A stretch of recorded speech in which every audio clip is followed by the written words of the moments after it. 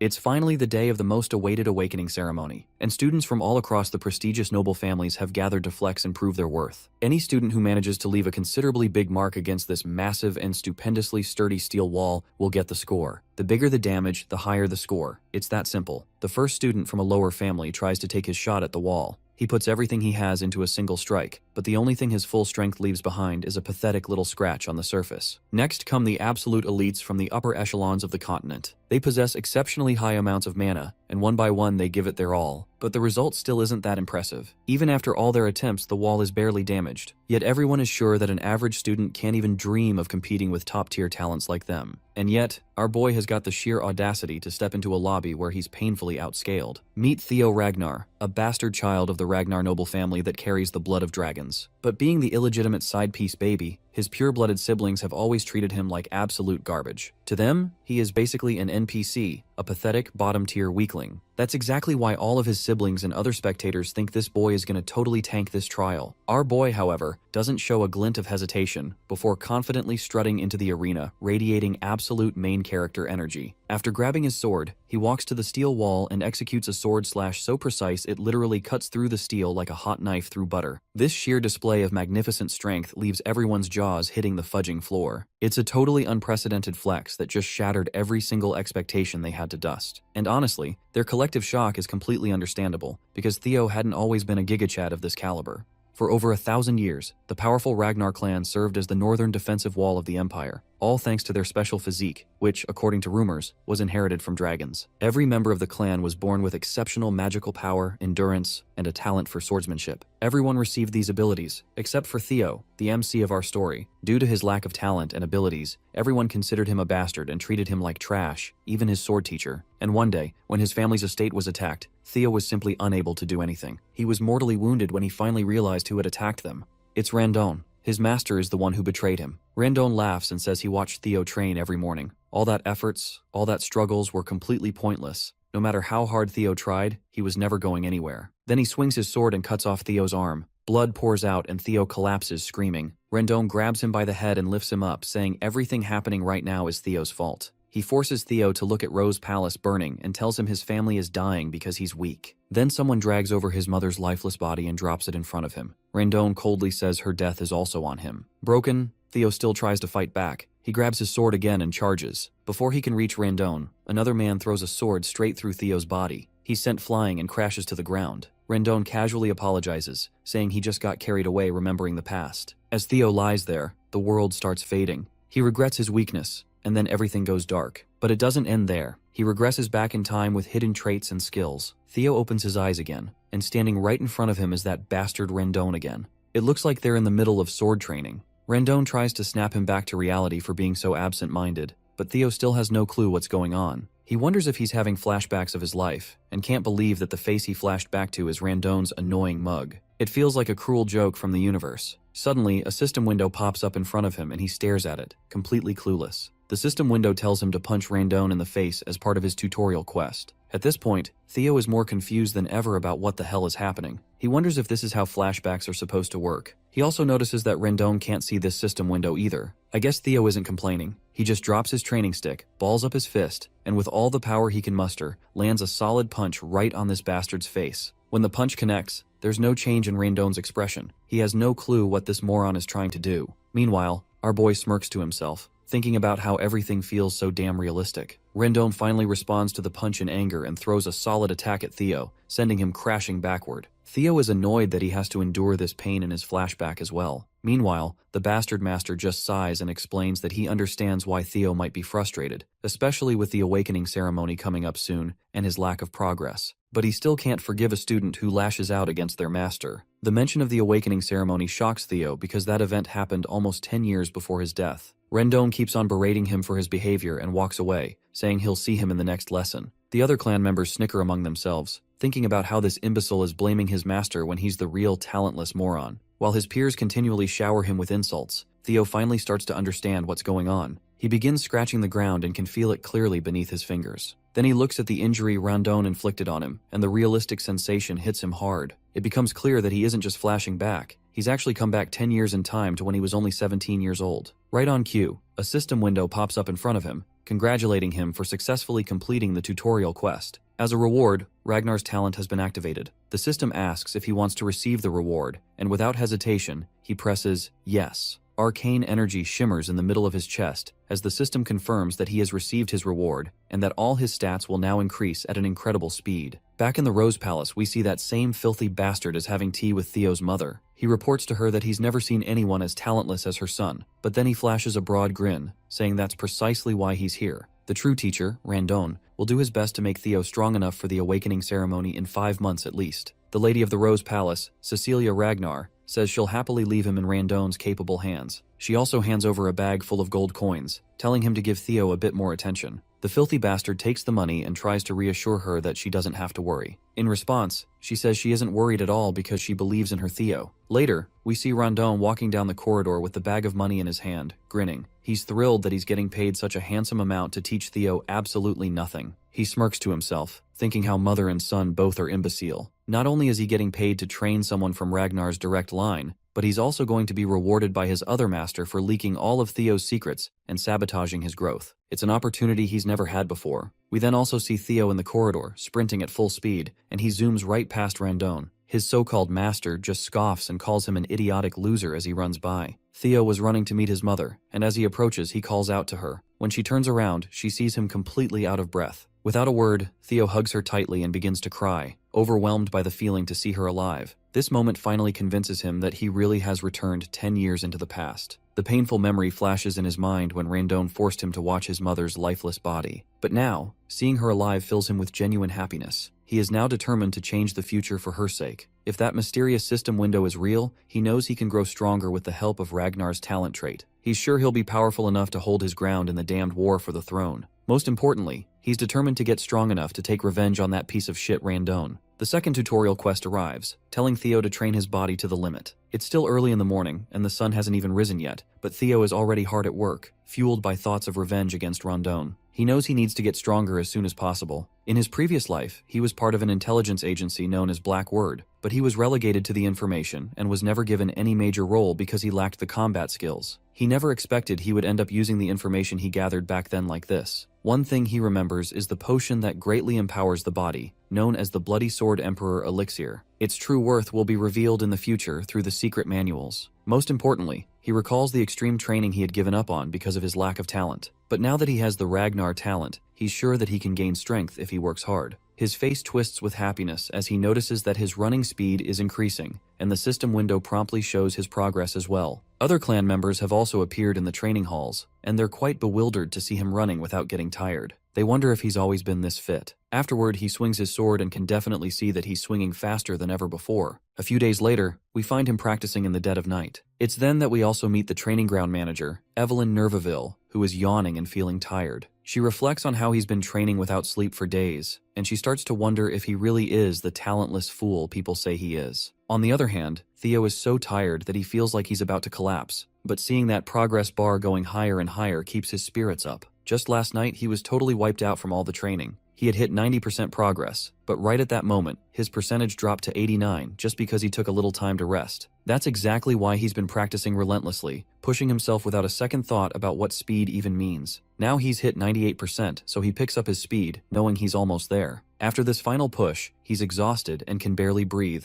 but there's still 1% left to achieve. Somehow, he manages to push through, and finally, his sweat pays off as he sees the 3-digit number he's been craving for so long. The system promptly congratulates him for successfully completing the tutorial quest, and informs him that he has obtained the Dragon Heart as a reward. But before he can read all those juicy details, he just faints from exhaustion, while the system hovers over him, asking if he wants to receive the reward now. His hand trembles as he tries to lift his finger, but he manages to press the yes button. As soon as he receives the reward, a blue light engulfs him, and the hall manager watches in disbelief as he undergoes this power-up. A while later, we see him in a room. As soon as he opens his eyes and looks around, Evelyn appears and reassures him that he's in the break room of Training Ground 4, and reminds him that there was no need for him to push that hard. When Theo spots her, he recognizes her right away, which surprises her that he remembers her and goes on to introduce herself formally as the manager of the 4th training ground. She explains that he lost consciousness while training alone earlier in the morning, so she brought him here to rest for a while. He thanks her for her kindness, and she offers him some water while reminding him that, within the Ragnar clan, opening one's mana hall before the official awakening ceremony is strictly forbidden. Theo has no idea why she's bringing this up but agrees, saying he's aware of the rule. She then asks if he knows why did he break it. He still looks unsure and asks why she's questioning him like this. That's when she reminds him that right when he lost consciousness, there was a mana wave that perfectly matched the opening of a mana hall. With a menacing look, she demands to know if he opened his mana hall. Theo is completely clueless about what she's talking about, but then he finally remembers the incident that took place before he passed out. As we know, he received the dragon heart as a reward, and as a bonus for clearing the quest early, he also gained the magic power of 10 of his past lives. When he recalls this, he's at a total loss for words, because getting a dragon heart is no walk in the park. You see, a dragon heart is special because a mana hall can be placed within it. Placing a mana hall in the heart allows it to operate more efficiently. However, humans, unlike dragons, typically place their mana halls in the lower abdomen because the human heart can't handle that kind of power. That's why every warrior, especially those in the Ragnar clan, longs for a dragon heart, and it's the quickest way to become overwhelmingly powerful without placing the mana hall into the abdomen. However, humans have never been able to overcome the natural limitations of their heart. But now, with the dragon heart given to Theo as a quest reward, he's in an awkward situation. The rewards are incredible, but it's clear that this has put him in a tricky spot. On top of that, he is sitting before Evelyn Neville, a high-ranking swordswoman who is now retired after losing her left arm and has become the manager of the training grounds. Evelyn was the commanding officer of the White Armored Dragon Cavalry, and her skills were so remarkable that even the demon dragon revered her. Known for her fierce principles, she was not the type to care about status or strength. She could not tolerate dishonesty or cowardice. At one point, when she found him inflexible, she relinquished her position as his direct master. In other words, if she discovers his dragon heart and mana hall, he could very well lose his head. But he smiles because he has a plan in mind. As long as he doesn't get caught, there's nothing to worry about. He makes a sassy comeback to her accusations, asking how she can talk about executing him just based on her gut feeling. He asks if she can handle the consequences of her words. The girl falls silent, unable to counter his question. Theo further tries to demoralize her by reminding her that he is also an heir of the Ragnar clan. If they find out that the suspicions against him are baseless and false, it could be seen as defiling the Ragnar name. She agrees, acknowledging that these are the rules. With a menacing look on his face, he asks her if she knows what the punishment is for humiliating an heir. She confidently replies that it's execution. He is glad that she understands, and tells her to think before she speaks. The lady is blown away to see this new side of him and wonders if this is the same person she knew. In any case, she's sure that what she saw was definitely a mana wave, so she decides to investigate further. Even if he is of Ragnar's bloodline, rules are rules, and she intends to hold him accountable. However, she soon realizes that he actually doesn't have a mana hall. Her expression quickly falls as she understands she might have been wrong. Theo just feels cocky and asks her if she's satisfied now. According to the rules, she sits down at his feet and, without a shred of hesitation, tells him to just execute her, claiming she will pay for her sins with her lowly life. As she bows her head lower and lower, he reveals to us that dragon hearts are different from ordinary mana halls. The existence of a dragon heart is essentially a mana hall that can be controlled freely by its user. In other words, he can hide his mana at will. Plus, the fact that humans can also possess a dragon heart will only be discovered a few years later, so Theo is confident that no one can accuse him of having one. Instead of executing her, he places a reassuring hand on her back and tells her there's no need for that. He walks away, saying she did her job and that not many would risk their lives to demand the truth from an heir, which he appreciates about her righteousness. But the truth is, Theo just doesn't want to kill her because she is one of the strongest. Keeping her alive would benefit him in the long run. He then explains that the restriction on opening mana halls before the awakening ceremony is meant to prevent overflow. He's glad to see her concerned about someone like him, who is a bastard of Ragnar. And with that, he leaves her sitting there quietly. Theo walks confidently, feeling on top of the world as he recalls that not only does he have the dragon heart, but he also gained 10 years worth of magic power from his past life. A few days later, we run into this shithead once again, screaming at Theo, telling him to swing a bit more to the right. It seems like Theo is pretending to be weak, and it's getting harder to listen to Randone insult him every chance he gets. Theo can't help but notice how this bastard is subtly but deliberately teaching him weird sword techniques. He's becoming more certain that there's a mastermind behind Randone's actions, and he's convinced that the person who gave him that final blow in his previous life must be the true mastermind. Theo decides it's time to find out who that mastermind is, and a smirk spreads across his face as he realizes what he should do next. Randone, meanwhile, keeps yelling at him, and that's when Theo snaps the stick he was holding in two. He lets this jerk know that he can't listen to his yapping anymore because his lessons are utter trash. He further asks this piece of work how he even became a mid-rank swordsman with the trash skills of his. To further provoke him, Theo reminds him that he'd probably struggle even against demonic beasts. Of course, Randone takes the bait and is fuming at this point, but Theo isn't backing down either. He strides toward the old man and makes it clear once again that his skills are pathetic. We soon learn that Theo's plan is to provoke Randon into resigning from his position. And if things go south with Randon, Theo is certain this bastard will contact his mastermind. The scene then transitions to Camellia Palace, where we see a man bursting into a pub with a big grin on his face. He calls out to someone named Axion and announces to everyone that the bastard of Ragnar is going to duel his master next week. The man in question, Axion, just sits there silently, unable to even lift his glass from the table. Meanwhile, the excited guy keeps going on about how Theo was blaming his instructor for his lack of talent, and is confident that Theo will be left disabled after the duel. Suddenly, the glass Axion was holding smashes into the loud guy's face, knocking him out cold with a single hit. The guy is seriously pissed off, and makes it clear that he doesn't care if some bastard ends up half disabled. Of course he doesn't care. After all, he's just another Ragnar, specifically, the Four Hounds of the North, Dark Tiger Axion Ragnar. The man standing next to him is Remington Narcio, one of the Four Hounds of the North, Silver Lion. Just then, another guy makes his entrance, and this pissed off man is Ed Troyven, the Nine Dragon Sky Dragon. He looks particularly worried and says that things might go wrong if they let their guard down. But Axion reassures him that this is only true for people with talent, so they don't need to worry about Theo, who is essentially a muddle-headed nobody. However, Ed points out that with the Ragnar clan, unprecedented things can happen, even from the slightest possibility. Axion responds that it's actually a good thing that Theo is trying to mess with Randon, which means that the instructor should be more than capable of handling our boy. A week later, people gather at Training Ground 4, and it's not just members of the clan, there are also other big shots in attendance. In the arena, we see Theo, who appears quite anxious standing under the gaze of hundreds of spectators. He curses himself, recalling how he just wanted to get this shithead fired after the humiliation, but things have spiraled out of control. However, he isn't too worried since this was supposed to happen, and he's fired up to get revenge on Randon. The system notification confirms that his third tutorial quest is to fight Randon and win. We then flash back to a moment when Theo confronted Randon about his pathetic skills, telling him that he's fired and can get lost. Randon tries to protest, claiming there's still time left on the contract, but Theo counters that since he's fired by the employer himself, there's nothing left to discuss. Theo would have loved to punch this bastard in the face, but he isn't sure about his abilities. On the other hand,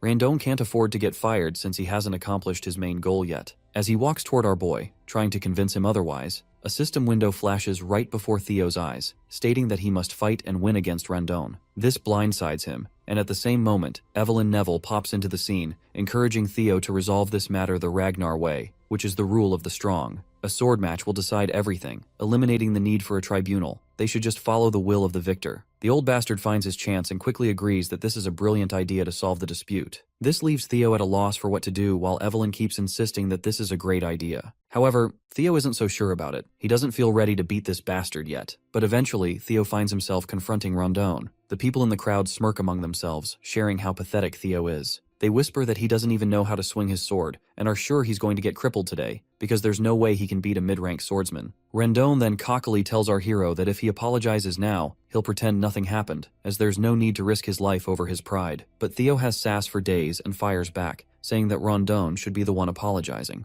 He warns the old bastard that if he doesn't want to become a one-armed swordsman, it would be best for him to accept that he's been fired and leave quietly. Randon simply smirks with a big grin on his face, thinking about how this fight is in his hands. He decides to take advantage of the opportunity to kill Theo while pretending it's just an accident. Once the battle starts, Randon invites our boy to come at him first, offering the first strike as his teacher. Theo charges at him with his sword raised, and everyone's jaw drops when they see this imbecile charging recklessly, not even knowing how to swing his sword properly. Randon delivers a few sword strikes, but Theo manages to safeguard himself. Meanwhile, the old bastard continues his barrage of swings. As he corners Theo, he thinks to himself that this is the obvious result. After all, Theo isn't even a low-ranked swordsman, he's an apprentice swordsman. He strongly believes that while Theo's skills may have improved slightly, it's still not enough. He admits that if Theo were at least at the level of the Four Hounds of the North, it would be a different story. But in his mind, there's no way this imbecile from the Ragnar clan could ever beat him. The scene then transitions to a few days earlier, where Theo turns to Evelyn and asks her what she was thinking when she suggested the match. She simply replies that she was trying to help him. If he wants to cut Randon out, he needs to be strategic about it, as she strongly believes Randon has someone backing him up, so just firing him won't solve the problem. Theo asks her how she knows all this, to which she responds that it was obvious since Randon was teaching him a bizarre sword style. She had someone secretly investigate him. Theo is bewildered to hear this. Evelyn didn't bother to catch this person in his past life, but now she's making an effort to expose him just because he caught her interest due to the Mana Hall incident. She explains that her investigation revealed that all of Rondon's traces lead back to Camellia Palace. Well, This isn't surprising to Theo. He's more annoyed to realize that all of this is happening because of the miserable war for the throne. But then he quickly dispels his anger and annoyance, saying it's surprising she deduced this much. He explains that with his current skills, he's afraid he can't beat Rondon yet, so he asks her what she plans to do now. To this, Evelyn tells him that he can beat Rondon, and advises him to stop underestimating his own potential too much. Back in the fight, Rondon keeps throwing one blow after another, but Theo fends off all of these attacks as if they're no big deal. This is making Rondon wonder what happened to this brat, as he's clearly not the Theo Ragnar he knew. The tables have completely turned, and now it's Rondon who's struggling. Everyone in the crowd can feel the constipation of defeat. We also see this hoodie guy, Remington, and he is also shitting his pants in some corner of the seating area, though I'm not entirely sure if he is Remington. Meanwhile, Evelyn is having the time of her life watching the fight. For some reason, she's really proud of him. Then, the scene shifts to the past, and we find out that in just 1 week, she's the one who personally trained him. She admits it is technically against the rules for her to do so, but since Rondon is a jerk, he doesn't deserve to be a teacher anyway. This revelation puts a smirk on our boy's face. He's feeling a mix of excitement and arousal, convinced that having Evelyn in his debt was totally worth it after all. However, there's one thing he's concerned about. He wants to know what's her real reason for going so far to help him. He asks if it's because of what happened last time. She agrees that's true to some extent, but she also mentions there's someone she knows who would like him, because that guy is obsessed with collecting talent. Back in the present, the battle rages on, and Rondon is getting more desperate by the minute. He starts to wonder if this brat has been acting like an idiot and pretending to be weak on purpose all this time. In the middle of the fight, our boy asks him who's backing him, which makes the old bastard lash out, questioning what he means by that. But Theo reminds him that he already knows he was teaching him trash lessons on purpose. He finally gets blunt and asks if he's working with Carmelia Palace. This revelation leaves the old coot stunned for a moment, and the old man's reaction confirms to Theo that it's true. With that cleared up, our guy swings his sword the very next moment, severing the old man's hand. The amputated hand flies through the air, leaving the crowd absolutely boggled. The wannabe teacher cries out in pain and starts cursing under his breath. Theo strides confidently toward this shithead, finally feeling like he's actually gotten stronger. He reminds this old bastard of the words he had said in his past life. It was his fault things had come to this because he had been a weak, talentless fool. With a menacing swing of his sword, Theo throws those same words in the old man's face, reminding him that he is the weakest one here. He tells the old man that given Ragnar's belief in the rule of the strong, someone as weak as him shouldn't have come here. Then, with one final swing, the sword comes down, and this fucker's head rolls across the ground, leaving the blood splattering everywhere. The system window pops up promptly, congratulating him for successfully completing Tutorial Quest 3. Not only did he win the fight, but he also exceeded the objective, so he's earned a bonus reward. The system asks if he wants to receive the reward now, and of course we already know what his choice is. Everyone in the crowd has finally sharted their pants. It's mind-boggling to witness an apprentice swordsman just slaughter a mid-tier swordsman like that. Meanwhile, our guy is feeling like this old bastard was ridiculously weak. He's actually embarrassed that he ever suffered at the hands of someone like that in his past life. But hey, things are definitely different this time around. The system then reveals that the ability known as Observation has been activated as a reward, and as an additional bonus, he's gained 1 year of magic power. That's when a man comes crashing down from the sky, slamming into the ground like a goddamn meteor. Before our boy can even react, this man shouts Theo's name as he grins widely. The man in question is none other than Julius Ragnar, the demon dragon and commander of the white armored dragon cavalry. Theo is absolutely stunned to see him. He can't believe it's really him and starts wondering how long he's been watching this whole time. Meanwhile, the crowd starts losing their minds, because this man is the commander of the white armored dragon cavalry, and everyone's freaking out, trying to figure out why someone of his rank is even here. I think this is the guy Evelyn was talking about, the one who likes collecting talent. We then see Evelyn herself, absolutely devastated and dejected that the commander has literally destroyed the flooring with his landing. On the other hand, Julius looks like a literal beast, and his terrifying appearance leaves Theo sweating and completely unsure of what to do next. But his worries seem unwarranted as the man just laughs, flashing a big broad grin. He looks like a friendlier version of Brutus from Popeye the Sailor Man show. He gives gentle pats to our boy, which let's be honest are not so gentle. He continues to laugh, saying he's quite surprised to see someone carrying this much talent with him. He adds that it was a little disrespectful to kill his teacher, but he admits Rondon deserved every bit of it. Then, he bursts into laughter again as he pats Theo over his shoulder, and then promptly invites him to join the white armored dragon cavalry. Evelyn had already expected this much, while everyone in the crowd is left with their jaws hanging open. They're struggling to believe that the infamous Julius Ragnar has scouted someone as inexperienced as him to join the elite white armored knights. That's when we catch a glimpse of Remington once again. He asks a guy nearby if he's ever heard of a case where an apprentice swordsman who hasn't even undergone the awakening ceremony has been scouted. The stranger looks unsure how to respond and admits he's never heard of such an occurrence. Of course, Remington knows this too. It hasn't happened in the entire history of their world. Meanwhile, we hear our hero's thoughts. He thinks it's impossible to gauge someone's true potential while their mana hall is closed. Even if their swordsmanship is exceptional, their magical power could be lacking. So, no matter how great Julius Ragnar is, he can't be entirely sure if Theo has any potential. Still, he wonders if the demon dragon Julius can see that kind of potential in someone like him. Theo quickly declines the offer to join, doing so flatly, without a shred of hesitation or doubt on his face. Julius is left looking like he just bit into a sour lemon. The crowd is in shock as well, their jaws hanging open at how coldly Theo turned down such a prestigious man. There's a moment of silence in the entire hall as everyone processes what just happened. As the day passes, news of the incident spreads throughout the clan. Everyone is talking about how this young master Theo, seen as an imbecile, destroyed his teacher, and when the demon dragon tried to scout him into the white armored dragon cavalry, he turned down the opportunity. Opinions are divided on whether he's being humble or just arrogant. The scene transitions to Carmelia Palace, where we see a lady who looks pretty pissed off that Randon has been killed and everything has gone off the rails. She is actually the lady of the Carmelia Palace, Amil Ragnar. A man steps in to assure her not to worry, reminding her that Randon was a noob, assigned only because of his terrible skills. She brushes it off, stating that his death isn't a major concern. The man speaking to her is her brother, Sky Dragon Ed Troyven, whom we've seen before at the pub. She explains that the demon dragon personally reached out to Theo, and what's even more troubling is that people are saying Evelyn ordered it. This means they can't interfere by assigning Theo a new master anymore. If Theo starts to stand out, it'll become much harder to take control of the Rose Palace. At that moment, Axion enters the scene, casually asking why they're so worried. He reassures them that there's no way the clan head will take an interest in this situation, and their plan can proceed as usual. Emil asks if he understands that the best way to take control of the Rose Palace without offending the clan leader is for Theo to remain powerless. Her son acknowledges this and says he knows it already, adding that he's certain Theo is still powerless. After all, how much could someone like him really have changed? He believes that Evelyn and the demon dragon have always been interested in underdogs, so there's no reason to make a big deal out of it. But Ed Troyven isn't vibing with his nephew's nonchalance and warns him not to take the situation lightly. That's when Axion pulls out a letter and, with a sly grin, says that since his mother and uncle are so worried, he'll just play with Theo a little and remind him of his place. Later, the scene transitions to the training grounds, where Evelyn is giving Theo props for his good practice session. He thanks her back, saying it's definitely different learning from a proper master like her. She then mentions that it would have been better if he had joined the white armored dragon cavalry, and she is curious about why he declined the offer. Theo thinks to himself before responding. He considers how it would be a lie to say he didn't regret rejecting that juicy offer since it was his dream in his past life. However, he just smirks, thinking that joining now would be detrimental for him.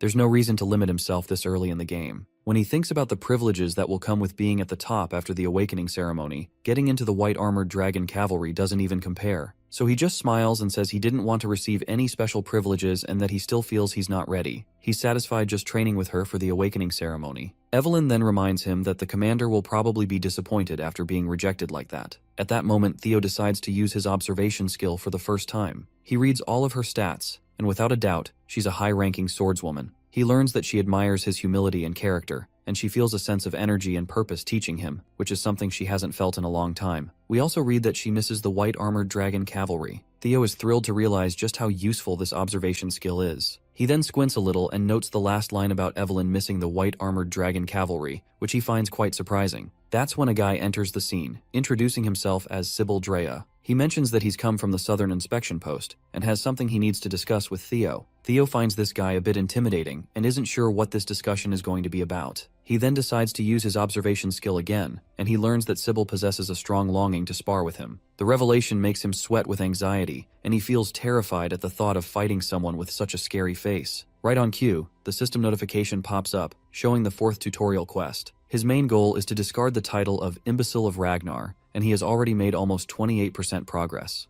Sybil Drea was quite frank with his intentions. He declared that he wanted to follow the young master Theo. He even honestly confessed that he was one part of the masses that just ignored the seemingly untalented Ragnar. He used to believe that the title of Ragnar's imbecile was a perfect fit. Theo appreciated the honesty, but he could not help but feel a little pissed off. The bastard was practically bad-mouthing him without realizing what he was saying. Sybil had a change of heart when he came to learn that the young master came out every morning to train harder than anyone else. Moreover, he was honored to see the results of such efforts in the fight against that fraud, Rendon Harvey. Sybil reveled at the sight of the instructor's head flying in the air. He was astounded to see Theo's miraculous growth firsthand. The sight of demon dragon Julius Ragnar personally inviting the young master to the white-armored dragon cavalry was etched on his mind. Sybil proclaimed that Theo had become his idol from that point on. He wanted to give up on himself after being called the idiot of the Southern Inspection Office, but that changed when Theo appeared. All he wanted was the opportunity to clash swords with his hero. The young man's frankness was quite shocking. Usually Theo would doubt anyone's true intentions, but the observation skill showed the young man's true nature. Sybil Drea held a strong respect for Theo, and all he really wanted was a spar. Everything points to him being genuine. It was a little unexpected,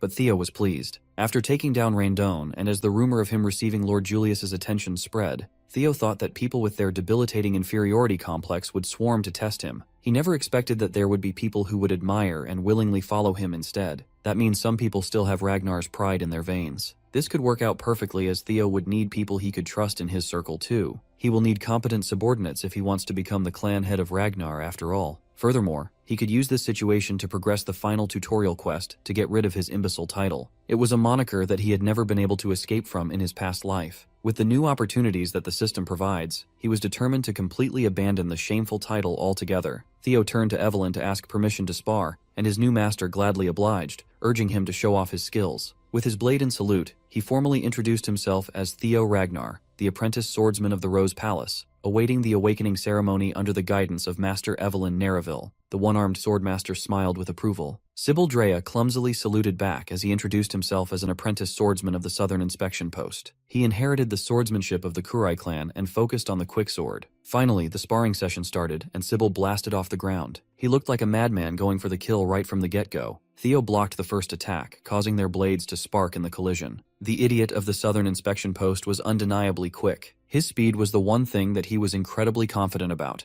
Just from their first exchange, Sybil could already feel that the young master's skill was the real deal. Meanwhile, Theo was wondering why the kid was labeled an idiot in the first place. If he faced this guy in his previous life, he would have struggled to take even just a few hits. But of course, he had come a long way from the previous him. Theo went on the offensive and swung his blade to send Sybil flying like a rag doll, losing grip on his sword. For the current Theo, this was child's play. Poor Sybil almost threw up his insides from the excessive force that hit his solar plexus. He eventually crashed against the training area's stands. Fortunately, he wasn't gravely injured. Sybil tried his best to stand up and praise young Master Theo's mastery of the sword. He immediately conceded the loss with gratitude. Theo remained graceful in victory and saluted the young man, telling him that it was a good fight. While holding his sword in salute, he stared at his reflection from the dazzling blade. An idea struck his mind. Maybe he can also use the observation skill on himself. Upon activation, he discovered that it does work. His talents included observation, player, Ragnar, and a bunch more beyond his current access. He's a level 1 swordsman with balanced stats and an abnormally high 190 points in magic power. Now that he has finally perceived stat points, they will be notated with numbers from now on. Under talent, his abilities were on full display. Based on the currently locked slots, he can just keep doing quests to get at least 4 more. Being able to check his own stat values anytime he wanted was also a great discovery. Theo attributed his abnormally high magic power stat to his past life's magic and the dragon heart beating on his chest. What he did not like was his negative 49 points in luck. He wondered if he was cursed to have such an abysmal luck stat. Maybe all the misfortune he suffered in his previous life was all because of this rotten luck. He definitely needs to figure out a way to increase his luck as fast as he can. Theo was so focused on his spar and evaluating his status that he failed to notice the crowd of young men standing all around the arena. They have practically formed a circle surrounding him, their intentions unknown. He considered that no matter how weak and trashy his previous instructor was, that bastard was still a mid-rank swordsman. Since he beheaded Randone, the fraud, and received the approval of a respected commander, the emergence of these young swordsmen was natural. With its rule of the strong motto, there could only be 2 reactions from the people under Ragnar's rule. It's either they become envious of Theo, or he becomes the subject of their undying admiration. As for the ones gathered in the arena, Evelyn could plainly see their stance. They belonged to the latter. They were amazed to see that the rumors regarding the young master were true. Respect and approval were evident in their eyes. Each of them imagined being in Sybil's shoes for the spar, and each one of them wondered if they could even block Theo's sword. This thought only spurred their desire to clash blades with the young master further. One of these young swordsmen was Eod Nalan. Theo scanned the crowd and was pleased with their reaction. He singled out Eod Nalan, surprising the young man. The young master called him to come forward and have a spar. Eod Nalan stalwartly saluted and introduced himself as the 3rd son of Viscount Nalan, specializing in the double ascension swordsmanship. Theo returned the salute and casually wished for a good fight. Without wasting any more breaths with formality, the fighters assumed positions and started going at it. With each clash of their blades, Theo's basic swordsmanship proficiency steadily increased. Eod was no pushover. He was fast and clever enough to sneak a slash that seemingly had no immediate counter. At that moment, Theo felt like the world slowed down. He shifted the grip on his sword and met the attack with a perfectly angled block. It was enough to make Eod's blade fly away from his hand. The crucial block increased Theo's proficiency in the changing heart swordsmanship. Eod was stripped of his sword. It was a clear and utter defeat in the hands of the young master. The young man acknowledged his loss and gave his eternal approval to Theo. Much to Theo's surprise, gaining Eod's approval also increased his luck. Maybe luck is tied to his reputation. If that was the case, he just found a method to remedy his abysmal luck. He could just keep on fighting until he literally turns his luck around. Next on the chopping block was Banat Ramiro. That was an easy dub.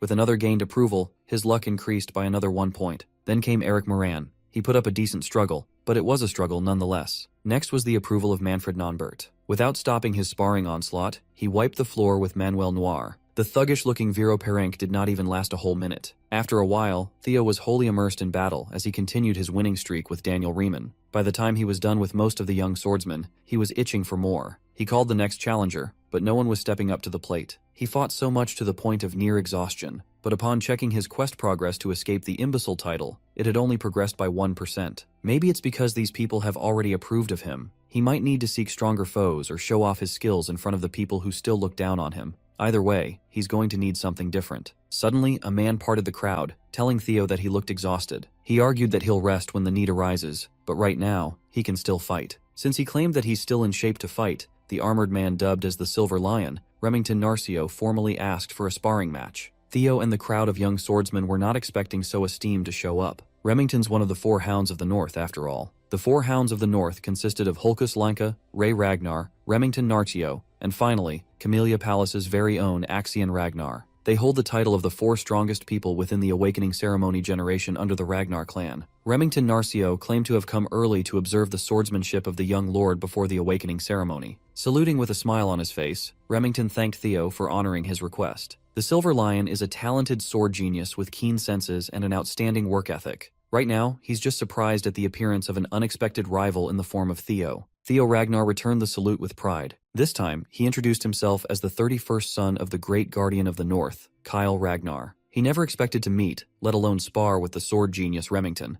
He respected this man in his past life. When he stated that he was honored to be able to cross swords against the famed young deputy clan head of Narcio, he meant it. Immersed in the intoxicating vibe of fighting non-stop, Theo just wanted to show Remington his skills. Both of them are looking forward to a great fight. Theo watched as the Silver Lion's aura exploded to a terrifying degree, and he wondered if his current self could actually defeat Remington. Both fighters charged forward, their blades colliding and sparks flying. How strong could one of the 4 Hounds of the North be? Each one of their clashes shook the stage fiercely. Theo kept his eyes on the prize as shards of steel flew all over the arena. Remington smiled as he did the same. One of the fighters' swords was cleanly cut after sustaining quite a bit of wear and tear. Evelyn did not let her gaze wander as she watched closely. The young swordsmen who were defeated at the hands of Theo were speechless. In the middle of the deathly silent arena, the broken blade's clanging noise as it hit the ground reverberated. It was Theo's sword. In a single clash of sheer strength, Remington sliced his blade cleanly, stopping his attack inches away from lopping Theo's head off. To everyone who saw what happened, the result was clear. Young Master Theo lost. Sybil refused to believe that his idol would be trounced so quickly, but it was the obvious result. They resigned to the fact that no matter how much Theo had grown,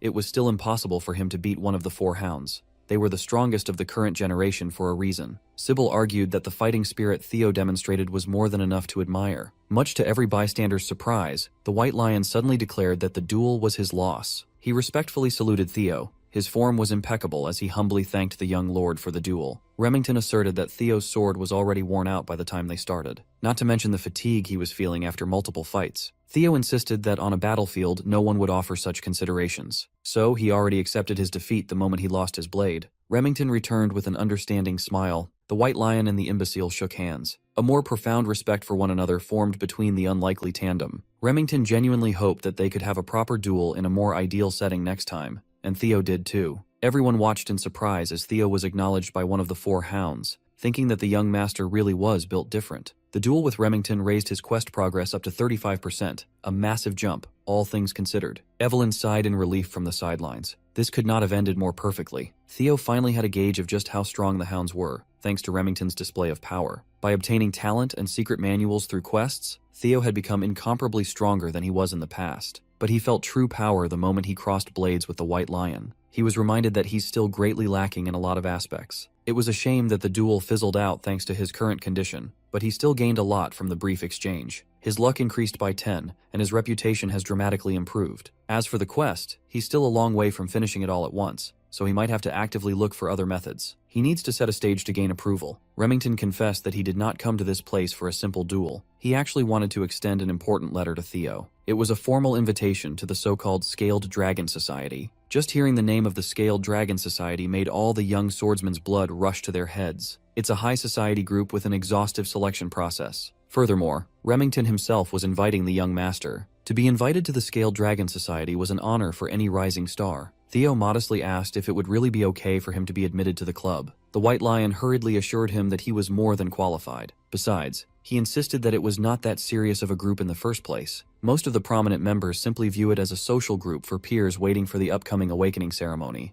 Theo can't discern if Remington had ulterior motives for this invite, but he knows that the Scaled Dragon Society is currently centered around his half-brother, Axion. It's a gathering filled with snakes who look at him with contempt and ridicule. That also made it the perfect environment for Theo to progress in his quest. In addition, it would allow him to do some recon on Axion and the Camellia Palace. Seeing no reason to refuse, Theo took the letter of invitation and formally thanked Remington for going out of his way. He promised to participate and enter the den of his enemies. Remington happily shook his hands, glad to have roped in another rising star. He also told Theo to never hesitate to ask him about anything. The meeting will be in 2 weeks, so that's all the time he has to prepare and set up a plan. Evelyn took a drag of her cigarette, seemingly worried about his new disciple. Moments later, the news of Theo getting invited to the high society gathering reached the Rose Palace. Theo's mom, Cecilia, burst into his room with an excited smile plastered on her face. He was just about to personally deliver the news, but that doesn't seem necessary anymore. Cecilia had already gathered the palace's grooming team to his room. Since he had been invited to participate in something significant for the first time, his mom was naturally excited. It was a club featuring Axion, the son of that cunning Amel, and brilliant talents like Remington. The youngsters even garner attention from the council itself. Cecilia knew that everything, from how Theo dresses to how he composes himself, would be under close scrutiny. She took out a tape measure and started taking Theo's sizes. Cecilia knows that her boy would show no fault when it comes to etiquette, but attire and demeanor are different matters entirely. Fortunately, this was a facet of high society that Cecilia could personally help him with. She used to be a successful actress, after all. She was just glad to be involved and to be of assistance to her dear son. Theo knows that his mother had always carried the weight of having an illegitimate child as a commoner concubine. Cecilia carried the guilt of giving her son such a shameful label, even though that was not her fault at all. In the cold Ragnar clan, where strength trumps all, he could only imagine how hard it must have been for her to have such a weak child in the past life. Cecilia might be acting excited and joyful, but deep inside, she was a mother concerned about her son's well-being and nothing else. She held Theo tightly and assured him that his mother would always believe in him, that he'll be able to do anything. The warmth of his mother's embrace melted the coldness in Theo's heart. She returned the embrace and held his mother with love. This time around, he's determined to work his ass off to stop making his mom worry about him. While she was excited at the thought of her son joining the Scaled Dragon Society, all Theo could think of was pulverizing the whole damn snake's nest. 2 weeks later, the night of the society banquet arrived. Remington personally came by the Rose Palace to pick Theo up in a lavish carriage. As soon as he saw the young man, he thought he was seeing a different person. Theo had ditched his training clothes and obtained some exquisite drip thanks to his mother and the palace staff. Instead of a warrior, he looked more like an aristocrat. Remington commented on his new look, and Theo took it as a joke. The White Lion wasn't joking. He was genuinely impressed by the young master's transformation. Theo had to admit that his body had undergone a massive overhaul. He grew taller, his muscles developed perfectly, and all of this was a result of a mere 2 weeks of diligent training. During those 2 weeks, Remington surprisingly came to see him to train together every day, and they have gotten pretty close now. He also gained quite a decent following with Sybil and the others. Evelyn was saddled with teaching a whole battalion of Theo fanatics when she only agreed to teach the young master for a short interim. It was a lively 2 weeks of training, to say the least. Even now, Theo was still recovering from interacting with so many overeager people. Today, he's headed to his first formal banquet. Remington assured him that there was no need to be nervous, but the White Lion left him with a single warning. He explained that his friend, Axion, can be very mischievous at times. It was actually Axion who made the invitation to Theo, saying he wanted to meet the new rising star. Moreover, this entire banquet had been prepared for Theo's sake. Getting all this information certainly changes things. Not for the worse, mind you. This was actually better for Theo. He's already looking forward to being greatly insulted left and right. At the banquet hall, the Dark Tiger, Axion Ragnar, had already started sipping on expensive booze. He was quite excited to turn the imbecile of Ragnar into his new toy. The carriage pulled up in front of a lavish palace, signaling their arrival at the banquet's venue. Remington and Theo got out of the carriage. The young lord immediately scanned the place. He's about to enter the Camellia Palace, the home court of the scum who instigated Raindon to interfere with his growth. In the past life, they consumed him, his mother, and the entirety of the Rose Palace without mercy. His thoughts of vengeance were interrupted by Remington's invitation to go in. The lively Remington had received news that Axion would personally come and greet them, and he should be waiting at the entrance by now. It was obvious why that bastard Axion invited him in the first place. The fool must be thinking that since the imbecile of Ragnar is acting up, it's up to him to stop Theo's momentum. But the young master did not willingly come inside the snake's nest without a plan either. He will make Axion understand just who he's trying to mess with. As they got close to the palace, Theo stopped in his tracks as soon as he saw something in the corner of his eye. Up on the higher floor of Camellia Palace, the bizarre blue light of a system quest called to him. He was momentarily distracted by a possible quest inside the palace, so he didn't notice something rapidly descending in his position. Remington tried to save him from the unknown material, but it had already exploded with white smog before he could get close. Remington panicked and hurriedly called Theo. Thankfully, he was fine. It was just a sack of white flour aimed at him and launched from up above. Remington was furious at the childish prank. Theo acknowledged that he would not have been able to dodge, and the outfit his mom painstakingly made would have been ruined if this was his previous life. He thought Remington was in on the stunt, but that doesn't seem to be the case. The White Lion was just confused and angry at the unexpected situation. Welcoming him with flour must be the best those dumbasses up top could think of. The ones stupid enough to think of something so immature must be those smug nobles watching from the windows. A familiar voice parted the nobles out of the way and asserted that this was just a little greeting between friends. A basic courtesy, if you will. Remington wasn't having any of it, though. He really was angry. Axion finally showed his smug face as he insisted that he was just extending a fun greeting to his brother, Theo. Our boy immediately used his observation skills to assess the Dark Tiger. His talents included madness, psychopathy, and overwhelming swordsmanship potential. He's currently expectant at having found a new toy to play with. Theo smiled and said thanks, confusing his psychopathic brother. He continued that with how welcoming Axion was to him. He was naturally grateful, and he was very much looking forward to the party today. Axion's confusion quickly turned to elation. This brother of his had really become fun since the last time they'd seen each other. Finally, Remington and Theo entered the banquet hall, where every member of the promising noble society was gathered.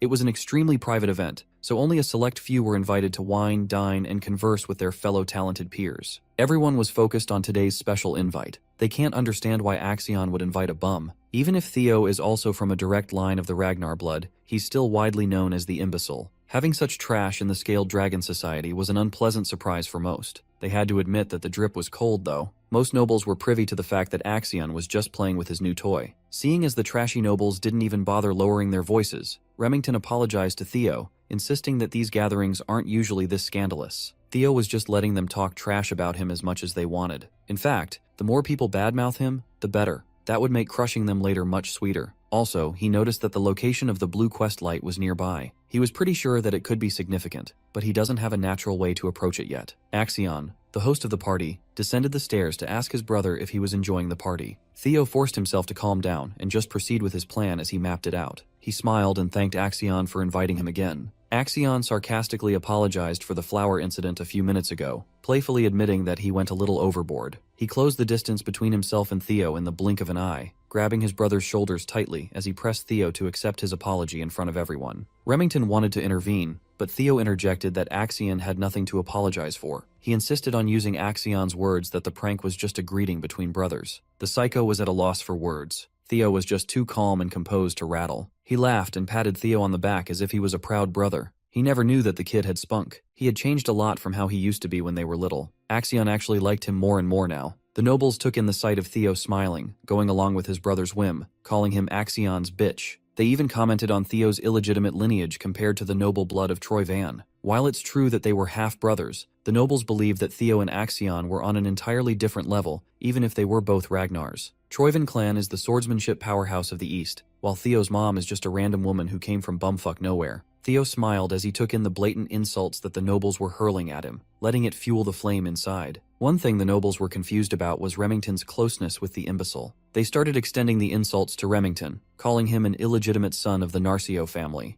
The White Lion had been on edge since they arrived at the banquet. Hearing these nobles broach a forbidden topic almost made him snap on the spot. Theo reckoned that in just a few seconds, Remington might just go and steal his spotlight. He was thinking of observing and listening to more insults for a little longer, but that won't do now. Before Axion could take him upstairs, he paused. Since he had just arrived, Theo asserted that he should greet his new friends as well. So, he walked over to the banquet table where the snickering nobles were gathered. All of their eyes focused on the imbecile of Ragnar. Theo quietly took a bottle of wine from the table. He walked towards the noble, who was running his mouth about Remington's lineage, and motioned to fill his glass. The noble smugly smiled and asked if he said something wrong. Theo shifted his grip on the wine bottle and swiftly shattered that thing on Blondie's head without mercy. Remington and even the psychotic Axion were shocked by this sudden turn of events. Blondie grabbed his head in agony as blood stained his piss-colored hair. Theo stood on top of him, still holding the bloody, broken bottle. The bastard dared to sit up and curse at Theo for humiliating him in front of everyone. Before he could run his mouth with a litany of the usual arrogant noble yapping, Theo sent a kick that broke the bastard's jaw. Theo's straightforward plan had finally started, as his eyes turned cold and crazy. He insisted that he was just giving Blondie a little greeting only to get a hurtful response back. The other nobles stopped in their tracks, scared and confused by what was happening. Meanwhile, Theo's quest progress was starting to go up, reaching 43% now. Remington had spent 2 weeks of training with the young lord, and he knew the guy to not be a hot-headed thug. He considered that Theo might be doing this for his sake. As Blondie continued bleeding on the palace floor, Theo asserted that this was his form of welcome greeting. He stepped over Blondie's arm and situated the noble's limp body on top of a platform, while slowly applying pressure. Since he sent his hellos already, it's time to say goodbyes now. Blondie desperately shouted for him to wait and stop what he was about to do, to no avail. Theo stomped on the bastard's arm and completely shattered Blondie's bones, sending a horrifying cracking sound all over the banquet hall. The nobles who were running their mouths freely just a few minutes ago were stunned and tongue-tied at the ruthless display of punishment. That little breaking bone act raised Theo's quest progress to 58%. Blondie passed out from shock and agony, his drool staining the palace carpets. As Theo discarded the limp body like the trash that it was, he asked the crowd if anybody else wanted to say hello. His intimidating actions pushed the quest progress to 66%. Suddenly, knights that had been hiding from the shadows made their entrance and surrounded Theo from all sides. They drew their blades and focused on neutralizing the threat at hand. 4 blades surrounded Theo, trapping him in place. The knights wanted payback for the sin of hurting their young master. They asserted that the punishment for such vile actions must be death. Theo smiled as his plan just kept on getting better. He asked the knights who's the guy he just trashed. They answered that Blondie was the 3rd young master of the Hanavi clan, young master Ian Hanavi. Theo was amused by their confident answer. The Hanavi clan is one of the 6 snow clans that support Ragnar. He knew that the bodyguard knights of these spoiled nobles would not be able to sit by and watch the whole time. They always look down on the imbecile if he starts acting up. So, Theo asked the knights what the problem would be if he roughed up their young master. With a deep sense of pride imbued in his voice, he asked them if the dogs of one of Ragnar's Bannerman clans dared demand his death. Can they really take responsibility for threatening Kyle Ragnar's bloodline? He's not one to tolerate disrespect after all. The knights felt their grips on their swords loosen upon hearing Theo's threat. Their anger for watching their young master ruined was replaced by the innate fear they had for the Ragnar clan. In addition, the oppressive aura the young man was emitting was suffocating them. This was not the imbecile of Ragnar that they knew and routinely made fun of. Now that they're thinking about it, Theo also has the right of succession to the throne as a direct blood of Ragnar. On top of that, Ragnar is the Lord of the North, the overseer who reigns over the 6 snow clans. To declare death to the blood of the dragon is not something that any sane person should do. It is a sin for which the destruction of an entire insignificant snow clan would not even be considered unreasonable. That protection and prestige haven't been applicable to Theo for such a long time as a useless descendant that most people forget. But that won't do anymore. All 4 knights knew that they had made a colossal blunder, and they needed to apologize. But Theo had already issued the kill order to a mysterious presence lurking nearby. The swift glint of a blade blinded everyone with its speed. The next thing you know, 4 severed heads were already flying in the air, night blood staining the palace floor. Theo was as calm as the eye of a storm as the blood of his enemies swirled around him. The mysterious presence he ordered to slaughter the knights steadily landed on the carpet full of grace. It was none other than his master, Evelyn Nereville herself. With more blood spilling all over the place, the arrogant nobles finally felt the threat looming over their heads. This is not a joke anymore. Theo's quest to escape the imbecile of Ragnar title had reached 70% completion. Axion had no choice but to watch as his banquet turned to Theo's show of force and dominance. Evelyn looked at his disciple and asked when he realized that she was tailing him. Well, it was a given really. He doesn't exactly know why she followed him all the way to Camellia Palace, but thanks to her, Theo will be able to turn the tables on these morons without worry. As the crowd was stunned into silence, they seemingly waited for Theo's next action. The night before the banquet, Commander Julius paid Evelyn a secret visit. He came to rag on her about not taking in any more disciples, yet diligently training her new student every day. Evelyn must have gotten used to this brute sneaking into her quarters, as she didn't even want to entertain his games. Recently, Julius's only joy in life has been tormenting his former comrade. That includes raiding her expensive wine stash for his own enjoyment. Tonight, Commander Julius really wanted to hear just what Evelyn saw in the kid. She knew that taking the bottle away from the brute's hand was impossible now. Evelyn answered that Theo was simply beyond expectations. Considering his attitude about honing his craft and talent, he's truly among the best ones she has ever taught. Considering that even Axion passed through her hands, that's a bold claim. Evelyn did not mince her words. Considering Theo's potential, she could confidently say that he was beyond that of even young Master Axion. She sincerely insisted that she was not just speaking empty words. Well, Julius always trusted her eyes for talent. She had two, while he only had one after all. Julius reckoned that a person cannot change so drastically overnight, so the most reasonable explanation for Theo's case was that the kid hid his strength all this time for some reason. Admittedly, it was odd to believe that someone would do that for such a long time, only to start suddenly showing it off now. As a trainer, Evelyn believes that being hasty in one's steps makes one bound to trip and fall. But what she saw in Theo was different. It seemed like he was being chased by something intangible, like he was pushing himself out of fear. That's also why she's worried about his attendance at this scaled dragon society. Julius finished the bottle of wine and ascertained that the Axion brat really was worthy of worry. He was also the one who suggested that Evelyn should just follow the kid to be safe. Commander Julius feels like something will happen at the banquet. It might be different from what Evelyn's worried about, but something will definitely happen.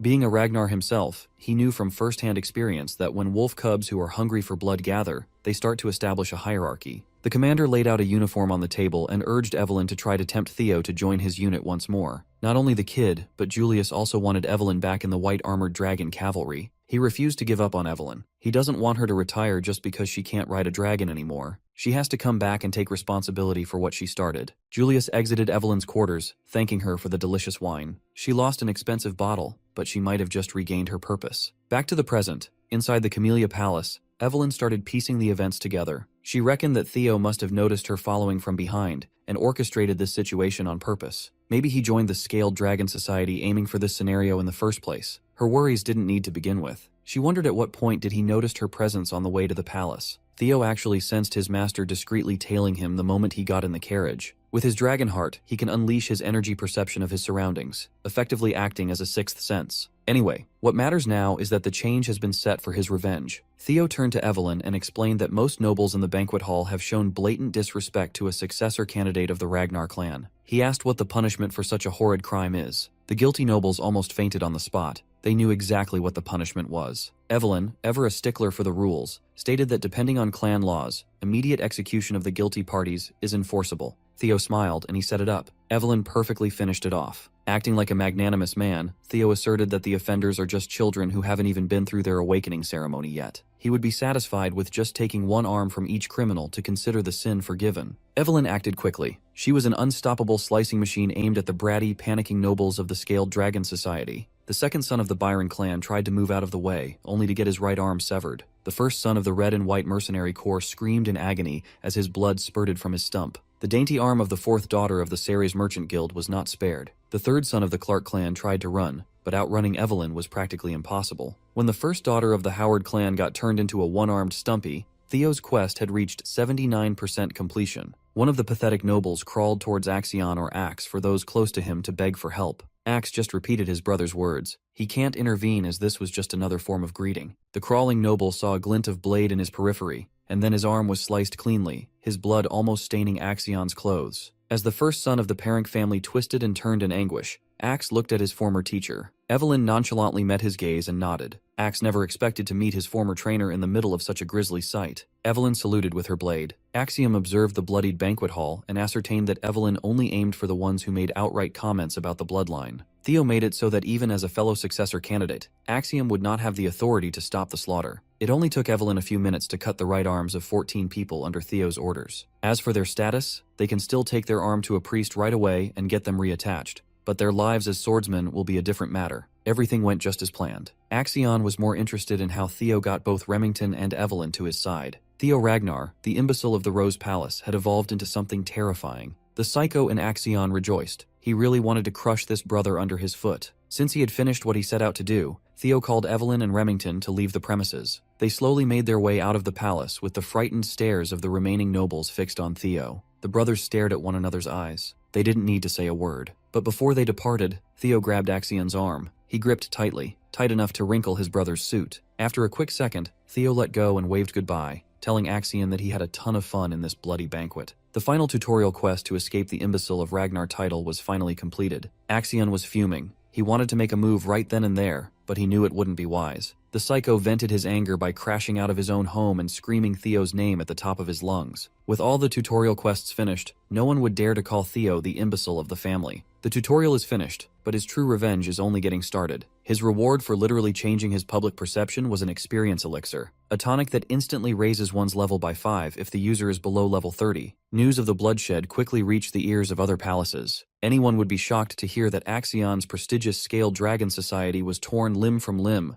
literally and figuratively. As for Theo, he was on a very celebratory move after flexing on those nobles. His subordinates took him to a pub in celebration of his flashy and gory high society debut. Every one of his followers was there. Even Evelyn stopped by to get some drinks. He wondered how the Scaled Dragon Society was feeling after being done in by a man they loved to call an imbecile. Inside the Camellia Palace, Emil Ragnar is in disbelief after learning that not only did they give the MC justification for his actions, but he also chopped off everyone's arms in front of Axion. Axion answers positively, which makes her feel frustrated since it makes no sense to her, and she remembers warning Axion beforehand not to take things so lightly. She is disappointed to hear that they didn't just try pressuring him into submission, but have given our boy complete authority to go wild. Axion tries to defend himself and tells her that once Theo gets recognition, it will be hard to conquer the Rose Palace, assuring her not to worry. However, she tells him to reflect on his actions and doesn't agree to listen to him any further. She points out his mistakes, which almost caused their great plan to get ruined. Axion decides to listen to her and leaves. Emil wonders who Axion takes after to be so obnoxious. Ed Troyven replies that Axion resembles her when she was young. She's not in the mood to joke around, so he apologizes and assures her that the incident might not be worth worrying about so much. He explains that the Rose Palace has been a part of the clan head's harem, so it's very difficult to get its ownership. Even though it has been outside of the clan leader's interest since it's a place where riffraff gathers, it still has the support of the clan leader himself. He shares his plan that all they needed was justification, and thankfully, since our boy Theo has created chaos at the scale of the Dragon Society meeting, he is slowly becoming the representative of the Rose Palace. By using the incident as justification, they can suppress the MC through legal procedures. Emil is left speechless after hearing this and contemplates that the reason she was afraid of Theo becoming stronger was that she feared his power and influence would expand over time if the clan leader focused more on the Rose Palace. However, by using Theo, who is slowly becoming stronger, she realizes the Camellia Palace can suppress him through legal procedures, and the Rose Palace will have no other choice but to bow down in front of the Troyvens. She believes the plan might actually work, and asks Ed how long it's going to take to prepare.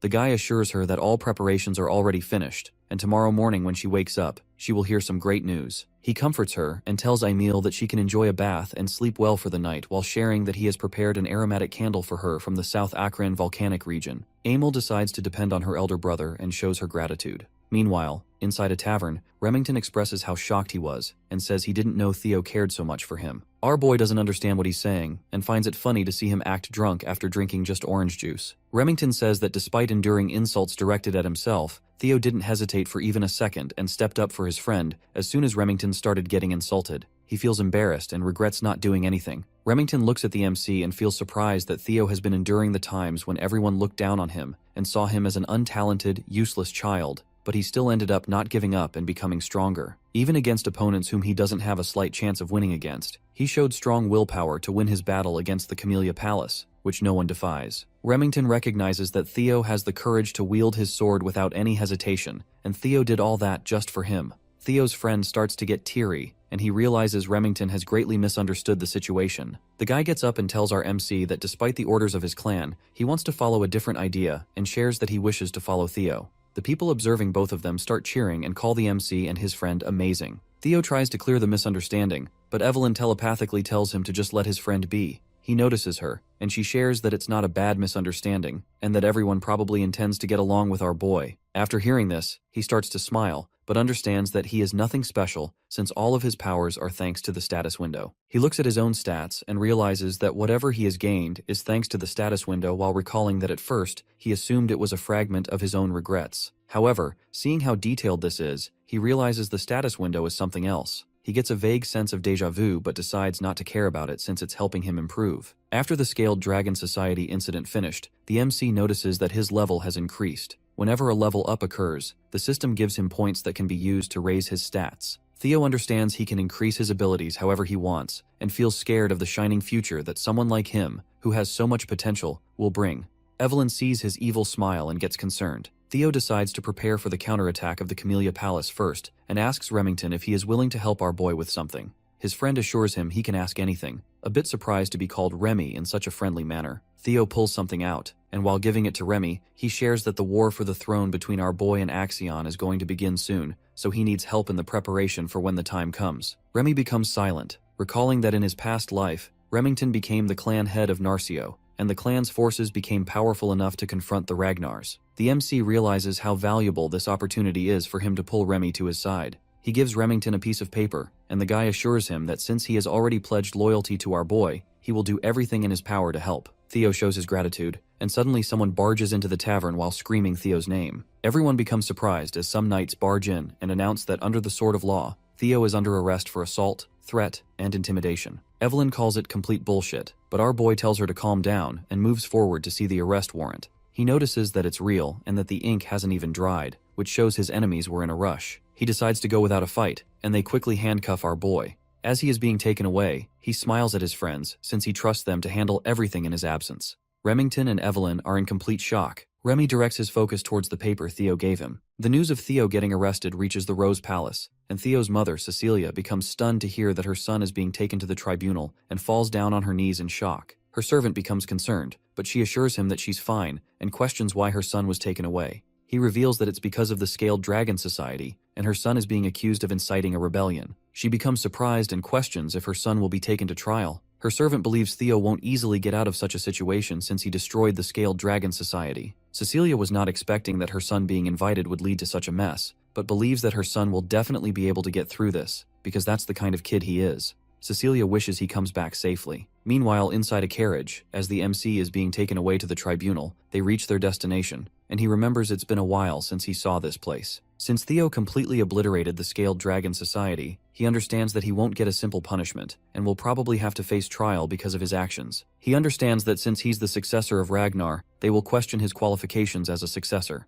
The knights order him to get off, and as he walks, he realizes his enemies want to crush him completely, but smiles because everything is going exactly as he planned. The knights announce that the prisoner, Theo, has been escorted, and they get permission to bring him inside. The MC thinks that if he wants to take out what he has prepared so far, he wants to do it on a stage of such magnitude. He stands before some amazing figures and becomes a bit anxious seeing all of them gathered in one room. He sees the demon dragon captain of the white armored dragon cavalry, Julius Ragnar, and 4 of the 9 dragons who protect Ragnar, Sky Dragon Ed Troyven. The MC admits that he would have been extremely overwhelmed in his previous life, as he notices that the sword dragon lady of the Plum Blossom Palace, Osa Ragnar, and the elder dragon head counselor, Wolfgang Ragnar, are also gathered. Wolfgang sees our boy, and the MC remembers that it has been a while. He was not expecting to see Wolfgang in this place. Our boy understands that Wolfgang values bloodlines, so to him, a half-blooded illegitimate child like our boy must seem completely disgusting, and he notices Wolfgang does not even try to hide it. The man asks our boy if he is aware of the fact that he was summoned to answer for his crimes. He continues to tell our boy that the Byron clan, the Ceres Merchant Guild, the Red and White Mercenary Corps, and even the Hanavi clan are all cutting ties with the main family because of his foolish actions. Wolfgang becomes angry and calls him a bastard, questioning if he can bear the damage he has caused.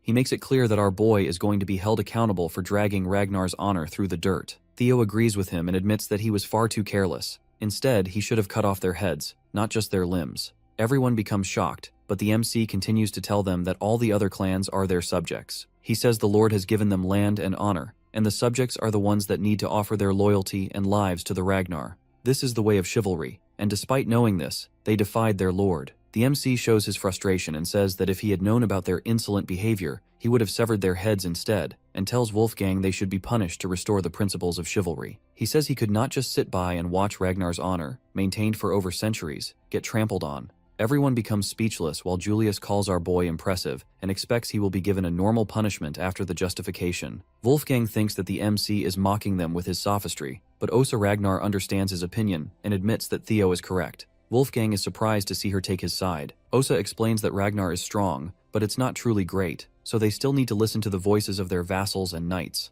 Otherwise, their clan will inevitably fall because she thinks that they can't rule the world with power alone. He understands her, and decides to keep that in mind. The MC observes that the first wife of the clan head, who is the best swordsman in the north, is fortunately taking his side and is not hostile toward him. He is surprised by her actions and doesn't understand why she is doing that. Osa hopes our boy understands that the punishment he is going to receive is justified. He asks about the punishment, and Wolfgang tells him he will get 3 months of probation. Theo shares his wish to participate in the ceremony, which angers Wolfgang, as he thinks our boy is talking back, but Osa decides to take his words into consideration and allows our boy to participate in next year's awakening ceremony. Ed believes that it has already been decided that the children Theo injured will be participating next year, but thanks to the demon dragon's interference, our boy got a lighter punishment. Ed is satisfied with the results of his plans and knows that the delay of the awakening ceremony brings dishonor within the Ragnar, and since the MC is the one representing Rose Palace, for him to carry such dishonor will allow the Camellia Palace to forward take the Rose Palace. He starts smiling and believes that as his plan is put into motion, our boy won't be able to do anything about it, and he will have no choice but to accept defeat. Ed knows that if Theo decides to appeal, he will get killed,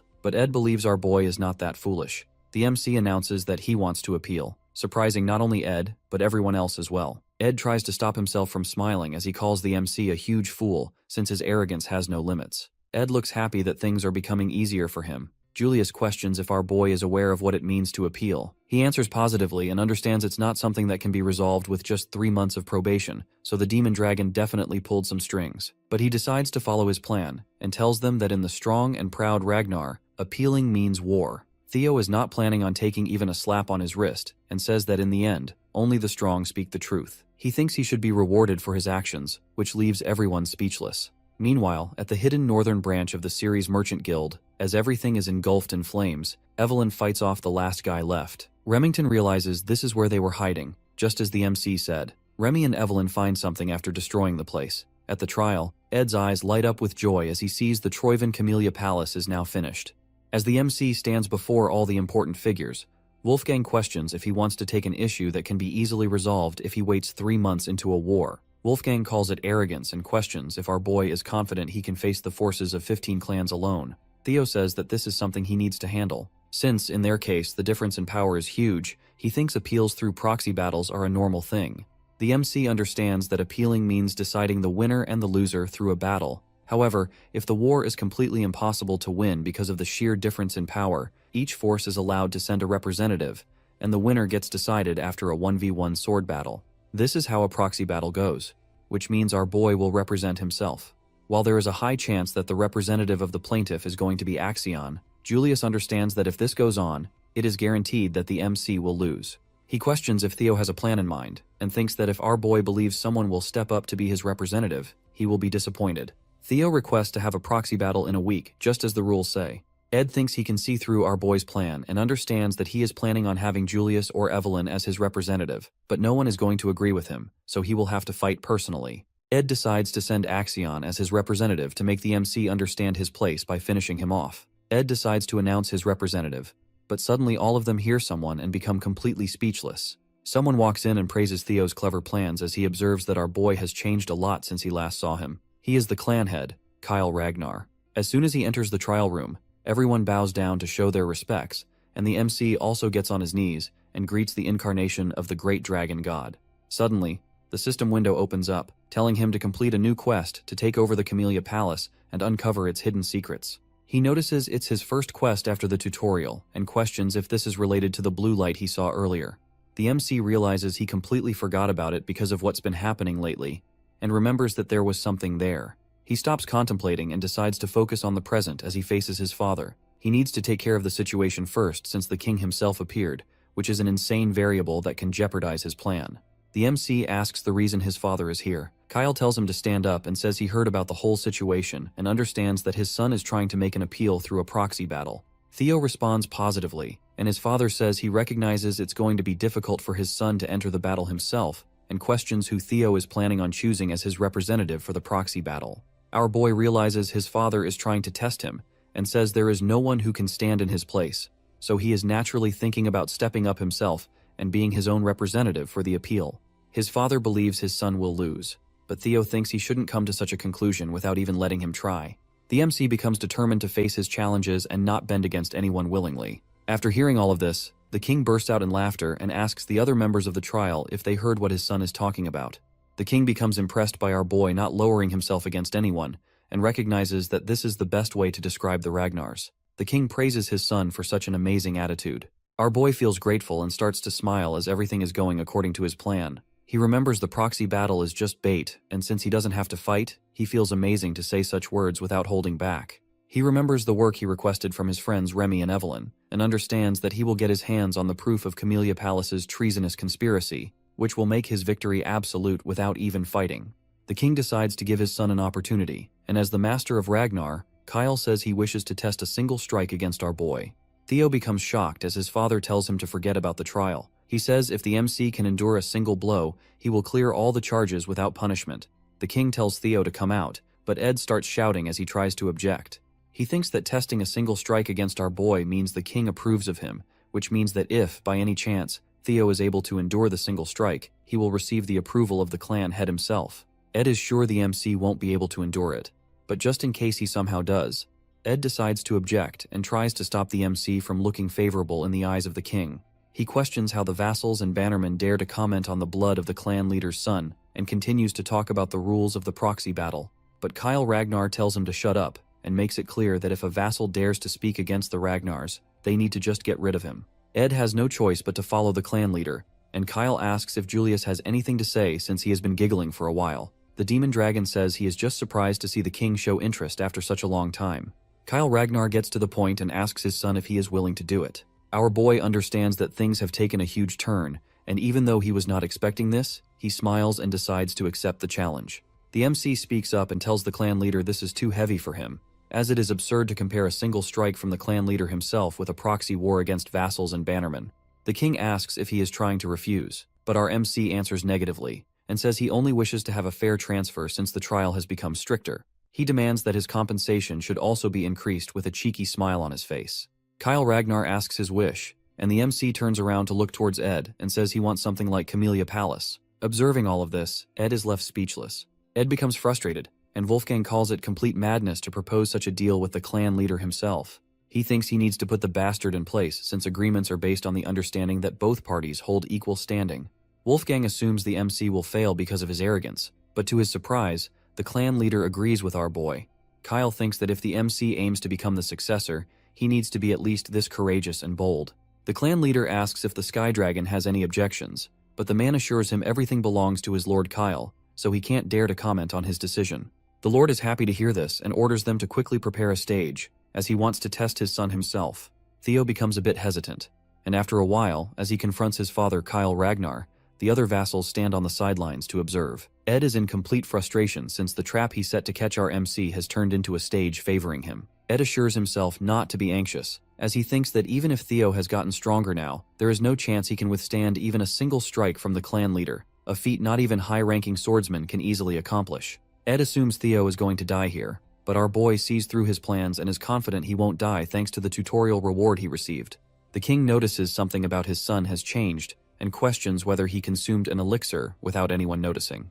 The king believes even an elixir won't help him change this much but decides not to care since it doesn't matter to him how the MC became so strong. Our boy realizes his father has seen through him easily. Even the 9 dragons haven't noticed he took an elixir. The king asks if he is warmed up. Theo answers positively, and his father cheers that normally he uses his great sword, but since our boy doesn't even know how to use mana yet, his father is trying to go easy on him by using a rusty steel sword instead. The clan leader asks if he has any objections. Theo says he doesn't, and the father becomes serious as he decides to begin the fight. An immense aura starts to spread everywhere as the clan leader moves forward, making our boy anxious. Theo observes the immense pressure his father emits with just his fighting spirit alone. The clan leader praises him, surprised that his son is still standing. Theo remains confident since his strength has almost tripled because of the reward he received after clearing the tutorial known as the Experience Elixir. Using the elixir, he was able to gain 5 levels, and he put all the stats into his strength. With this much strength, he feels true freedom as he leaves the realm of the weak and enters the realm of the extraordinary. The MC is confident he can survive at least a single strike from his father, and as the clan leader throws his attack, everyone becomes speechless while Ed believes the MC will die. Our boy puts all his focus into defending himself and is able to see the attack coming. The huge red beam of light falls to the ground, destroying the whole stage, and after the smoke clears, the clan leader smiles to see that he was able to finally find a decent son, as our MC remains standing, leaving everyone shocked. Theo proves his innocence through his will and determination. After successfully surviving the strike, the trial concludes, and the system shows that the sudden quest, Single Strike from Kyle Ragnar, has been successfully finished. Theo receives an inventory and a mysterious blue key as a reward for his achievements. After some time, our boy wakes up while questioning where he is. His mother, Cecilia, becomes happy to see her son wake up and shares that he fainted while standing. She starts to cry while holding his hand as she expresses her feelings about when she found out the clan leader himself challenged our boy. Cecilia becomes concerned and asks if he has any more injuries, assuring him she will immediately call a physician if he has any fractures or dislocations. Theo tells her he is fine but doesn't recognize where he is. Julius comes in and says that by the orders of the clan leader, the Lady of Camellia Palace, Axion, and the Director of Intelligence have all been vacated. Theo becomes happy as he realizes they are inside the Camellia Palace.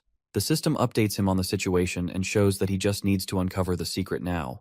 Inside the Camellia Palace's garden, Imel starts creating a fuss, as she doesn't understand why she is being forced to vacate her own property. The servants try to calm her down and start begging her not to create such a fuss. Meanwhile, observing all of this, Ed gives an order to Axion to kill Theo Ragnar. Axion shares his plan for the awakening ceremony, but Ed tells him to cut off Theo's head to finish him off for good. Axion observes Ed's eyes, which are burning with intense desire for revenge. After everything settles down at the Camellia Palace, our boy understands that despite everything going against his plan, he achieved far better results than what he was expecting. He managed to obtain the Camellia Palace without using his trump card, and on top of that, he has obtained another authority. He uses the inventory skill and pulls out an item from inside it. The MC munches on the apple and wonders how such things are possible but recognizes it's very useful. Theo pulls out the blue key from his inventory, which he obtained recently, and believes that it is definitely related to something important. As he focuses on a door, the keyhole suddenly lights up. Theo decides to unlock the door, and as he opens it, he is surprised to see a deep tunnel. The system tells him he has discovered a dungeon for the first time, and the experience he gains inside the dungeon will double as a reward. Seeing a cave inside the Camellia Palace, he assumes it is another quest of some kind and decides to clear it since he doesn't want to miss out on any experience. Before he enters, he remembers he shouldn't go inside the dungeon and prepares. After a while, he comes back with his inventory filled with weapons and decides to check the dungeon. As he walks forward, he notices a huge wolf staring at him and recognizes that it is big enough to be a demonic beast. The wolf monster pounces on him, but our boy is able to defend himself with a shield. He notices the wolf is very strong but quickly pushes it back, determined not to lose in a battle of strength. As he confronts the wolf, it charges toward him while screaming. He quickly slashes the wolf with his sword but fails to injure it and realizes its hide is too thick and the wolf is fast, meaning he won't be able to win against it with half-hearted attacks.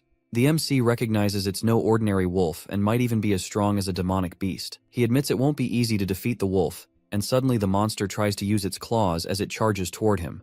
He wishes he could replicate the ray of light he observed when facing his father's single strike. He calls it amazing and tries to use the pure white arc on the wolf, but fails to copy his father's move, accepting that it's not going to be this easy. A single strike is an easier way to label a strike that brings certain death. He finally understands that the key to mimicking his father's attack is to put all his strength into a single sword strike. He leaves his shield and thinks about improving his sword skills and the secret sword arts that rely on his speed, taught by Evelyn. As he charges toward the wolf and stabs its eye, the monster starts screaming and takes a step back. Our boy realizes his plan is working and attacks the wolf once again, believing he'll win. 2 months later, at the training ground, Eod observes that the number of people is increasing. Sybil agrees with him and thinks they need to change the training grounds. A rumor about the clan leader teaching the young master Theo a single strike has been spreading lately. So many people now want to spar with him. As Sybil is talking about our boy, someone comes from behind and addresses him as a lackey. It is Henry Morris from Plum Blossom Palace. He questions when the incredible young master of theirs is coming, as it has been 2 months already. Morris is disappointed and says he assumed the young master never missed a day of training. He calls the MC a coward and thinks he ran away after a fake story of his spread too far. Sybil becomes angry, but Henry doesn't stop and thinks the whole rumor might be a total lie since there were no witnesses. He assumes our boy exaggerated it. Henry assumes the Scared Dragon Society being destroyed must also be fake news. But Sybil's patience runs out, and he punches Henry with all his might, completely destroying his face. Another guy from the Plum Palace becomes angry and insults Sybil, calling him a dropout, but everyone in the training ground starts glaring at him. Sybil calls him a shitface while making it clear that no one can compare to their young master. Eod is surprised to see his friend call someone ugly with such a face. Sybil shares that he was already annoyed to see the guys from Plum Palace who kept coming here to cause trouble, and makes it clear he won't let anyone disrespect their young master Theo. Sybil and his comrades pull out their swords and declare war on the guys from Plum Palace. They also become determined to put the dropout losers in their place, but as they are about to fight, someone comes between them and freezes all of their weapons instantly. Everyone is surprised, and Sybil recognizes it is Ray Ragnar from the Four Hounds. Someone also joins in on the fun and starts laughing. It is Hulkus Lanka of the Four Hounds. Sybil is surprised to see two members of the Four Hounds suddenly appear, and Hulkus notices someone is missing. Hulkus asks one of the Plum Palace guys where the Luster Tiger is, which confuses him. Hulkus becomes fired up and questions if everyone is deaf, as he is asking for the master of the training ground. Hulkus announces that he is here to challenge our MC, Theo Ragnar. Meanwhile, inside the dungeon, the MC reaches his limits, and his sword shatters as well. The system notifies him that he has leveled up. Suddenly, multiple system windows start to pop up, showing that his stats are increasing, and he has hunted 170 demonic beasts. Our boy sits on the corpses of the monsters he has defeated, and the system shows that only one monster is now left. Theo drinks a healing potion to restore his strength and remembers that he almost died multiple times, but the healing potion always saved him. At first, it was difficult for him to defeat the monsters, but as he leveled up, things became easier. He is still surprised to see how fast time flew by. He has already spent 2 months inside the dungeon. The system shows him that only one demonic beast is left. He realizes that it's definitely a boss monster as he notices some stairs. The MC starts walking forward and enters the 5th floor. He looks at his broken sword and realizes it won't be usable, so he decides to enable his inventory and pull out another one. He finds only one sword and realizes it's his last one. Our boy remembers he received this sword from his mother as a birthday present.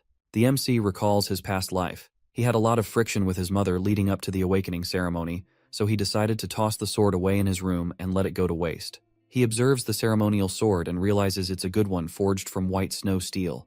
Theo becomes silent as he remembers his past life. His mother barged into his room wishing him a happy birthday and shared that she was waiting for midnight to shower him with gifts. But he became angry at her and told her he didn't want to waste his time on birthday presents as the ceremony was near. He was expecting better from his mother and made it clear that no good equipment would ever change his bloodline. He remembers asking his mother to leave him alone, but decides he won't repeat any mistakes from his previous life. Our boy finds the boss room, and the system warns him to be cautious as a strong demonic beast is going to appear soon. Inside the boss room, Theo finds a dragon taking a nap. He becomes relieved to see that it's just a lesser drake. Theo starts to question why the final boss of the quest is draconic. The Ragnars are said to be the descendants of dragons. Our boy wonders if it is merely a coincidence but decides to focus on defeating the boss monster as he can't get out of the dungeon without it. The system shows him the quest scenario and the number of monsters remaining. She questions if he can actually win this battle since he is still facing a kind of dragon. The MC starts focusing and decides to use a single flash. He remembers practicing it a lot against the wolves he faced, and even though it might not be on the same level as his father's dragon flash, he charges toward the dragon, believing that if he utilizes his dragon heart to the maximum, he should be able to land a serious hit. He pierces his sword through the monster's eye and successfully wounds it as the monster starts screaming in pain. Suddenly, it attacks our boy with its tail, but he is able to dodge easily and becomes disappointed that his weak attack was not able to pierce through its brain. The drake starts screaming and gets ready to kill our boy, but he is able to see possibilities and confidently charges toward the drake, believing he might be able to win. The MC lands a few hits and decides to distract the monster first with normal attacks so he can look for its weak point. All of a sudden, the lesser drake starts screaming again, and fear begins to dominate the battlefield. Theo's body completely freezes because of fear, and despite being able to see an attack coming his way, he is unable to dodge but blocks it with his sword. He gets thrown away and hits the rock wall, realizing how strong the boss monster is. He admits he can't keep this up for too long and gets up to attack the huge monster coming his way, while hoping he can hit its weak points for a quick win. Our boy already knows a dragon's weak point is its reverse scales and jumps onto the lesser drake's body while dodging all attacks. He is able to pierce the reverse scales with his sword, and blood starts gushing out of the monster. He keeps hitting the spot as it starts screaming in pain. Our boy believes his plan worked, but the lesser drake doesn't fall down and surprises Theo. At the training grounds, Hulkus gets mad at Ray and makes it clear that he wants to fight the young master first. She calls him a loser and tells him to stay out of it, but he starts defending himself and says he lost 3 years ago. He has worked hard to improve his skills every day, so 3 years are more than enough to close the gap. Ray doesn't listen to any of his words and calls him a loser again, which makes Hulkus angrier. He decides to have a duel with her and mentions that the winner will get a chance to fight Theo Ragnar. He hits her with a huge weapon, but she is easily able to stop his attack without being phased. Sybil and Henry don't understand what's happening, but become scared seeing the Four Hounds members fight. As they both move forward to attack, Remington appears between them, and tells them to go elsewhere since this is the domain of the young Master Theo. He makes it clear that he won't allow anyone to cause trouble for the Master. Hulkus becomes happy to see Remington and shares his desire to fight him as well, but Remington asks Hulkus to understand his words. Suddenly, all of them start to feel an immense pressure, and Remington questions the source of this menacing killing intent. All of them look back to see the MC enter the training grounds. Remington is surprised to feel such overwhelming pressure and starts to wonder what happened during Theo's seclusion training. Ray and Hulkus become excited to see that the young Master Theo has finally arrived. Our MC dominates the whole training ground with the skill Lesser Drake's Fear. Earlier inside the dungeon, after the MC pierced through its reverse scales, the Lesser Drake finally died, and the system congratulated our boy on hunting it.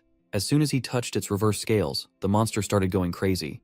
Our boy thought he would die, but the monster wore itself out after a few minutes since the scales were definitely its weak point. The system notified him that he had obtained the Lesser Drake's Tooth and Claw. The tooth was an enhancement material for weapons, while the claw could be used to increase a weapon's sharpness. He decided to use his rewards to fix the sword he had since he didn't want to lose a gift his mother gave him. The MC also received a skill called Lesser Drake's Fear, which surprised him. He read the stats and realized the skill could inflict fear on a target weaker than him. He was shocked to receive such a skill, as he believed only a few chosen ones could use it. He's happy to see he is getting a chance to try it, and while putting all his stuff back in inventory, he questions whether the skill will be useful for him in Ragnar, since the place is already swarming with powerful people.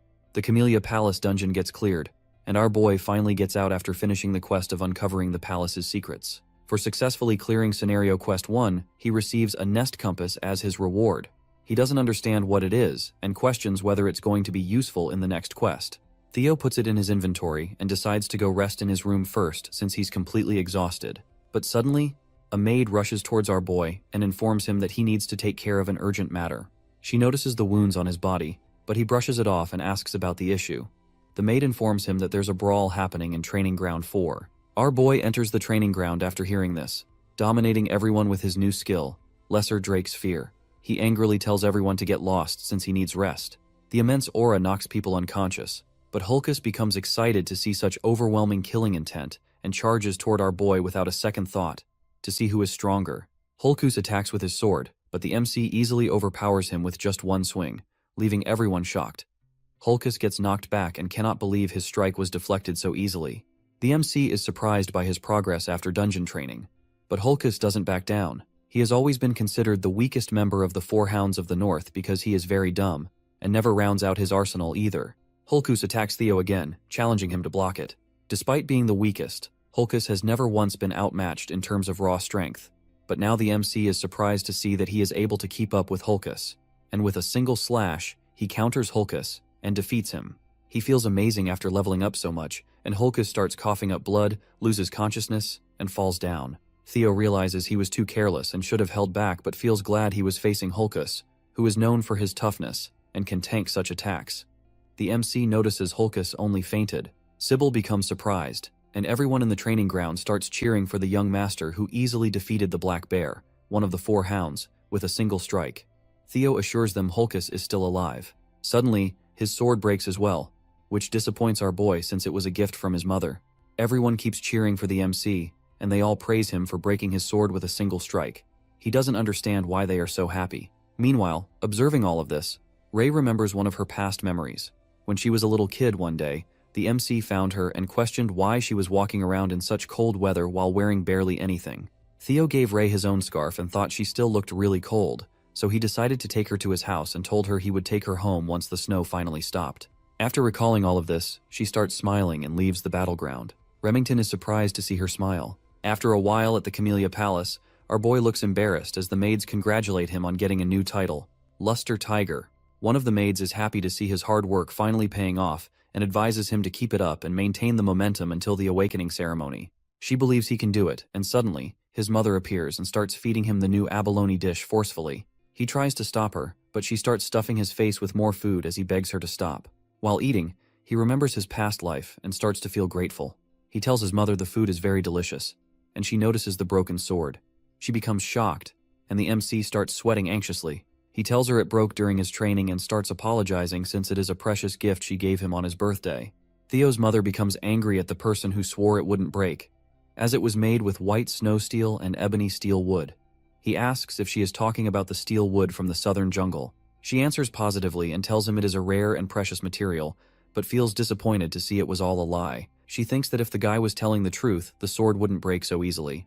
The MC realizes how precious the materials are, and becomes surprised since he was not expecting it to be so valuable. He wonders how his mother found such a sword.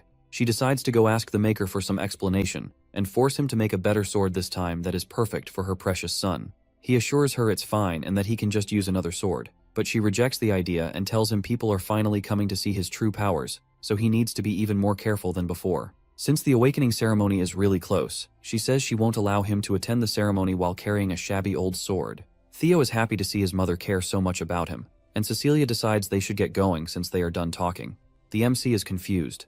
She reveals that they are going to the best workshop in all of Winterra, known as the Basque Workshop. Basque Workshop is one of the top 3 manufacturing workshops of Winterra, and its fame comes from the sheer size that rivals a factory. However, the most notable thing about the workshop is its master. She is a person who falls into the category of special rank by the intelligence agency, and a blacksmith with the title of Master Craftsman, which only 2 other Ragnar artisans hold. The MC is surprised to see the elf of capitalism incarnate, the demon craftsman Kurson. He never expected to meet such a tycoon and questions how his mother has connections with the demon craftsman. Cecilia angrily questions why her mother is still smoking. Hearing her call Kurson her mother, our boy becomes speechless.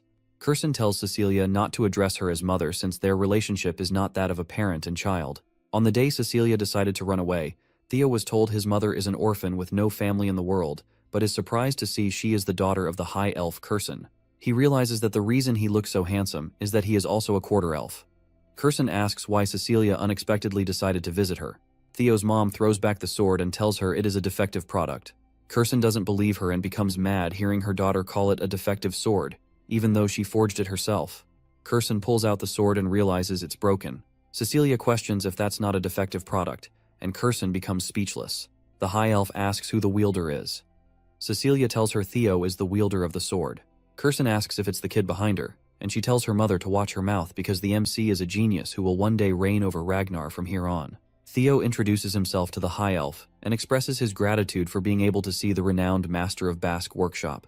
Kurson remembers him and praises Cecilia for raising such a child. Kurson asks if he is the only one who used the sword, and the MC answers positively. Cecilia thinks the sword is defective, but Kurson becomes surprised and realizes it's going to be a long conversation, so she invites them inside. As they all walk in, the MC asks if his mother is related to the demon craftsman. She says he is right, and he becomes curious if Kurson is her real mother. Cecilia tells him he wouldn't know since she didn't speak much about it, but even though it was for a short period, Kurson took her in as a foster mother. Cecilia shares that her mother loves anything she finds beautiful, whether it is music, jewels, theater, or even people. She says that is the reason Kurson took her in as a foster child. Kurson tells them to stop talking about the past, calling it pointless. Cecilia thinks she is lying, and her son asks how she ended up getting out of this place. Kurson reveals that Cecilia left because of her desire to marry the Ragnar clan's leader. Kurson never expected her daughter to willingly go to such a miserable place, and is surprised she has survived for so long. Cecilia says she couldn't resist the manliness and handsomeness of the clan leader, who loved her dearly. Kurson is disappointed that despite running away from home, she came back last year and started begging Kurson to forge a sword to gift Theo. Kurson calls her shameless, but Cecilia becomes annoyed to hear her say such things in front of her son. They both start arguing, and the MC smiles, as he has never seen his mother talk like this. He remembers that in his past life, he never tried to learn anything about his mother, and was an extremely ungrateful son. He questions if he was just too obsessed with the clan, and notices that Kurson cares a lot about his mother as well. He wonders why she didn't do anything in his past life. They finally reach their destination, and Kurson shares that this is the room she lives in. Cecilia asks why her mother brought them so far inside, and demands her to make the best sword for Theo to make up for it. Kurson suddenly tells Cecilia to wait outside as she grabs Theo and quickly closes the door, leaving Cecilia outside. Inside her room, Kurson completely ignores Cecilia calling her, and decides to get straight to the point. She asks if the MC has the relic of the primordial dragon. Our boy becomes confused and questions if she is talking about the ancestor of the guardian dragon that protects the clan. He shares that he has heard about the legend that treasure has been distributed across Winterra for the descendants of the Ragnar clan. She makes it clear that it's not a legend and questions if he really doesn't have any relic. Kurson starts to tear up and becomes frustrated, wondering how he was able to destroy her sword, even though she poured her heart and soul into forging it. She doesn't believe the sword can break against anything other than a relic and questions if our boy has any idea how precious the sword was. He tries to apologize and remembers that the sword got damaged while he was fighting a lesser drake. He doesn't understand anything about relics, but she gives up and decides to show him instead so he can understand faster. She shows him a casket that's completely sealed with chains and asks if he notices something. The MC starts to see the blue glow and questions if it is a quest after recognizing it as the same glow he saw from the door of the dungeon in the palace. Curson shares that she doesn't see anything but believes he was able to notice something judging from his actions. She starts dragging the casket and tells him she has tried many times to open the sealed casket and obtain the item inside, but she always fails. She puts down the shield casket and mentions the primordial dragon's relic. Curson shares a story of the primordial dragon that removed one of its fangs and forged a blade from it, known as the monster sword, White Moonlight Blade. She tells him that if he tries to break the seal on the casket and is successful, she will hand him the sword known as the White Moonlight Blade. The MC looks a bit confused, and she reveals that if he fails to open it, he might lose his life in the process. She questions if he still wants to try it, and the MC starts smiling out of excitement. He makes it clear that the sword is now his. The system shows that the next scenario for the quest is to be chosen by the primordial dragon's relic, the White Moonlight Blade. The White Moonlight Blade is a sword of the leader of Black Snow, who is one of the 9 dragons known as the Black Dragon. Very few people know about the sword because everyone who has ever seen or talked about it has either died or gone missing. Our boy remembers a mysterious man who noticed him and was surprised he was visible to Theo. The MC ended up seeing the true form of the sword through sheer coincidence and doesn't understand why the Black Dragon let him live. He is surprised to find out that the Black Dragon's White Moonlight sword is here, and it is an actual relic of the primordial dragon. He remembers running into the Black Dragon 4 years ago and realizes Curson was in possession of the sword during that time. She asks if he wants to open it, and the MC starts smiling, becoming determined to obtain the sword no matter what. He tells her it's his sword now, and while observing the casket, he realizes it's very similar to the Camellia Palace. He tries to use the blue key to open the casket. Curson is confused as our boy unlocks the gasket, and a weird light starts to shine. Suddenly, Curson becomes concerned as our boy starts getting pulled inside by a mysterious black fog. The MC tries to free himself but fails and gets dragged into a mysterious place. He opens his eyes and doesn't understand where he is. Theo recognizes the Rose Palace while everything is engulfed in fire. He doesn't understand why he is seeing all of this again, and while watching his past memories, he realizes he completely forgot how weak he used to be. Because of this, he needs more power, enough to defeat Randone and crush the Camellia Palace. A griffin starts messing with his brain and grabs our boy, ready to eat him whole, but the MC wakes up and grabs its beak, catching it off guard. He becomes aware that the monster is trying to take over his mind by using his desire for power against him. The MC realizes this is why it is called a monster sword. The mysterious griffin calls him insolent and tries to free itself, but the boy confidently tells it he has already conquered all the despair it's trying to show him a long time ago. He questions if the monster was hoping he would be tempted by its useless powers, even though he has already seen many quests. The griffin becomes confused, and our MC notices it looks very different from the griffin in his memory. The monster tries to free itself, but our boy doesn't let go and remembers it was at least 10 meters tall, but right now they are both of similar heights. He questions if the griffin became smaller because it was seen for a long time. He decides not to care about it, and makes it clear that the Moonlight Sword is now his as he tries to punch the griffin with an evil look. The monster tries to talk it out with him. Meanwhile, inside Curson's room, Cecilia starts screaming after seeing her son knocked unconscious. She tries to wake him up, but nothing works, and Cecilia starts crying as she questions her mother why her son is unconscious like this. Curson becomes speechless as Cecilia cries and says she never asked her mother to do this. She just wanted a sword for her son. Curson observes that there is a monster's energy linked with Theo's bloodstream, which is something she has never seen or heard about before. She was hoping he would be okay since he already possessed a relic. Cecilia tells her mother that if anything bad happens to her son, she will never forgive Curson for her actions. All of a sudden, the MC grabs the Moonlight Sword, and a mysterious light starts to form around his chest. Cecilia becomes concerned and tries to wake him up. Theo finally opens his eyes. She hugs her son tightly as she starts to cry. She tells her son she was very worried, but he assures her not to overthink it as he is completely okay. The system congratulates him on hunting a griffin and finishing the quest. As a reward, he becomes the owner of the White Moonlight Sword. The MC understands that he survived because of his luck. The griffin was easily defeatable because it was just freshly unsealed, and any psychological attacks were of no effect on him.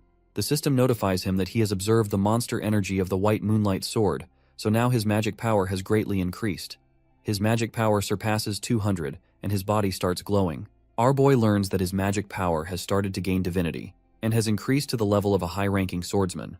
He feels disappointed to know he can't use the magic power right away, as he needs to hold himself back until the awakening ceremony. Kirsten expresses how surprised she was and congratulates him on succeeding. He questions if she is going to keep her promise, and she assures him that elves do not lie. He notices the sword is being rebellious and questions if the sword still hasn't acknowledged him as its master. He becomes a bit anxious, but the elf assures him the sword is acting this way after being trapped for 400 years. She says since the sword is finally out in the world, it wants to release all the pent-up frustration. Kirsten suggests he can try taking a swing at the wall with all he has. He questions if it will be okay, but she starts mocking him and thinks he is worrying for no reason because, even if it is the legendary sword, a swing from a brat like him who is inexperienced and hasn't even had his awakening ceremony can't damage the Basque workshop. He becomes unnerved to hear this and decides to give it a try. Our boy understands that he can hide his dragon heart whenever he wants, so this is a nice opportunity for him to test out the new legendary sword he just received. He walks toward the wall and tries using all of his magic power. The MC excuses himself and removes the cover of the legendary moonlight sword as he gets ready to take a swing. Kirsten observes him and becomes concerned. She tries to stop our boy, but he ends up using an attack known as Single Flash, completely destroying the workshop's wall. Cecilia becomes astonished while Kirsten's eyes fill with anxious tears at the sight of the destruction. Contrary to what Kirsten thought, my guy literally split the building wall in half with just one swing of his sword, and he was not even aiming to destroy the wall. Kirsten couldn't help but sink into despair at yet another costly loss from our boy, especially after the sword he had just broken. Even Theo thinks this is seriously overkill, and he's already running on empty because that sword drained all his magic to pull off that devastating slash. Right at that moment, Kirsten starts giving him some mana, and she dashed towards him so quickly that he didn't even notice when she reached him. She's startled to see he really has no control over his magic at all. Whatever the case, after looking at this massive crack in the 10-foot thick wall, she's sure this lad is an absolute genius. She starts to feel kind of proud to have a grandson like him, and I can see those dollar signs in her eyes, which clearly show that her greedy mind is cooking up something juicy to profit off our boy. She puts her hand on him and tells him she'll be his patron from now on, and all he has to do is spread his wings and show the world his skills. Well, there you go. She's literally using him as a walking, talking billboard for her workshop, and Theo can clearly see the glint in her eyes. He bluntly tells her he can see those dollar signs shining right back at him. As the night deepens, Theo and his mother prepare to leave Basque's workshop. After exchanging their last goodbyes, they part ways. We see the fangs she's holding, and it turns out Theo gave them to her as wall repair funds. She's thrilled to have this loot from a drake, and is sure he must have snagged it while obtaining the relic. She's also feeling proud of her daughter, thinking about how she raised such an incredible son. Right at that moment, someone drops by and greets her with her title of Demon Craftsman. Kirsten freezes for a moment at the sound of this familiar voice. She turns around and asks why he's here, but this mysterious crow of Rober Ragnar just simmers with a red glint in his eyes and doesn't say a word, leaving us hanging in suspense. 5 days pass, and the day of the awakening ceremony has finally arrived. As usual, Evelyn and Theo are in the middle of a sparring session. After exchanging blows with him, she can tell that his swordplay has gotten stronger and faster overall. My guy just flashes a grin, saying he's really glad to hear this because he never thought someone like Evelyn would ever praise him. The onlookers, as usual, are sweating their balls because they feel like weak sauce compared to Theo. You see, it's been half a year since Theo began to change, and Evelyn is amazed that he's already grown strong enough to push her back. If he awakens his magic today, it'll be the birth of a monster. After they spar for a while, the lady gives him props, saying he's done a great job and that he might even aim to become the valedictorian of the awakening ceremony, and her prayers are with him. Theo flashes a big smirk back at her, thanking her for her kind words. He says that if he becomes valedictorian, he'll mention her name during his speech in front of everyone. Of course, Evelyn gives him this worn-out look, wondering if that's even necessary, while his fellows come over, excitedly telling him to mention their names too. Theo couldn't help but feel a bit proud, thinking that being popular is such a drag, while Evelyn just gave him this creeped-out look, clearly thinking how he is getting way too full of himself. The scene then transitions to the central headquarters, where Theo makes his grand entrance, introducing himself to the guards as Theo Ragnar of Camellia Palace. Once inside, he notices the large crowd in attendance, as the awakening ceremony is the most important annual event for the Ragnar clan. Every participant is hoping to get good results, and as swordsmen of Ragnar, this is their first chance to be acknowledged and honored. With everyone from the Ragnar clan watching, including the clan head, Kyle Ragnar, the pressure is high. Even some big shots are present, like the 9 dragons and the former clan head from 2 generations ago, Hilda Ragnar. The more Theo looks at Hilda, the less she seems like someone who's 150 years old. Either way, he is relieved to see her attending again. The conductor then bangs a drum to grab everyone's attention. This guy is Vana Ragnar, the judge of the ceremony and a Dragon Gate swordsman. He snaps everyone to attention and tells them it's time to begin the preliminary examination. The prelim involves grabbing a sword placed on the ground and leaving a mark on the steel wall on the platform. He reveals that the wall is forged with a mix of white snow steel, so ordinary steel blades won't even scratch it, but that changes if they channel their magic power into their attacks. To help with that, he decides to hand out soma to everyone.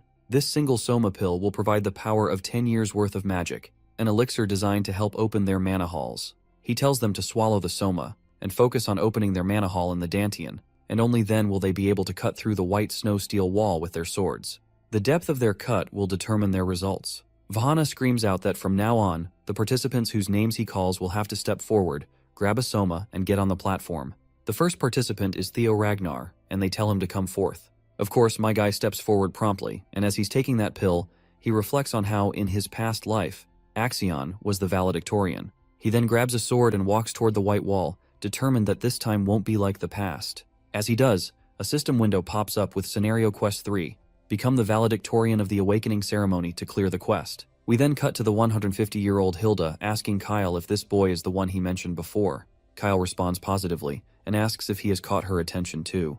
Hilda replies that she's definitely curious after hearing so much about this boy and wants to see for herself just how competent his descendant really is. My guy stretches his shoulder muscles, while he can't help but to feel nervous. The judge Vana promptly appears and reminds him to swallow the soma. Theo promptly pops the pill into his mouth, reflecting on how in his past life he had swallowed the soma but was unable to control the mana, seriously injuring his dantian. But this time, something like that won't happen. As soon as he swallows the pill, he feels a surge of power, and the mana begins to scatter around the area. Vana finds himself bewildered to see this brat causing a mana wave of this size. He's worried Theo might not be able to properly control it. You see, when someone swallows soma, they need to handle it with care. In order for the mana hall to settle in the dantian, the more talented Ragnars, who have loads of mana, need to be extra cautious. If not, they can end up disabled, and Vana is certain this brat is done for. But, as surprising as it is, my guy quickly stabilizes. Theo couldn't help but feel a rush of happiness, realizing he has both a dragon heart and a mana hall. It's almost a bit disheartening how easy it feels this time, unlike in his past life. But anyway, from now on, he's officially allowed to use mana, and he won't have to hold back the vast amount stored in his dragon heart. He prepares himself, leaps into the air, and just unleashes everything. A dragon manifests from his mana, soaring straight toward the wall. In a single flash, it hits the wall, creating a giant crack. Vana is left absolutely boggled, and he announces without a doubt that Theo Ragnar has passed. The spectators are equally bamboozled by such a display of power. A system window promptly pops up before Theo, announcing that the curse of bad luck that's been in effect has ended, and his fame is beginning to spread throughout the world.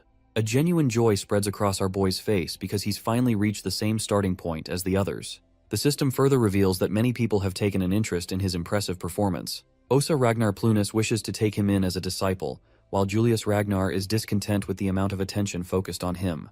Meanwhile, Rober Ragnar remains cautious about him. And lastly, Hilda Ragnar shows interest as well. My guy is thrilled that not only the Black Dragon and the Sword Dragon are paying attention to him, but the fact that he's also caught Hilda's eye makes him especially happy. After all, she has the heart of Garuda. He thinks to himself how amazing it would be if he could just obtain that. The other contestants also try their luck with the white wall. One of them manages to leave only a tiny scratch, as thin as a hair. He cries out to see that he has a long way to go to even come closer to Master Theo. Ray Ragnar gives it a shot, and so does Hulkus Lanka and Remington Nacrio. They all do their best, but none come anywhere close to the massive cut my guy left in the wall. This poor guy is absolutely devastated that all 4 Hounds of the North had monstrous results, yet not a single one of them made a mark as great as the young Master Theo. It's finally Axion Ragnar's turn, and as he walks forward, people start murmuring among themselves. Some say that at this rate it's a contest between the Luster Tiger and the Dark Tiger, while others doubt even Axion can match that level. The fact that people are talking about Theo like this only angers Axion beyond belief. He strides toward the wall with his sword in hand, and once he swallows the soma pill, he's fired up. The mana crackles around him, and out pops a giant red dragon that slashes directly at the wall. The sheer power of it leaves Vana utterly speechless because this is the first time he's been surprised so many times in one day. The crack in the wall is massive, and Vana promptly announces that Axion Ragnar has passed as well. The crowd goes absolutely bonkers because Axion's slash has left a crack just as big as Theo's. Now everyone is on edge, knowing that the precision grading will be the deciding factor in who comes out on top. As dusk begins to settle in, Vana announces that with this, the first stage of the awakening ceremony is officially over. This year, he's particularly satisfied to see so many people significantly increase their scores. He says that those who passed should prepare for the second stage of the awakening ceremony in 4 days. Finally, the rankings that everyone has been waiting for will be announced, including the valedictorian for the first stage of the awakening ceremony. Everyone in the arena held their breaths in anticipation as the valedictorian for the first stage of the awakening ceremony was announced. The clear front-runners, Axion and Theo, were locked in as they both hoped to hear their names called. In the end, Theo Ragnar manages to clutch the win for himself. While he is stunned, the arena erupts in booming cheers. Vana Ragnar is pleased to announce that his performance earned him a perfect 10 out of 10 from the judges. Whether it's technique, magic power, control, or speed, every aspect was flawless. While his followers were cheering, most of the candidates found it hard to believe that the Flash Tiger had taken first place instead of Axion. As it turns out, the depth of his sword mark came close to the record held by young Master Thorkel. That little tidbit made the crowd go even wilder. Thorkel Ragnar is an enigma. He is one of the 5 major candidates of Ragnar, and he is speculated to be the closest in the line of succession. The Salutatorian award fell on Axion Ragnar, and his displeasure is apparent. He also got a perfect 10 out of 10 score. However, he has been relegated to second place as his sword mark was a bit shorter than that of Theo's. That fact made his blood boil even more. Remington Narcio snagged 3rd place, Ray Ragnar in 4th place, and Hulkus Lanka in 5th. The Hounds of the North had the top places on lock. Meanwhile, the idiot of the Southern Inspection Post and Theo's first follower, Sybil Drea, eked out the last slot at 87th place. The second stage of the awakening ceremony will start in 4 days at the treacherous Winter Mountains. All 87 examinees who have passed are advised to prepare as best as they can. With that, they are dismissed, and the first day of the ceremony concludes in an unexpected direction. That night, Theo's faction immediately went straight to the tavern for a celebration. The place rumbled with cheers for the first and second placers. Everyone felt vindicated as the true might of Training Ground Number 4 was made known to the world. Praise and applause for their very own Sir Theo and Sir Remington started flowing along with liquor. Theo thanked his men for the support, but he knew better than anyone else that the trials were not over yet. His goal is for every one of them to pass the second stage together. He pulled his buddy Remington closer and confidently announced to everyone that they would be aiming to be the final valedictorian and salutatorian of the batch. Evelyn is also in a festive mood, and she genuinely believes that the two can pull it off somehow. Remington personally congratulated the young master for such a splendid display of power earlier. Seeing Theo's hard work bear fruit filled everyone with pride, but at the same time, Remington cannot help but feel ashamed of himself for falling so far behind his friend. Theo smiled at Remy, assuring him that he just got a little lucky this time. Also, ranks and such things should not matter between friends, right? Hearing that cleared Remington's mind of useless anxieties. They made a toast with their orange juice glasses and promised to try their best in the upcoming second stage. Sometime later, Theo found himself roaming the nearby snowy mountains. Finally, away from the crowd, he processed what it really meant to snag first place in the awakening ceremony. It is an achievement that he would not even dare dream of in his past life. Though it might not have been a real fight, he defeated Axion fair and square. He can hardly believe how far he has gone in such a short time. Clenching his fists in anticipation, Theo proclaimed that this was only the beginning of his story. Defeating and decapitating that traitorous fraud, Randone is far from enough. That guy is just a lackey to the actual players. Theo's true enemies are the psychotic Axion and the tricky Sky Dragon backing him up. Theo is willing to use everything at his disposal to get his ultimate revenge down the line. For now, he has another matter of great importance to take care of concerning the nest compass he got as a reward. The mysterious artifact is actually pointing toward the Winter Mountains, the venue of the next trial. In the second stage, he will have the chance to find out what the compass is steering him into. While he was lost in his own thoughts, he sensed something fishy nearby. His instincts immediately kicked in, ready to defend himself from whatever was hiding nearby. Someone has been tailing him, and Theo hates surveillance. The hooded spy watched in surprise as his target vanished out of thin air, only to feel the cold glint of a blade aimed at his neck from behind. Theo demanded to know who the spy was, and the dude tried his best to convince Theo that he was not Seuss. He introduced himself as Gatsby Yotan of the renowned Gale Sword Platoon. Gatsby insisted that his captain sent him after witnessing such a splendid performance at the first test of the awakening ceremony. Theo had an unreadable poker face as he stared into the man's soul. It seems like the scouting offers are arriving sooner than he expected. Gatsby elaborated that their captain is offering Theo an opportunity to take an admittance qualification test. This offer flabbergasted him. He is offended that the Gale Sword Platoon wanted him to take some useless test rather than a full-on invitation. Gatsby bragged about the illustrious reputation of his platoon, asserting that even a chance to take the test is hard to come by. Before the dude could spout any more bullshit, a fiery voice cut him off, calling the Gale platoon a bunch of morons. A woman carrying a great sword on her back addressed Theo as a young master and offered a far better deal than the morons of Gale Sword Platoon. This feisty girl is Ayan Sosoli, also known as the Fire Goblin and Vice Commander of the Black Iron Cavalry. She personally came to extend a direct invitation for Theo to join their ranks. Gatsby stumbled on his words as soon as he saw who had just come through. Those that recognize the Fire Goblin's name know not to piss her off.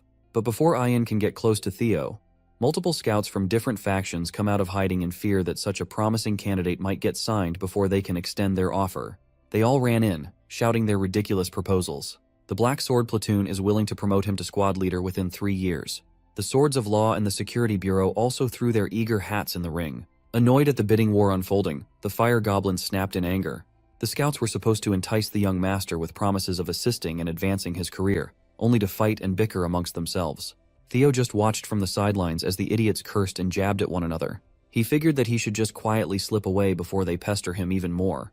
But his exit plan might have to wait. Pink plum petals slowly filled the area, dancing in the air. A sultry voice silenced everyone with sheer aura. Even though she knows she will be criticized for being too greedy, the newcomer just can't help herself. Slightly sullying her sterling reputation is nothing if it means gaining an exceptionally talented individual to her side. Lady of the Plum Blossom Palace, the sword dragon herself, Osa Ragnar Plunus, has joined the scouting war, shocking everyone into silence. Ayan was the only one who dared to question what business the clan head's first wife had in this place. Lady Osa confessed that she came with the same intention as everyone else. She has come all the way out here just to see Theo Ragnar personally. While Theo is dealing with the ridiculous situation he was put in, the salutatorian is relieving some stress by beheading some people. Calling Axion Ragnar a sore loser is an understatement. This dude is wantonly killing his men to get his frustrations out lest he explodes. He weaved, maneuvered, and slashed his way through a number of young swordsmen, treating them like training dummies as he snuffed their lives out one by one. Axion Ragnar is hungry for blood, and blood he shall get. With every dash and slash, he remembers Theo's smug face after leaving a bloody, armless mess back in the Scaled Dragon Society banquet. The image of Theo unleashing so much draconic aura when he took the first slash in the trial has been etched deep into Axion's disturbed mind. Losing by a few inches made the defeat even more infuriating. The only thing running in his mind is the thought of killing and gutting Theo Ragnar. For now, killing his own men will do. By the end of his rampage, he had completely abandoned his blade in favor of using a much more hands-on and brutal approach to venting his anger. By the time he calmed down, the training ground was already filled with lifeless young swordsmen who thought they were just getting a spar with their young master. When another person stepped into the arena, Axion's eyes darted around. Without even looking at who just arrived, he picked his sword back up and motioned to attack. He threw the whole blade with pinpoint accuracy, aiming for the intruder's head. But for someone like the Sky Dragon, stopping such an elementary outburst is simple. He just grabbed the sword's tip out of the air.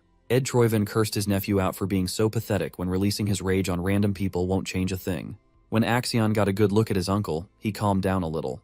The Sky Dragon advised that at times like this, Axion needs to cool his head and come up with a proper plan. Ed Troyven had already put some things in motion, and Axiom only needed to follow.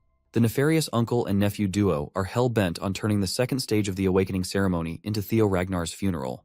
Back in the snowy woods, the scouts made way for Lady Plumblossom out of fear and respect. They knew that whatever they tried to offer Theo would be insignificant if she was in the competition. Just as they were about to appeal how unfair that would be, the space between Theo and Lady Osa was severed from the outside world, locking them in her personal domain. Ayan reckoned that setting up an isolation zone could only mean one thing. She might be planning to personally share her teachings with the young Ragnar inside the swirling lump of energy. The inside of the isolation zone was a lot bigger than what it looked like outside, as the space stretched as far as they could see. Theo recognizes this as one of Lady Plumblosom's signature moves. She can freely create a perfectly isolated space severed from the outside. He used to hear stories about the technique, and now he's experiencing it. His popularity is catching up with him. Lady Plumblossom laughed at his reaction. She's certain that Demon Dragon will be furious once he finds out what she's trying to do, but no one can stop her from giving Theo a gift if she wants to. By gift, it can only mean one thing. She slowly unsheathed her blade as she described how intense the clan head's swordsmanship was. It is akin to dragonfire descending from the heavens and destroying everything and incinerating everything in its path. Lady Plumblossom's style cannot be more different than that, for she prefers to embrace countless variations in her sword. Theo looked around to see that the snowy trail he had walked on a minute ago had turned into a tranquil field of vibrant plum trees. Her steps are rhythmic, sending ripples on the surface of the still water floor with each stride. This is the form of the dragon that she pursues, one that contains constant and infinite changes. As the sword dragon began slowly moving forward, she started swinging her sword, making the plum blossom bloom as countless petals gently drifted down. Her blade softly traced through the petals as they danced alongside her blade. She executed a peculiar flow of movement that seemed impossible. She slashed, stabbed, and chopped with a strange tempo. By the end of her demonstration, she slowly lowered her sword, making the petals spiral alongside the blade, beautifully falling on the ground. It was absolute cinema, a feast for Theo's eyes.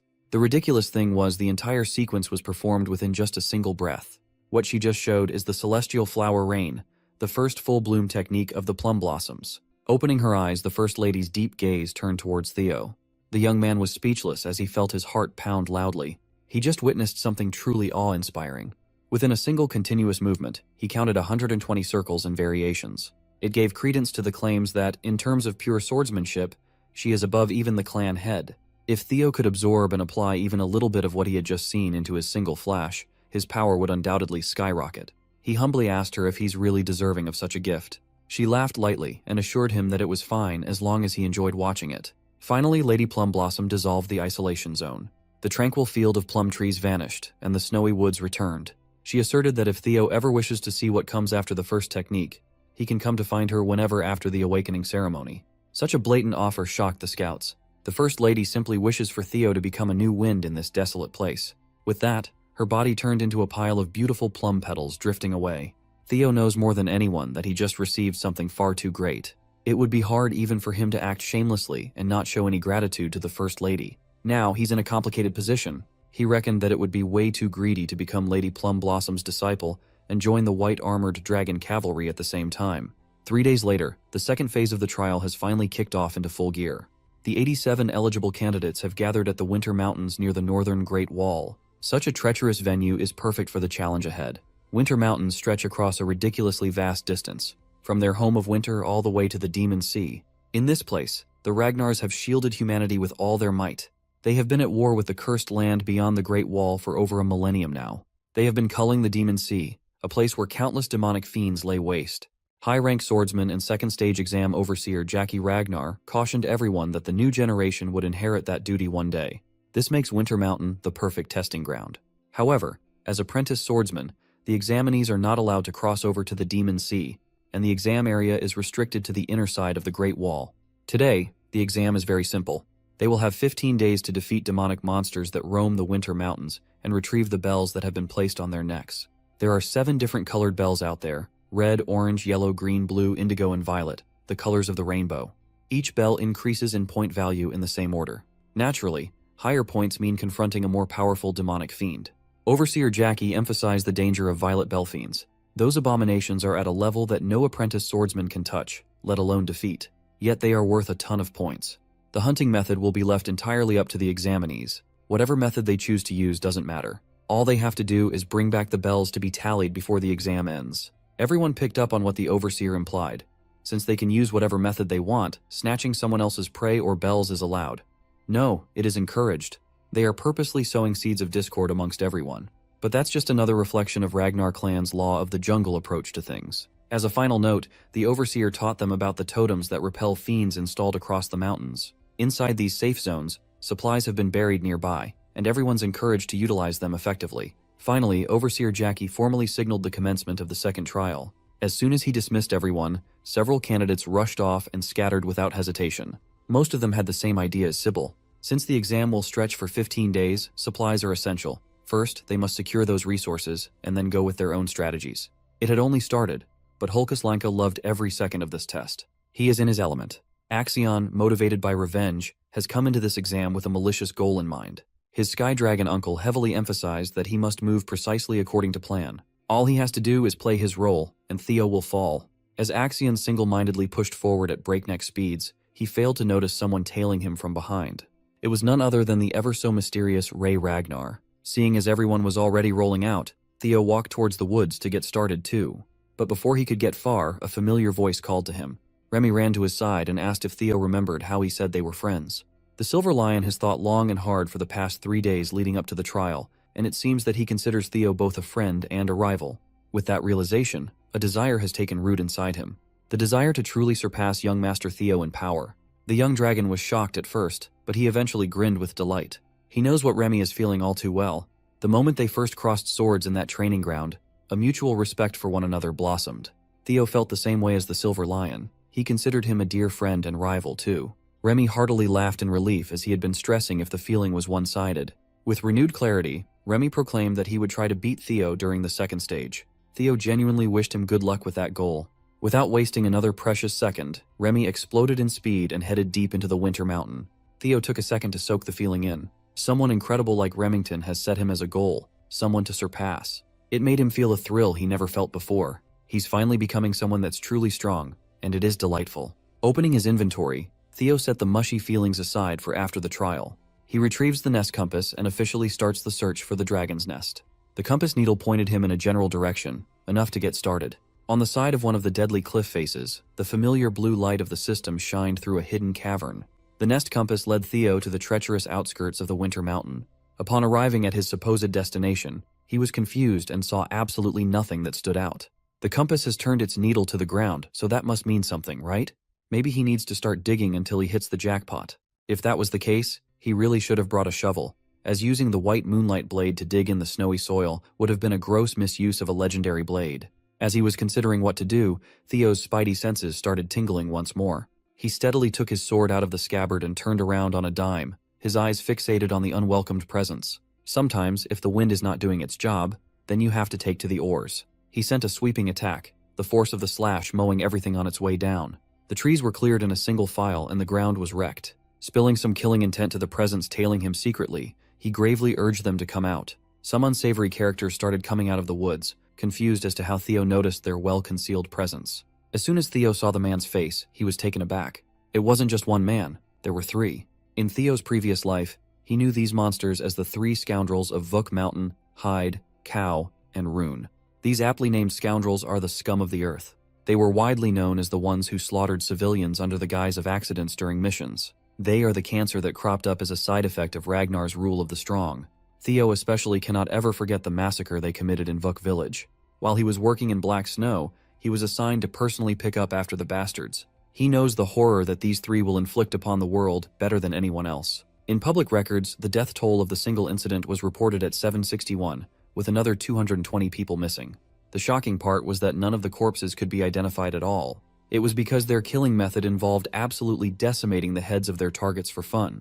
He already considered that their terrible nature would get in the way down the line, so he's planning to deal with them at some point. But he never expected to meet them this early. Since they were expertly tailing him, Theo asked if Axion sent them for a hit or something. One of the scoundrels just laughed at his assumption. He cleared up that they cannot be ordered around by kids. Naturally, they were employed by someone so high up that Theo would never even imagine who was behind the hit. But the young dragon quickly narrowed down the culprit to one person for certain: the head counselor. The reaction of the scoundrels gave it away.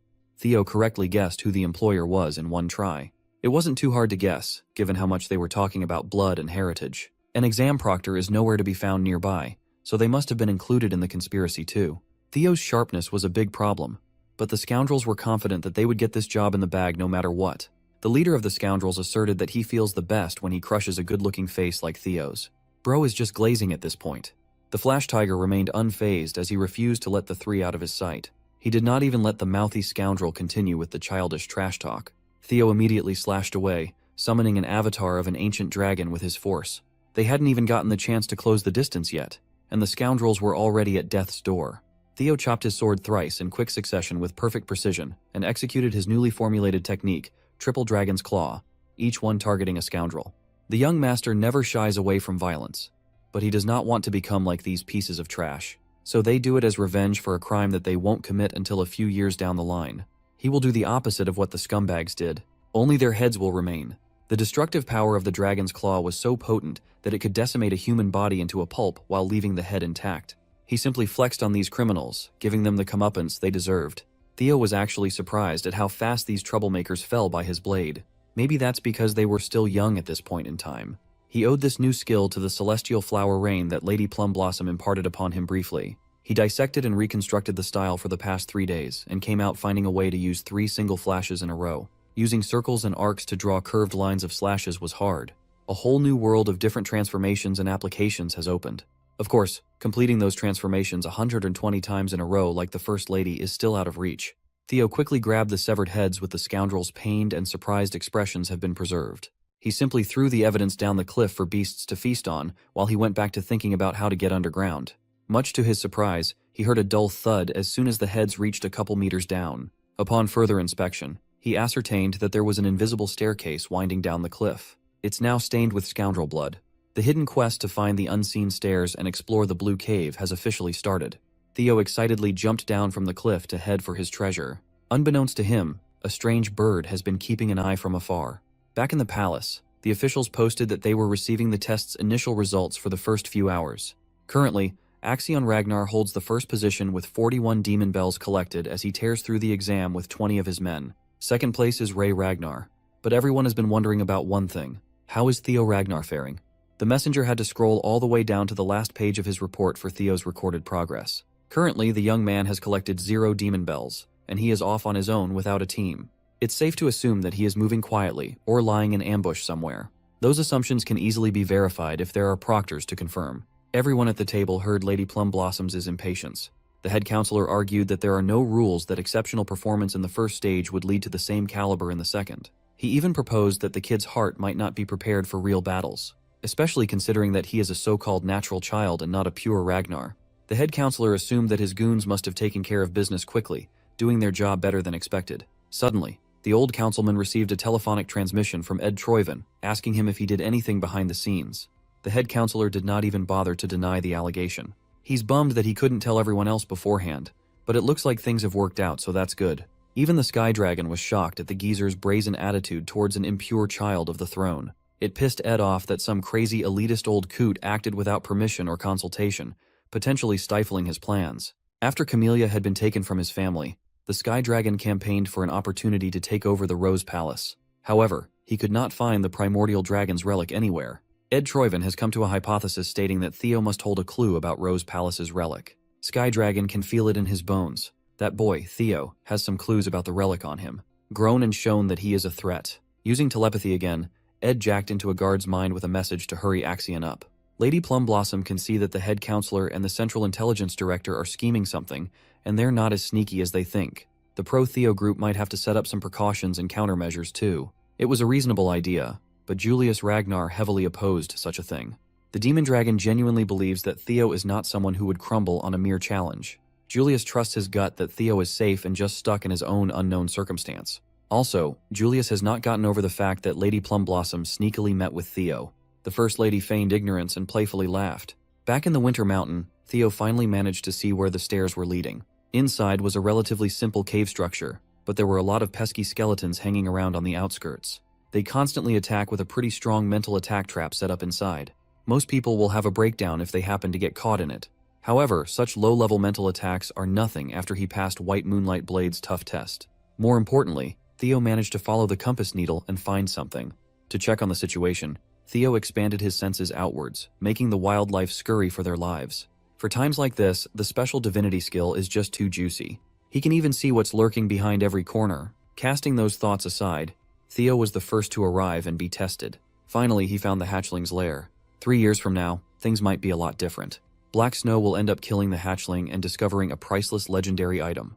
Walking deeper into the cavern, Theo quietly apologized for the future of Black Snow as he planned to take one of their historic records. Behind the gate is the Aemon Grimoire, a one-of-a-kind game-changer. As soon as Theo entered the gate, he was frozen in place, overwhelmed at the sight before him. There were literal mountains of gold and legendary weapons, gems and trinkets scattered everywhere. One thing is for sure, this place is not a hatchling's nest at all. In the middle of the gigantic room was a sleeping draconic beast and an ancient dragon, using its sea of gold coins as the most expensive bed in the world. Looking a bit closer, he saw that it seemed to be in a deep sleep, uncaring of the outside world. Theo wasn't delusional. He knew that if this thing woke up and attacked, he could forget about the relic and all the riches in this place, and he would surely die. Could the reports from Black Snow be false? Why is there a full-grown dragon in the chamber instead of just a hatchling? Maybe he's a victim of misinformation, or maybe he just came 3 years too early. Either way, he needs to think of his next move in this unexpected situation. He seriously considered just leaving without touching anything. It's unfortunate, but he can always just come back before the Black Snow can get here again a few years later. But that choice left his hands as soon as the dragon opened its eyes. When he turned around, Theo was locked into a staring contest with one of the most archaic beings in the world. Much to his surprise, ancient dragon Roadbroke spoke in human tongue, calling him the first selector that had come in a long time. The giant beast was actually kind of chill. It even introduced itself without a hint of hostility. Roadbrook explained that the Ragnar calls her the Guardian Dragon and the owner of Winter Mountain. Everyone who grew up around the clan knew the name Roadbrook. Trying not to be rude and disrespectful, Theo crashed down to his knees and paid respect to his ancestor. Roadbrook was quite interested in the fact that the young human called her an ancestor. As far as Theo was taught his whole life, the Guardian Dragon Roadbrook is the companion of the Ragnar clan's progenitor, Sigurd, and the mother of Friedreif. The beast asserted that Friedreif the bastard must have been spreading nonsense out there. While it's true that she and Sigurd were old companions for a time, she viewed it just as a sign of respect for the contractor who sold his soul to dragons. There wasn't much emotional exchange between them. It is impossible for humans to mate with dragons in the first place. Maybe the humans in this world are not real monster bangers. This led Theo to ask if his family's line really has the blood of the dragon, or if it is just one big propaganda to lift the Ragnar name up. Roadbrook cleared up that the claim was not wrong at all. Through the long-term contract between her and Sigurd, her dragon's blood is shared. Just as Theo was about to ask more questions about his family's history, Roadbrook cut him off as she was done with the pleasantries. She will now begin her duties as a guardian dragon to the selectors. From this point forward, Roadbrook is going to keep the covenant made at the beginning of the clan, and will allow the selector who passes her test to ask 3 questions. He can finally breathe in relief and thank the gods, as this seems like a non-battle situation. Since his goal is to eventually stand at the peak of the clan, deepening his knowledge of the family's lore is crucial. Through these 3 questions, he needs to get as much information as possible. Outside, the second phase of the awakening ceremony is still in full swing. Axion continued dominating the leaderboard and the beasts in the surrounding area. His 1,000 Dragons roar is already powerful enough to one-shot most enemies. As a white tiger beast fell to the snowy ground, bloodied and lifeless, Axion walked closer. He was heading for the green bell dangling on the poor cat's neck. With another bell secured, that makes 57 confirmed kills. He's quickly racking points up. Nevertheless, killing these monsters was secondary. Axion was just itching to find Theo, but his scouts kept on telling him the same report that Theo was nowhere to be seen over and over. One of Axion's lackeys, Orion Gardner, smugly remarked that Theo must be scared now that he has to risk his life and face real monsters. Orion was determined to attach himself to Axion's entourage the whole way through, no matter what. He fears and believes in the maniac's strength. But he might have run his mouth a little too far when he admitted that Theo got stronger, but lived as an idiot for far too long. The next thing you know, Orion's tearing up and gasping for oxygen as Axion's hand slowly crushes his windpipe in a chokehold. Axion reckoned that this pissant of a follower must not know a simple fact because he had never been strong. In the clan, having power means having no need to fear anything. The Dark Leopard is on the brink of mentally breaking at this point, and he's still as cruel and paranoid as ever. Orion tried to eke out an apology between his desperate gasps for air. This little outburst would have continued if not for another messenger coming in with a message from the director of the Central Intelligence Bureau, Ed Troyven. The message was simply a reminder to hurry up and carry the plan out. Axion threw the pissant away like garbage and asked the messenger to send a reply to his uncle to stop pestering him. He doesn't need to be reminded of the goal because no one in this world wants to kill that punk, Theo, more than this psychotic half-brother of his. Meanwhile, Theo is just chilling down in the dragon's den, still trying to think of a fitting question that would give him as much information as possible. After a while, he finally came up with his first question. Roadbrook yawned. She was just glad that the young man finally made up his mind as the boredom nearly knocked her back into a deep sleep. So, the first question was why the guardian dragon is still here. He kept it short and sweet. Roadbrook instantly clocked his strategy of asking basic questions to figure out some hidden background knowledge and praised the kid. The reason why she's still hanging around is quite simple. There exists a monster situated at the very edge of the world. Its body is spread across the seas. They call this entity the Nameless Monarch. For the past 1,000 years or so, Roadbrook has been lying in wait and staying in her lair because she was tasked with the mission to protect the world. The Winter Mountain and this dragon's den are just an outpost. Theo fell silent, digesting the bombshell that his ancestor had just revealed. He was certain that he did not feel it wrongly. For a brief moment, he felt what seemed like fear in Roadbrook's eyes. Who would have thought that an almost godlike figure who's as powerful as an ancient dragon is still capable of feeling terror? There is an existence out there that brings fear to a deity who has reigned for over 1,000 years. The Nameless Monarch must be one freaky bastard. Theo desperately wants to ask more questions and dig deeper into the lore, but there are more important things he has to find out first. So, for the second question, he asked what exactly these ancient dragon's relics he kept on hearing about. Roadbrook answered that there are about 3 relics out in the world. Though she doesn't know much about them, she can sense that the young selector has been quite lucky. The 3 that Roadbrook knows of are the dungeon in Camellia Palace and the White Moonlight Blade. As for the last one, it's a bit more complicated. Roadbrook called it the ancient dragon Papnir's relic. It is a result of a great ancient dragon's soul fragmenting into 31 different pieces. These pieces were then bestowed upon humans in hopes of protecting humanity and resisting the nameless monarch. The form of these ancient dragon relics is not limited. Some could be an item, some could take the form of an experience, and a rare few even turned into intangible yet strange phenomena. Hearing that last part made the gears in Theo's head turn. He can finally see that he always had the last relic in him. Everything he experienced after regressing in time flashed before his eyes. Going through 20 years of life and being brought back in time to the brink of death is the strangest phenomenon one can ever go through. His regression must have been just another form of the ancient dragon's relic, which means Theo himself contains the relic. He must have been given a fragment of Papnir's soul. But something's not adding up.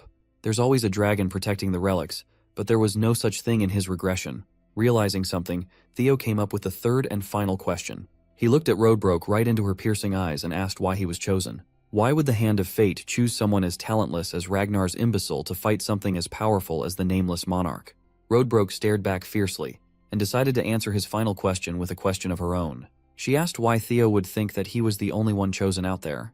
The simple reply made Theo realize that he had not been looking at the bigger picture. He might not be the only one chosen by these powerful relics. Sky Dragon Ed Troyven, Demon Craftsman Curson, and even the Black Dragon all knew about the existence of relics. They even actively go out of their way to find and collect said relics. Chances are, they were also chosen by some form of Papnir's soul fragment. If that's the case, are they also seeing the same messages he has been seeing? Did they also regress back in time? While these series of questions led Theo one step closer to uncovering the world's truth, it also made things a lot more complicated. To summarize, there is a nameless monarch lurking at the fringes of the planet that even the ancient dragon fears, and it is entirely possible that there are more regressors apart from Theo. Now that Roadbroke has answered his 3 questions, the quest is complete, and Theo will be given his reward. The young man was so engrossed in all the implications of what he just found out that he almost forgot that he came to obtain Amon's grimoire. But now that his horizons have expanded, he had changed his mind. He needs something bigger, a lot bigger. He wanted something that cannot be compared to any item in this treasure trove. As a reward for the quest, he is given the chance to pick and take anything from the ancient dragon's treasures. Roadbroke proudly boasted about the variety and sheer quantity of her treasures collected from all around the world. There were gems, relics, elixirs, skill books, armaments, anything you could think of. She had them in stock. Whatever Theo chooses will be a priceless fortune worth beyond his wildest imagination. Roadbroke urged him to pick wisely, and she said she would deliver. Theo's lips slowly twisted into a sly smile. When prompted by the ancient dragon to state his desire, Theo Ragnar proudly proclaimed that he wanted to have Roadbroke herself. That answer was definitely out of her expectations. Theo's remark comes across as a joke to the ancient dragon queen, who responds accordingly. However, she's done with kidding around and wants the Ragnar descendant to speak his real choice. Standing resolute on his words, Theo declares that he just told her what he wanted. First, the dragon pauses and then asks to confirm if he's really serious. After receiving confirmation, the dragon exerts its menacing aura that makes the ground rumble beneath Theo's feet. Using the tantalizing dragon fear attack, the ancient dragon deems his words disrespectful and lashes at him for overstepping his boundaries. Feeling the sheer weight of the dragon fear attack, Theo does his best to stand his ground. That mere roar of the dragon is powerful enough to make blood come out of every crevice of his face. In response, he counters the roar with a lesser drake's fear of his own. Of course, it's a pointless attack in every sense of the word. Even Lodbrok thinks he's an idiot for challenging an ancient dragon's roar with an incompetent one.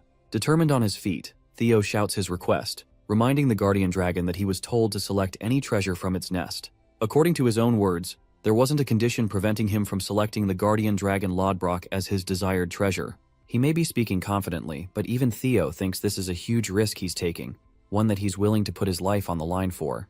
This beast, the guardian dragon Lodbrok, has firmly established the Ragnar clan with the help of the progenitor, Sigurd. Becoming her partner will mean for Theo to have proven himself as a legitimate warrior of the Ragnar clan. In order to prevent the atrocities of the dark past, he's willing to cast his life away for this opportunity. Theo demands the guardian dragon to surrender herself as she promised with her own words.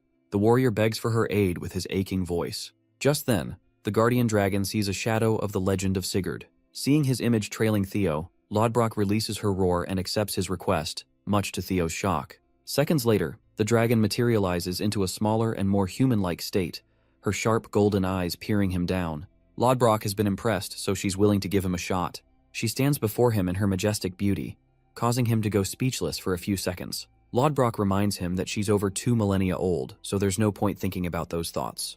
Addressing the guardian dragon, Theo points to her chest, and he's not talking about the pair of personalities that you horn dogs are probably thinking about. He's referring to the hole which was a result of a battle 50 years ago. Lodbrok lost her heart, and ever since then, awaited her death. She's only got 3 more years in her before she dies. That's why she also can't leave her nest, which means she won't be of his aid in a direct manner. That's why, extending her offer again, she wants to know if he's really in it to select her as the desired treasure. This simpleton smiles and confirms that he hasn't changed his mind, and that he would like to select her as his desired reward. You know guys, under different circumstances, this would sound horrible. The system confirms the selection of the guardian dragon as his reward. Lodbrok deems it a foolish choice, but thinks it's just one of his qualities as the chosen one. The system has granted him the title of the guardian dragon's significant other, as well as the descendant of the progenitor of the clan. Promising to become even stronger and reach greater heights, Theo confesses that he will obtain the rest of the relics of the primordial dragon Fafnir. A soul link between the guardian dragon and the warrior is established as Theo promises to find something that could very well substitute Lodbrok's heart. After all, among the relics of the all-powerful primordial dragon, he believes there has to be something miraculous to help her out. He also levels up after gaining the experience points as a result. Theo thinks it's only right for him to do that much in order to claim the title of the guardian dragon's significant other. You guys see what I'm talking about, right? She gives him a smirk and hopes to be in good care of her new partner. Yeah, this is going on Santa's naughty list. Lodbrok reminds him that she's still incapable of leaving the domain, so he's gonna have to find a solution for himself until she hibernates for the time being. Also, she's got something for him, which appears to be an ancient book.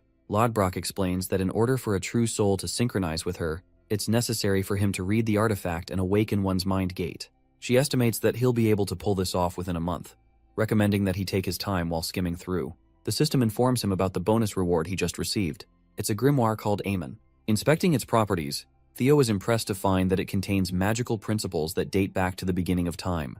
It's a special book containing rich knowledge of everything in the universe. Theo is glad that he was able to get his hands on this baby, but his real concern is the duration she just mentioned. He asks Lodbrok what she means by 1 month. The guardian dragon expresses that it usually takes that long to awaken a person's mind gate, and asks if he's got something more important keeping him busy. Theo is disappointed to express that he's got to deal with the second stage of the awakening ceremony, which is happening as they speak. The problem is, the exam is only 15 days long in duration, which means he's got less than half a month to work things out. That's why Theo wants to wait until the exam is over to get things going. Eyeing him down, Lodbrok unfortunately confesses that while it's possible, she won't allow that to happen. After all, she doesn't want him escaping so soon. That's why, for this dude, she wants him to open the mind gate even before the second stage ends. Until that time, Lodbrok will make sure that he stays here. Now that's a bone-chilling threat. The total time for the exam to conclude is 13 days, or roughly 300 and then hours. So he's got to wrap it up with that. Let's rewind things a little. There were 3 days left before the start of the second stage, when Axion's uncle talked about the details of how totems created anti-fiend safety zones. The cause is due to the fiend summoning marble resting inside the totem. It's a small sphere with amplified fiend energy resting inside of it, making sure that other fiends are repelled from it. Crushing the marble, he demonstrates what would happen. A fiend monster is released immediately after the marble is crushed, allowing for a summoning to occur at any given time or place. We can see multiple fiends surrounding the man, which goes to show how convenient the summoning marbles are.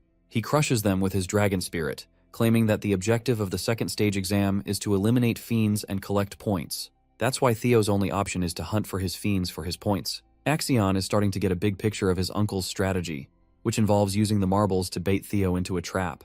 Though that's a part of the plan, his uncle reminds him that things aren't so simple.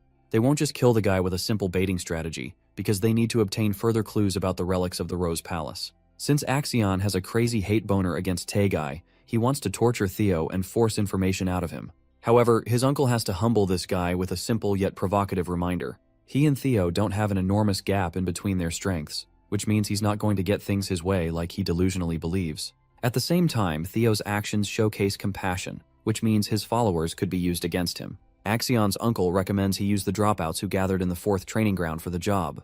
He thinks it will be easier to use them as hostages, and then extract information from Theo regarding the artifact. Since it isn't a direct approach of strength, Axion is pissed, but he accepts anyway. Fast forward to their plan in action in the present. The Dark Leopard internalizes how Theo shocked everyone by keeping himself hidden until the final moments of the exam. After all, only 12 hours were left until the second stage concluded.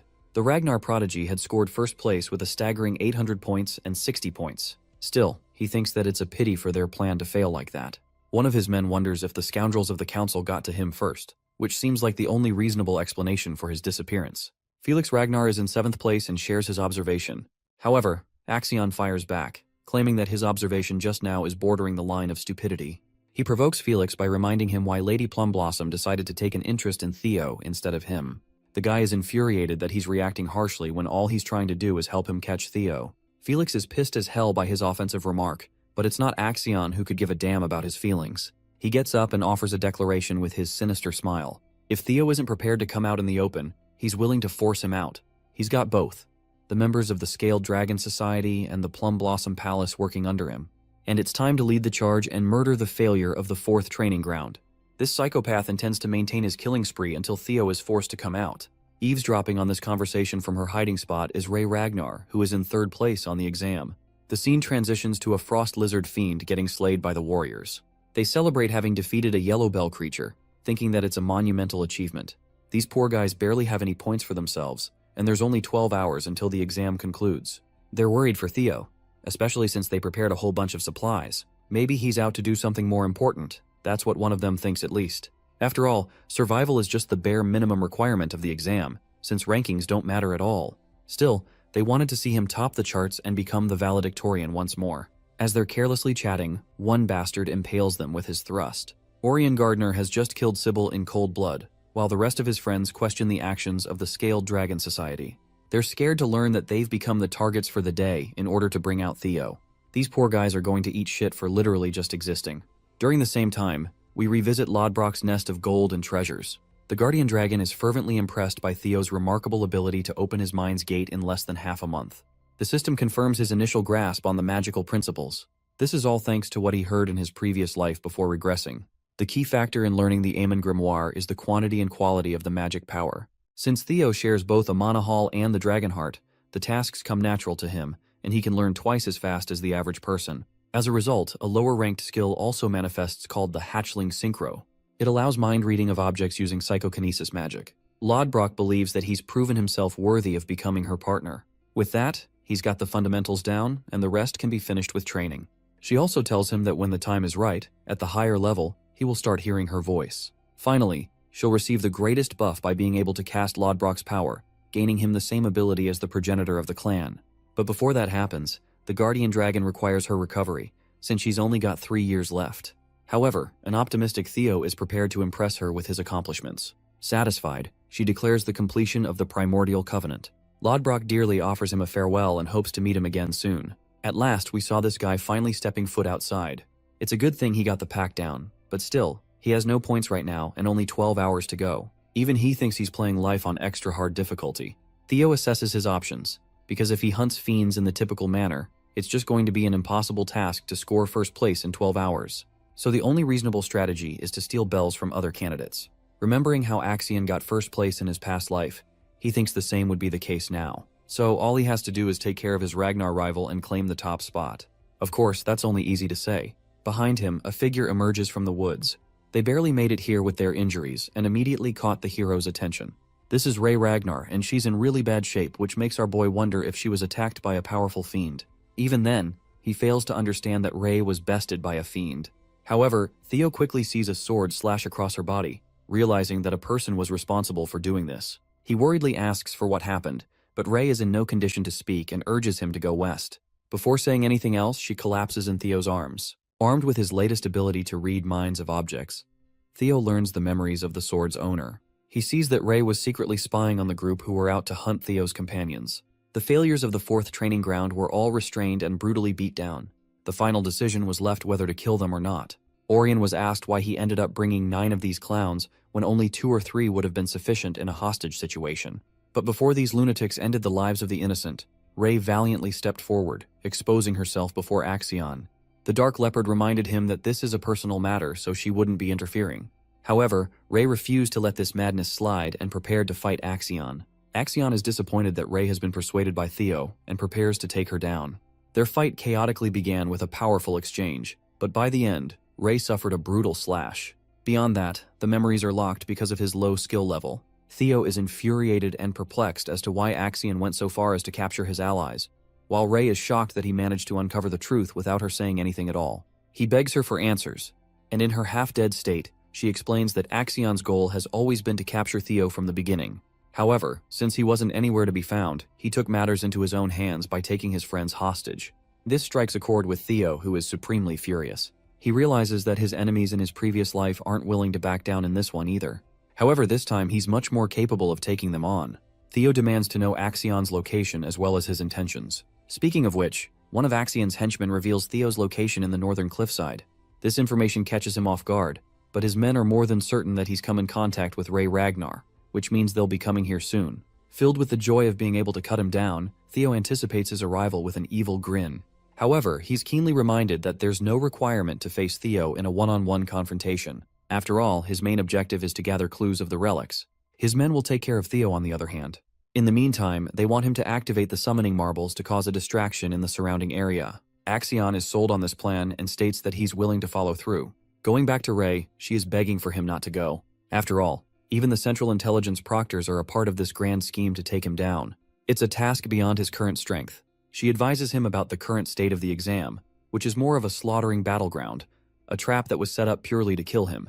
That's why going alone is the riskiest move ever, and it's better to seek the help of proctors. Even so, Theo thinks there's just no time, and while he's grateful for what she did, he can't allow his conscience to ignore the state of his friends. That's why he's willing to go at once after she drops Axion's location. At this point, the girl is convinced that he's gone crazy.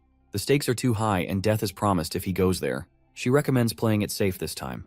In response, Theo lashes out claiming that he has no desire to lose his precious loved ones a second time.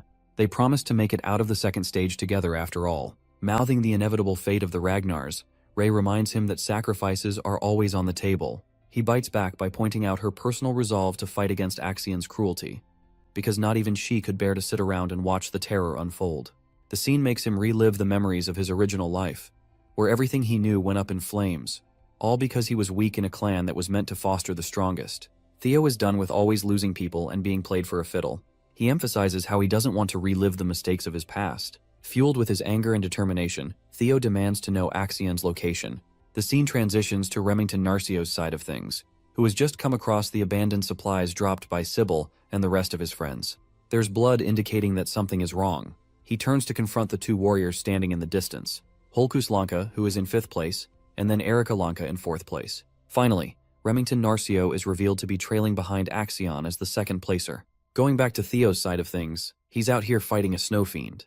The first few attacks he manages to dodge, before quickly finishing the fight in one move, prioritizing other pressing matters. Theo runs in the direction of Axion, hoping that some of his friends are still alive and well. He knows for a fact that Ed is playing with Axion's feelings, and making sure that Theo is taken out without much outcry from the clan. There's the fact that the Intelligence Bureau proctors are siding with Axion, which is the greatest piece of evidence available. Theo cuts down the creatures with his Triple Dragon's Claw Strike, reflecting that the proctors who are supposed to kill him will likely suppress Axion from lashing out. Still, he prioritizes his speed, knowing how Axion is just easy to provoke and impulsive in his actions. Lunging for an aerial strike against the fiend, Theo thinks that he could very well manipulate this nature of his in his favor. The sword pierces the creature's head, releasing a pool of blood. Let's see how Ray's doing. She collects her thoughts, remembering how Theo has never once changed from when he was a child. Despite her injured state, she wishes to help him out this time.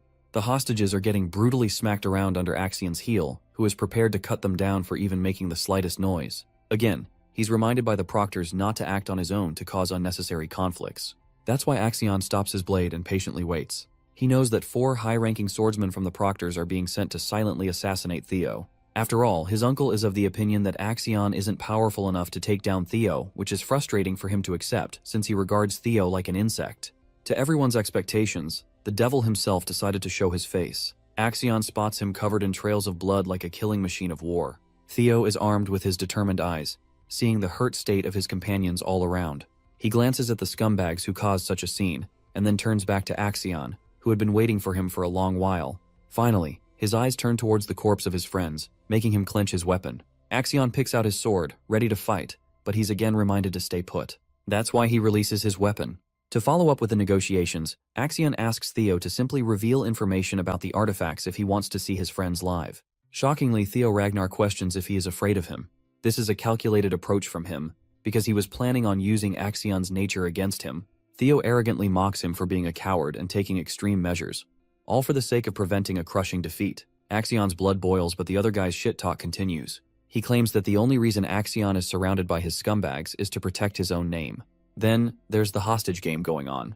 To Theo, he thinks it's just an all-out effort to prevent a defeat as a man unworthy of the title of the Four Hounds. Axion is now royally pissed, which is exactly what Theo wants, as he keeps egging him on, challenging him to a duel like a real Ragnar would. Unless he wants to back out like the coward he is, as Theo puts it. This is the final push for Axion, who can't contain himself anymore. Theo lays out the conditions for the fight. If he loses, he'll give up the information and his life. But if he wins, he will walk away with his friends. The Black Leopard has lost himself to his madness, and arrogantly reminds the imbecile of the Ragnar of his place in the clan. He laughs before peering at him with a murderous glare, mocking his understanding of the situation. The CBI tries to intervene, even though they know he's trying to stir up Axion with his words. They urge him to follow the plan, but this guy is done playing around. He accepts Theo's challenge and walks forward to take him on, just like our boy wanted. The proctors watching the scene realize that things are going the opposite way of what they intended. They're prepared to act accordingly as planned if Axion is nearing a crushing defeat. The brutal warrior reminds his group not to step in to carry out the tradition of honor in a Ragnar duel. He also doesn't want anyone to hurt the hostages for the time being. Their fight begins with Theo taking the first slash and surprising his opponent. With that settled, it's time to get serious as both swordsmen clash on equal grounds. Axion talks down to his opponent and goes on the heavy attacks. He wants to show Theo the difference between their strengths by releasing a Heaven Dragon shout.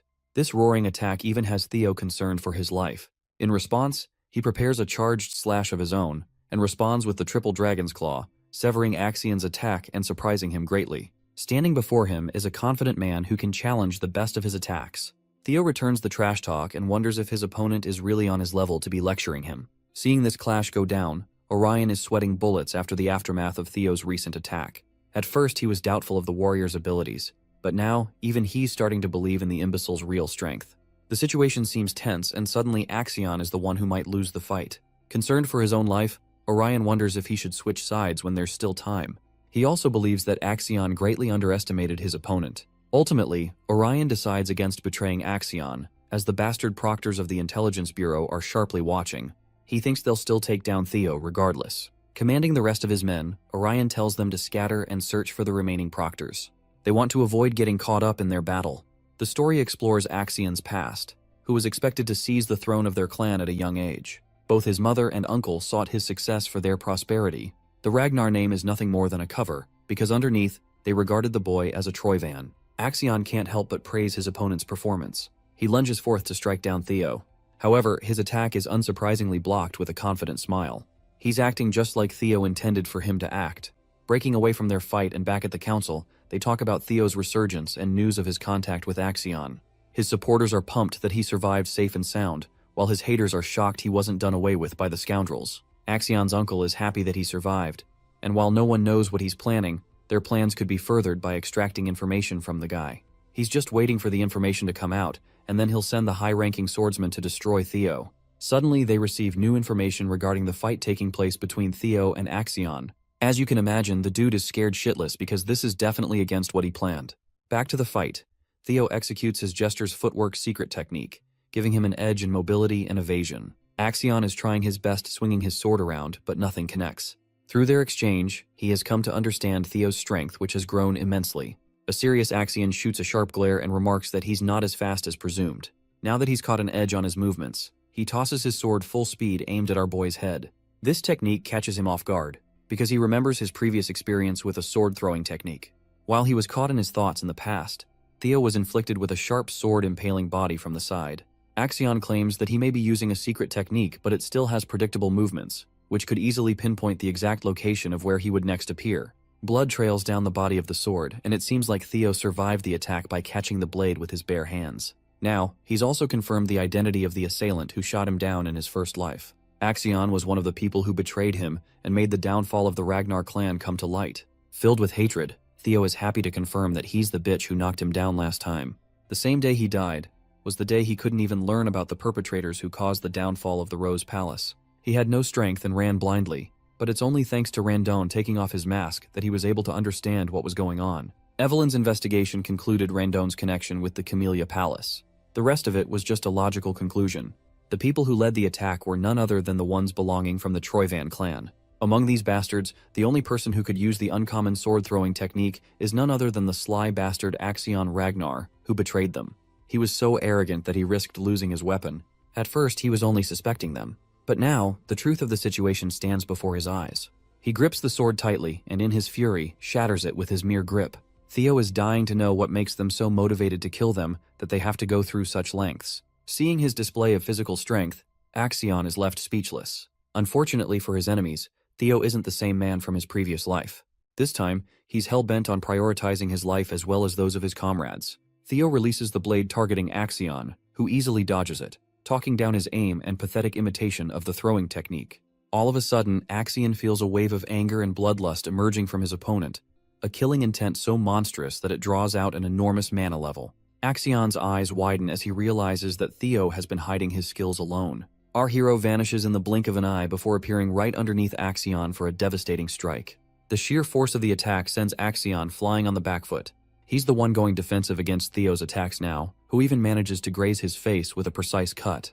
Smirking at the impulsive warrior, Theo wonders when Axion is going to decide and pull out his full strength, provoking him even more. Surprisingly, Theo's arm is caught as Axion returns the favor by slicing his face. They're fighting each other on equal grounds. Theo chooses to disappear before his eyes again, and ushers a slash so strong that it knocks away Axion's blade. Now he's left wide open without any defenses. Theo quizzes his opponent before preparing his blade to pierce his damn stomach. He's about to take the kill shot and not even Axion can dodge it at this distance. Let's focus on Remington's side of things. He observes that the blood trails are caused by the dragging of an injured body. The only person that comes to mind is Axion, even though it doesn't make sense for him to act recklessly, especially with first place already secured. Remington cleverly deduces their plan to hunt down Theo during the second stage of the exam. Hulkus is pissed that he had to take such measures and took the way of a coward. But Erica is unsurprised, stating that things like these are supposed to be within expectations in the awakening ceremony of the clan. Remington knows this, and claims that it's the very reason he despises the Ragnar way of doing things. They blindly believe in raw strength and cross boundaries. A provoked Erica warns him to watch his tongue. Remington doesn't really give a damn and focuses on saving the lives of his friends just like Theo would do. He wants their help and Hulkus is all in. For Erica, she doesn't care and turns away. She only wanted to meet Theo and he's nowhere to be found. She has no interest in saving weak men, which prompts her brother to ask if she's really that much of an asshole. Remington understands her intrigue to meet Theo, and he advises her that by helping him now would serve her benefits in the long run. The three warriors bounce to uncover the hostages' location. Remington is hoping they are safe and sound until they arrive. However, they're stopped by a bunch of men. Warriors of the Scaled Dragon Society are confronting them out of the blue, indicating betrayal. Orion is a little upset that the white-haired punk ran away to Theo's side, and now associates himself with meatheads. Hulkus is greatly offended while Remington warns his friend to take the easy path and step aside. But this bitch is apparently looking to catch some smoke, so he doesn't want to move. Faced with no other option, he draws his blade. All three of them lunge forward to defeat the Scaled Dragon Society. The scene cuts to the hostages, one of which has grabbed the shattered blade that Theo threw. The purpose of the blade wasn't to attack Axion, but to land right next to the hostage. It's an opportunity to escape using the blade. Their only chance of doing so. The man wriggles his knees in an effort to cut the rope. Zooming in on the battle, it turns out that Axion's life was saved at the last second by one of the higher-ranking swordsmen. They finally decided to show up after acknowledging the situation. This man is Liam Troyven, and he's even prepared to accept punishment for his intervention. Liam breaks their clash and suggests his men to take care of Axion. He begins his aggressive attack on Theo, while the rest of the proctors praise the young master for his fight. They even return him his blade. Axion doesn't seem to be furious or anything, just disappointed. Liam's ferocious slashes are really giving our boy a tough time out here. But still, Theo is managing to respond well in a near-equal exchange. Liam launches a forward strike, which Theo blocks handily. From this short encounter, the high-ranking swordsman is rather impressed by his defenses against both Axion and him. Despite this, it's clear as day that he's no match for Liam's sword skill.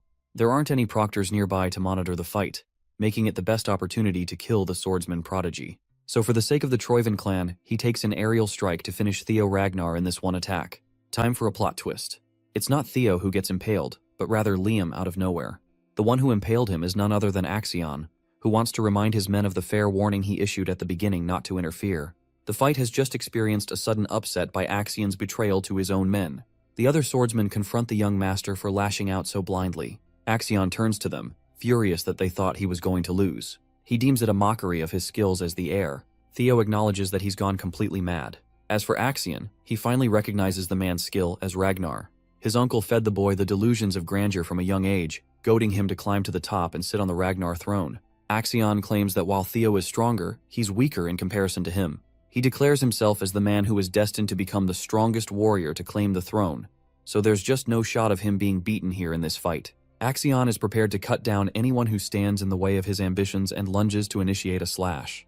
But this sword slash just doesn't catch Theo, who has used his speed to soar to the skies. He manages to shock Axion with an attack that actually connects. Also, turns out Liam is still alive, just gravely injured. He tells his men to go and help Axion no matter the cost. They need to kill Theo while they still have the chance. However, the high-ranking swordsmen are against the idea, seeing how it led to Liam's downfall. Liam doesn't care and orders them to go, since they'll all die if the young master doesn't make it out of the fight. Axion is seriously on the back foot, completely baffled that he's being outclassed right now. He remembers his uncle's words, who told him that the Ragnar clan is a realm of unpredictable outcomes. Anything could overturn the impossible odds. Axion is in denial, inches away from defeat. He always looked down on this guy, called him a worm, an insect, and even an imbecile who didn't know his place. But it turns out his uncle was right about their skill gaps. Still believing in the delusions of his own strength, Axion lashes out despite being brutally injured. He is now blind in his advances as he spouts maniacal beliefs of his destiny and fate. However, Theo thinks very little of such things. He thinks his ambitions led to the very demise of the ones he cherished. That's why, if Axion isn't willing to concede, he's going to forcefully subdue him. Saying that, Theo channels his powers, casting a beautiful blue dragon. One last time he roars Triple Dragon's Claw, declaring to become strong enough to slay anyone in his path. His attack pierces Axion clean. We get a beautiful frame of his body rupturing apart.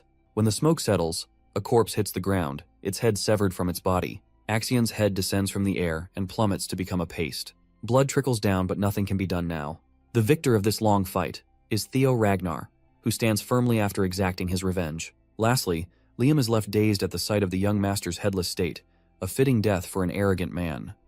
Knowing his fate if news of this blunder reached the Sky Dragon's ear, Liam spurred his remaining men to at least kill Theo in retaliation. As high-ranking swordsmen, the Troivan protectors snapped out of their daze and charged forth. Theo stood tall. A satisfied but wry smile was etched on his face. He is in grave trouble. Even if he was in tip-top condition, trading blows and surviving against a coordinated attack of 4 senior proctors would be improbable. With his current condition, it's even more hopeless. His stamina had reached the limit, and his mana pool had run dry from killing Axion. All he could realistically do was buy some more time with what little he had left in the tank. By his estimation, help should be coming any time now. The proctors finally got in range for one final effort to avenge the young master. Thankfully, the valiant Remington Narcio and the lanky siblings pulled together and arrived just in time. They surrounded Theo, forming a formidable wall of defense to shield against the proctors. From Remington's perspective, it's only natural that comrades should have each other's backs in times of need. Theo looked at the reliable Silver Lion and felt relief. Erika Lanka shot Theo a glance, pleased that the rising star she had heard so much about had handsome looks. Hulkus Lanka, on the other hand, was elated to see someone strong enough to kill Axion and hold his own against powerful swordsmen. Pumped up by the cavalry's arrival, Sybil Drea forced himself to get up and lend his sword to assist his young master. Remington turned his blade against the corrupt proctors and listed down their crimes. He would gladly pass down judgment on these low lives, directly interfering with a sacred tradition. Now that things have gotten even more complicated, and with additional witnesses to their misdeeds, the proctors turn to Liam Troivan for the next move. Realistically speaking, they are doomed no matter which path they go down. They couldn't even find out anything about the Rose Palace's artifacts. That was their primary goal. They couldn't get rid of the biggest thorn in their plans in Theo, and the young master died under their watch. With so many witnesses and traces of their fuck-up, it's basically a game over. Even so, the proctors still believe that their Sir Liam would think of a way to slither out of this hopeless situation. When things get too convoluted, it's best to go down the simplest route. Just kill everybody. Liam still has the marbles in his back pocket. They could cover everything up by staging an abnormal outbreak, which led to the extermination of all candidates on site. Disguising their botched torture and assassination plot as a freak accident would erase all traces of the Troivan family's involvement. With desperation,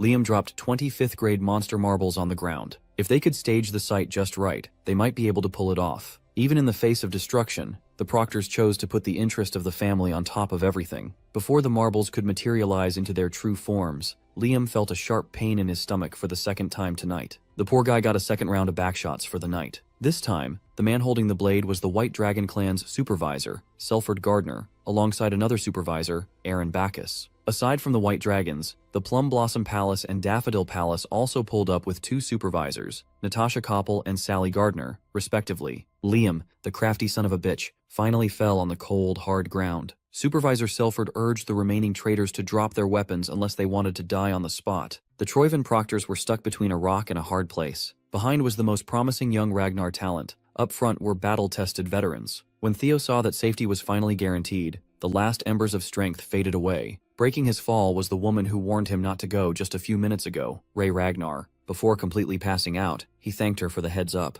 While the criminals were being taken away into custody, Remington finally dropped the heroic act, running to his comrade with utmost concern. The Lanka siblings butted in. Erica wanted to make sure that Theor remembers her, and Hulkus just wanted to schedule another duel. Pushing them to the background, the rest of the training ground 4 boys came pouring in to wholeheartedly express their gratitude to the young master. All of them were crying their eyes out. Hearing and feeling all the care and concern of his people, Theo Ragnar smiled. This is the type of strength he had been longing for. Ray, of all people, understood his very nature. As the last embers of his consciousness fade, Theo requested some bells. He would be good with just enough to get first place. Moments after the arrest of the traitorous proctors, news arrived at Ragnar HQ. Of course, Ed Troyvan could not believe the words coming out of the messenger's mouth. The round table of Ragnar's big shots remained silent as the messenger repeated the report. Axion Ragnar's death sent a thunderbolt of disbelief across the room. Hearing that his nephew died in some test where he arranged for another fledgling's assassination nearly made the Sky Dragon crash out on the spot. While Unc-Ed was trying hard not to go feral, the announcement of the second-round blooming ceremony commenced. Gathered at the starting point, the survivors of the grueling test looked visibly worn. Stepping up to the front and demanding everyone's attention, an old man praised everyone for their hard work. Announcing the official conclusion of the ceremony was one of the 9 dragons, the Zenith Dragon, Pharaoh Ragnar. Everyone in the family knew who the Zenith Dragon was, so the new generation was absolutely starstruck.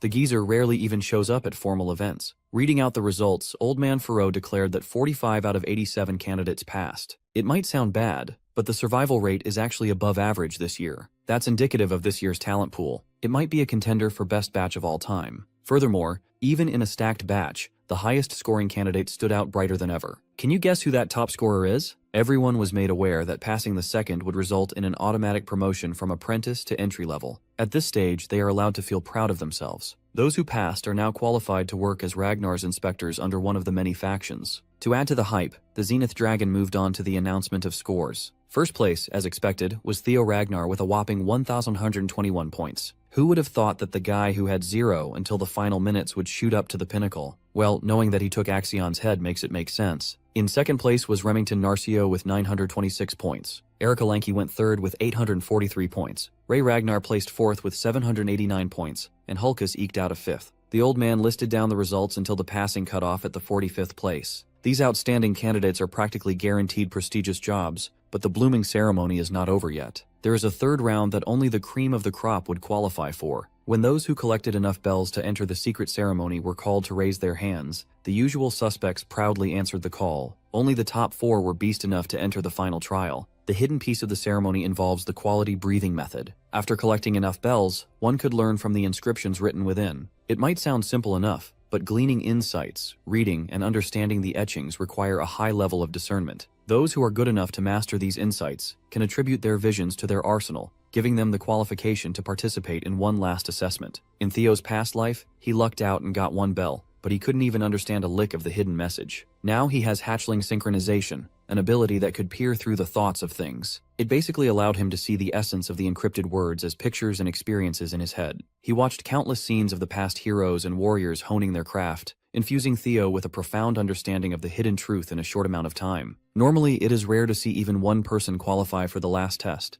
yet they have 4 this year. As far as Theo could recall, Ray and Remington weren't supposed to comprehend the quality breathing method tonight. Perhaps his actions affected their progress too. With the icy floor open, Old Man Pharaoh invited the top 4 to show him what they had. Going by the count, Theo Ragnar took to the stage. With Axion out of the picture, a lot of things will change fast. Instead of dreading the future, Theo felt serene and centered. Now he has all the tools to create a better future. Walking towards the center of the clearing, sparks crackled around his feet. The sparks quickly grew fiercer, turning into full-blown thunder. After sifting through a ton of bells, he finally became attuned to his natural attribute. To showcase his comprehension, he entered the first stage, granting his mana with the Roaring Thunder attribute. The second stage of comprehension involves expression, manifesting the thunderous mana. Seeing their boss looking like the god of thunder, the the training ground boys were hyped. Usually, outstanding candidates could stop here, and they would be hailed as true geniuses. But Theo Ragnar is built different. They haven't even invented a word that could encompass his talent. Using the dragon heart beating in his chest, he demonstrated the third level of comprehension, complete and absolute control. In the crowd, Erica Lanka is drooling at the sight of the strongest man in her generation,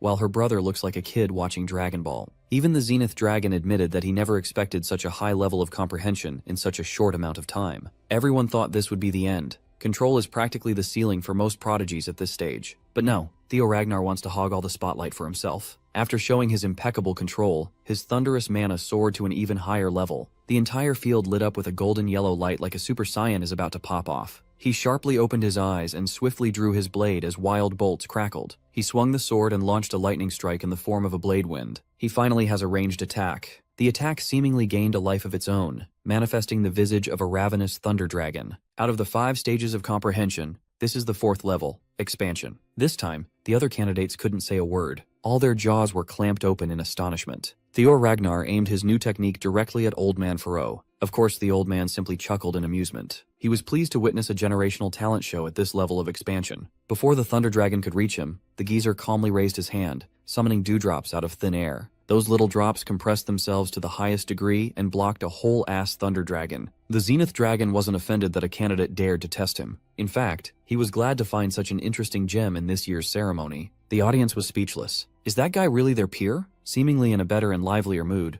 Old Man Pharaoh awarded Theo with an additional 1,000 points for a bold display of mastery. Of course, Theo already took the old man's fondness for truly outstanding candidates into account when he pulled the last stunt. After his demonstration, Theo shot up to 2,121 points. 1,000 points is realistically unattainable for everyone else, yet this dude doubled that. Theo's performance could only be compared with the infamous Lord Thorkel. With his spirits lifted by Theo's boldness, the Zenith Dragon welcomed the remaining 3 to take the stage. Remington Narcio, attuned to the element of water, reached the 3rd stage of comprehension, control, netting him an additional 500 points. Ray Ragnar attained the 2nd stage, expression, for another 300 points. Her cold demeanor befits the ice attribute. Likewise, Erica Lanka reached the level of expression for 300 points. Just like her fiery attitude, she's rocking the fire attribute. The geezer was extremely pleased with the level of talent this year. Usually, breaching the 1,000-point mark would put you at the very top. In other words, there are 4 candidates in this batch that could be the top dog in any other year. Of course, the gap between the 1st and 2nd was astronomical. Theo Ragnar cannot be compared to normal geniuses. Except for the 3rd round candidates, everyone was dismissed in preparation for the nomination ceremony taking place next week. The top 4 remained to be briefed for the next step of their journey. From the top of the snow mountain,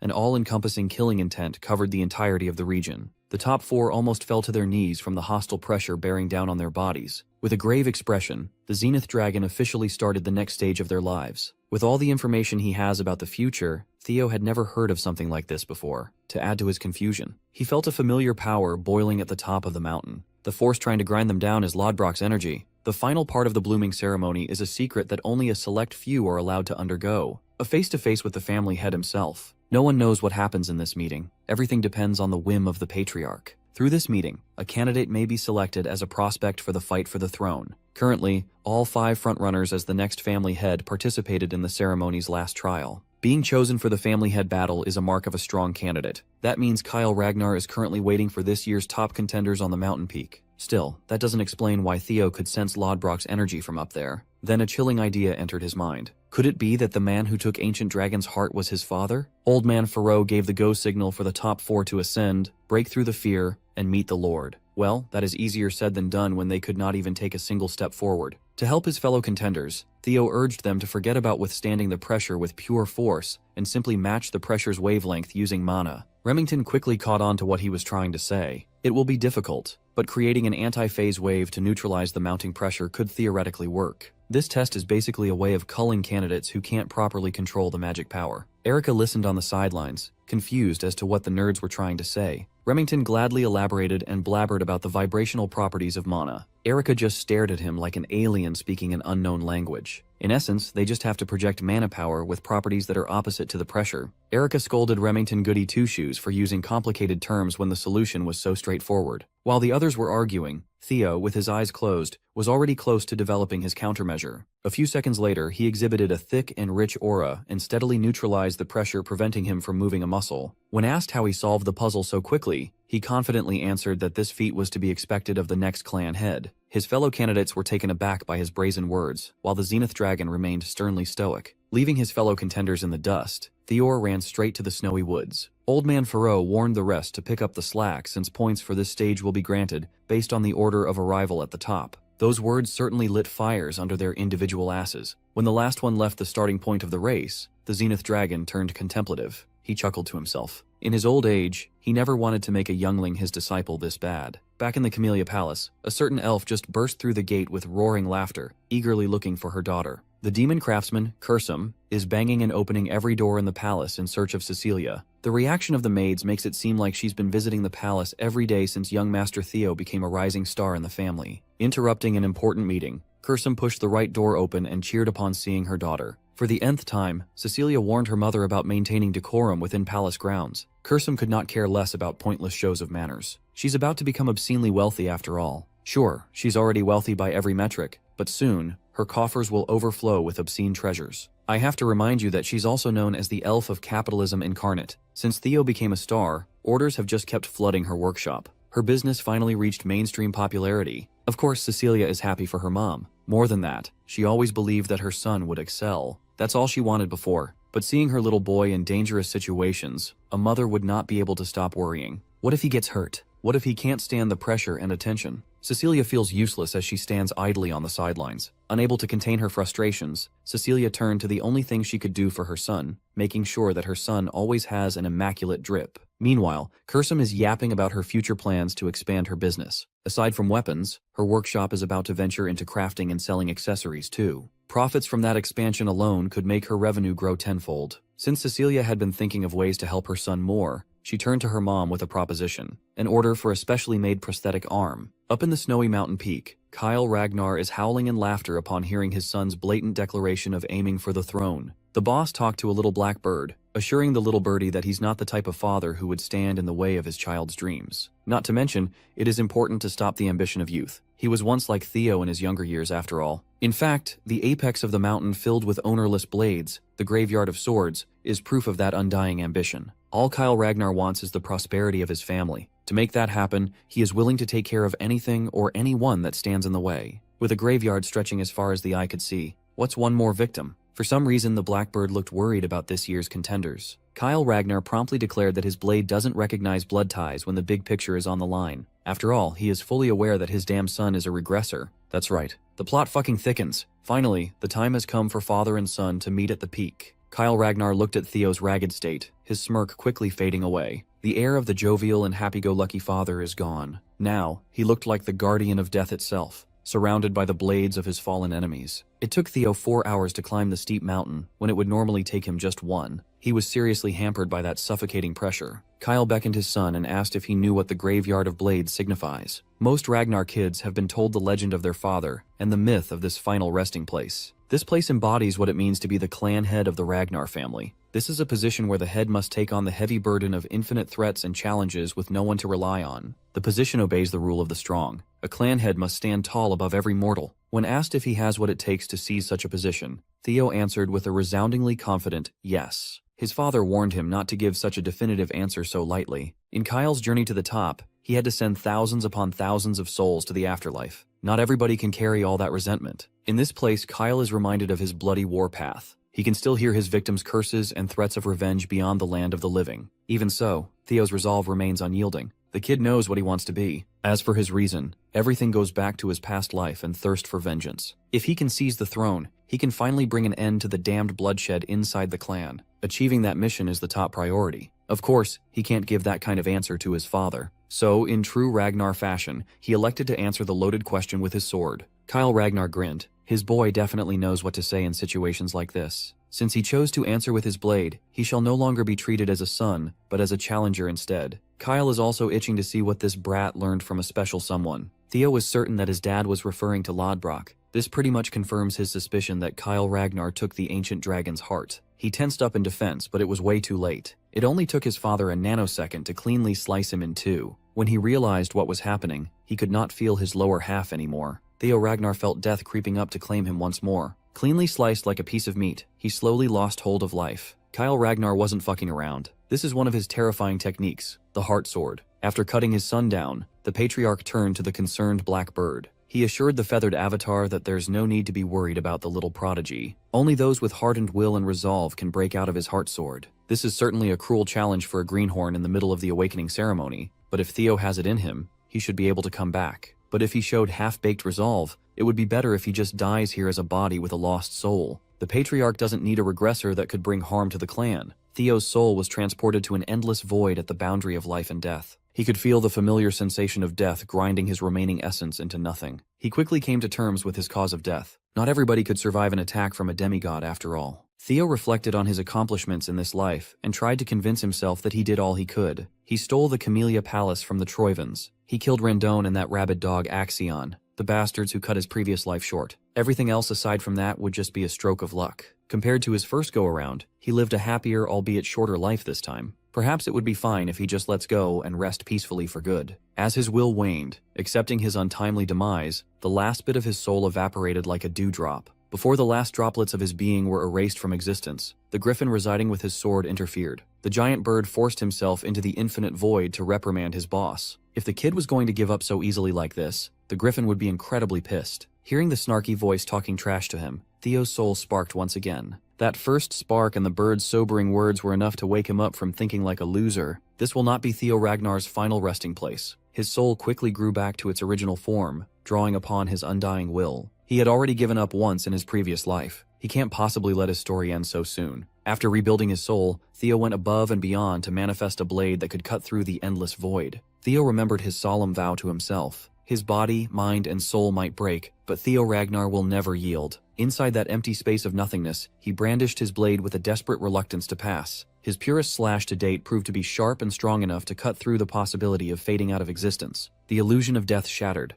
letting in the light of life that rained upon his soul. Theo opened his eyes, and he was back on top of the mountain. He successfully cut through the effects of the heart sword Jinjutsu. Thanks to the griffin residing in his sword, he prevented himself from being an empty vessel devoid of a soul. Kyle Ragnar stood in front of him with a discerning gaze. The ruthless demigod sneered and gave his son a passing grade. It was a literal do-or-die situation, and Theo came out on top. A whole week quickly passed after the final round of the blooming ceremony. Today is the day of the nomination at the clan headquarters. The Lanka siblings were in attendance, waiting for their names to be called. Holkus doesn't like being in such a crowded place, and Erica teased him for being a big, anxious baby. Well, you can't really blame him. The commanders of every unit, the 9 dragons, the former clan head, and the current patriarch are in attendance after all. Still, Erica warned her brother to stop acting so scared, or no one would pick him to join a faction. Besides, he couldn't even obtain elemental breathing even after amassing so many bells. Holkus is still salty about that. Furthermore, his sister doesn't want to talk about what she received from the clan head when she reached the mountain peak. The brute argued that Theo would have been a cool dude and shared the secret already if he had asked. The life of Alanka is dedicated to being the sword of Ragnar. Since that's the case,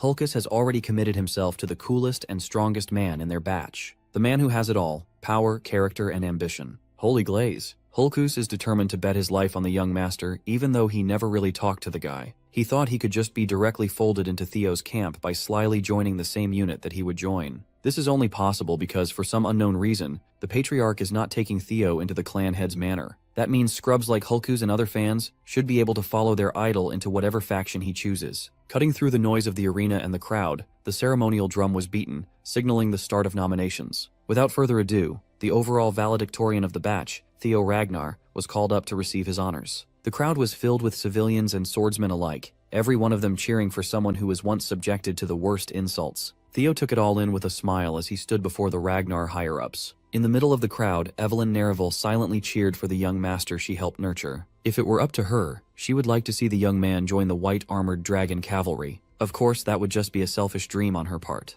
As class valedictorian, he has proven his ability to excel in every single category, outperforming every single one of his peers. Just as when he was about to be prompted to choose a faction, an unlikely figure stood up from the row of the 9 dragons. Ed Troivan, the Sky Dragon and director of the Central Intelligence Bureau, wordlessly garnered everyone's attention. Tensions rose. Everyone was thinking that the madman might try to pull something to avenge his nephew. Of course, that would be an incredibly stupid move considering the other big shots in attendance. The announcer pushed back and firmly asked the Sky Dragon to sit back down. Theo reckoned that this man is likely still in shock over the death of Axion, but he doesn't feel too threatened, considering where he's standing. But much to everyone's surprise, Ed Troyven flashed a bright, phony smile and invited the young man to the Central Intelligence Bureau as the new deputy director. Theo murdered the dude's nephew, and he's getting a job offer as a reward? Earning the honor of being a valedictorian in the Ragnar clan holds a special meaning. Theo used to belong to the lowest position in the succession ladder. Now, he had finally hatched to rise up and take flight. Word about his accomplishments quickly spread around the clan.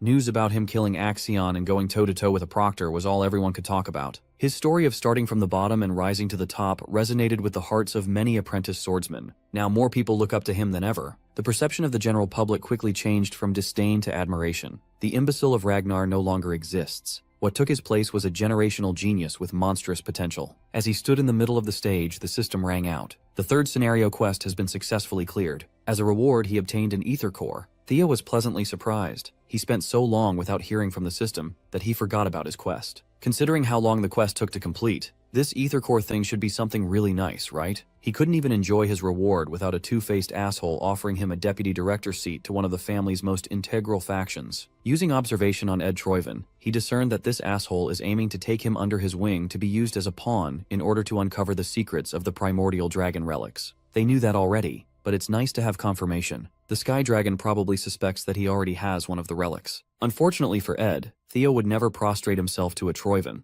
It is his life's mission to crush that cursed family with his bare hands. The demon dragon Julius immediately protested about Ed's thinly veiled coercion. Julius didn't hold back in calling the snake out for trying to scheme his way to vengeance. The Sky Dragon dismissed the allegations with mocking laughter. He admitted that he holds some resentment as an uncle, but as the central director, he only wishes to recruit the best man for the job. Julius clicked his tongue. Ed Troyven is a slippery son of a bitch. Even now, he's focused on fulfilling his hidden motives. The announcer broke up the argument before it got worse, and asked the 9 dragons to refrain from speaking out of turn and let the proceedings formally commence. When asked if he already has a faction in mind, Theo answered that he has yet to pick one. For now, he wants to hear what the various factions have to offer. He effectively wants to start a bidding war for his services. The first one to take the bait was the Sword Dragon, Osa Ragnar Plunus, director of the Plum Blossom Palace. She swore to take Theo as a direct disciple and a junior lord. Lady Plum Blossom doesn't have any children of her own, so being her direct disciple and junior lord is a straight shot to a nifty legacy. She's essentially offering to accept Theo as an adopted son and successor of the Sword Dragon title. 2 of the 9 dragons presented their offer,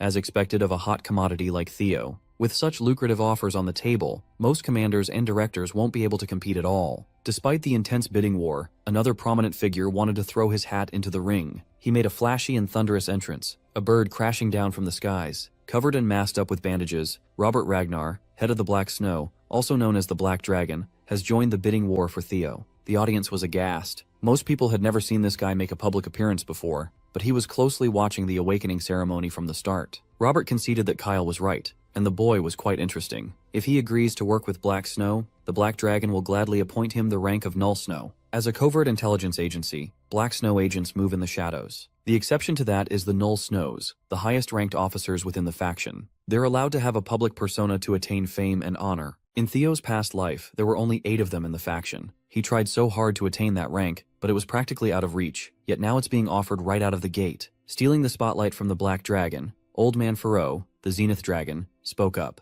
Theo Ragnar left quite an impression on him during the 3rd stage, so he wanted to say that the Zenith Academy would gladly take on the most promising talent the family has had in a long time. That makes 4 out of 9 dragons, personally throwing their offers on the table. Of course, the Demon Dragon, Julius Ragnar, commander of the White Armored Dragon Cavalry, would surely try to recruit Theo too. Despite everybody's attractive offers, Julius strictly stuck to his guns and refused to offer Theo any special treatment. His troops were yelling at their commander that this was not the time to stick to principles, but Evelyn already expected this from Julius. Honor comes from proving oneself. The White Armored Dragon Cavalry lives and dies by that philosophy. Julius wants to remain fair to the other recruits, but he proudly guaranteed that Theo would receive full support for proper development and the pride of being a dragoon. Theo understood where the commander was coming from. In fact, he respects it. Just as he was about to make his choice, a sultry voice from some supple lips rang inside his head and his head alone. The former clan head, Hilda Ragnar, asked him if he was a regressor. Judging by her tone, she already knows for certain that he is. Trying to maintain his composure, he telepathically replied, feigning ignorance. Hilda praised Theo's impeccable acting skills. Curious as to what kind of life he lived in his previous cycle,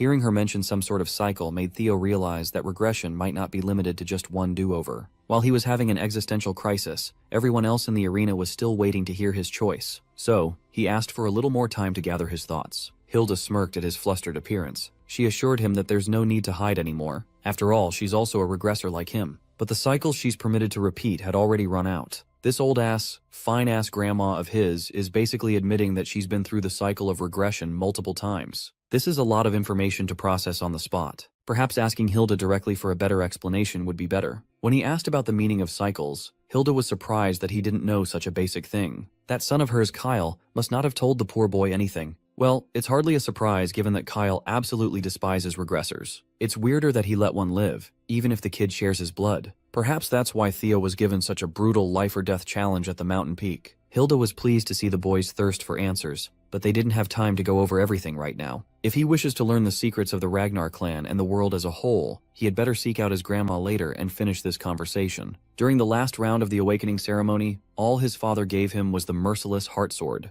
At least now he knows to be even more wary of Kyle Ragnar, given his alleged hate for regressors. Perhaps the patriarch took Lodbrok's heart because of the ancient dragon's welcoming attitude towards regressors. A human defeating such a powerful life form sounds impossible, but his father is hailed as a demigod for a reason. Kyle Ragnar is always on demon time. In order to uncover the secrets of regression, he must have a long and hard face-to-face with Grandma. Other than that, Theo Ragnar has finally decided on which faction he will go to. Puffing his chest with pride, he announced his decision with full determination. We're not going to reveal our boy's pick yet. Remington Narcio, the runner-up of this batch, selected the Zenith Academy and became the Zenith Dragon's disciple. It was a match made in heaven, given that they both use water current breathing. In Theo's past life, Remington returned to the Narcio clan and developed on his own. He would eventually start a blood-soaked rebellion against the Ragnar clan. Having the Silver Lion as your enemy never ends well. But this time, he opted not to leave the clan, a change brought on by Theo's influence. It is a temporary farewell for the rivals for now. They will be going on to improve themselves in different factions with a promise to meet again when they're stronger. In a short span of time,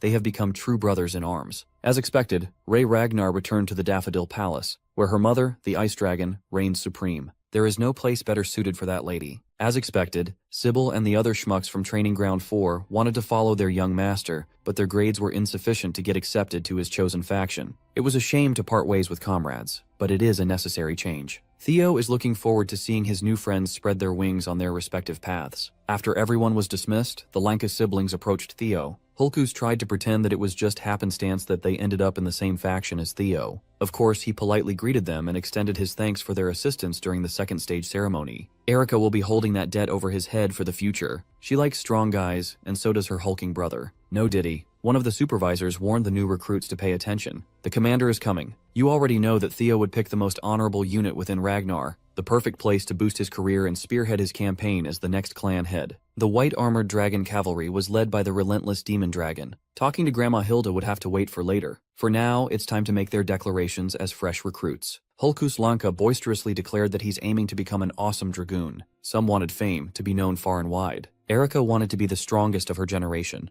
That would be hard. One kid just wanted to be acknowledged by the commander. That earned him a few odd looks. Finally, it's the Golden Boy's turn to shout his declaration for the future. To prepare for the great war that will inevitably come in 5 years, he vowed to become the commander of the White Armored Dragon Cavalry within half a decade. Saying that in front of the current commander takes a lot of balls. Julius didn't take the direct challenge to his position as an insult. He actually likes hearing grand dreams from new recruits. Whatever reason these young ones might have for choosing the cavalry, they must remember one thing. Every drop of blood and sweat they spill serving this unit will be immortalized in legends. Today's hard work will become tomorrow's pride. The cavalry's shield does not break. Swords will never yield. From now on, they are bound by creed and must always have each other's backs. Waiting at the end of the road forged in blood and sweat is sweet, sweet glory. With that being said, the Demon Dragon congratulated his rookies. As a show of force, his daunting ride made quite a forceful entrance. The commander's partner is a flying dragon named Gullah. This big boy right here is the symbol of the Dragoons. After Gullah's entrance, the rest of the draconic pack blotted out the sun with their wings. Riding on their backs were the seniors of the cavalry. The rookies are assigned to their personal handlers for the day. The admittance test is about to begin. This means that fresh recruits will be venturing out to obtain their own partners. The spectacle and awe-inspiring sight of dragoons flying in a formation was breathtaking. Any child of the Ragnar clan dreamt of having their own flying dragon partner once. Assigned as Theo's handler was none other than Evelyn. He was quite surprised to see her out of Training Ground 4 and back in service of the cavalry. Curious, he asked if she had finally returned to active duty. She happily replied that she is taking up the mantle once more. With a brand new prosthetic arm made by the demon craftsman, Evelyn can finally go back to doing what she loves most. A few days ago, Mommy Cecilia and Kirsum paid Evelyn a surprise visit to express their thanks. She was in the middle of teaching the Training Ground boys a lesson when it happened.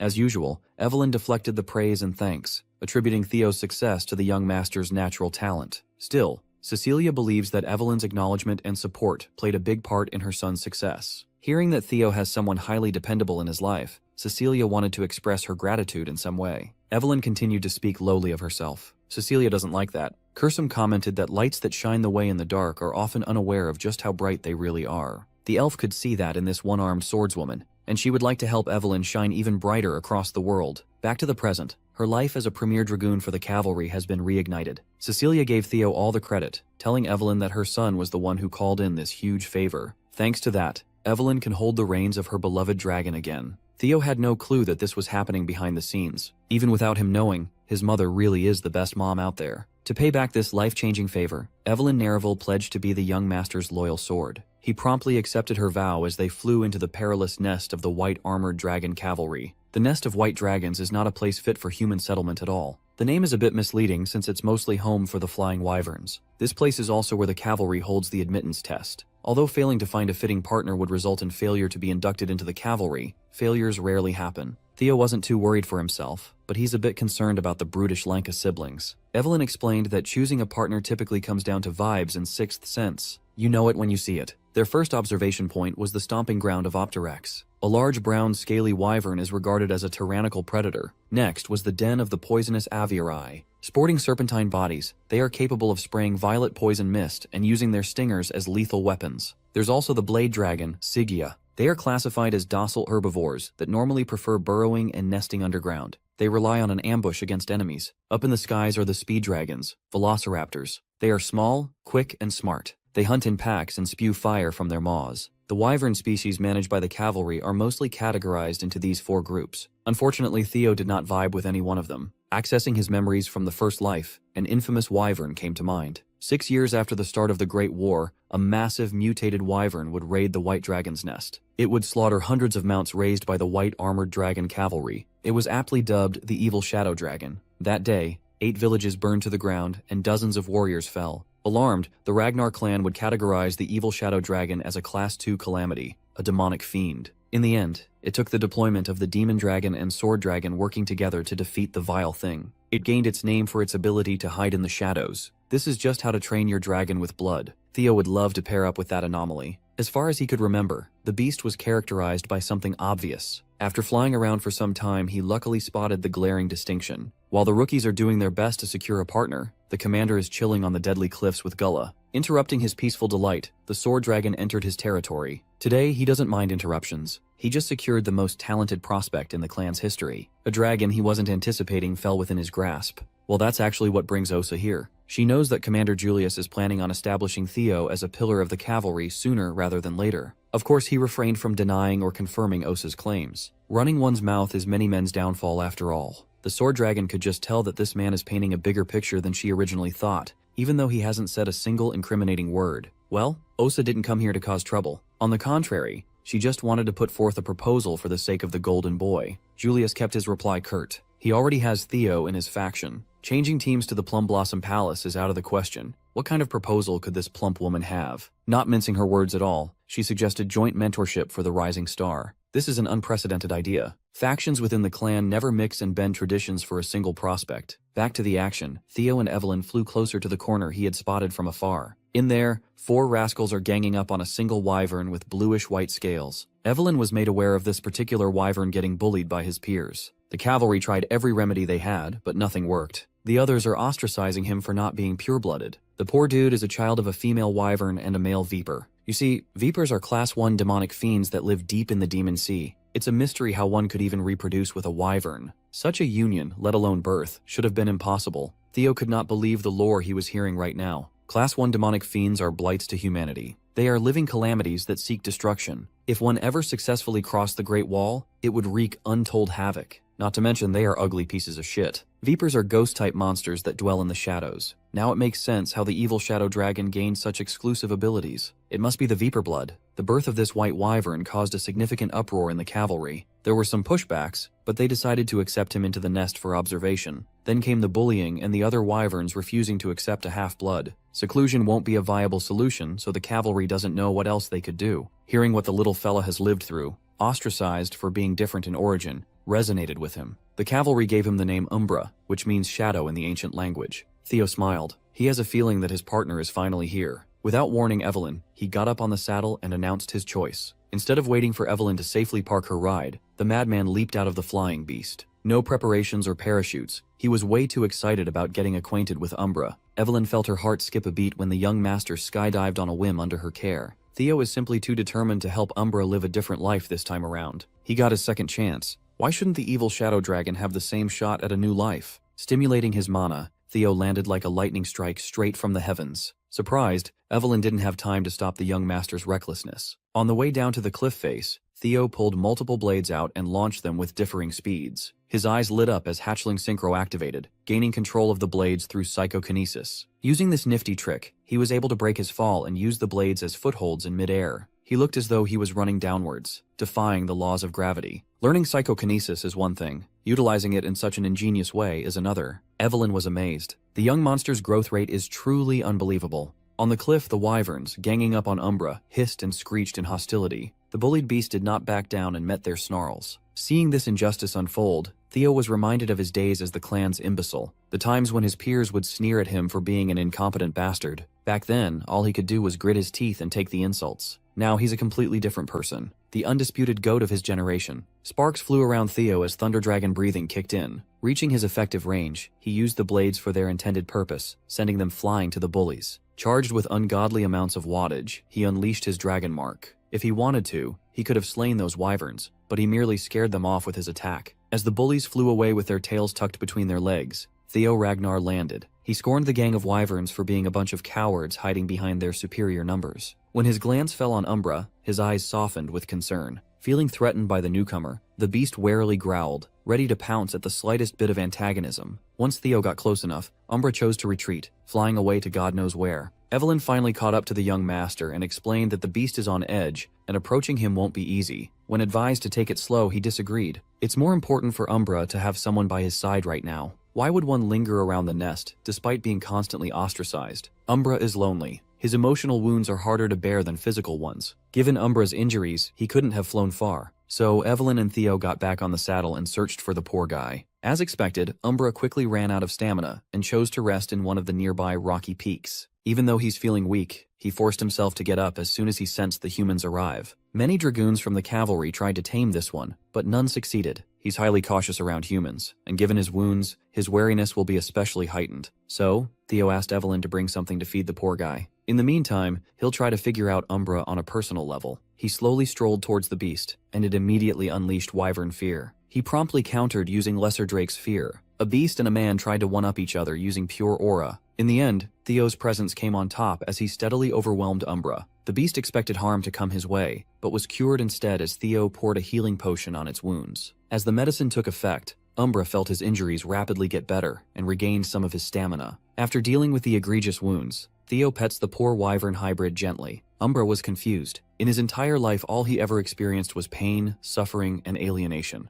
Now there's a human standing beside him, showing kindness. Due to Theo's dragon heart, he felt Umbra's emotions upon getting close enough. He could sense Umbra's red-hot rage towards the herd that cast him out. The conflicting sadness is due to the desire to be part of the group. Most apparent of all was the long and painful loneliness deep in the lonely wyvern's core. Furthermore, Umbra's feelings towards Theo also present a contradiction. He's wary of the man who appeared out of nowhere to provide warmth, but he hopes that the warmth will last a little longer, that the man won't leave. So, Theo solemnly vowed to Umbra that he would never turn his back on him. To seal the deal, Theo retrieved the gem he got from the previous mission and gifted it to his new friend. Seeing the shiny gem sparkling with a beautiful luster, Umbra was mesmerized. Still, the wyvern was a tsundere and tried to resist temptation. There's not much he can do when Theo puts the gem around his scaly neck. Theo promised that if Umbra follows him from now on, they'll get plenty more shiny things. It was an offer that was borderline impossible to refuse. To sweeten the pot even more, Theo proposed that they make reins and saddles encrusted with invaluable gems. It will be super flashy and pretty. They might need to rob someone's grandma to make that though. That grandma in question is his own. Far away in his workshop, Kursum felt a foreboding feeling that she was about to lose a ton of money. With all the promises of companionship and opulence,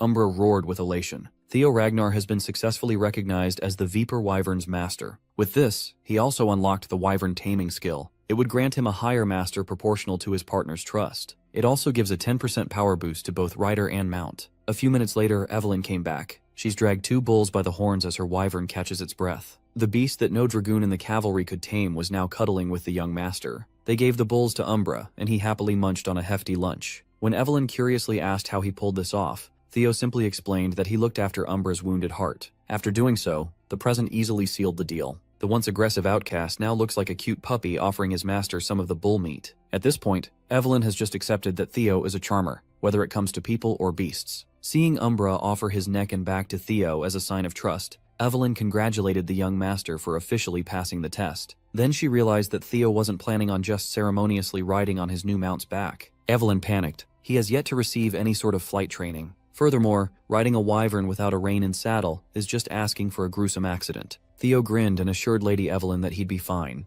With wyvern training, he can compensate for his insufficient riding skills. And so the partners took off. Evelyn was left to watch on the ground. Seeing Umbra so excited to take flight, Theo figured that he must be itching to show his new master something. For the first time in his miserable life, Umbra looked happy. Seeing his partner fly with childlike wonder, he wondered how a pure-hearted creature like this turned into such a terrible demonic fiend that earned the evil shadow dragon name. After traversing the entirety of the nest, they arrived at the precipice of a giant cascading waterfall. Umbra phased through the heavy downpour of water, heading straight into a hidden cave obscured by the flow. Theo thought he knew the layout of the entire Winter Mountains, given his experience in the black snow, but he never knew that a crystal cave was hidden behind the waterfall. Given how shiny this place is, it makes sense why Umbra loves it. Looking around, Theo found the reason why Umbra eventually became the evil shadow dragon. He's been eating the many ghost spirit flowers growing around the crystal cave. These things normally grow in the deepest reaches of the demon sea by consuming pure demonic energy. Dragons and demons supposedly possess opposing energies, so it's a mystery how Umbra survived on such a diet. Whatever the case, burning these flowers is a must. Umbra was opposed to the idea, but Theo promised not to mess with the crystals. Deep in the cavern, another surprising sight revealed itself. An emaciated and rotting corpse chained up on a wall. By Theo's estimation, this guy has been dead for at least a decade with oddly minimal rot. The coldness of the cave played a part, but this is also a sign of tremendous magical power. This man must have been a high-level martial expert in his heyday. Theo must come back another time for a proper investigation. When he turned his back on the corpse, it seemingly regained its life with a resentful glare. It started screaming the current clan head's name, Kyle. Umbra quickly responded to the threat and pinned the corpse deep into the wall. He roared at the enemy that exhibited hostility to his master. The corpse continued spouting Kyle's name, and Theo sensed that his new friend was in grave danger. Mr. Corpse tried to take a bite out of Umbra's feet,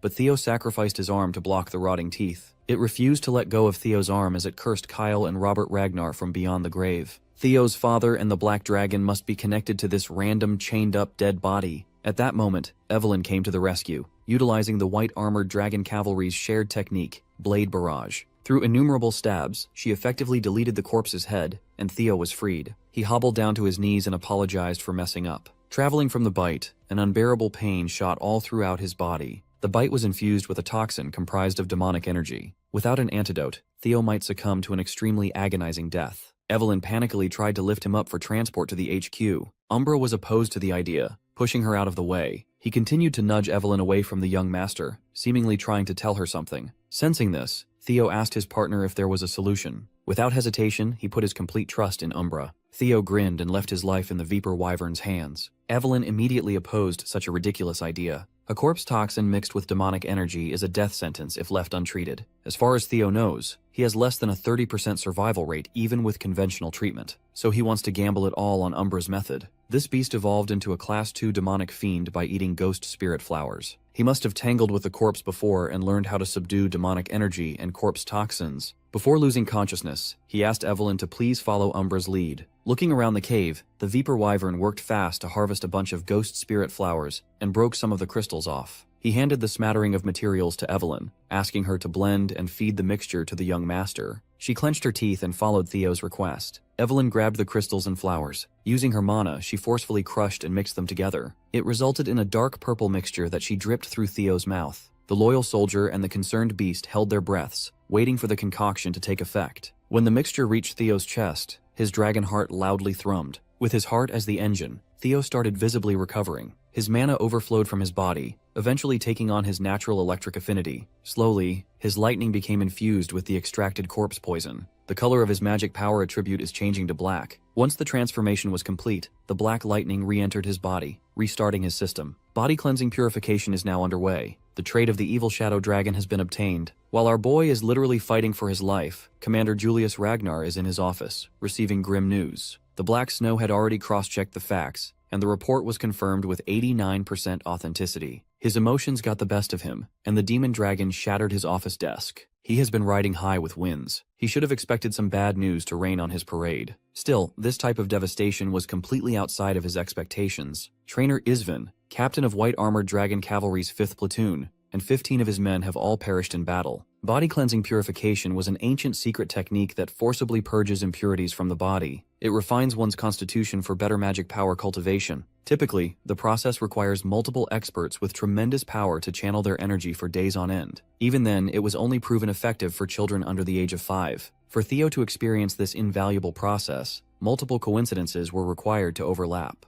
The extreme corpse toxin running through his veins contains an incredible amount of concentrated magic power infused with demonic essence from feeding on ghost spirit flowers. Then, Umbra's antidote served as a stabilizing agent. These unfortunate events eventually created the perfect balance where, instead of being overrun or cured from the demon shadow toxin, he was able to absorb its uninterrupted power instead. Theo finally jolted awake with Evelyn and Umbra by his side. Feeling a little worn down by the process, he apologized for worrying them. The loyal soldier and the new partner finally breathe a sigh of relief. Looking at his status window, imagine Theo's surprise when he found out that he's now the second iteration of the evil shadow dragon. Just from the cleansing alone, he obtained an additional 85 status points. It's a tremendous amount. Now he's certain that the crystals inside this cavern are a condensation of pure energy. That pureness diluted the toxicity of the flowers, turning it into potent medicine. He couldn't be happier that he trusted Umbra with his life. A Ragnar's body can already be considered perfect. Now that he had undergone body cleansing purification and had become the evil shadow dragon,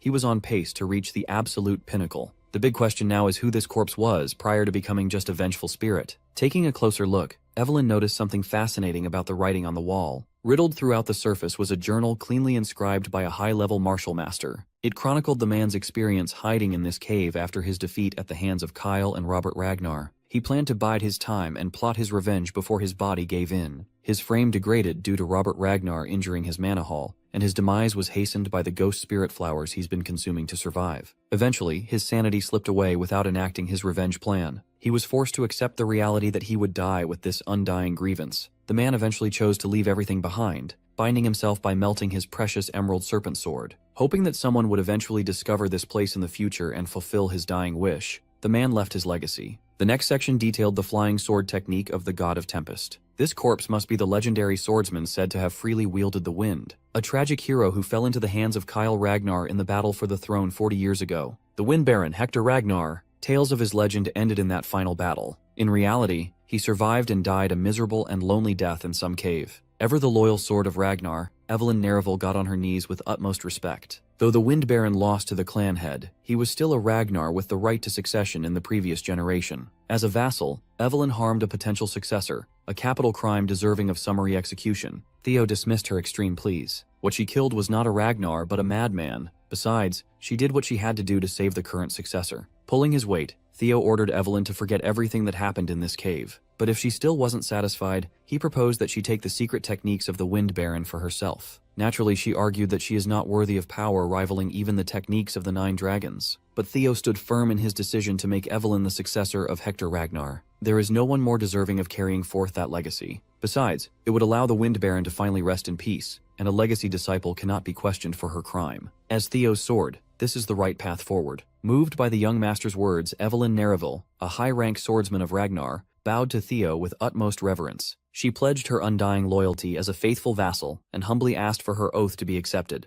Theo smirked. This girl has always been uptight and by the book. Indulging her desire for proper acceptance, Theo drew his blade. He gracefully knighted Evelyn, accepting her oath of loyalty and engraving it upon his heart and soul. She is now the esteemed lord's first sword. With Umbra as witness to this pact, The vassal-master relationship between the two has been solidified and formalized. By sundown, most of the rookies have returned to the white-armored dragon cavalry headquarters. Holkus feels proud of himself after seeing that he got back faster than Theo. He and his frog-like mount were shocked to see the last rookie land. Theo Ragnar brought back the most unique partner out of everyone in here. Some of the cavalry veterans immediately recognized Umbra, the disobedient brat. Seeing that Theo was the one who tamed the untamable, they just chalked it up to him being the Millennium's greatest prodigy. Poor Holkus had his confidence crushed. Evelyn submitted their formal report for the complete aptitude test and asked where the commander was. Other dragoons just saw their boss rush off to the office a moment ago after receiving some urgent message. Speaking of the devil, the demon dragon and his intimidating partner reappeared on the field with a heavy and serious landing. Julius Ragnar apologized for relaying some bad news right after the admittance test. Everyone present here, veterans and rookies alike, will be deployed to Fort Blanky immediately. This announcement sent confusion and worry around the HQ. Theo was the only one who had an idea of what was about to happen. The Ceres Merchant Guild hostage incident at Fort Blanky is finally underway. They are about to meddle with a plan to obtain the Dragon Slayer sword, Balmung, for the upcoming coup. A plan orchestrated by the hateful Sky Dragon, Ed Troyven. One of the dragoons asked for more information. They can't just deploy new recruits who have yet to receive proper training after all. Julius gave it to them bluntly. Trainer Isvan, captain of the 5th platoon, and his troops have gone missing. Everyone knows Captain Isvan. He's the oldest knight in the white-armored dragon cavalry. He's not one to go down so easily. This might be another butterfly effect Theo is directly responsible for. Black Snow set the certainty of their death at 89%. Even if they survived, they would be in no state to continue their mission. So, all currently available troops will temporarily take over the 5th platoon's name and carry out the objective. Evelyn Nareville was assigned as captain. Deployment will be in 3 days, so rookies must cram all the basic training by then. Julius refuses to believe that old Isvan would fall so easily. Nevertheless, he is thirsty for vengeance. With that being said, he made his forceful exit. This all started with the Black Skull bandits kidnapping a Ceres Guild merchant representative. It was supposed to end with no casualties with the cavalry's involvement, but the real objective of the incident lay elsewhere. All these smokescreens are to make the theft and transport of the Dragon Slayer sword, Balmung. When Ed Troyven gets his hands on that blade, the coup will start. It looks like things are taking a different turn compared to Theo's previous life. If this is his fault, he needs to see it through firsthand. The hidden quest to obtain the Dragon Slayer sword has officially commenced. 3 grueling days of basic training passed. The weather in the northern stronghold was unbearably cold. The sole bandit watchdog manning the tower suddenly saw something blotting out the moon from afar. Then, he realized that it was a battalion of wyverns from the white-armored dragon cavalry. Before the alarms were rung, the watchtower was decimated by an explosion. Evelyn gave the order to hurl bombs down to the stronghold. The wyverns looked like World War II bomber planes. The coordinated bombing of the stronghold was carried out masterfully, bringing about destruction with laser precision. The bandits tried to hide inside the castle to avoid getting blown up. They were too late. The dragoons had descended from their mounts to cut down any and all stragglers. Evelyn seamlessly directed her troops to slaughter every bandit in sight. This is the price of messing with the white-armored dragon cavalry. The man tasked with smuggling the legendary sword was thanking his lucky stars for getting out of the stronghold before the attacks. If he can deliver the blade, all that's left for him is to collect the generous payment, kick back, and enjoy the rest of his life with his riches. Unfortunately for this dude, he was set up to fail from the start. His greed resulted in his uneventful beheading by a hooded figure. Once Balmung was smuggled out of the stronghold, the hooded figures could finally take over. With the primary objective secured, the next stage of their nefarious plan can start. Wheeling out their long-range cannons, it's time to exterminate the wyvern-riding pests. The cavalry made quick work of the bandits, eliminating and subjugating every lowlife occupying the stronghold. The veterans were smugly laughing at how easy the operation was. Theo was worried that it might have been way too easy. It's hard to believe that the original 5th platoon was wiped out by a bunch of noobs. Activating Hatchling Synchro, Theo peered through one of the bandits' memories. He found out that they definitely stole Balmung, but none of them have seen the sword in person. That would be natural for lower pawns, but even the bandit executives were operating blindly. One of the seniors asked Theo what's up, and another one asked him to chill out, thinking the Flash Tiger was just having newbie jitters for his first deployment. Honestly, the seniors just wanted to wrap up the mission as soon as possible. It was then that Theo was struck with a grim premonition. He swiftly broke away from his seniors, confusing them. Theo wordlessly brandished his blade, striking at an inconspicuous wall. Behind the thick bricks were kegs upon kegs of highly volatile explosives. This operation was a trap from the jump. Theo took over and urged everyone to escape and commence evacuations. Then the sound of cannonballs whistled closer and closer. Theo screamed at his comrades, but his warning was drowned out by the booming sounds of explosions. The first round of detonations hit the bull's eye. It's time to reload. Those mysterious hooded figures continued pelting the explosive-ridden stronghold with cannonballs from all angles. They are under direct orders to exterminate the new 5th platoon.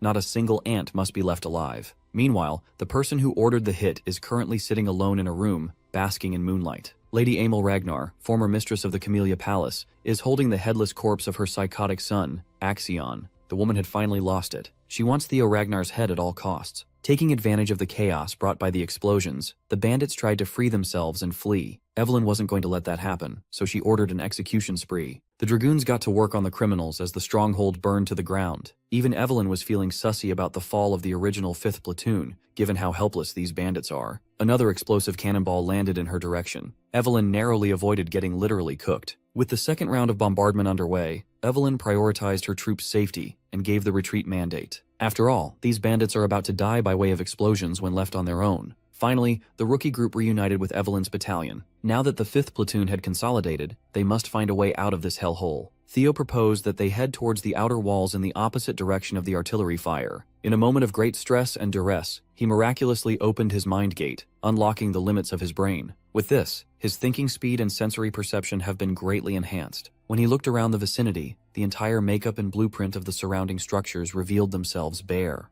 He was dazed by the sheer amount of information entering his brain. Evelyn had to pull him back to reality. She tried to drag him to the outside of the stronghold as planned, but Theo stopped her for a second. With extreme decisiveness, Theo asserted that instead of running to the exits, they must head deeper inside the stronghold. Evelyn wholeheartedly believed her master's decision and ordered the rest of the troops to follow suit. There are 21 lives on the line here. All of them are relying on the Golden Boy to lead them to safety. With his enhanced perception, he could tell that the only thing waiting at the exit was more artillery and a coordinated ambush. That's the final trap set. Using his unlocked mind gate in conjunction with Hatchling Synchro, Theo could read the memories of each building. He was seeing the fucking Matrix. The enemies have assumed that surviving inside the castle is impossible. But with his enhanced vision of the stronghold's layout, he can find a way. To the left are more hidden explosives. To the right is an upcoming round of artillery bombardment. The only safe path is the central stairs heading downwards. So Theo led his comrades down the central stairs, everyone sprinting for their lives. Evelyn made sure to stay at the tail end of the line to make sure that none of her troops were left behind.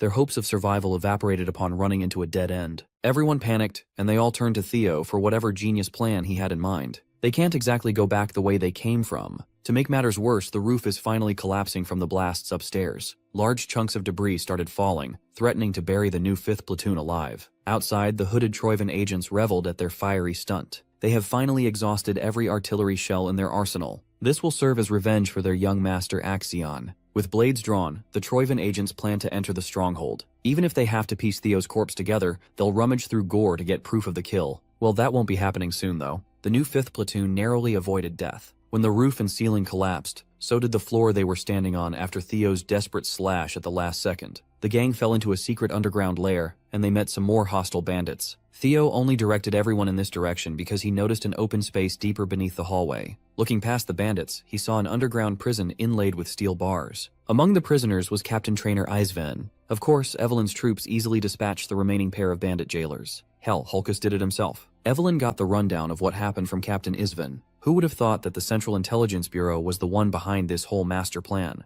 The original 5th platoon was freed from their shackles, but they weren't too enthusiastic. All of them have lost limbs, including the old man himself. Evelyn suspected that Ed Troivan must have a hand in this treachery, but she never expected an internal collusion of this magnitude. Those bastards actually raised their swords against fellow clansmen. This is treason, and treason must be penalized by the harshest punishment. Captain Isven understands the young'uns, but he warned them to be careful in their response. The enemies are not stupid. They have planned this through and through. Facing them with limited manpower would be difficult. For now, they must find a way to notify the Black Snow stationed nearby. Theo posited that the fact that no one had come to their aid yet indicates that the enemy had already taken out the Black Snow agents hidden nearby. It might seem hopeless, but the Rising Star has a plan. The agents of Troivan have tried to bury even their disposable pawns in the bombardment. They are aiming for a perfect cover-up. That means they will come to confirm the deaths of their primary targets. They'll be reveling in victory while they search through corpses. The cavalry can use this to its advantage by planning an ambush of its own and hiding in the rubble upstairs. Only then will they have a chance at turning the tables. Captain Isven carefully sized up the young man. He could tell that Theo had recently opened his mind gate, an astonishing achievement at such a young age. He lamented that he's getting old.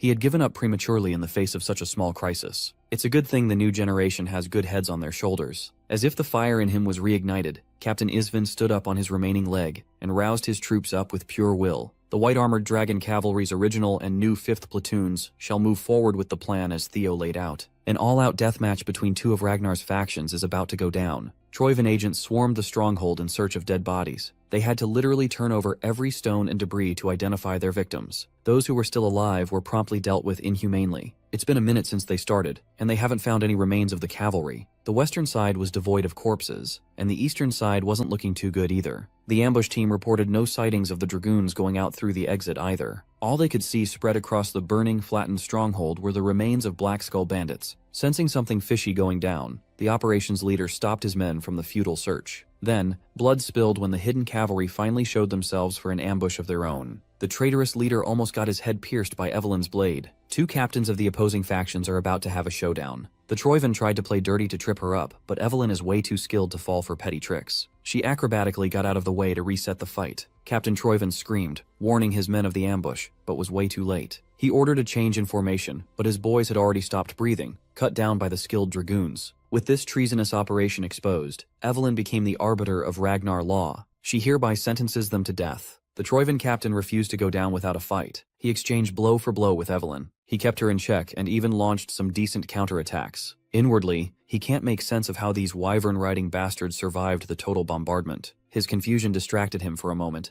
giving Evelyn enough opening to exploit. She went for the killing blow and narrowly missed beheading the turncoat. Evelyn continued hounding the rat, piercing through his flesh bit by bit, making him bleed. She warned the remnants of the Central Intelligence Bureau to surrender. Resistance is futile at this point. The moment the ambush succeeded, it was a checkmate. Those who willingly surrender will keep their lives to await a proper trial. Before his men could be tempted by survival, the Troivan captain loudly permitted the usage of their secret technique. Every dragoon was taken aback. It sounds like the Troivans have a final gambit hidden up their sleeves. One of the many Troivan agents turned feral and pounced at Theo. He felt a significant and unnatural jump in terms of offensive power. These madmen actually used the reverse blood surge technique, a forbidden power that rapidly drains the user's life force. As strong as Theo was, he still had a tough time keeping up with an agent under the influence of forbidden tech. One was bad enough, but the rest of the bastards had seemingly flocked around him, eager to lop his head off. Seeing him in the line of fire, one of the injured officers from the old 5th platoon blocked the crazed blades with his body. Before succumbing to death, the officer peacefully asked Theo to run. Seeing a good man put his life on the line for his sake awakened something primal and wrathful in Theo. He slashed the lunatics with his most potent triple dragon's claw yet. Pushing himself even further, the young master tapped into his mind gate. He perceived the world in slow motion, and promptly noted the positions of dozens of hyper-powered lunatics. Unleashing an even more powerful triple dragon's claw than the last, his blade surged forth in intricate directions, avoiding his comrades and absolutely destroying their foes. It was a display of power and skill that shocked even the veterans. When the dust faded, the ground of the stronghold was left with terrifying marks of annihilation.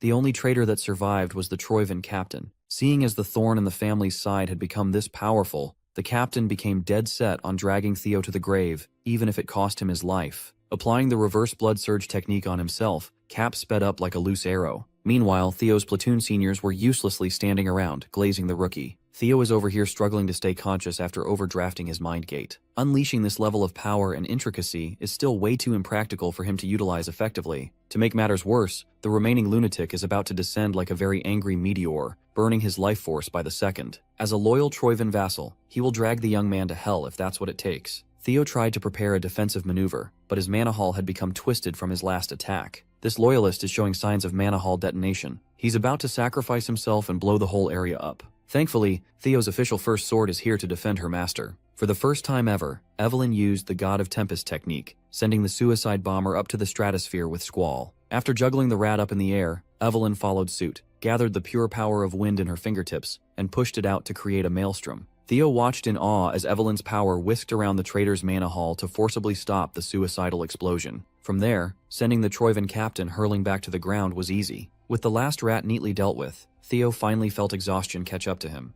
Hulkus, Erica, and his seniors came running in his direction, eternally grateful to the young master for saving everyone's lives. The sun finally rose, its glorious rays illuminating Theo's contented smile. The standouts in this operation were undoubtedly Theo and Evelyn. They practically carried everyone to victory with their overwhelming skills. Everyone finally felt relaxed as the atmosphere became jovial and festive. The long night has passed, and a bright new dawn led by a resplendent leader of the new generation has come. Inside the miserable walls of the Rose Palace, Lady Emil Ragnar is crashing the fuck out like a lunatic. Ed Troyven has her in a deadly chokehold while hurling curses at her. It seems like she acted on her own and orchestrated some unnecessary moves in that stronghold operation. She actually stole the Sky Dragon's seal to forge official orders. The killing of the entire white-armored dragon cavalry and the illegitimate child of Ragnar wasn't supposed to go down this soon. Now the Troyvens are in hot water. A crazy bitch ruined Ed Troyven's decades of planning. Lady Emil growled that she wanted revenge for her poor little Axion. She wants to tear up that Theo bastard and everyone he has a connection to so her son could finally rest in peace. Ed found it unforgivable that this woman would forget her duty to the family just because of the death of one lousy child. Out of rage, he stomped out Axion's rotting, headless corpse. They lost the Dragon Slayer's sword,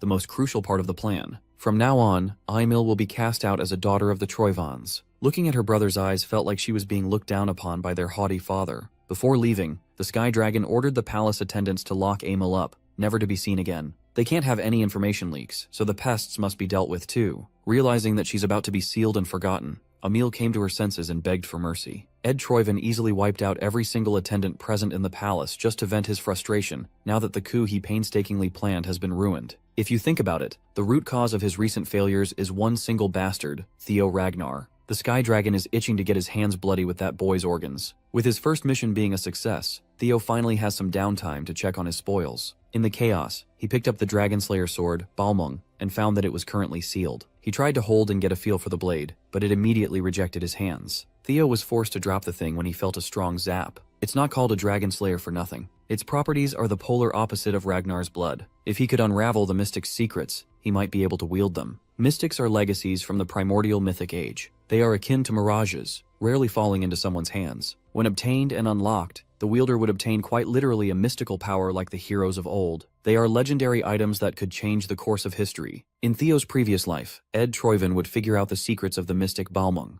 Thinking back to his movements at the time, Theo has a pretty good idea as to where the Sky Dragon truly ascended. Until he can go to that place to solve the mystery, Balmung will just have to rot in the inventory. A knock on his door interrupted Theo's musings. It was Evelyn. It's late into the night, but she brings an urgent request. The commander wishes to see Theo as soon as possible. In Julius Ragnar's office, the atmosphere felt heavy despite the pleasantries. Sitting opposite him was Captain Trainer Isvan, bringing up the idea of retirement. The old man is ashamed to even say it, but losing his leg and his wyvern, Rocinante, during the last mission felt like a pretty solid reason to call it quits on the cavalry. He has gotten old and he's not as strong as he used to be. With his remaining years, he'd like to return to his hometown and mourn the countless comrades he outlived. Julius could tell that there was nothing that could change the stubborn mind of the old geezer, so he approved of Captain Isvan's retirement. As he sips his tea, the old man brings up the topic of that brilliant rookie, Theo Ragnar. He relayed how the kid had already opened his mind gate. Julius was obviously pleased to hear that his rising star had surpassed the wall that divides normal humans from superhumans.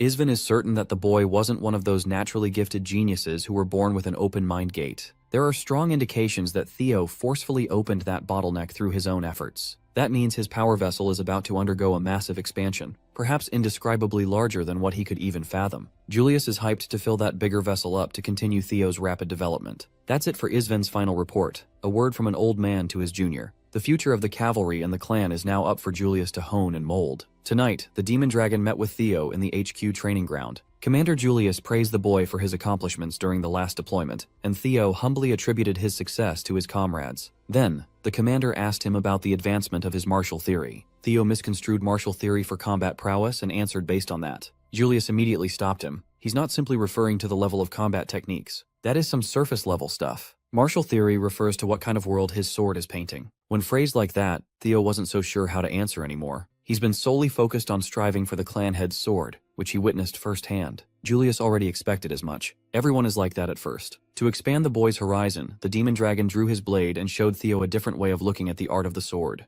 As soon as he willed it, Julius Ragnar turned the entire arena into the Demon Dragon's isolation zone, a diabolical hellscape of his own making. It's a far cry from the Sword Dragon's vigorous and beautiful isolation zone. This is the world painted by the commander's martial theory. It's basically a domain expansion. Julius Ragnar explained that his sword is demonic by nature. Just looking at it and feeling its pressure was suffocating for Theo. Then, the commander took a stance and started fluidly going through the heavy motions of his attack sequence. It consisted of heavyweight slashes, deadly blade spins, forceful stabs, and various killing blows. Theo felt a mixture of awe and fear at the sight of the commander's skill and power. After storing enough momentum, Julius Ragnar shattered his own world and made a crimson tidal wave rise. It surrounded Theo, making him feel trapped and helpless, consumed by something incomprehensible. Julius Ragnar finished his sequence, letting the tidal wave dissipate, and asked Theo what he gleaned from the demon dragon's martial theory. The only words Theo could use to describe that experience were strength and destruction. He wasn't far off. In fact, he hit the nail on the head.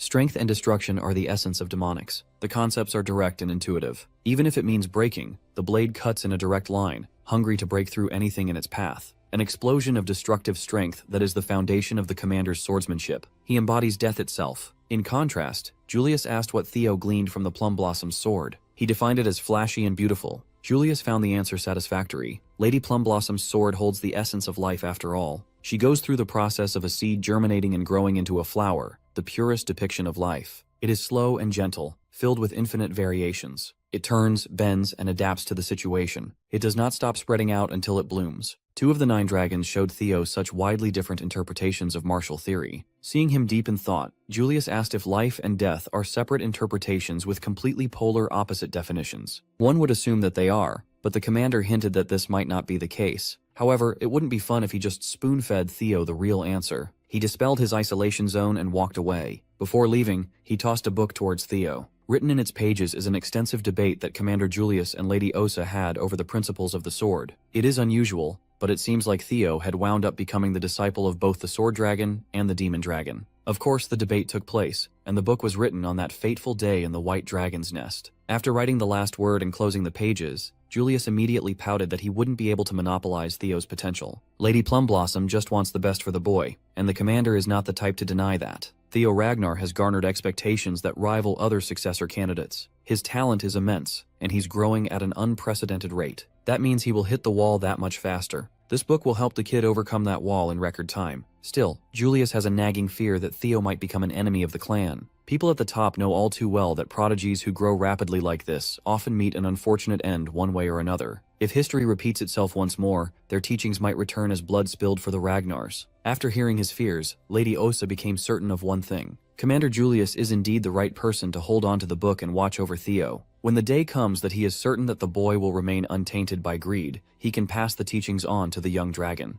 That day arrived sooner than anyone anticipated. The insights of the 2 dragons, who are said to be number 1 and 2 with the sword, are now in Theo's hands. He questioned if he truly deserved something this valuable. Julius had already assessed his worthiness and passed the test, so he gratefully accepted. Thinking back on it, his meteoric rise had only been possible thanks to a few people. They continue to help him unconditionally, propelling him to the top. From the Randone incident to now, Commander Julius had always been partial to him. For that, he promised to repay this debt one day. Actually, there is a way for Theo to repay that favor now, but it won't be pleasant at all. The demon dragon is aching for a jewel. It's been a while since he found a fun new toy. Sure, the book will help, but the real painful lesson starts now. Evelyn averted her gaze from the sidelines, feeling sorry for her master. She made sure to lock the arena before leaving. She even chained the door up from the outside while repeatedly apologizing. The torture didn't stop until the sun rose. When the chains dropped and the gate opened, Evelyn saw the aftermath. Her lively young master looked like he had just experienced an entire war overnight. The commander definitely went a little overboard this time. More importantly, Evelyn took care of a task she was assigned to. She confined a key piece of the puzzle in the underground detention cell. They crippled and locked up the captain of the defeated Troivan squad,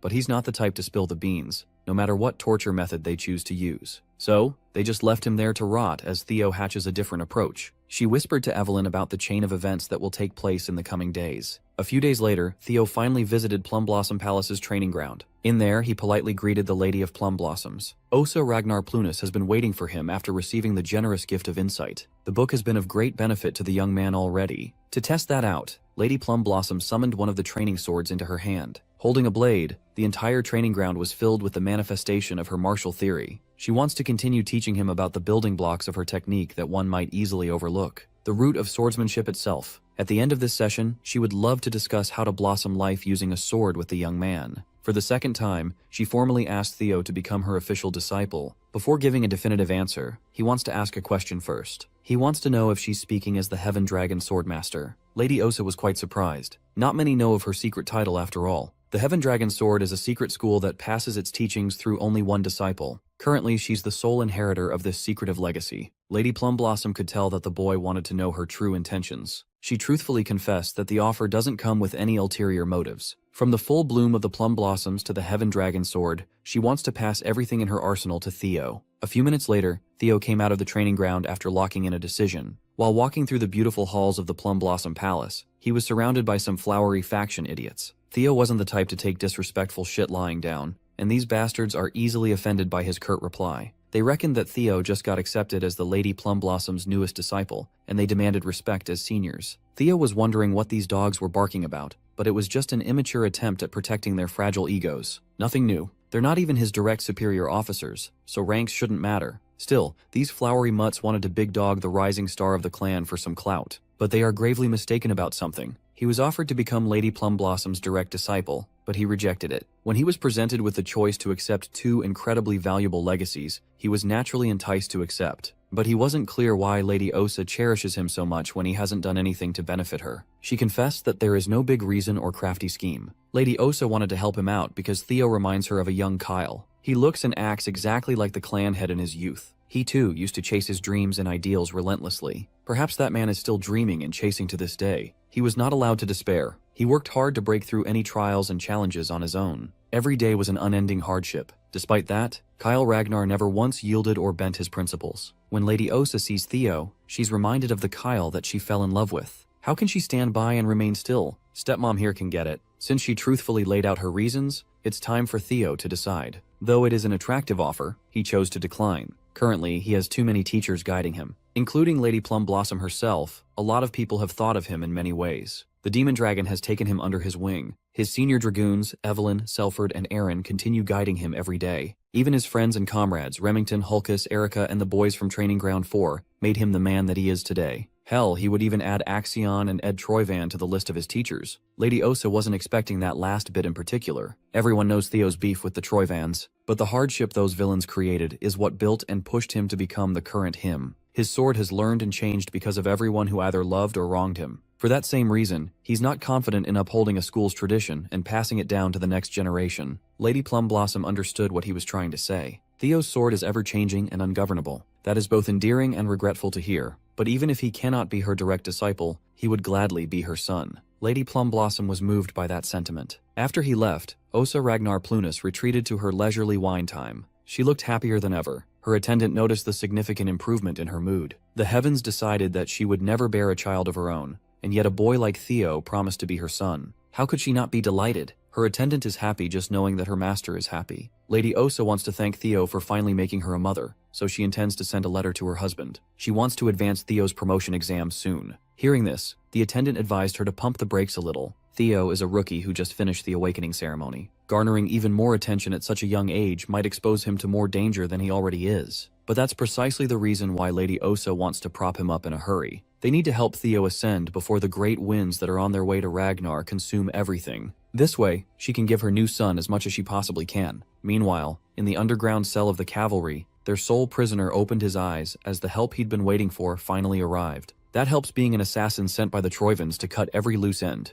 The captain willingly presented his neck, ready to finally die as his final service to the family. Before the blades of the assassin could draw his last breath, a harsh sword wind interrupted. Evelyn burst through the ceiling to apprehend the assailant. She's been waiting for this to happen for quite some time now. This was the trap the young master set from the start. With Evelyn's blade mastery, a lone assassin without the element of surprise was no match. The Troyvans never listed her down as a skilled threat, and they're about to pay for that. Though it's a shame that Captain Cedra cannot be taken out, things will become worse if the cleanup guy is also caught. The assassin racked his brain for an escape plan, but Evelyn won't just let him waltz out of this dungeon so easily. Executing the secret technique of the God of Tempest, she summoned Whirling Squall, trapping the assailant. Within the limited walls of the dungeon, there wasn't much room to maneuver out of the way. At his wit's end, the assassin chose to just get rid of the evidence by detonating his mana haul as a last resort. Evelyn continued being a nuisance, not letting him get a sly technique off. She'd already seen this stunt once. It didn't work then, and it certainly won't work now. She handily subjugated the cleanup guy of the Troyvan family.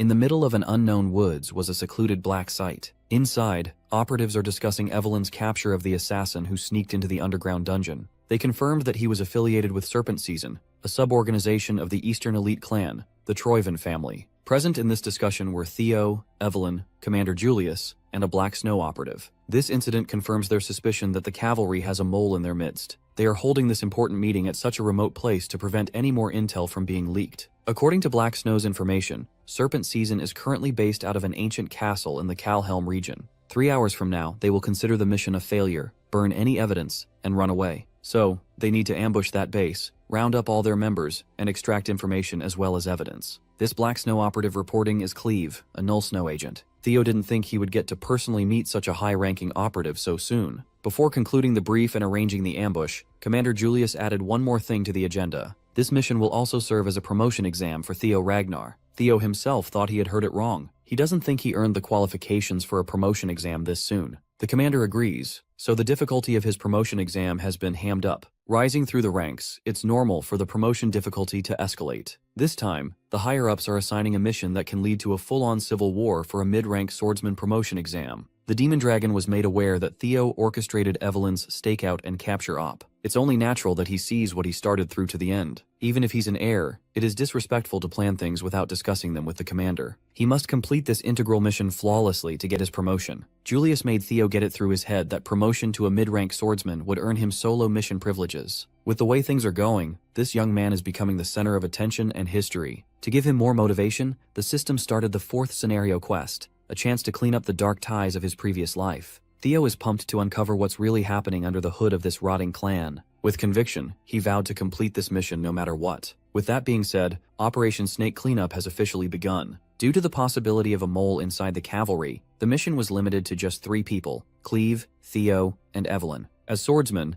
they should have the advantage in direct confrontation against these viperous assassins, but they are vastly outnumbered. Whatever the case, they must adapt and pull this off. Inside Serpent Season's HQ, the assassins just finished compiling every document linking them to the Troyvans. While they were preparing in case of failure, a little orb-like gadget rolled its way inside. It was a smokescreen, a prelude for an ambush. Before they could move in response, heads flew and rolled onto the floor. Cleve is a Null Snow operative for a reason. Only one assassin survived, but was badly injured, bleeding from a gaping neck wound. Cleve wasn't going to let an injured prey escape, so she doubled back. With that, her area was successfully cleared. She and Evelyn will confiscate the compiled documents while Theo is assigned to take the basement. He was quite impressed to see someone at such a high level in action. If the blueprints they got during the mission briefing are accurate, then the stairs to the basement must be close. Theo was careless. He was so focused on speed that he triggered a tripwire. This activated a trap that nearly pierced his eyes if he didn't have the reflexes to dodge in time. He drew his sword and deflected the hidden flurry of stingers. Using Hatchling Synchro to read the area's information, the plethora of hidden tripwires and traps revealed themselves to his eyes. Aside from the fixed traps, there are plenty of men lying in wait for an ambush.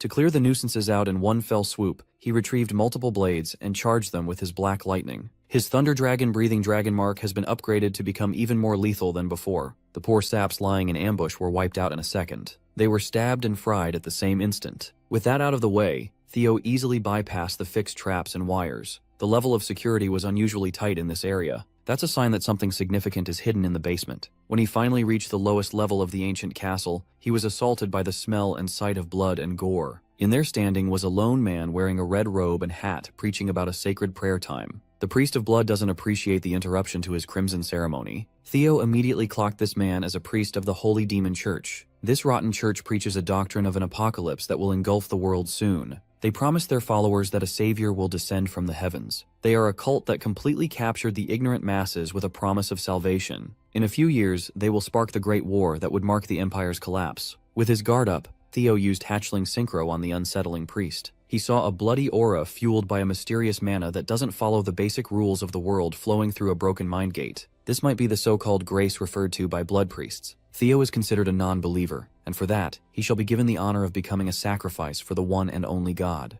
The blood priest closed the distance, trying to grab Theo with his blood-stained hands. He managed to parry the grab, but the unbelievable hardness of the priest's flesh was out of the ordinary. They exchanged more blows. Each of Theo's attacks was rendered useless. He could feel the weight behind every movement. One successful grapple, and he's done for. Finally, his sword was caught by the blood priest's bare hand. A full-powered swing was stopped so easily. With his blade out of the picture, the priest sent him careening towards the basement walls. Blood priests are supposed to be part of the bottom rung of the Holy Demon Church, yet they're already this powerful. Theo's options are limited. If he uses Tripe Dragon's Claw in this confined space, he'd get buried alive, but his mana-infused attacks are not working. What can he even do with his sword right now? Time slowed down, and he remembered what the demon dragon taught him. Explosive and destructive strength signifying death itself. The sword dragon, on the other hand, taught him the beating root of swordsmanship. Life and death should not be interpreted as polar opposites. The crazy priest charged at him again, ready to bash his head and spill his blood. Theo clumsily got out of the way in the last second. He persistently avoided death blow after death blow, annoying the priest. It was then that he made a breakthrough in his martial theory. Life and death don't oppose each other.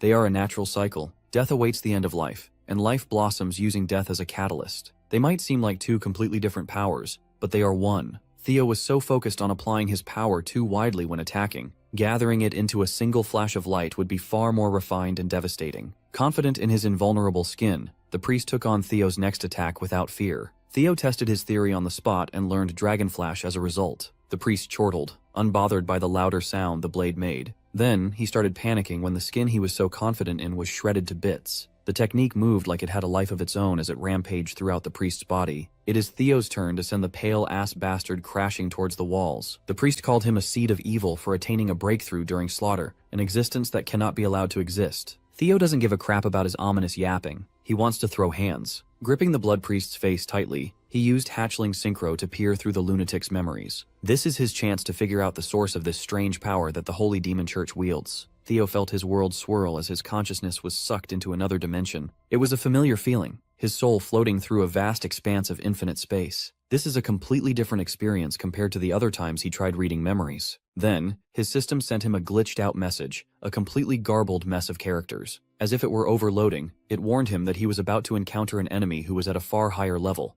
The user is strongly advised to run for his life. But where will he run? There is nothing but darkness in every direction. Then, he heard a primal voice that shook his very being. The voice demanded to know who and what he was. Zooming out, the infinite darkness surrounding him was just a tiny part of an eye that belonged to a being beyond human comprehension. Theo is fucked. He just disturbed the sweet, sweet slumber of this universe's final boss. The god that the Holy Demon Church worships finally knows of his existence. Growing irritated by his lack of response, the god demanded an answer. Forced to confront the grace that the cultists keep on raving about, Theo was completely paralyzed. It was as if, seeing through his very being, that God had uttered his name, Theo Ragnar. In fact, this existence has been searching for him, for he is considered a blight to this plane of existence. The being's infinitely stretching body wriggled and reformed, surrounding Theo's soul. It bent, twisted, and squirmed into incomprehensible forms. As Theo's soul was being consumed, a golden light shone to shield him. An avatar of the ancient dragon, Lodbrok, tore through the fleshy form of the primordial god to break him out. Theo reveled at the sight of two beings far beyond his level facing off. Lodbrok sweetly referred to him as a significant other, and gave him a stern warning that this thing is not a being he can face just yet. Even if he can reach Sigurd Ragnar's level, victory won't be guaranteed. For now, Lodbrok will take care of this cosmic disturbance, tail slapping Theo's soul back to reality. He has many unanswered questions, but Theo was forced back to the bloody basement. The young man is still shivering from the ancient terror that tried to consume him.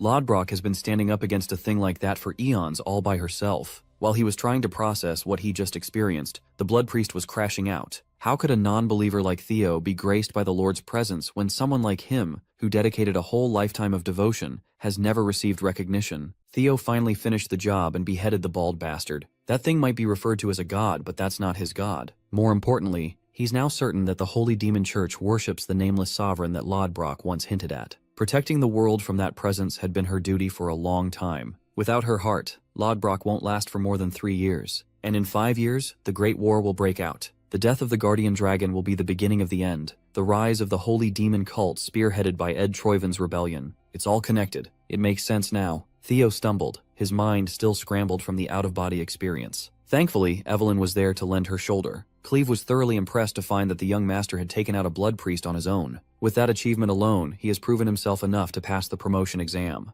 After cleaning out every hostile threat in the castle, the trio was free to investigate the damning documents. Unfortunately, everything in writing can only be considered circumstantial evidence. Nothing works as a smoking gun to prosecute. So, Theo brought out a familiar box he allegedly found tucked away in the basement. Evelyn immediately recognized it as the object she and Remington were tasked to collect before the awakening ceremony. Inside were secret trade logs between the Ceres Merchants Guild and the Troyvans. She was impressed by her master's foresight to see this far out, revealing his cards at the perfect time. Cleve parsed through the logs and found formal trades with Ed Troyvan, complete with official seals. With this, they can prove the Sky Dragon's treasonous machinations and the involvement of the Holy Demon Church. They now have sufficient evidence to take action against that bastard Ed. First, they will launch an immediate strike on the Ceres Guild. It's finally time to correct history and crush Ed Troyvan. When the Demon Dragon received word of the rotten schemes of the Sky Dragon, he was unbearably livid. Even though they only have enough to point to him as a suspect, a more thorough investigation is required. Julius received the report from the mighty Black Dragon himself. When Robert Ragnar is directly involved, this case is practically past the stage of mere suspicion. With his influence, Robert must have been aware of this undercurrent long before, yet he let it happen. Steering the topic away from himself, the Black Dragon praised Theo Ragnar for killing a blood priest by himself. Robert argued that the boy's talent is far more suited to the Black Snow, and he must go to where he belongs. He has excellent perception and deduction. He could see the bigger picture using the tiniest clues. Even his methods greatly resemble a Black Snow operative. It's as if he were trained for it. Of course, Julius wasn't going to let his star rookie get poached by the shady Black Dragon. Osa already tried, now Big Bro Robert is circling. Hearing Julius call him Big Bro made the Black Dragon nostalgic. Before they became who they are today, Kyle, Osa, Robert, and Julius were once sworn brothers and sisters. Julius could tell that this conniving bastard was just trying to tug at his heartstrings to get his hands on Theo. Still,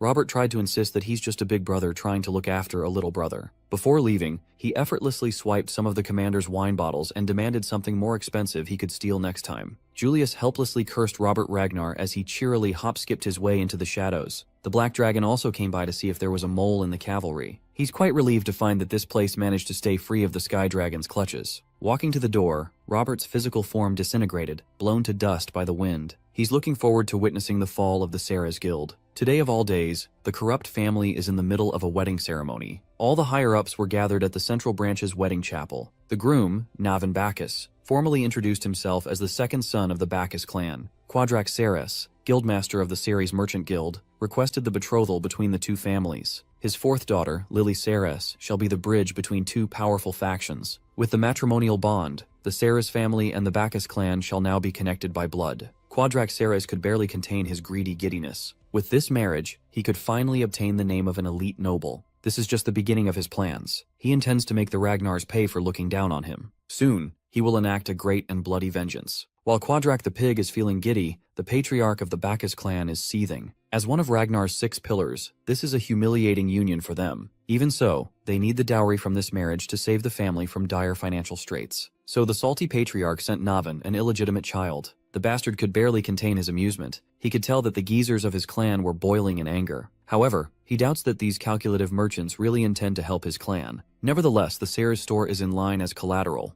Navin is hatching a plan of his own. He'll get rich by spilling blood. He's just here to see through the fall of a cursed family. With utterly convincing acting skills, Navin vowed to treat his bride-to-be with utmost care and love. Much to his surprise, Lily Ceres asked him to prove that he'd stand by his words. Sensing that she had a request in mind, he openly listened. He would love to be of assistance as long as it doesn't involve money. Just to piss the bald-ass patriarch, Navin promised to hand over the Bacchus family seal. But Lily Ceres doesn't give a damn about some random family seal. What she wants is the head of Theo Ragnar, the man who left her a grotesque scar from an amputated arm. Navin immediately thought that the bitch was crazy. She's asking him to assassinate a family heir in public. Quadrak immediately jumped in to shut his daughter up. But what Navin said afterwards was arguably crazier. He agreed to give what her young bride wants. He would love to lop Theo Ragnar's head off to seal this marriage. Outside the chapel, citizens of the Central Branch collectively looked up at the wyverns filling the skies. Arriving at their destination, Theo, Evelyn, and Cleve ditched their ride to make a flashy landing. Contrary to their last covert operation, this one is bold and public as they openly fly the banner of the Ragnar clan. From this point forward, they will be enforcing clan justice. Cleva announced the Ceres Merchant Group's transgressions against the Ragnars, presenting the warrant to search and analyze any trace of treason. Those who interfere will be killed on the spot with no exceptions. She suggested that the culprits surrender peacefully and allow a thorough investigation to be conducted. Quadrak is well aware of the litany of his crimes, but he chose to appear strong. Cleve gave the criminals a countdown to peacefully exit the chapel. However, Quadrak argued that a small piece of paper can be easily fabricated, and his family won't yield. He alleged that this was just a frame-up job, the authorities playing dirty. Quadrak maintained his firm stance that his family has unwavering loyalty to Ragnar, and to fight these unreasonable accusations, he sent his soldiers forth to exterminate the law enforcers. He's looking so innocent right now. Trapped and visibly associated with criminals, Patriarch Bacchus tried to wash his hands. Seeing that things were about to turn for the worse, he tried to dissolve the marriage agreement. The pig is not going to accept that after going this far. It's way too late. The enforcers already think the two families are bound by matrimony and working together. Quadrak claimed that if the cavalry really had concrete proof, there wouldn't be just 3 people deployed, but a whole army that could cover the sky. Operating under that idea, the pig wants to borrow the blades of the Bacchus clan to break through and escape. Interrupting the discussion between two family heads, Navan calmly joined in the fun. He sees this development as merely a chance to bring his wedding present to the bride. Much to the patriarch's disapproval, Navan drew his blade, parkoured through the city, and aimed to mess with the law enforcement. The moment he picked up the sword, the Bacchus house had become Asura's accomplice. Working with the cards he was dealt, Baldi ordered his men to follow and assist Navan. Meanwhile, our trio has been surrounded by city guards, encircled by spears. Cleve solemnly gave the poor civilians one last warning to move away before her hand was forced to execute everyone for treason. Then, Navan jumped in the middle of the trio, stealing the show away from everyone. He muttered how the people of Ragnar always jump at the threat of execution at the first chance to do so. Theo and Evelyn were taken aback. This guy is bad news. With a circular slash, he made the 3 scatter and jump, forcing them to defend. This is Navan's greeting to Ragnar's entourage, especially to the young master Theo. Our boy was stun-locked. He knew Navan Bacchus. In the future, everyone will. During the Great War, he was a force of nature who brought chaos to Ragnar. He married into the Sarah's merchant group and worked alongside Ed Troyven on the front lines. He was hailed as Ghost Sword Navan, and he wants to behead Theo for some reason. Ignoring the ladies, Ghost Sword focused solely on killing the Ragnar heir. Theo's mind is working overtime. If he can make use of information from his past life, this encounter could become a chance to get a tremendous boost in power. So, he called ISO on Navan, telling the ladies to go ahead with the mission as he soloed the eccentric swordsman. Evelyn was reluctant to accept, but Cleve agreed with Theo's call.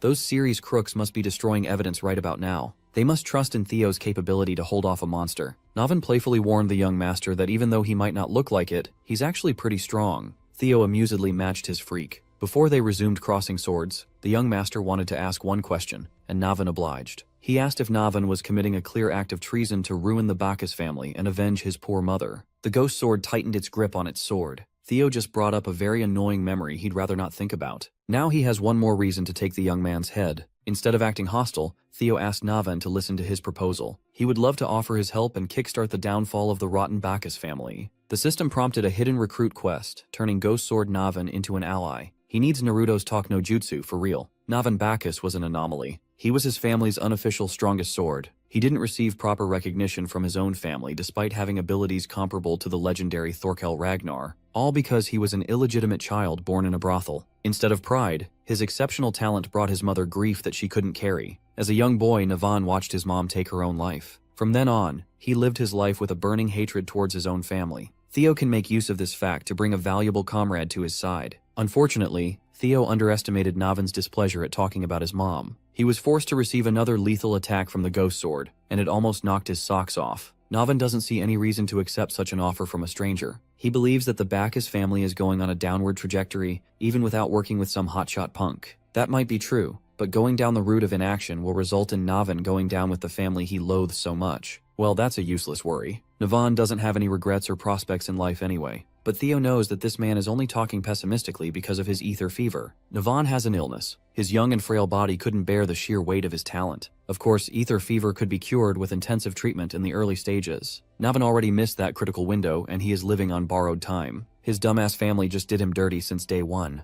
Right now, he only has about 5 years of miserable existence left. Candidly, he's impressed that a noble young master would dig so much dirt from his past. With all that being said, Navan is still not swayed. The end of Bacchus is coming, and Navan will sink with them. Smiling smugly, Theo asked if his mind would change if he had the cure. For the first time, Navan looked shaken as he retorted that there was no possible cure for ether fever. Technically, Navan wasn't wrong, but in the past life, the cure was found and made public. Like some sort of twisted joke, it was discovered days after the ghost sword's death. As of now, Theo might be the only one who knows of the cure's existence. With utmost confidence, he assured Navin that they could get rid of that pesky ether fever, 100%. As established, the rotten family will burn to the ground no matter what. But if Navin takes Theo's hand, he can live on as someone important and leave a positive impact on the world as a hero who aided the Ragnar family. All he has to do is trust and take the leap of faith. Closer to the chapel, city guards have set up defensive measures to slow down Evelyn and Agent Clev. Of course, these mortal contraptions were useless against fighters at their levels. More than anything, deflecting arrows was just an annoying chore. From afar, they saw that Theo and Navin had completely stopped fighting and were talking about something instead. Cleve is growing impatient. She wants to get this over with and just kill every hostile presence around. The only thing holding her back was her boss's order to prioritize analyzing Theo Ragnar's potential for recruitment.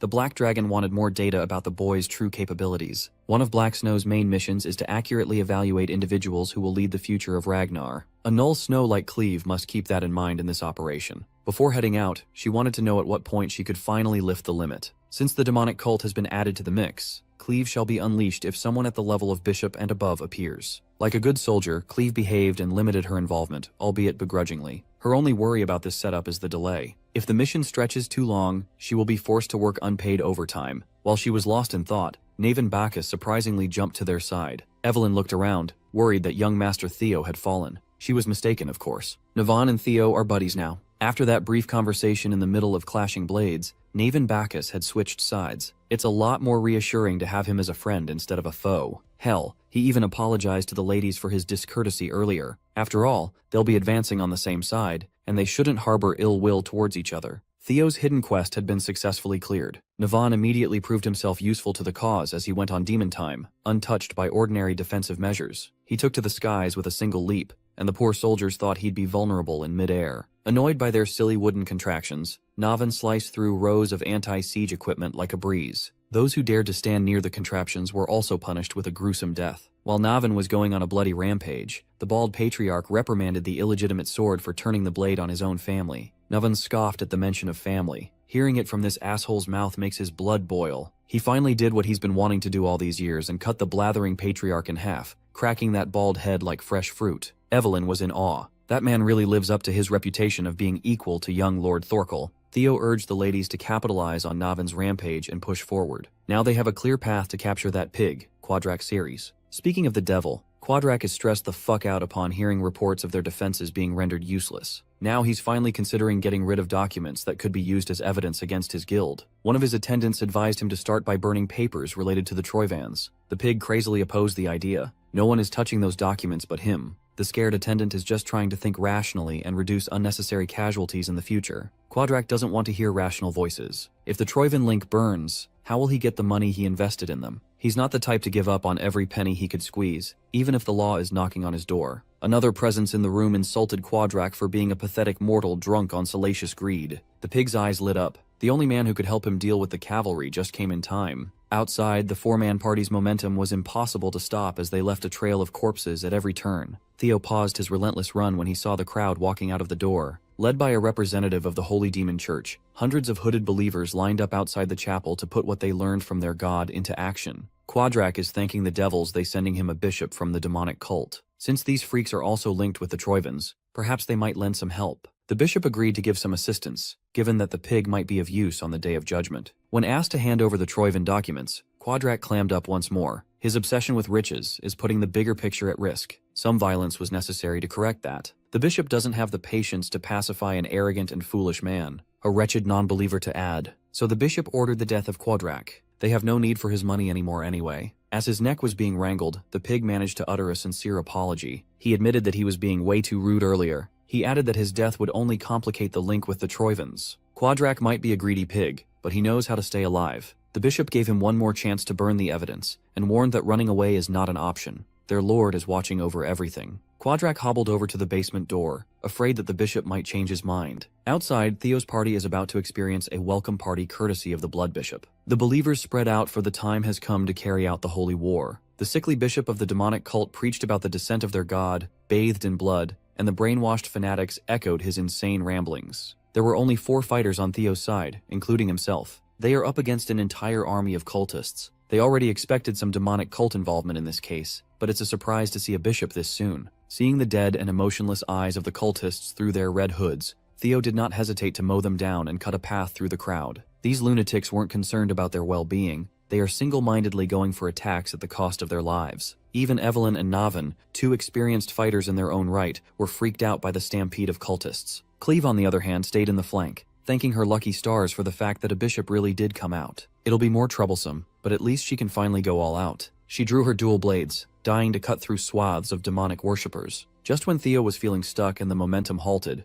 Cleve joined the fray with a bloody display of her blade dance. From now on, she's done analyzing. She will take the lead. To punish those who stand in Ragnar's way, she is willing to destroy this whole city with her own hands. Before she goes on a killing frenzy, Theo reminds the Null Snow operative that they came here to collect evidence before they get destroyed. Cleva scoffed at his tunnel vision. Now that the demonic cult had openly displayed itself in public, no further evidence is needed. Theo begged to differ. He argued that they need something concrete now more than ever. If the demonic church cares deeply enough to deploy a bishop, then there must be something inside the chapel that they can't afford to lose. Cleva relented and asked for Theo's next course of action. Right now, all they need to prioritize is breaking through the Crimson Masses, speedrun style. Theo's plan to do so involves linking his lightning gate to hatchling synchro for expanded range. At the same time, he pushed his mind gate to the limit and map-hacked the surrounding terrain. Cleva was curious to see what Theo would do, so she took a step back. Seeing her slow down a little, a blood priest jumped into action with a sneak attack attempt. Cleve swiftly turned around and turned the pathetic muscly preacher into minced meat. Theo will now secure the evidence while the rest of the gang takes care of the cultists. After mapping the terrain, the young master figured out the optimal route into the chapel. He tried crowd surfing through the sea of fanatics and felt as though there was no end to their numbers. A tidal wave of brainwashed believers awaits. Directly assisting him and wiping out the dirt from his optimal path,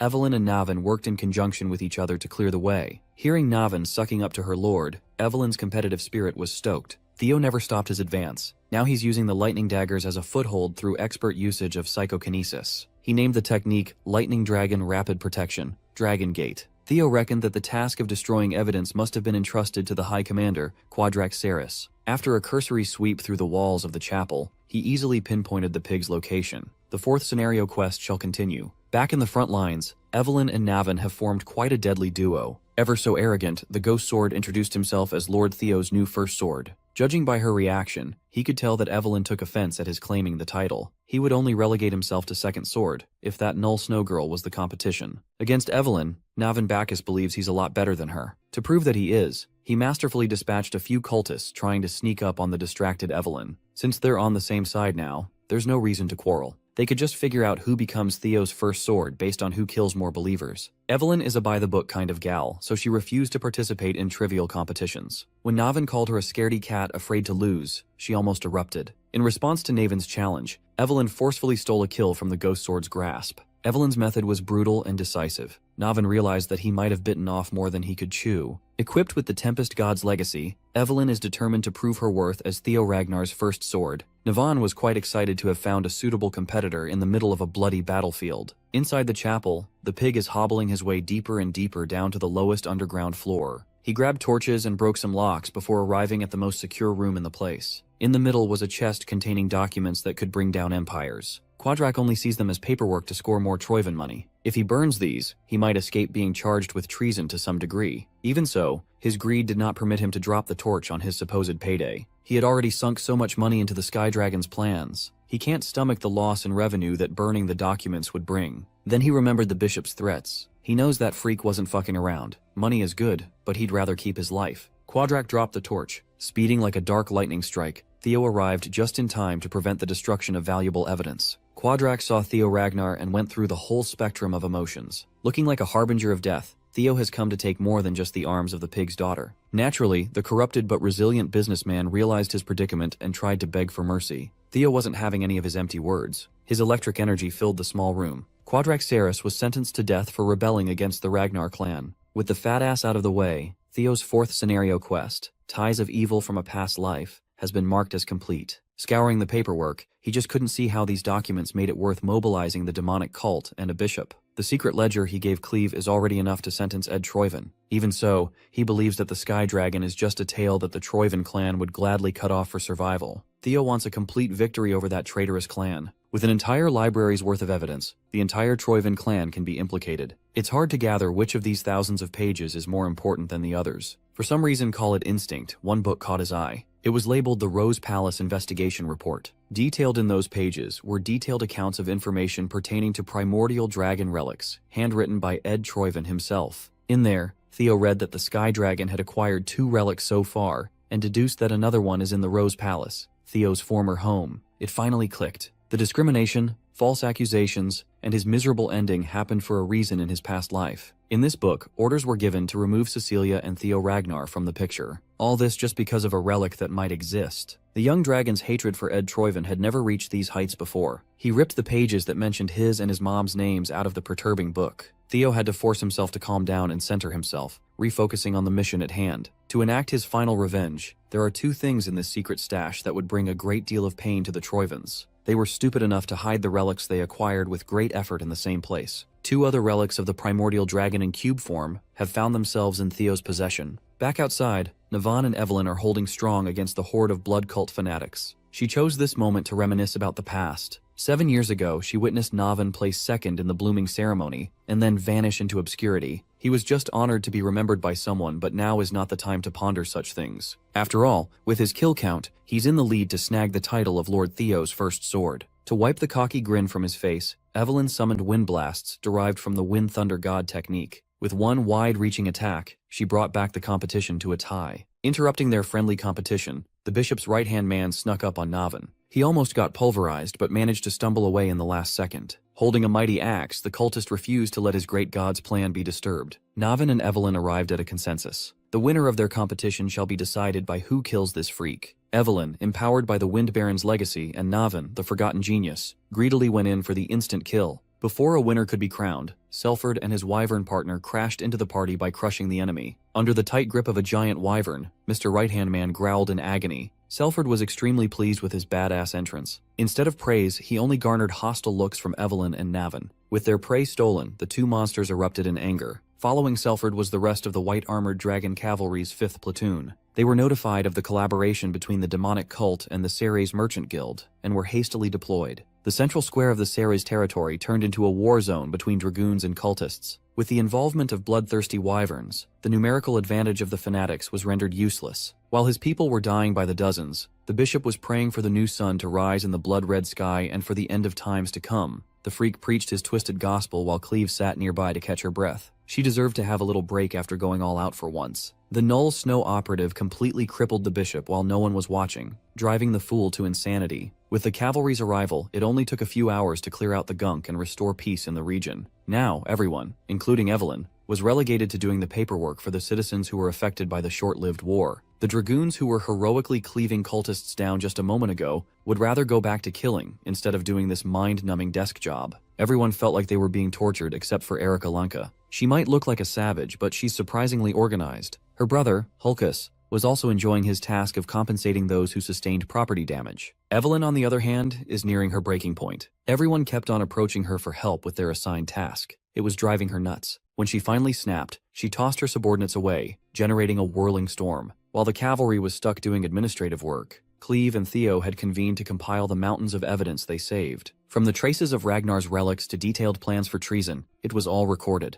For his indispensable work in this operation, Cleve was the first to congratulate Theo for reaching the intermediate rank. She also regarded him as someone who would flourish in Black Snow. Theo awkwardly tried to skirt away from the subject of being recruited by the Black Dragon. Cleve has one more piece of good news. The operation to capture the Sky Dragon had started. The ledger from last time was deemed enough proof to start the hunt. That means the elite arrest team of Black Snow has stepped up and is on its way to the capital now. Before they could even celebrate the good news, a messenger barged into the temporary camp with an urgent update. The elite arrest team was given a rude awakening. Ed Troyven has been hiding his true power level. Now that he has no more reason to hide in the shadows, the Sky Dragon is finally letting loose. He's well aware that showing all his cards at this juncture wasn't the smartest move, but by stacking bodies along his path, he could cripple the Black Snow a decent bit. Ed Troyven congratulated Theo Ragnar for forcing him into a desperate position. The Camellia Palace, Axion, the Dragonslayer Sword, and now the Ceres Guild. Everything Ed meticulously prepared was lost thanks to that imbecile. Ed Troyven is finally hitting that insane anime pose, his sanity slipping away after catching L after L, but he's a hater by heart. He'll let Theo celebrate for a while,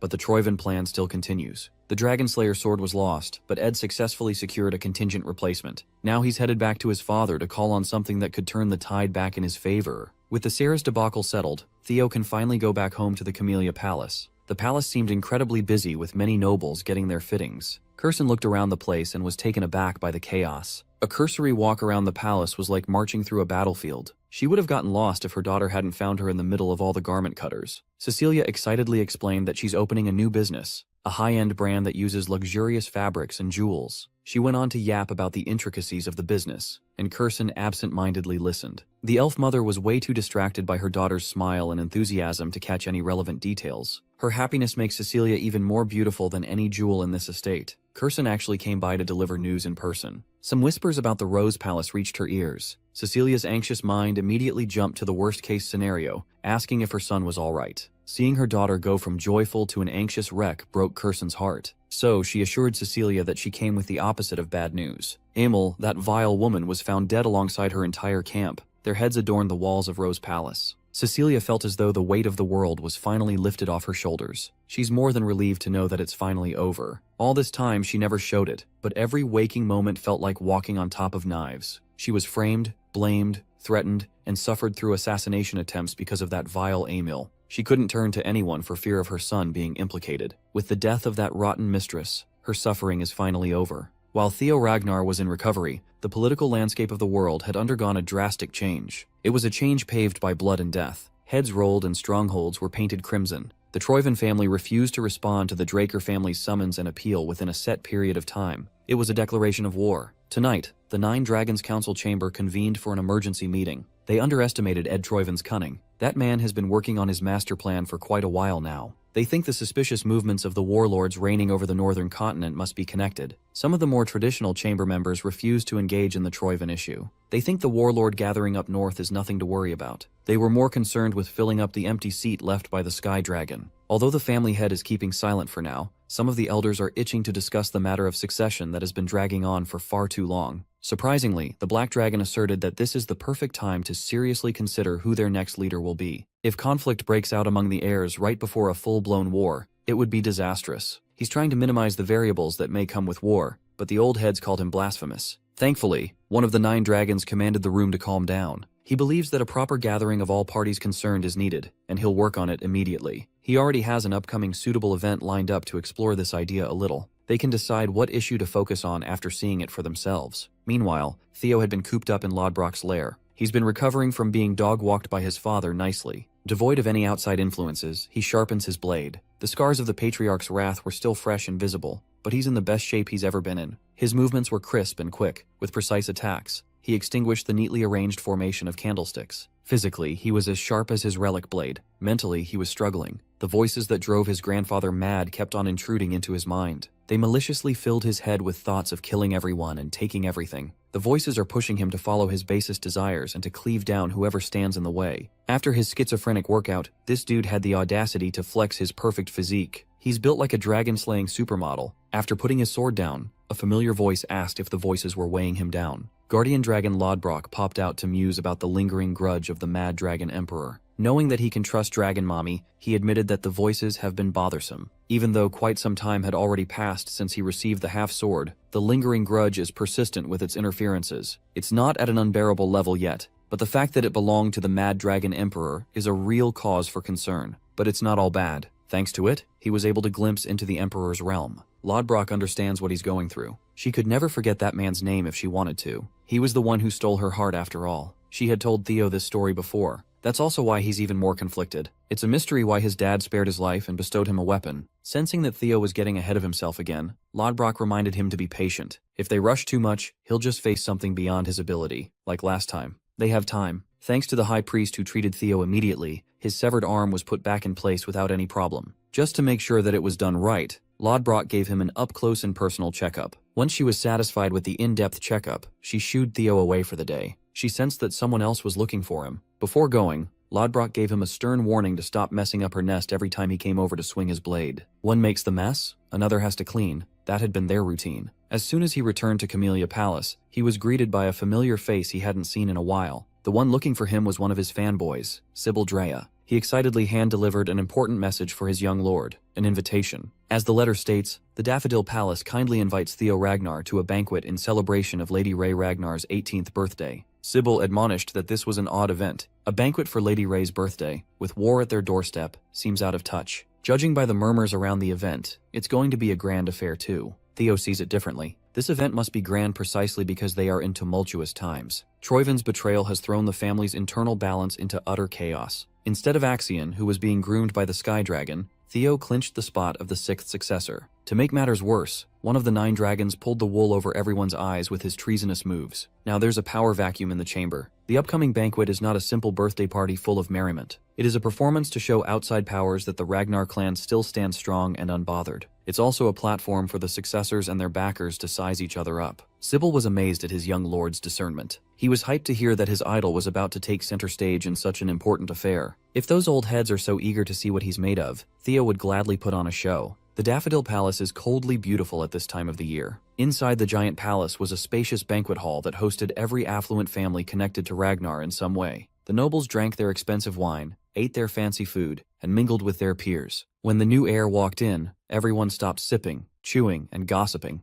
All eyes were on the newly minted succession candidate. Young Lord Theo Ragnar commanded everyone's attention with his dark winter gear and sharp gaze. The drip was simply immaculate. He scanned the banquet hall and made sure that everyone was paying attention. Naturally, everyone was aware that the birthday celebration was just a pretext. All these nobles came to see the new heir in line for the throne. Naturally, Theo wants to leave a strong impression. The man who walked in right after his arrival might make that a lot easier. Theo heard light and confident steps approaching from behind. A man spoke up about him, causing quite the stir. Navin Bacchus offered proper salutations and respectfully referred to Theo as his lord. He made sure that everyone in this joint heard him loud and clear. Theo lit up at the sight of his buddy. He almost didn't recognize the rascal. Even on his sham wedding day, he didn't shave his beard. Yet here he is, clean-shaven. The nosy nobles discussed among themselves. They all heard about the Bacchus family purge and the rise of the sole survivor as the new family head. Even though the Bacchus clan had collapsed, they're still one of the 6 pillars. Hearing the new family head address the 6th successor as Lord caused the stir Theo was expecting. All it took was a well-timed entrance and a few words to set the mood. Just when Theo was about to share the next step with Navin, a man built like an absolute tank snuck up behind him without getting noticed. Theo and Navin's instincts immediately kicked in upon sensing a mortal threat. The big man lowered the intensity of his sheer presence and properly introduced himself. With a smile, he casually mentioned that he's the 5th successor. Theo was thrown off his game a little. The beast approached him sooner than he thought.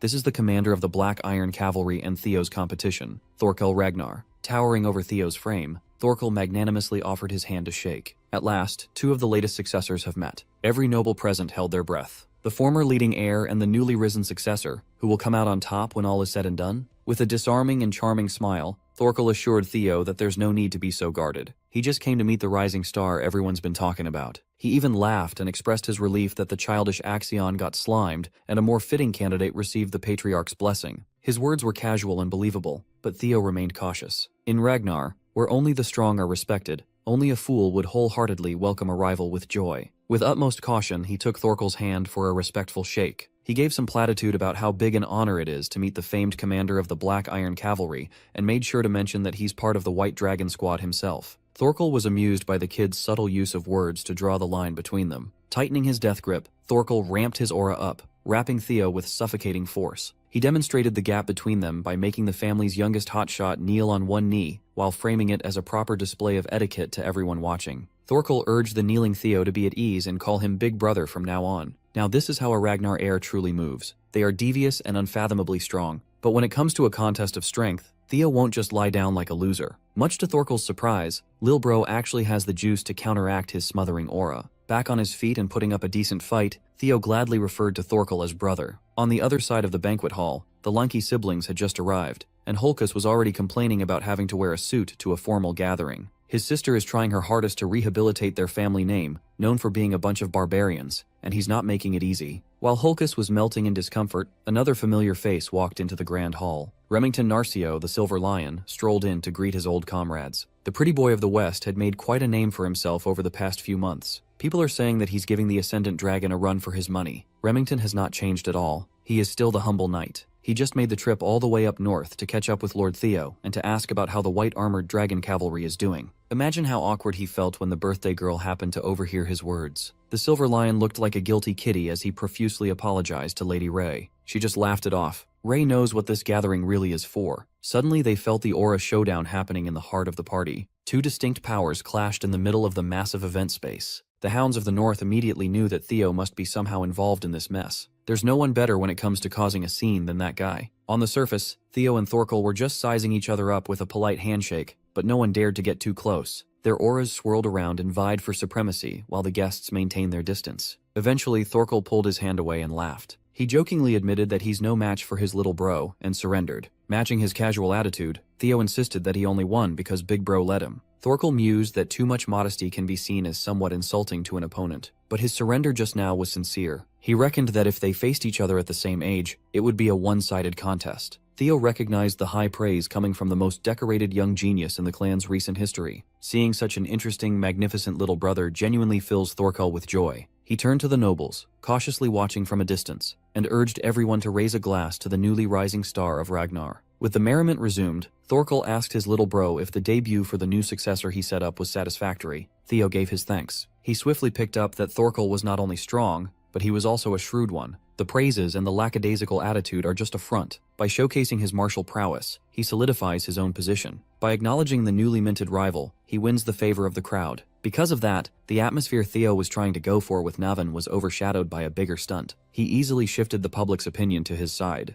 Thorkel Ragnar might look like a roided-up bodybuilder with a sociable exterior, but he is a ruthless opponent who can see the race to the throne through multiple angles. After that pissing contest with his big brother, Theo was surrounded by his batchmates. They shared wine and laughed the night away. Unbeknownst to him, a lot of eligible noblewomen had just placed him on top of their bachelor list to go for. While everyone was having fun and socializing, there was a boomer seething while watching from upstairs. The elder dragon thought he could use a half-breed's foul behavior to kick him out of this place. If that clueless fool, Thorkel, hadn't interrupted, he could have made this party all about his old ass and his agenda. He cannot stomach the fact that a mere bastard is running around and stirring up the hierarchy and the family's affairs all willy-nilly. Since he could not go after the big fish, he looked for something to mess with. This fossil is just bored. He saw Captain Evelyn Nereville having fun and drinking with her peers, and the elder dragon's hateful gaze lingered. He thinks it's up to him to judge whether people should be allowed in this place or not. Tonight, Evelyn ditched her usual armor and put on an absolutely stunning dress that accentuated her beauty. Her comrades were showering her with compliments. They almost never see their captain out of uniform after all. She's not exactly used to being called cute, so every cell in her body was telling her to get out of the dress and put the armor back on. Tonight was supposed to be a time to celebrate and unwind, yet some bastard had the gall to throw a glass of wine on Evelyn's head, soaking her dress and staining her skin. As soon as he heard that hateful voice, deep-seated trauma reared its ugly head. The elder dragon strutted closer to her like he owned the damned palace. Evelyn shivered and subconsciously shivered in fear. The old bastard asked her where she got the balls to crawl out of her hole and interact with nobility. Evelyn's comrade bravely spoke up for the captain. Even if this man is one of the 9 dragons, this kind of inhumane treatment is simply unacceptable. Evelyn held Aaron back before she did something she'd regret. For her sake, they must not mess with one of the highest-ranking douchebags in the clan. Evelyn was trying her hardest to contain her anger and fear. It was evident in her wine-soaked face. This is Aaron's first time seeing the captain so terrified. She wondered what could have possibly happened between her and the elder. The elder dragon towered over the ladies and reminded Evelyn about his warning to never appear before her ever again. His hateful eyes caught a glimpse of shiny luster hidden by an ornate scarf. Without hesitation, he grabbed onto her prosthetic arm and yanked it to pieces. With no remorse, the elder dragon casually destroyed the gift that the young lord had thoughtfully given Evelyn. He then tossed the shattered piece of metal like it was trash. The freak called it a toy pinned on a useless hunk of meat. In his perspective, trash should live like trash, crushed on the floor. He then gave Evelyn one last warning to get the hell out of this place before he tears her to shreds. Not wanting to cause any more trouble, she sucked it up and fled. Seeing her run away like a scared little girl thoroughly amused the elder dragon. He joked that the stench was finally starting to fade. Aaron threatened to report this unjust incident to the office of the law, and the old fart just looked at her like a crazy person. If she really wants to snitch, she can do as she pleases. She's bound to realize what Ragnar's survival of the fittest truly means if she goes down that route. Evelyn ran and ran like her life depended on it. Her past reared its ugly head once again, and she beat herself up for thinking that she could comfortably have fun with her comrades. She's tried so hard to overcome all the trauma from when she was just a powerless little girl, but one interaction with that man undid all her work. The man hailed as the elder dragon used to beat the living shit out of her for daring to call him father. She didn't understand why she was being punished and hurt back then. She was just a kid. In the end, she's still that scared and confused little girl. Nothing has changed. Evelyn was running so fast with tears clogging up her vision that she failed to notice that someone was standing in her way. The demon dragon was puzzled to see her running off in the opposite direction from the banquet hall. Seeing a familiar face finally made her stop and break down. Back in the banquet hall, Theo and the others were still drinking and sharing stories, completely oblivious that Evelyn had just been woefully disrespected. That's about to change. The vibe of the party drastically shifted when the sound of an old bastard's agonized scream filled the place. It was immediately followed by the brutal sound of bones breaking while he stammered out obscenities against the captain of the white armored dragon cavalry. Julius Ragnar, the demon dragon on demon time, heard everything from Evelyn,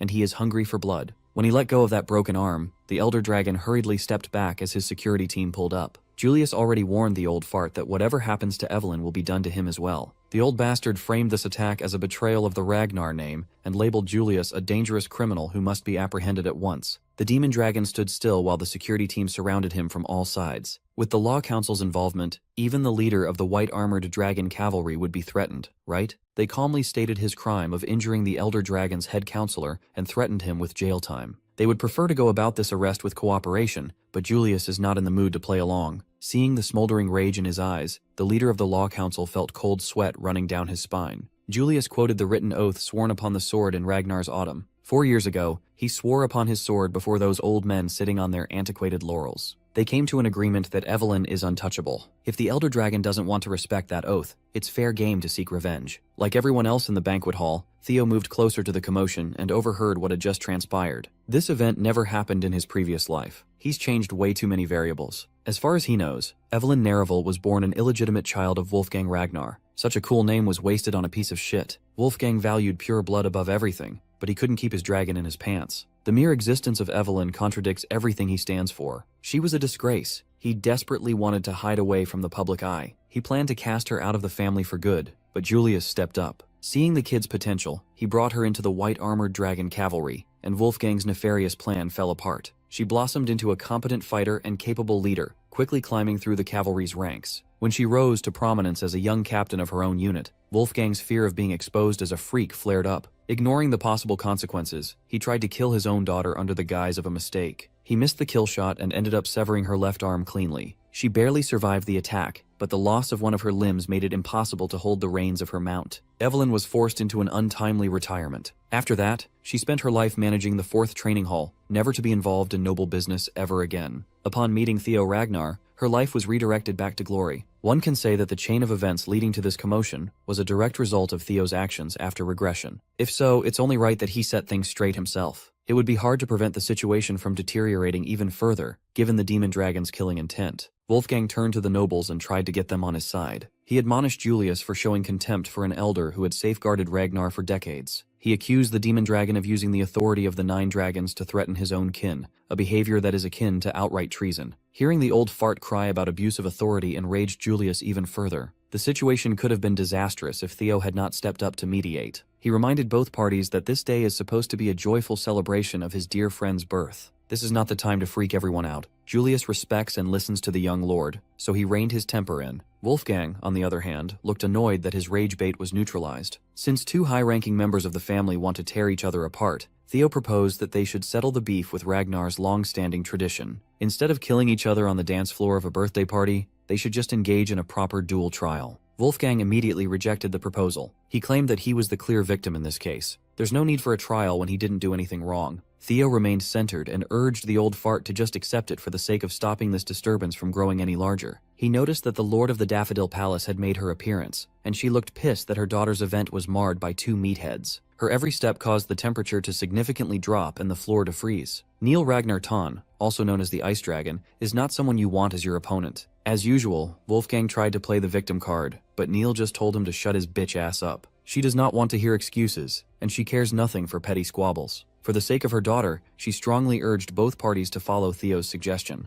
That is the final mercy that her steadily dwindling patience will allow. The nobles quietly murmured amongst themselves. They all reckoned that Wolfgang and his fellow elders would surely come out on top. Even in retirement, they're all high-ranking inspectors after all. Wolfgang was thinking along the same line of thought. He trusts his men to dogwalk whoever Julius sends out. The dual trial rule states that the plaintiff and defendant must face off in the final round, while the first 2 duels must be fought by chosen representatives. Looking around the room, Julius only has a 1-armed cripple and a wretched bastard child on his corner. By his estimation, he won't even have to lift a finger. His boys should win with a clean 2-0. He acted reluctantly, but Wolfgang eventually agreed to a pure contest of the blade to decide who was right and wrong. While the guests filtered out of the banquet hall to watch the duel trial, they all speculated on what the results would be. Amongst the crowd, Thorkel watched with an amused smile plastered on his face while drinking wine. Admittedly, he did not expect his lil bro to step up like this. Knowing the demon dragon's infamously short temper, this was bound to spiral out of control. If Theo had not stepped in, the rage-baiting dragon would have crushed Julius using the corrupt legal system. He would have been ruined politically. In that fleeting moment, the young man managed to find a solution that would defuse the ticking bomb within agreeable terms for both sides. Thorkel could tell that whatever happens after will be an entertaining watch.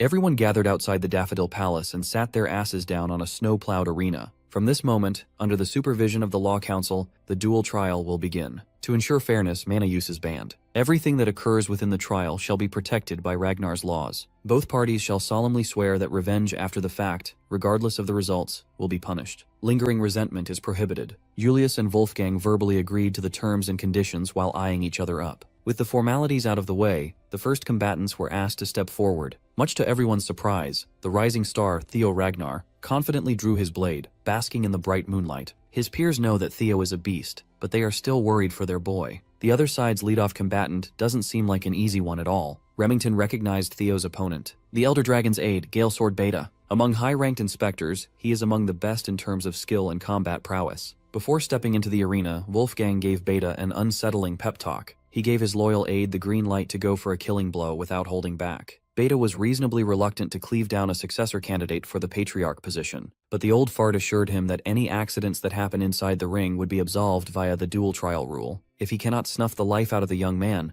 Wolfgang wants at least an arm as a souvenir. While the other corner was making some nefarious coaching calls, Theo calmly stood on his side of the arena. Julius had calmed down considerably, and was stressing over implicating such a promising young man in his mess. Earlier, he apologized to Theo for his reckless actions. He kept on asking the young lord if this was really the right way. With utmost confidence, Theo just asked him to trust in the process. Through this duel, what he really intends to do is to resolve a long-standing grievance, while hogging the spotlight for himself just a little bit. Once both combatants were in position, the Law Council referee blew the whistle. Beta decided to play it slowly with a stationary defensive stance at first. On the contrary, Theo pushed the pace and went with a flashy charge. Upon seeing the incoming youngster, Beta matched the push. Their first collision looked roughly equal in strength. With mana use banned, they can only rely on their physicality. Sparks flew as the clash sent both of them flying in opposite directions. As soon as they regained their footholds, both combatants flash-stepped for another round. What followed was countless collisions that would be hard to keep up with using the naked eye. All the audience could see was the light produced by steel crashing against steel. Beta might have an unfortunate name, but he is a competent swordsman. He was practically neck and neck against Theo's raw strength. The Elder Dragon's aide was more surprised that he couldn't seem to find an opening he could exploit. Even though they're only exchanging probing blows, it's still hard to believe that a youngster could keep up with a veteran. Theo is certainly a successor caliber fighter, but with age comes experience. One of the tricks Beta has up his sleeve is the use of terrain. Kicking up loose dirt and stones, he cleverly obscured the young lord's vision. A split second of distraction was all he needed to deliver a fatal blow. Beta felt proud of himself for leaning on his real combat experience. To pay respects to a successor's dignity, he aimed to send Theo off with as little pain as possible. Just a simple decapitation should do. As his blade passed near the young lord's neck, Theo sped up and leaned backwards with a taunting smile. Knowing that Beta would underestimate his combat experience, he left a gap on purpose, and the dumbass took the bait. While Beta's arm was overextended from the missed killing strike, Theo was free to retaliate. At the last second, Beta used every cell in his body to get the hell out of the way. He noticed something concerning. The young lord purposefully stopped his attack for some reason. But why would the rising star pull back on such a free kill? If it were up to Theo, he would have finished the job right then and there. Unfortunately, the voices in his head picked the worst time to come back. It kept on urging him to kill the ones who mocked and abandoned him. Thoughts of indiscriminate murder filled his mind. His vision and thoughts were clouded by the desire for violence. Beta noticed his odd behavior but felt reluctant to go in again. He was burned by a fake opening, and he worries that this was just another deliberate bait. If that was the case, he felt offended that a young buck would underestimate him this hard. An experienced inspector never falls for the same trick twice. With utmost confidence, Beta rushed forward with the intent to kill. Theo raised his blade and easily blocked the strike. He addressed the voices in his head out loud. He managed to make them shut up with sheer willpower. If it is murder they want, he can handle bloodshed without annoying chirps. Suddenly, Theo started moving at an even higher pace. He countered by unleashing a barrage of chaotic slashes that severed one of Beta's arms. One arm down and panicking, Beta felt the pain and pressure while trying his hardest to not lose any more body parts. Using his remaining arm, he brute forced his way out of being cornered by an unhinged Theo. The young lord made Beta's last stand look like a joke, sending the fool careening off the arena. Those sitting on the other side of the battlefield would have been turned into collateral damage if the ice dragon had not stepped in to shield the nobles. Feeling the force behind the attack, she quietly praised the young man's outstanding talent and power. Even without the use of mana, he managed to destroy the arena in a single slash like an absolute monster. Poor Beta was laid flat on a crater, armless and unconscious. Half of his drip was deleted.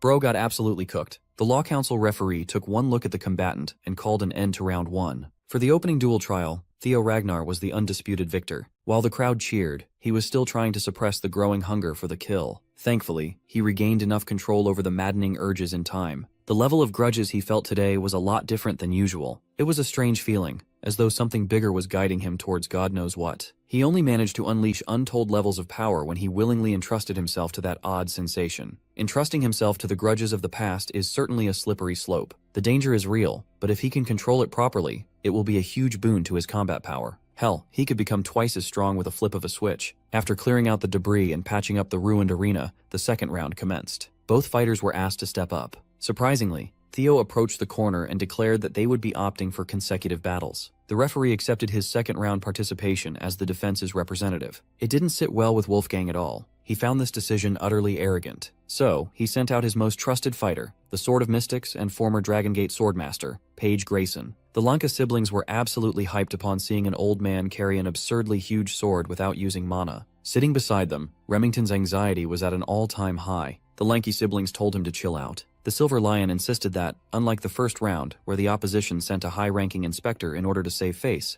Paige Grayson is a well-known elder himself. Those with common sense could see that Wolfgang's corner intends to kill Lord Theo without fail. With that in mind, it's hard to imagine Theo losing when the aftermath of his previous battle was still fresh. As soon as the referee blew the whistle to signal the start of the second round, Theo politely raised his hand. Instead of wasting time and clashing swords with another old man, he simply waved the white flag and forfeited. Everyone was shocked by this decision, especially Old Man Page. Theo humbly explained that a mid-ranked inspector like him could not possibly match an established elder. Even without fighting, he can recognize the gap between them. The Sword of Mystics was rightfully frustrated that he was denied a fair fight. Mr. Law Council referee was also taken aback as he announced the second round's winner. The audience applauded Theo's clever business decision. He basically took a thorny variable out of the equation for free. Remember, the plaintiff and defendant are required to face off in the duel trial's third and final round. Wolfgang was so laser-focused on getting rid of the problematic successor that he was blindsided by such a simple maneuver. Now he must fight with a broken arm. In all her years alive, Evelyn had never seen her deadbeat father so shaken before. When Theo approached their corner, she apologized for dragging her into her problems again. He responded like a true comrade, giving her reassurance. The warmth of his words reminded Evelyn of everything good in her life. Julius Ragnar was just an upstart in the cavalry when he enthusiastically invited her into the squad. He was the first to recognize her burgeoning talent. After she lost her arm, the demon dragon continued being her friend, reminding her that she can always make a comeback. Then, he met the charismatic young lord who changed the trajectory of her dead-end life. She swore to be his sword, giving her a newfound purpose. Lord Theo gave her the courage to fight for her long-standing wishes. Her past was filled with pain,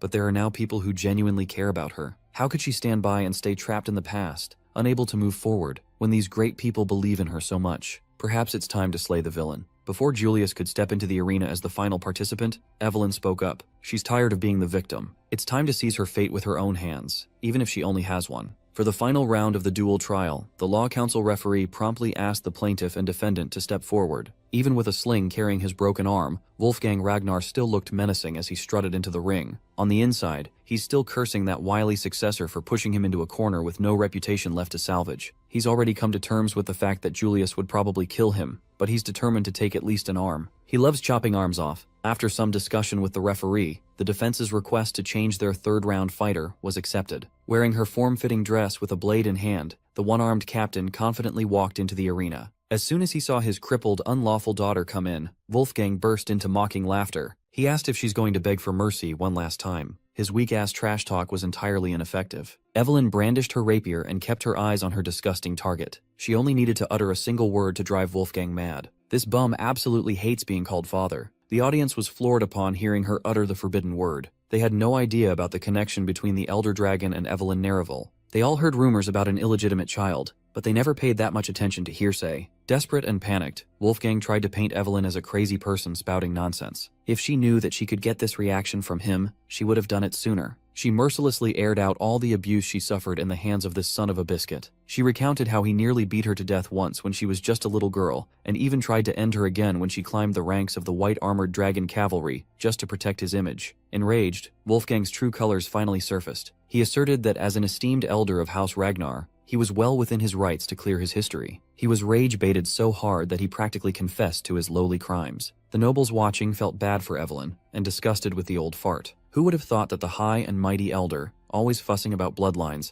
was guilty of spreading his seed outside the family? Those who knew of Wolfgang's shameful proclivities remained silent. They already warned him that this day would come if he wasn't careful. The old fart knew that he was basically tarnished. Julius and Theo just watched the drama unfold on the sidelines. The demon dragon still wanted to take the final fight to spare Evelyn from grief, but the young lord was adamant to let her sort the problem out herself. As soon as the whistle blew, Evelyn went for an aggressive offense. Given her severed arm and Wolfgang's broken limb, the clash was relatively equal. Since she has more experience with the handicap, Evelyn dictated the tempo, while the old fart focused on defense. When she deemed that the timing was right, she finally unveiled her new weapon. Being a veteran of many battlefields, Julius felt the change in her stance and the atmosphere. She was using the Wind Thunder God technique, Dochart. With pure technique, she literally kicked up a storm. The old heads watching vaguely recognized the Sword of Windstorm. As far as they know, this was supposed to be a lost art. How could Evelyn deploy and master such a technique? The Wind Thunder God technique certainly lives up to its name. Standing at the center, she was moving like the eye of the storm. She was effectively blocking Wolfgang's sword while continuously pressing him back. It's not every day you see someone so young fighting toe-to-toe with a top swordsman like Wolfgang. Theo was watching all this unfold with delight. Since the duel trial forbids mana, pure swordsmanship can thrive. With the difference in magical power taken out of the equation, such a refined technique could shine. Above all, Wolfgang is a fraud who was carried by his firm foundation of pure blood lineage. Without using that as a crutch, he's a mediocre swordsman at best. Feeling suffocated by Evelyn's aggression,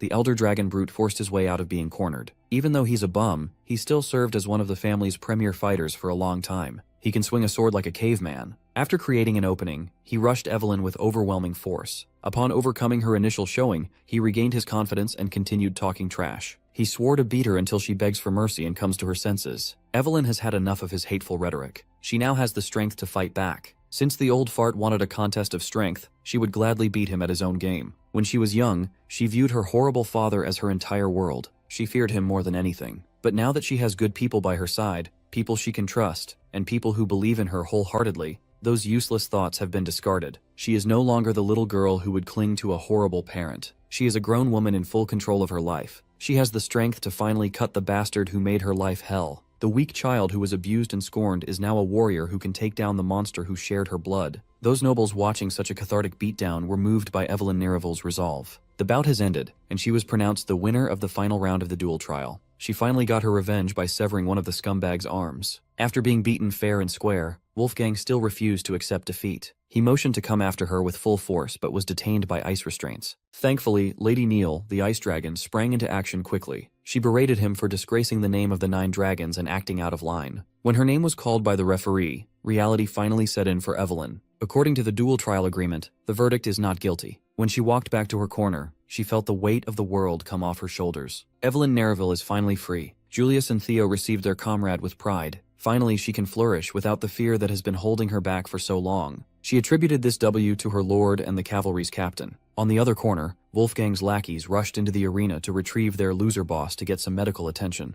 They recovered his sword, and he did not appreciate the sight of a failure reflected on his blade. He pushed his lackeys away, grabbed his sword, and menacingly marched towards Evelyn's corner. Wolfgang roared her name like a slur and called her a wretched girl while swinging his weapon like a madman. It was clear that this piece of garbage wanted to cleave her down once and for all. This time, Julius interrupted before he could even get close. The demon dragon grabbed him with his only surviving hand and made him sit down like a good boy. Wolfgang was clouded by rage, and he must have forgotten that he got off easy with just a severed arm. Julius stared the old bum down and asked if he really wanted to lose his remaining arm too. If he really wanted to look like a mannequin, the demon dragon would gladly make it happen. The tension in the arena was at an all-time high. This situation could have turned even bloodier if it weren't for an urgent interruption. A messenger came in to announce that the Troyvan family had begun their invasion. Everyone must return to their posts immediately. Julius clicked his tongue. The timing couldn't have been worse. He really wanted to do some serious damage, but that would have to wait. It took a lot of willpower to turn around and let go. He called on his trusted aides. They are now officially at war. and the white-armored dragon cavalry will be on the front lines. Wolfgang, like the dumbass that he is, still couldn't take the hint. He kept on yapping about how the duel isn't over yet. No one was listening to him anymore. The ice dragon had to threaten him with cold violence just to make him shut his trap.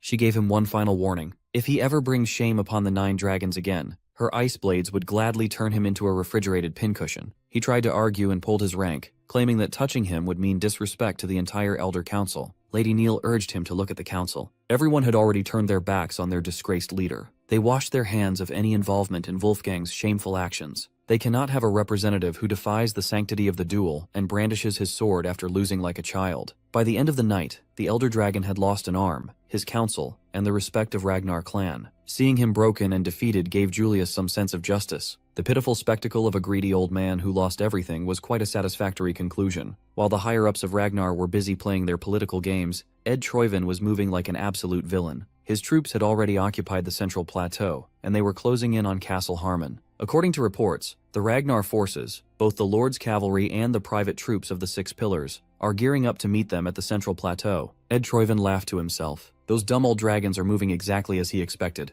It's about time to make them realize that this war is just one piece of a far greater plan, because the one piece is real. While they focus their forces on the plateau, Troyvin will freely devour the real prize. All pieces are in place for his wicked takeover. On the other side of the map, the Bacchus family territory seemed oddly quiet. One of the 6 Pillars had undergone a drastic change after the Sarah's Guild debacle. The guards manning the walls couldn't help but gossip about the new head of the house. Since taking over, Lord Navan has done nothing but lock himself away and drink all day. In such turbulent times, his people are doubting whether he even deserves to be called family head. One of the more experienced guards insisted that with the whole family locked up, all that's left of this territory are debts. A lord is useless when even the knights and vassals who had sworn loyalty to the Bacchus family for generations have left. It's understandable that the new family head chooses to drown himself in booze every day. Freedom to do so is a blessing in itself. Recently, the guards received some reinforcements sent by the Ragnar clan. These troops were deployed to fix the manpower problem, but they turned out to be useless freeloaders. Just like the family head, all they do is drink the days away. The captain of the Ragnar reinforcements just happened to be Sybil Drea, along with Eod Naran and other Theo fanboys. They were supposed to be the night watch, but every single night they're just drunkenly passed out in the streets. Their deployment is like the main family's way of saying, get lost. One of the guards stationed at the wall heard all this distressing info, and he seemed a little too pleased. As soon as the sun set, that guard made his way out of the territory and reported back to someone shady. He recounted how the morale inside is already at rock bottom. The operation might as well be considered an automatic success. Even more hooded, shady figures emerged from the shadows and marched toward the Bacchus territory. They've heard enough. It's time to roll out. With the current state of the fallen household, they could probably finish their objective in record time. As expected, Captain Sybil, who was supposed to man the walls, was passed out with a bottle in his hand. One of the hooded figures snuck into his position. With a knife flourish, he cursed out the drunk bastard for sleeping while on guard duty. He aimed for Sybil's head and plunged the blade with incredible precision. Back in the white-armored dragon cavalry HQ, Julius just heard an unreasonable request. Theo just requested to invoke independent operation rights as an intermediate inspector. Captain Demon Dragon swiftly denied such an unreasonable notion. During wartime, all military operations take priority, and he can't make an exception even for a successor. Theo asserted that his request is very much related to the war effort. He has the documents to back it up. Julius was wide-eyed in shock upon skimming the contents of the documents. Theo elaborated that Troyvin's main invasion points, namely Castle Harmon and the Central Highlands, are nothing but clever diversions. He is positive that the real target of this invasion is the floating archipelago and the compromised Bacchus territory. Backed by reports that shed light on this theory, Julius could tell that Theo's assessment was sound. Judging from the Black Skull's recent actions during the series' hostage crisis, it was clear that they were in cahoots with the Troyvin family. Theo added that Black Skull originated as a maritime league from the floating archipelago, the hub through which all the Empire's gold once flowed. That certainly explains how the Troyvin clan amassed such seemingly vast war funds. Given the archipelago's geographical position, it's only a matter of time before that place turns into a direct threat to the Ragnar territory. So, Theo suggested bumping up the priority of fortifying the neglected Bacchus territory. Even if his calculations are airtight, the majority of Troyvin forces have already gathered in the Central Highland and Castle Harmon. They have enough numbers for an all-out war. Their side had already deployed troops to counter that imminent clash. The clan has no manpower left to spare. Still, they can't just abandon the real strategic points. That's precisely why Theo asked for independent command authority. He will oversee the reinforcement of Bacchus territory and the archipelago investigation. In doing so, they can shine a light on Troyvin's financial artery. Given some hand-picked troops and a little bit of time, he's confident that he can make a more direct impact on this war. Julius was astounded by the young man's clever thinking. How can he not approve of such a bold plan? This is a matter tied to the war. They must pull out all stops available. Even so, he reminded Theo to never overextend. When the young lord left the HQ, the demon dragon was left to ponder how the kid pieced everything together by himself. He somehow got his hands on highly classified information. He would have been better off sharing this precious intel with an intelligence expert like Black Dragon, but he chose to report to his captain. That means Theo wants to keep this operation under wraps so he can move freely on his own. Julius could tell that the kid asked for permission as a mere formality. By Julius's estimation, Theo had already made his move long before he entered the HQ. And he was absolutely correct. Theo already placed his troops inside the Bacchus territory. Tonight, they shed their drunken camouflage to deal with invaders. Captain Sybil dropped the drunkard act and decimated the hooded invader by surprise. When the bottle of booze was flung into the air, its contents spilled out, and the hooded figure caught a whiff of orange juice. Sybil is sober and awake. He doesn't even drink at all. After days of pretending to be an intoxicated fool, he can finally stretch his limbs and swing his sword without restraint. Without the element of surprise, a Troyvan operative is no match for a swordsman who used to train with Lord Theo. Sybil's troops easily cleared out the vanguard.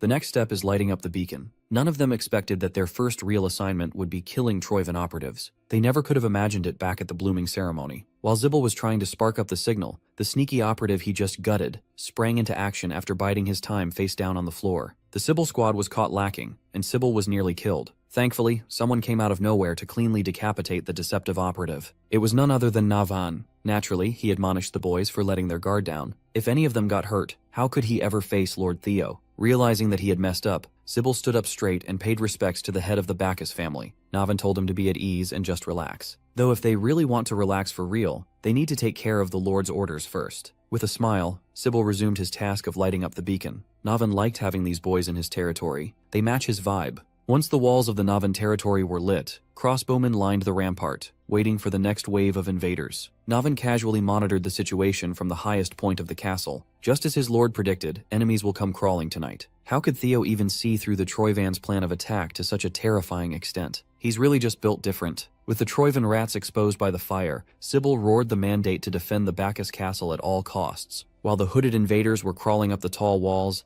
thousands of arrows pelted them from above. It was a bloodbath. By the time Theo reached the castle aboard his Viper Wyvern Umbra, the battle had already broken out. He arrived just in time to watch his boys in action. He sped up in excitement. He's eager to see some familiar faces once more. When the sun rose over Bacchus Castle, the land outside the wall was littered with corpses of Troyvan operatives. As Lord Theo commanded, the mission to defend the territory has been completed. Sybil was rightfully proud of his work. Theo knew that the boy could be loud sometimes, but his report was extra rowdy this time. Must be the adrenaline from slaughtering an entire battalion. Of course, the exceptional defense of Bacchus territory was worthy of praise. A single compliment and acknowledgement drove good old Sybil to tears. His comrades were so damn jealous of their captain. Navan didn't expect Theo to drop by in person, but it was a nice surprise. Thankfully, Theo didn't need to interfere at all. Thanks to the reinforcement squad, the operation went smoothly, and even Navan was surprised. Theo scooped up all his fanboys and recruited them to join the Camellia Palace Guards. He was delighted to see them progress so quickly. He could see that they even wowed Navan. The family head didn't expect much at first. They were intermediate inspectors with little to no experience under their belt, yet they clutched up when it mattered. Though their skills are still on the rougher side, they are good people who can be trusted. Hearing Navan sing his boys such high praises made Theo feel like a proud big brother. Since Navan liked Sybil and the boys so much, Theo suggested that they should fill the Bacchus family's vacant Knight Order. If Ghost Sword Navan handles their training to become a proper Knight Order, Sybil and the others could really flourish. He seemed receptive to that idea. It's been a long time since he felt some semblance of anticipation. Theo was glad that his subordinates found a great home to stay together and help with his agenda. Since he's no longer needed in this territory, Lord Theo bade his farewells. He's seen what he came to see, so it's time to go to his next destination. He's bound for the floating archipelago to conduct a thorough investigation. Navan thought he'd be used to his lord's boldness by now, but Theo still catches him off guard sometimes. The archipelago is notorious for its hostility towards outsiders. It's hard to even get in. Luckily, Theo has his ways. After a few days of smooth sailing, he arrived at the port city of Dion. Donning his hood to avoid standing out, he went straight for the pub. Right away, he was met with trouble. A man twice his size deliberately bumped into him on the way in.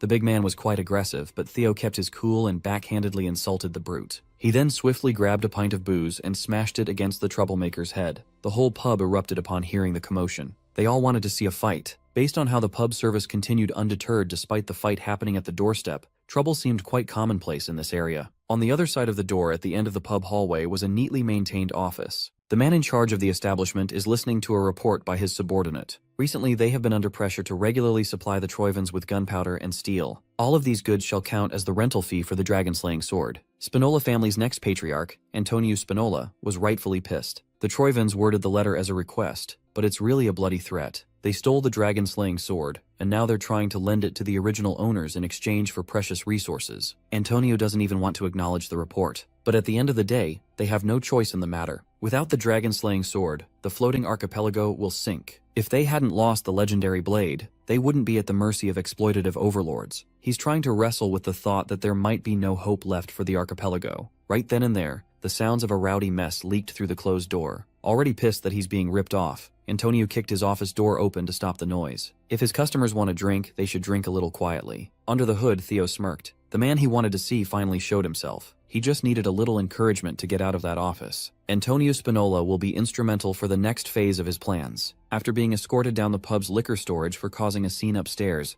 Theo immediately shared his desire to go to the floating archipelago. He wants to tag along with Antonio's ship as a combatant. He asserted that sea monsters have been appearing more often on the route lately, so he wanted to lend his sword. He already demonstrated his skill from the brawl upstairs, and he heard that the Spinola family is short on manpower these days. It's a win-win. Antonio acknowledged that everything he said has some truth to it. They are looking for crew members. Still, he refused to let this shady young man on his ship. For an alleged mercenary looking for work, his gear is way too clean. Not a single sign of wear can be seen. He walked into the pub, caused trouble, and he just happened to know that a ship was bound for the archipelago soon. Antonio would not let an unknown variable like that into his boat. Theo chuckled. He would have been disappointed if Antonio hadn't seen through his sloppy ruse. Now that he knows that the man is not an idiot, they can finally talk business. He slid a coin onto the table and mentioned the armed resistance fighting for the liberation of the floating archipelago, the Black Skull. He came all the way to this port city to make a deal with the resistance leader, Antonio Spinola himself. Antonio felt threatened by how much the young man knows. But that's not important now. This is not about how he knows, but about what he knows. For example, he's aware that Antonio is stressing about the dragon-slaying sword. As soon as Theo uttered the name of that blade, Antonio immediately accused him of being a Troivan dog. Theo just laughed and reminded the businessman to conduct himself with composure. Antonio checked himself and reined in the hostility. His security detail checked on them upon hearing the noise, and he waved them off. Theo hinted that he's got the dragon-slaying sword in his possession. Antonio called him ridiculous. As far as he knows, those Troivan dogs have it under lock and key. But Theo poked a hole in Antonio's belief. Those Troivan dogs probably just claimed they had the sword. There's no concrete evidence that they really have it. Come to think of it, the Troivans never even showed the thing they were holding for ransom. He recognized that his judgment might have grown cloudy with the archipelago's fate at stake. Since he's got nothing to lose, he might as well listen to what this stranger has to say. So Antonio calmed his tits and sat down as Theo brought up the legend and mystery of the infamous floating archipelago. The tale begins with the hero known as Kriemhild. This is a legend near and dear to Antonio's heart. He even has the storybook in his drawer. Kriemhild supposedly drove his sword into the head of the sea dragon that once ravaged the vast ocean, sealing the beast beneath the waves. It's a generic fairy tale, but he knows it to be a real historical fact. People say that the floating archipelago stays afloat above the sea thanks to mysterious natural currents, but that's not true.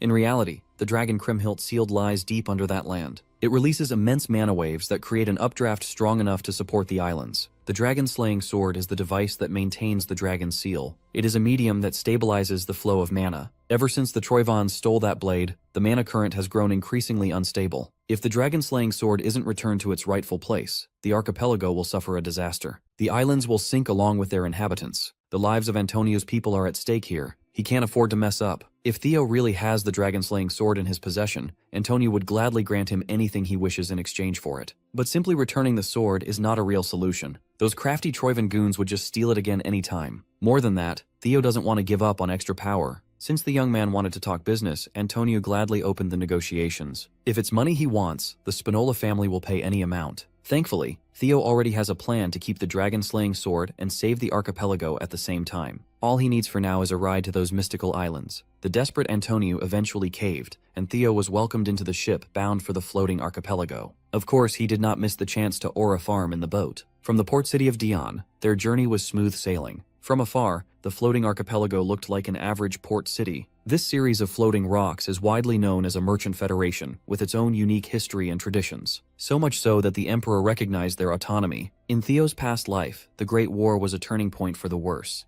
It was occupied by Troivan. Its rich history was erased, and it was reduced to a mere production base for war supplies. Towards the end of the Great War, the entire archipelago sank and vanished from the map. For the sake of both Ragnar and the people of the archipelago, Theo is determined to drive those dogs out of this place. Antonio was promised that his homeland would be saved, but he still can't fully trust Theo. The young man's plan sounded ridiculous. Antonio was particularly skeptical about Theo's plan to move the entire landmass. He confidently assured the nervous businessman that it's a feasible solution. After all, the sea dragon sealed at the bottom of the archipelago is another guardian of an ancient dragon's relic. Prior to sailing off, Theo consulted his guardians regarding the dragon-slaying sword. They immediately confirmed that the blade was an ancient dragon's relic. It only stumped him even more as to why it's incompatible with the Ragnar's. He can't even touch it without feeling the painful rejection. The lesser Drake wasn't privy to the specifics, but he could tell that the guardian of this blade had abandoned its duty and escaped the relic altogether. There's precedent for that. Mr. Griffin over here tried and failed the same stunt. Curious, Theo asked his guardians if they could escape their relics if they paid the price. They all claimed that escaping and continuing to live was only possible because it was perpetrated by that guy. It's not something a regular guardian can do. That sea dragon has enough power to keep an entire archipelago afloat with just residual mana.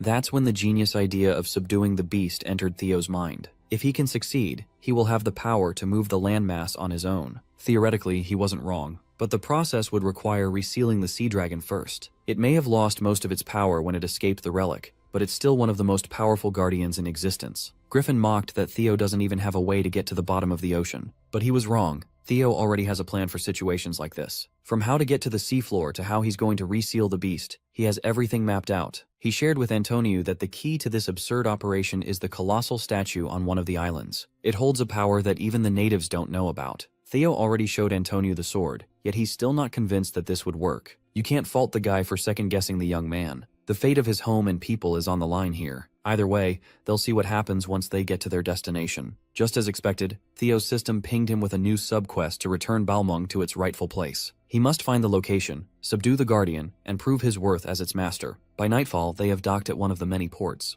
Under Antonio's leadership, the Black Skull revolutionaries have gathered. They received their assignment to guide Theo to the Kriemhild statue. After that, they must stay out of the way while the young man does his thing. As everyone knows, all the heads of major families have already been bought by Troyven. Security around the statue has been heightened, so they'll be using the infiltration route. For the floating archipelago, every Black Skull member growled with resolve. Antonio gave Theo one final good luck while he scanned the Black Skull lineup. Theo immediately spotted the odd man out. As expected, the colossal statue was manned by guards from all sides. Those corrupt families did not skimp on fortifying the security around the historical site. Unbeknownst to those diligent guards, the Black Skull agents have already closed in using their secret route. Theo followed his guides through a tunnel and found himself near the target in no time. The sound of the waterfall nearby masks noises from this point forward, so they can move freely. Theo retrieved the dragon-slaying sword from his subspace and immediately felt its electrifying rejection. He thanked the Black Skull agents for escorting him this far, but he'll move solo from this point forward. Seeing him pull the Blade of Legends out of thin air made the Black Skull people wide-eyed with excitement. Theo noticed that the negative reaction is getting stronger the closer he gets to the statue. All he has to do is climb the winding image of the sea dragon to get this over with. With his masterful footwork and agility, he scaled the stone statue without any problems. The Black Skull agents still couldn't believe that the blade they've been trying so hard to retrieve is in the hands of some stranger. Those who believe in the revolution felt as though there was hope for the floating archipelago again. Unfortunately, the odd man out finally had enough of watching and sprang into action by killing his fellow Black Skull agents. As it turns out, the armed resistance is already infested with spies. With Balmung in sight, they finally dropped the act and made their move.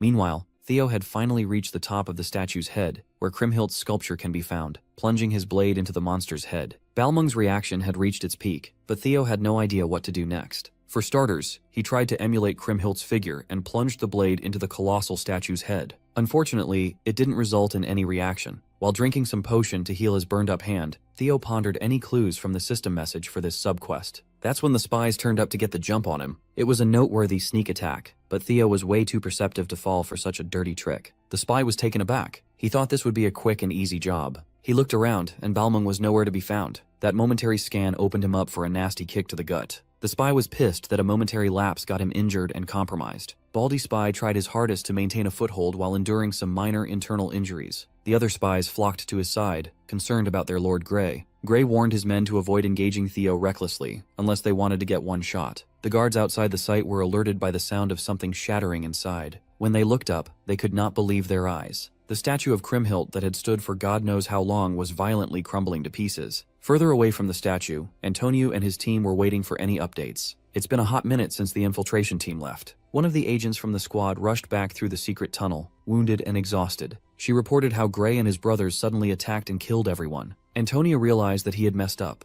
The Troivan servants had already infiltrated his group right under his nose. Up in the sea dragon statue, Theo was busy fighting off the traitors to the cause. He wasn't too threatened, but they are annoyingly delaying his mission. To make matters worse, Gray and his posse were quite combat savvy. Even when given an opening, they won't show aggression. It's clear that they are stalling for time. He reckoned that they must have taken control of the nearby 3rd district and are now waiting for reinforcements. If they won't bite what he's putting down, then Theo just has to go on the offensive. He attacked relentlessly, chipping blocks off the colossal statue. His indiscriminate strikes eventually thinned the stony layers out and revealed an ancient metal box hidden beneath. As soon as Gray saw the hollow slit meant to house a blade, he commanded his brothers to stop Theo at all costs. The young lord kicked himself for overcomplicating this mission for no reason. Since the subquest explicitly stated that Balmung must return to its original place, he just had to follow where the blade is leading him. The hollow slit of the ancient box lay before him. He just needs to insert the tip. Gray threw his body over Theo, hoping that he could prevent the inevitable from happening. He was too slow, and Theo was simply too fast. He plunged the blade into its rightful place, and a bright light drowned the perimeter. It produced a strong impact that repelled the Troivan dogs. Theo endured the blade's rejection and the overwhelming impact, keeping his hands on Balmung's hilt. That's when the shattering alerted the useless guards outside. When they looked up at the statue they were supposed to safeguard, it was already breaking apart. They never could have fathomed that they would witness the collapse of the Colossus tonight. The fall knocked Theo out and inexplicably transported him somewhere else, somewhere he could not recognize. When he regained consciousness, he was battered by the worst headache he had ever experienced. The pain was unbearable, but that means he's alive. Upon taking in his altered surroundings, he reckoned that he must have been transferred inside the relic dungeon. He was surrounded by tall and lush greenery from all sides, wildly different from every other relic dungeon he'd been in. While he was still taking in as much information as he could, he heard a tiny voice coming from beside him. All 4 of his guardians have decided to come out in their chibi forms. Fairy Dragon explained that they've manifested a corporeal form using Theo's mana as the medium. Due to his insufficient magical power, they could barely sustain a miniature form. She also shared that this relic dungeon reeks of deep longing and pity for a particular human. Theo's mind immediately jumped to Kriemhild, but the guardians couldn't say for sure. They could merely read the remnants of the guardian's thoughts. Using context clues, it's pretty easy to tell that the legendary hero must be involved somehow. Since the relic guardian abandoned this space, they should be able to look around and investigate slowly. That was a mistake. Unbeknownst to Theo, a skeletal archer had already locked onto him as a target. When the arrow was unleashed, it caused a massive explosion. The sound triggered Theo's reflexes as the arrow's tip inched closer to his head. With his ultra instinct, he moved his noggin out of harm's way and caught the arrow in mid-air. It looks like the intel his guardians fed him has some holes. This land is not as ownerless as he thought it would be. The skeleton archer was just the start. Multiple skeletal creatures have emerged, clearly hostile to the only one with flesh in this space. They all see Theo as an intruder, a threat that must be deleted from the dungeon. The bony inhabitants of this odd dimension chanted Kriemhild's name with veneration and respect. Little Griffin asserted that the original guardian must have manifested these beings just to protect ownership for the human called Kriemhild. More arrows came flying in, and the little birdie almost got hit. Theo easily deflected the incoming threat, redirecting its trajectory to crush a skeleton swordsman's skull. He estimated that these skeletons were not particularly threatening, but they have the numbers to be extremely annoying. If he could just take them out en masse, clearing the dungeon would be simple enough, but it won't be that easy. Fairy Dragon could tell that these beings were no ordinary skeletons. They are undying soldiers that won't stop until they fulfill their duty. They are dragon fangs. Theo drew his blade with a smile and welcomed the challenge. He burst out to the treetops, making the skeletons run after him. After spending precious energy on trying to cut as many regenerating dragon fangs as he could, he had decided to back away. Since he was struggling quite a bit, Little Griffin reluctantly gave him a piece of advice and reminded Theo that the Kriemhild fellow was just a human like him. If he could get that man to surrender ownership of the dungeon, this whole mess would be wrapped up in a few seconds. Theo snapped upon hearing such useless advice. If that man is still alive after who knows how many eons have passed, he'd be far from human. Little Griffin sulked and regretted giving valuable advice to an idiot. While he was trying to formulate a way out of this predicament, a system message popped up. To focus on reading what it entails, he forcefully closed Little Griffin's beak. It stated that the dungeon is the final gift the Leviathan left behind for the hero, Kriemhild. Now he must retrieve ownership of this gift from its landlord. Reading between the lines, Theo admitted that his annoying bird might actually be right. Thankfully, the dragon fangs weren't fast enough to catch him, no matter how coordinated they were. Using vines to always be on the move, he pondered how he could wrestle ownership from a dead man. To maximize the variables he could process, he activated hatchling synchronization. His vision turned superhuman, processing everything around him at superhuman levels. If his hunch is correct, he must be missing one more crucial piece of information to beat this dungeon. Through hatchling synchronization, he spotted a lone dragon fang hanging back, away from the aggressive pack. It had a different aura than the run-of-the-mill skeleton nightmares. When all the dragon fangs bum rushed him, he noticed one of them turn its back and run away. Now he's more certain that he just needs to hunt that odd one out. With his ridiculous speed, he easily caught up to the anomalous fang. He deployed his fastest attack, the lightning dragon flash technique, to close the gap in the blink of an eye. His black lightning caged the lone dragon fang, leaving it with nowhere to go. The cage sparked a massive lightning explosion, pulverizing everything within its effective range. Lightning Needle is not only fast, but also supremely destructive. Killing the oddball dragon fang caused a system notification to pop up. He must gather 206 pieces of Kriemhildt's remains, and he only got one after expending so much effort. The number he must meet was way too high, but at least he's got a proper objective now. This particular dragon fang dropped Kriemhildt's third cervical bone. With a clear direction to follow, Theo just needs to collect a dead man's bones, and he'll be out of this place in no time. Back in the real world, a sailing fleet just docked on the floating archipelago port in the middle of a raging storm. Porters flocked to the ship while an attendant approached the only man who disembarked. The man commented that the fog should work in favor of his objective. The porters who boarded the newly arrived ship were floored by what they saw. Its deck was completely stained with blood. The entire crew had been massacred without mercy. The man heard that the foolish floating archipelago spies he sent to infiltrate Black Skull let the dragon-slaying sword slip away. Well, it doesn't really matter if the weaklings failed, or who's holding Balmung now. After all, the entire archipelago itself is already in Troiven's grasp.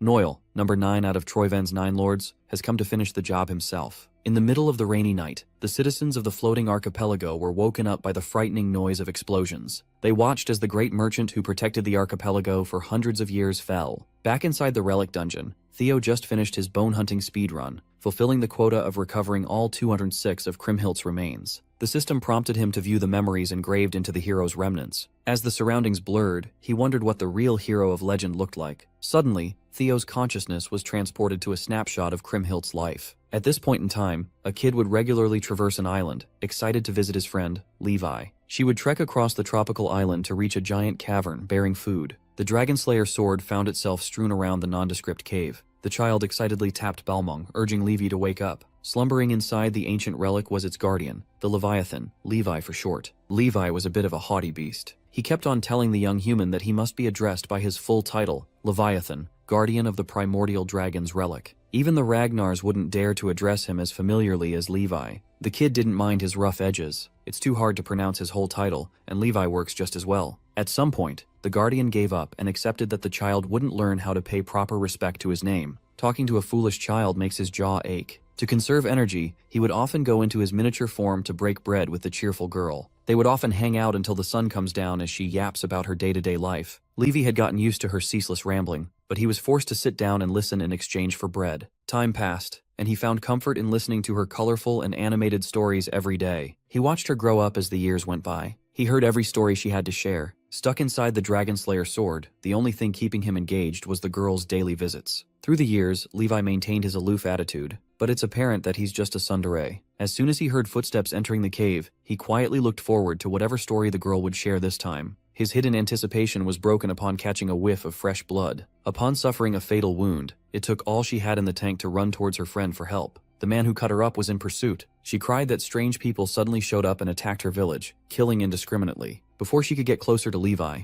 one of the soldiers dragged her by the hair and stabbed her without mercy. The soldier dug the blade deeper into her body, viewing the girl as nothing but a savage. They are moving under the mandate of the Empire's emperor. This is their way of showing compassion to such a rural backwater island. Since the opportunity had presented itself, he wanted to have some disgusting fun too. While he was salaciously coiling around the dying girl, Levi's rage had reached its zenith. The guardian of the ancient relic sprang into action, disregarding his restraints. Blinded by wrath, he pulverized the cave that served as his home for years. Kriemhildt's village had been fully taken over by the Empire's dogs. They threatened the citizens with death by fire if they refused to cooperate. This inhumane invasion would have continued if a towering beast had not flown in for the sake of vengeance. Levi roared and launched an attack that eradicated every single Empire soldier in the vicinity. Sitting on top of Leviathan's head was a person. Thankfully, Kriemhildt survived her horrible encounter with the disgusting dog of the Empire. That day, she unlocked the strength to carry the Dragon Slayer sword. As soon as the remaining soldiers spotted her sitting on top of the dragon's head,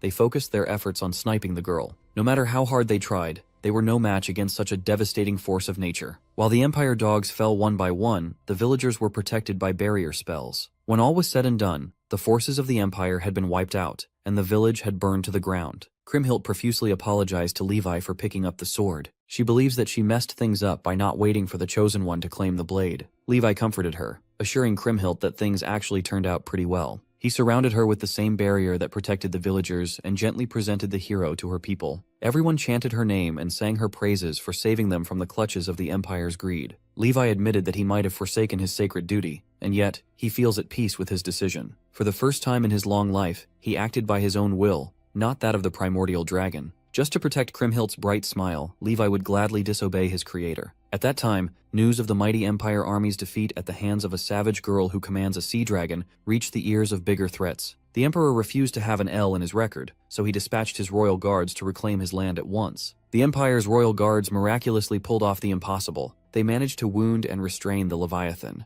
They had to resort to dirty tactics in doing so. They kidnapped the villagers and threatened to kill every single one of them if Levi continued to resist. The royal dogs singled out Kriemhild, pressing her to spill the secret to finally kill the beast. Levi urged her to save herself and confess. He is a guardian, an undying entity. Death simply means falling into a deeper slumber for him. The magic left within the Dragon Slayer sword when he emerged should be enough to put him to sleep. For the sake of Kriemhild and the villagers, Levi would gladly take the fall. Relative to his years alive, the time they shared together was rather short. Still, he had never felt more connected with anyone. Kriemhild climbed on top of her best friend's head and wielded Balmung. Using water to forcibly move her limbs, Levi forced the hero to do something so cruel. He reckoned that the moment he escaped his fate, this ending was destined to happen. Levi urged her to never feel guilty for protecting her people. This is the last time he'll be able to help her. The last few years had been the best time of his life, but it had to end in the most heartbreaking fashion. The sea dragon killed himself to spare the hero and her people from the Empire's wrath. The royal guards watched as the beast fell without them lifting a finger. The man in charge of this perverse operation laughed his ass off upon seeing the dramatic ending. His laughter ceased when a massive storm started brewing right above their heads. As one final act of defiance, Levi unleashed a tidal wave that would swallow the entire army. They screamed and begged for mercy as they drowned. The frightening waves coiled away from the villagers, sparing them from the cold clutches of death. The land they were standing on was ripped from the seafloor and raised to the surface. Theo finally had the full picture of how the floating archipelago was formed. As it turned out, Kriemhild wasn't the valiant hero as the tall tales told. She was simply a victim of cruelty, an unfortunate girl who formed an unlikely bond and friendship with a relic guardian. Still stuck in the vision of the past, the image of Kriemhild approached Theo, calling him the chosen one Levi was waiting for. Even in the afterlife, Kriemhild still felt guilty for preventing Levi from fulfilling his sacred duty. Now she has the opportunity to fix that. She finally relinquished ownership of the Dragon Slayer sword and gifted the relic to Theo. She hoped he could make the stubborn beast happy. Accepting the relic with gratitude, he assured Kriemhild's soul that Levi already had enough happiness in his life thanks to her. Hearing such a sincere assurance put her mind at ease. Back in the real world, the useless guards surrounded the ruins of the Colossus, assessing the damage and minimizing the risk of additional collapse. Out of nowhere, a figure emerged on top of the shattered stone pile. The dark clouds parted, letting the sun peer through after a violent storm.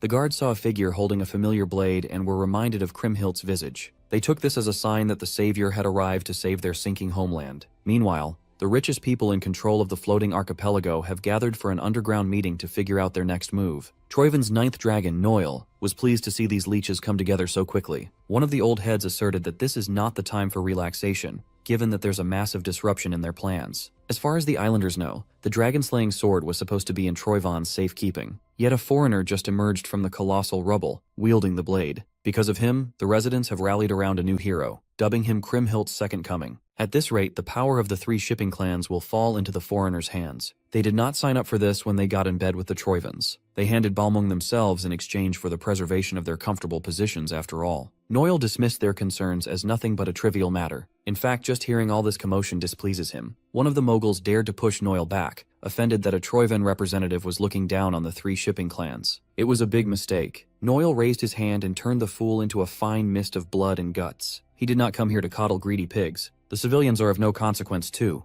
They are merely insects that can be crushed at any time. Frankly, Noil is disgusted by these business moguls. They are traitors willing to sell their homeland for their own gain. If they simply followed orders right to the letter, none of this mess would have happened. With their dominance over the sinking archipelago slipping, they are panicking. One of the moguls bravely called Noyle's hypocrisy out. They know how much the traitorous Troivan family relies on the archipelago's resources. The ninth dragon got all up in his face, intimidating the old for stating facts. Noyle simplified everyone's directive: shut up and follow orders. If they wish to live, the three clans must work together to retrieve the dragon-slaying sword. With utmost respect, one of Noyle's soldiers asked if it would be a wise move to entrust such an important job to the incompetent merchant clans. He recognized the soldier's concern. Noyle would also prefer to act personally, but the current situation does not allow him to make a move yet. He just received word that one of Ragnar's 9 dragons, the hegemony dragon, is on the way to this very archipelago. Restraining such a threat is the highest priority. Back outside, almost every archipelago citizen has gathered to catch a glimpse of their new hero. They chanted Kriemhildt's name with utmost admiration, just like how their ancestors did.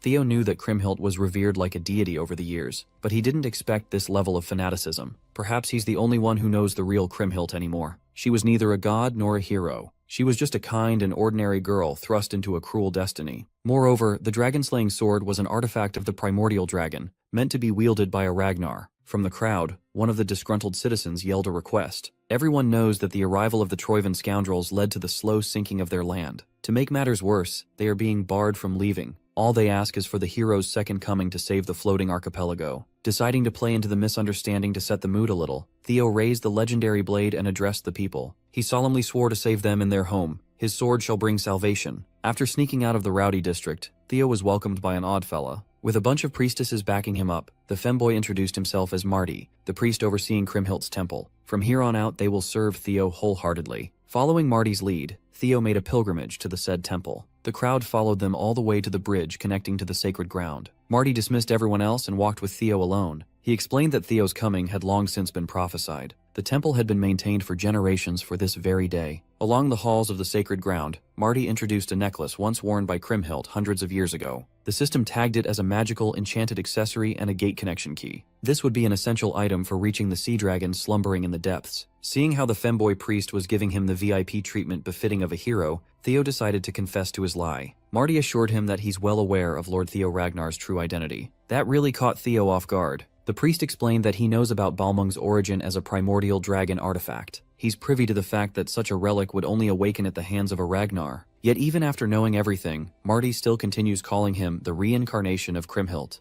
Going into further detail, Marty asserted that those who guarded this place for generations know the hero's real story. They know the sorrow of having no other choice but to harm a friend. Since Theo had been acknowledged by their reluctant savior, the temple deemed him deserving of befitting treatment and respect. At the end of the temple halls, they have arrived at the top of seemingly endless stairs leading to the bottom of the archipelago. Marty instructed Theo to throw the necklace below, and a gate leading to the sea dragon will open. Carrying the artifact will also allow him to move freely underwater. The femboy priest placed all his hopes in Theo's hand, and the Ragnar Lord promised to deliver. Outside the temple, the citizens huddled together to pray for their salvation. They pleaded for Kriemhildt's well-being and the archipelago's safety. The solemn vigil was interrupted by the threat of aggression. The three clans have arrived, and they aim to make the crowd disperse. They announced that they conducted an investigation and found that the man falsely claiming to be the hero was a terrorist. This three-clan coalition is hell-bent on pinning the crime of stealing the Dragon Slayer sword on the alleged terrorist. Citizens were strongly urged to disperse immediately. Umberto Spinola, the head of the Spinola family shipping clan, reaffirms that his judgment is correct. Antonio might share the same last name as this bug,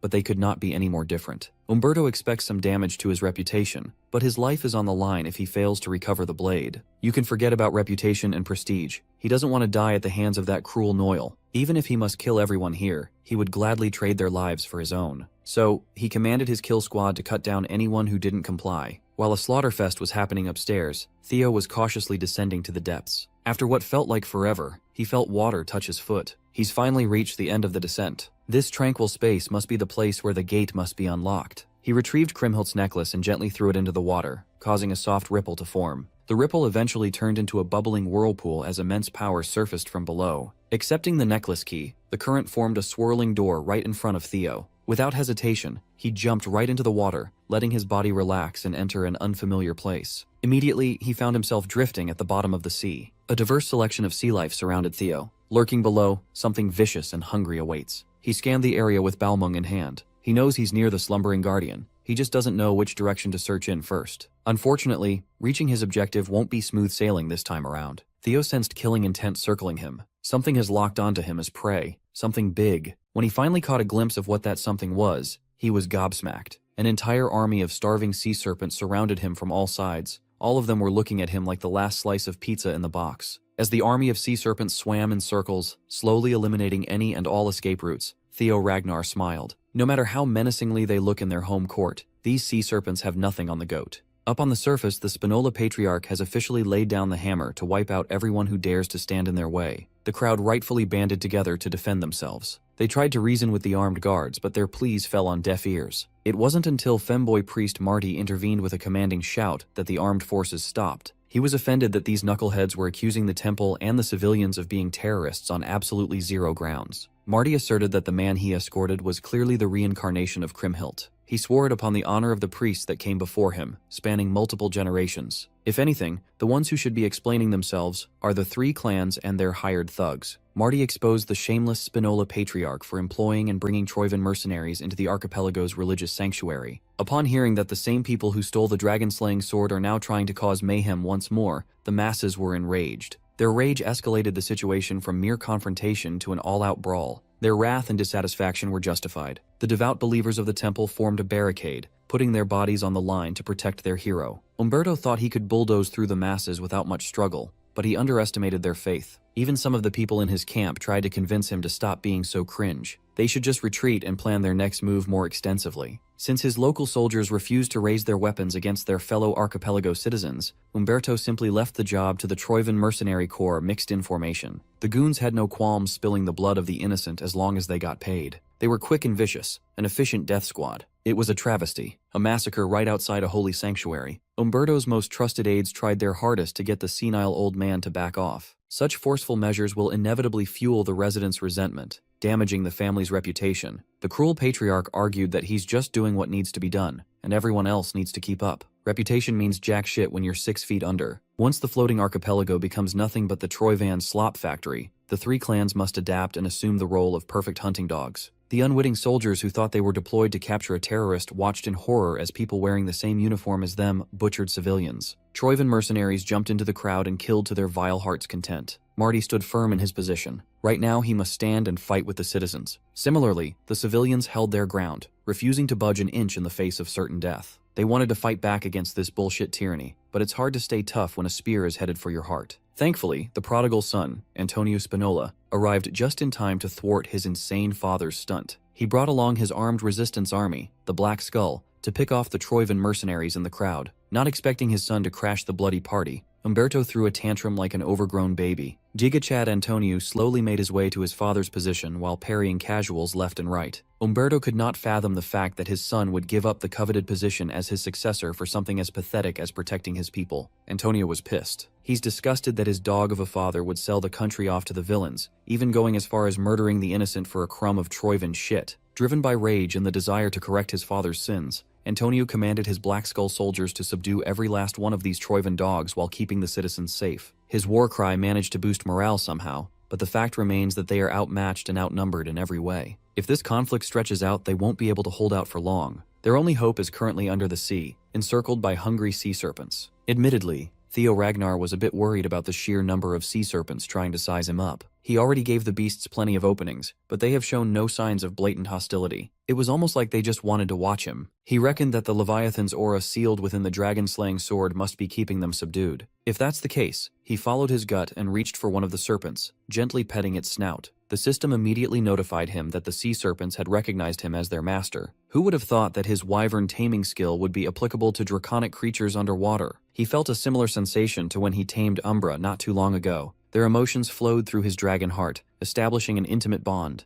Through the sea serpents, Theo tapped into the emotions the Leviathan felt as it sank into the depths. There were hints of curiosity, fear, and awe. Levy must have had quite a layered experience. The sea serpents were initially drawn by the Leviathan's power and eventually claimed the area as their territory. It makes sense why they all came out to observe Theo, someone who carries the same aura as the legendary Relic Guardian. With the ability to communicate with sea serpents unlocked, he finally got the gist of whatever's happening down in this unfamiliar place. Theo is certain that he has the tools to put everything back in its rightful place. He mounted one of the sea serpents, and the entire army led their new master to his destination. Theo found that the deeper they go, the stronger the currents become. It would have been impossible to navigate these waters on its own due to the twisting and turning caused by warped mana. To make sure that he doesn't miss any details in the dark, he activated hatchling synchronization. Once they were deep enough, the abnormally strong currents died down. Theo finally laid eyes upon one of the strongest relic guardians in existence, the Leviathan. As expected, it was resting at the bottom of the deep sea. Even when in deep slumber, its overwhelming mana and gargantuan size were simply absurd. But contrary to the other guardian's purity, the mana flow of the Leviathan seemed strange. This must be due to the issue the sea serpents told him about.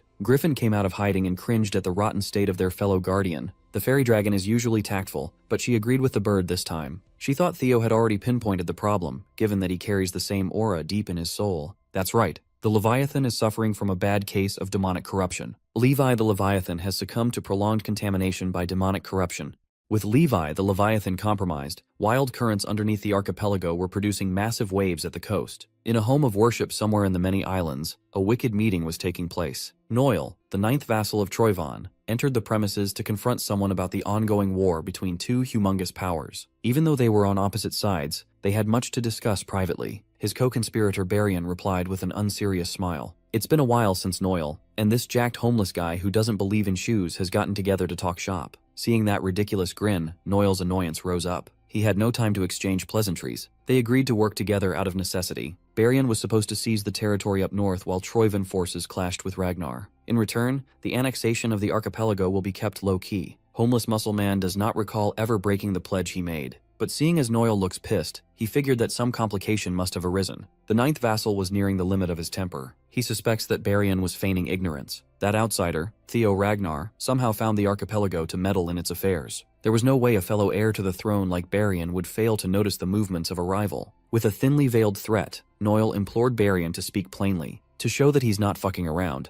the ninth vassal unleashed his bubbling murderous intent in Barian's direction. Since the mischievous heir would like to dance around playing stupid, Noel made a judgment call to end their little arrangement. Under the sea, Theo Ragnar was grappling with the implications of the Leviathan's current condition. The seemingly indomitable guardian was infected with demonic sea poison. Its whole body is on the brink of utter contamination by such a vile toxin. Based on its subdued savagery, it was highly likely that its reasoning had completely eroded. He might not have proof yet, but Theo reckoned that the Troyvon bastards might have a hand in this poisoning. Fairy Dragon added that once the dragon's sword is drawn and its seal undone, the Leviathan would have normally awakened to defend the archipelago. She was more intrigued by how mortals managed to intoxicate a relic guardian with a nasty case of demonic sea poisoning in the first place. Only some grotesque technique could have made this possible. In any case, the Leviathan is mere moments from rampaging out of control. With logic and reasoning tainted by demonic presence, it's about to cause a lot of damage. Fortunately, Theo seems to have avoided notice for now. The safe thing to do is to keep a distance and formulate a plan. But the Chosen One had a different approach in mind, a much more straightforward one.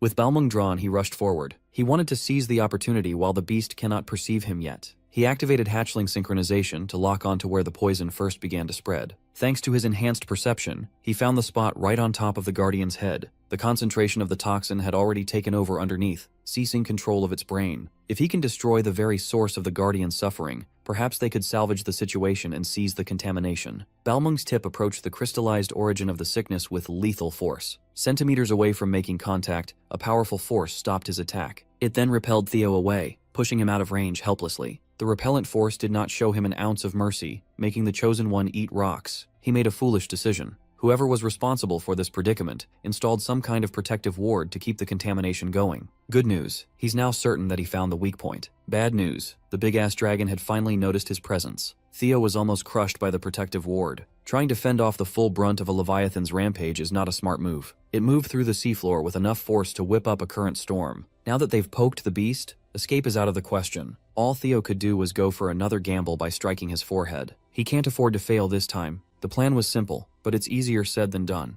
That beast is a whole-ass Yu-Gi-Oh card. He racked his brain for the approach that could bail him out of this gargantuan mess. Not giving him a chance to think of another method, the Leviathan opened its jaws and coalesced unimaginable powers in its mouth. It unleashed a blast of pure energy capable of wiping out cities in one go. It took everything Theo had just to barely scrape out of its radius. While he was feeling the full brunt of a guardian's power, an idea popped into his head. First, he leapt backwards to create more distance while the Leviathan chases. Thankfully, an ally showed up just in time to aid in his tactical retreat. One of the sea serpents he tamed must have noticed the commotion and came to aid him in battle. Although he could breathe and operate underwater, movement still felt foreign and restricted. But with the sea serpent's help, everything changes. With an upgrade in speed, he commanded the serpent to charge back in and aim for the wound on the Leviathan's brow. The closer they get to the crystal, the denser the demonic miasma becomes. Once he entered his effective range, Theo hopped off his mount. It's time to put what he learned while fighting the griffin into practice. His eyes turned black and red, his features becoming more draconic. Theo boosted all his stats with the help of his guardians. He activated Griffin's ability to suppress more formidable foes, Fairy's buff to enhance immunity against demonic influence, Flame Eater's augmented attack power to counter demonic energy, and Lesser Drake's suppressive fear. A Guardian Relic can only be subdued by a fellow Guardian Relic's strength. In the strongest state he could possibly muster, Theo unleashed a magnificent Dragon's 5 talons. His supercharged attack reached the crystal, bypassing the force of the protective ward.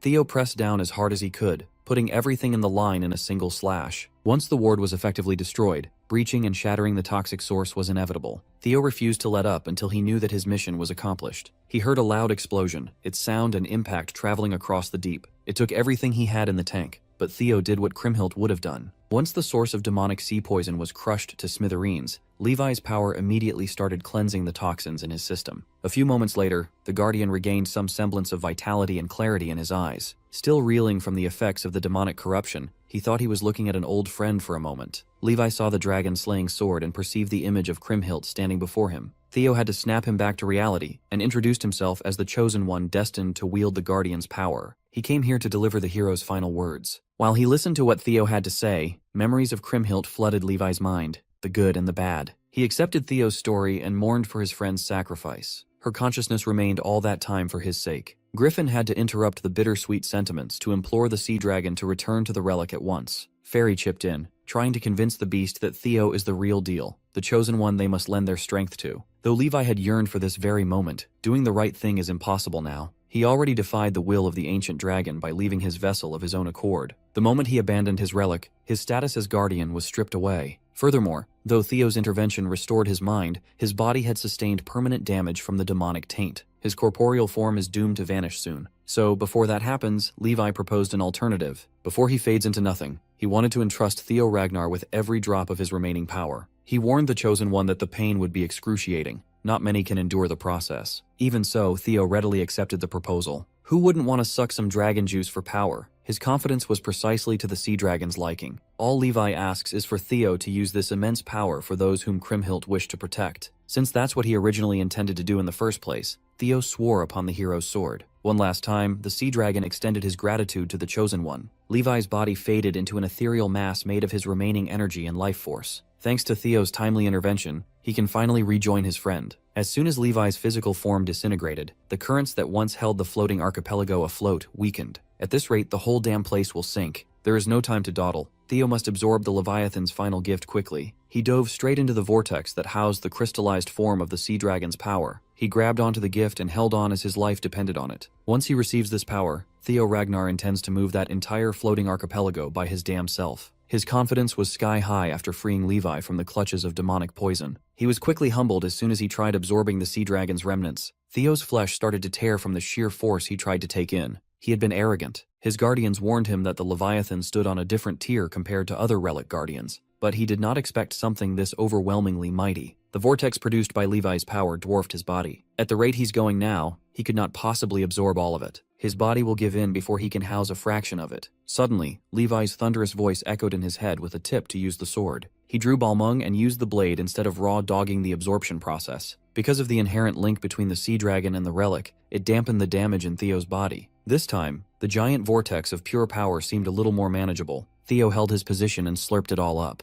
The griffin reluctantly praised its master for using his head for once. Fairy concurred. By passing the overwhelming force through the dragon-slaying sword, the strain on the flesh was heavily reduced. Even in death, the Leviathan still rendered assistance at the final moment. After what felt like forever, Theo finally seized the sea dragon's gift completely. He sensed an overwhelming mana coursing through his veins, as if the Leviathan itself was within his grasp. The initial pain and hardship were definitely worth it. Fairy had to rain on his parade, though. This is not the moment to relax. If he wishes to move the archipelago to safety, now is the chance to do so while he has a firm grasp on the sea dragon's power in its entirety. Following her advice, Theo commanded the sea itself to move according to his will. He tamed the wild currents and made them lift the massive landmass up above. Theo had already decided upon a destination. There is no location more perfectly suited than the one he had picked. The floating archipelago must return to the northeastern region of Ragnar, the very place where it once rested. With the power of a dragon, god, and anime by his side, he made the sea his servant. In front of the hero temple, the war between the three clans' army and the Black Skull was still raging on. The fighting only ceased when gigantic tidal waves started crashing into the bloodbath. The citizens who were caught in the crossfire looked and prayed to their hero, afraid that their homeland would sink into oblivion. No matter which side they were on, everyone in the archipelago was struck with the same fear. Finally, one of the soldiers noticed that instead of sinking, the coastline was actually moving. With the help of the tidal waves, the entire landmass was inching away from the position it held for all their lives. The mountains, cities, and everything within were being transported to the northeastern region. As the archipelago moved, the dilapidated place of worship housing Noel and Barian had started crumbling. The ninth vassal felt the movement under his feet and was plunged into confusion. He reckoned that the outsider had finally absorbed the power of the dragon-slaying sword. Barian kept the mischievous grin on his face as he offered his apology for cutting their meeting short. This is not the time to be loitering around these parts. Noel refused to let go, still fuming at Barian's obvious lack of commitment. The heir reasoned that even he failed to foresee the actions of Theo Ragnar. Nevertheless, the plan is nearing its conclusion. He reframed Theo's taming of the sword as a good thing, a convenient thing. With Balmung unlocked, all they have to do is kill the guy and reclaim the blade. In essence, Barian wants to use Noel to eliminate a rising political adversary. He wants to blow his nose without touching the snot with his hands. Homeless muscle guy ignored Noel's constant bitching and implored him to get to work instead of wasting time. Besides, this could be immensely profitable for the Troivans. Back in the front lines, Antonio Spinola immediately attributed the island's movement to Theo.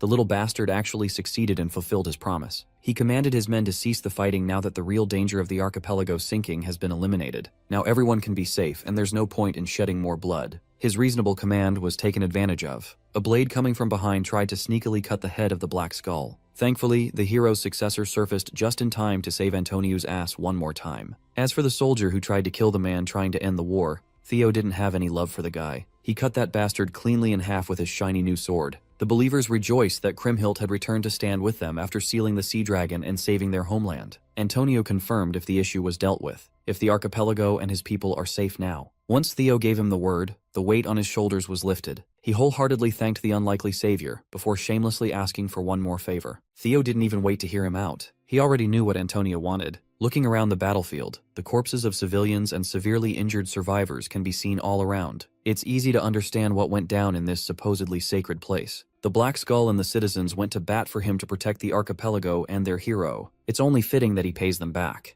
As soon as the three clans' army saw him closing in on them, they seriously contemplated tossing their weapons away in terror. On the contrary, their master, Umberto Spinola, sees this as the dragon-slaying sword, walking towards their grasp on its own legs. He forced his men to stop hesitating and seize the prize. Afraid of the Spinola patriarch, they did as they were told and charged at Theo. Before their weapons could reach the target, an absolute menace rejoined the battlefield, covering it with thick killing intent. In the short time he was away, his useless pawns turned the place into a complete mess. Theo's instincts gave him a jolt. Someone monstrous just joined the fray. As loudly as he could, he implored everyone around him, friend and foe, to lie face down. A single slash traveled across the bridge in a clean and unbroken line. Those who fell victim to the terrifying attack never saw it coming. It was as though time stood still. The first one to fall was the banisters of the bridge, cleanly cut by the base. Next were the scalps of every soldier who didn't listen to Theo's warning. At least they get to keep half their brains. The already bloody battlefield was painted with a deeper and thicker shade of crimson. In a split second, the entirety of the three-clan coalition was wiped out.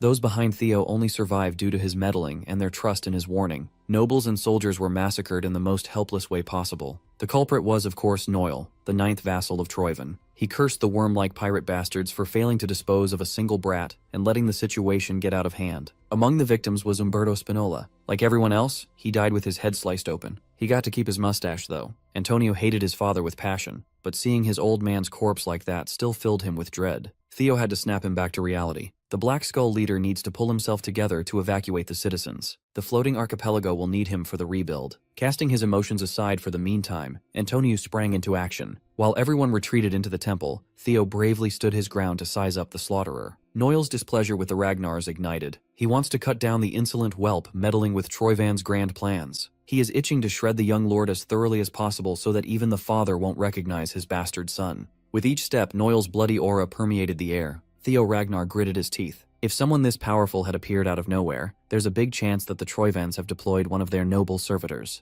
As far as he knows, these warriors were reinforced humans made to fully counter the 9 dragons of Ragnar. During the Great War, they showed power on par and sometimes even greater than the 9 dragons. Theo had no idea that they'd already been developed this early in history. While he was musing about the implications of this man's existence, Theo narrowly avoided another long-range slash. He can't spare another moment twiddling his thumbs. The masked man has brought the fight to him by force. Noel demonstrated his inhuman speed and verticality, appearing above Theo's head before the young lord could react. As expected of a strategic bioweapon built to counter the 9 dragons, the servitor could cut through everything if he wanted. Speed wasn't the only worrisome thing to keep in mind. Noel's strength was way above anything Theo had faced in single combat. As he is right now, the young lord could tell that he doesn't stand a chance of winning against one of the noble servitors. After gauging his reactions, Noel finally closed the distance between him and the young lord. Theo raised the dragon-slaying sword in the nick of time to defend against the immovable force, sending him flying backwards. He felt the pain of absorbing a probing attack head-on.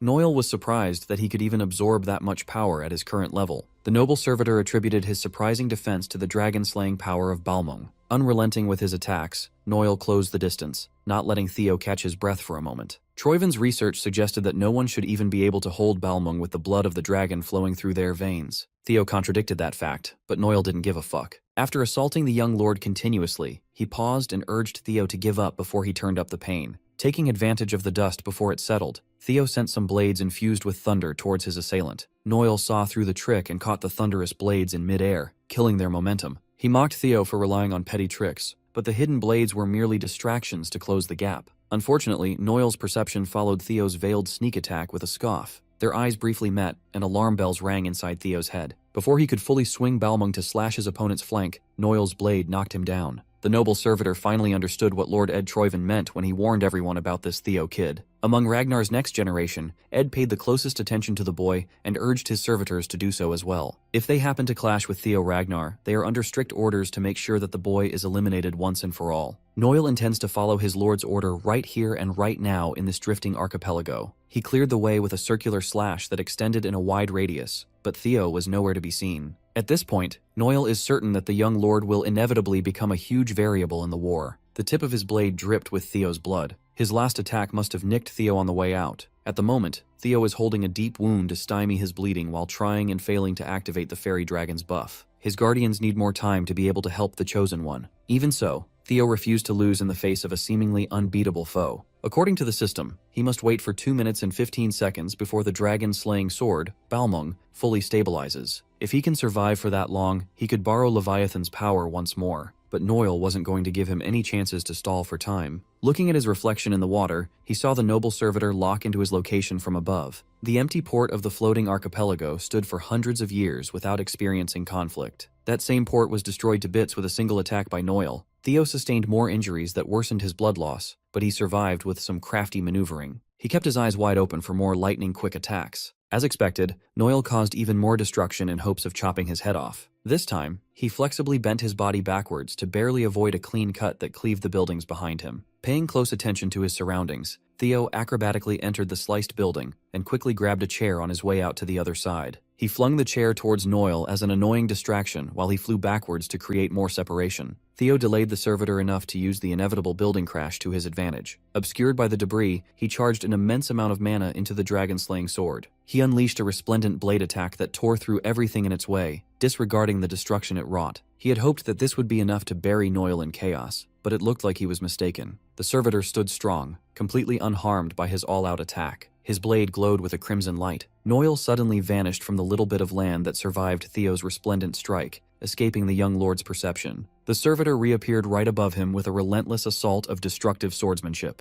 Theo had his hands full defending the barrage of deadly attacks. If his focus wavered for a split second, he would undoubtedly be cleaved in half like the port buildings. His defenses barely helped in dampening the force behind those strikes, sending him bouncing on the water like a skipping stone. As soon as he dropped down into the sea, Noel followed with frightening precision. Using his verticality, the servitor rained down countless aura blades. The blades crisscrossed and covered the wide breadth of the sea, making them nearly impossible to avoid. At this point, the port looked nothing like a port. Debris filled the water, and the young lord was nowhere to be seen. A few moments after the attacks halted, Theo jumped back onto the surface without any additional injuries. He miraculously avoided the crisscrossing aura blades underwater. Nevertheless, it took everything he had to evade such a vicious combo. He was completely gassed. Thankfully, his defensive maneuvers bought him close to 2 minutes. According to the system, Balmung will stabilize in precisely 17 seconds. Unfortunately for him, Noel had grown bored and irritated with his slippery way of fighting. Aiming to end the fight once and for all, he felt the servitor gather a dangerous amount of energy in his blade. Theo cannot fall now. He just needs a few more seconds of distraction to unlock his full power. The only idea he could come up with was to entice the servitor with Balmung itself. Since Noel was probably deployed to retrieve the blade, Theo threw Balmung away with all his might, making the Troivan dog play fetch. Before the servitor could get his hands on the dragon-slaying blade, Theo used his newly contracted sea serpents to catch it. Noel was visibly enraged by such childish trickery, while Theo wore a shit-eating grin on his face. Behind Theo, the rest of the sea serpent pack emerged. Each of them would ride or die for their new boss. In their mouths, the concentrated power of water coalesced.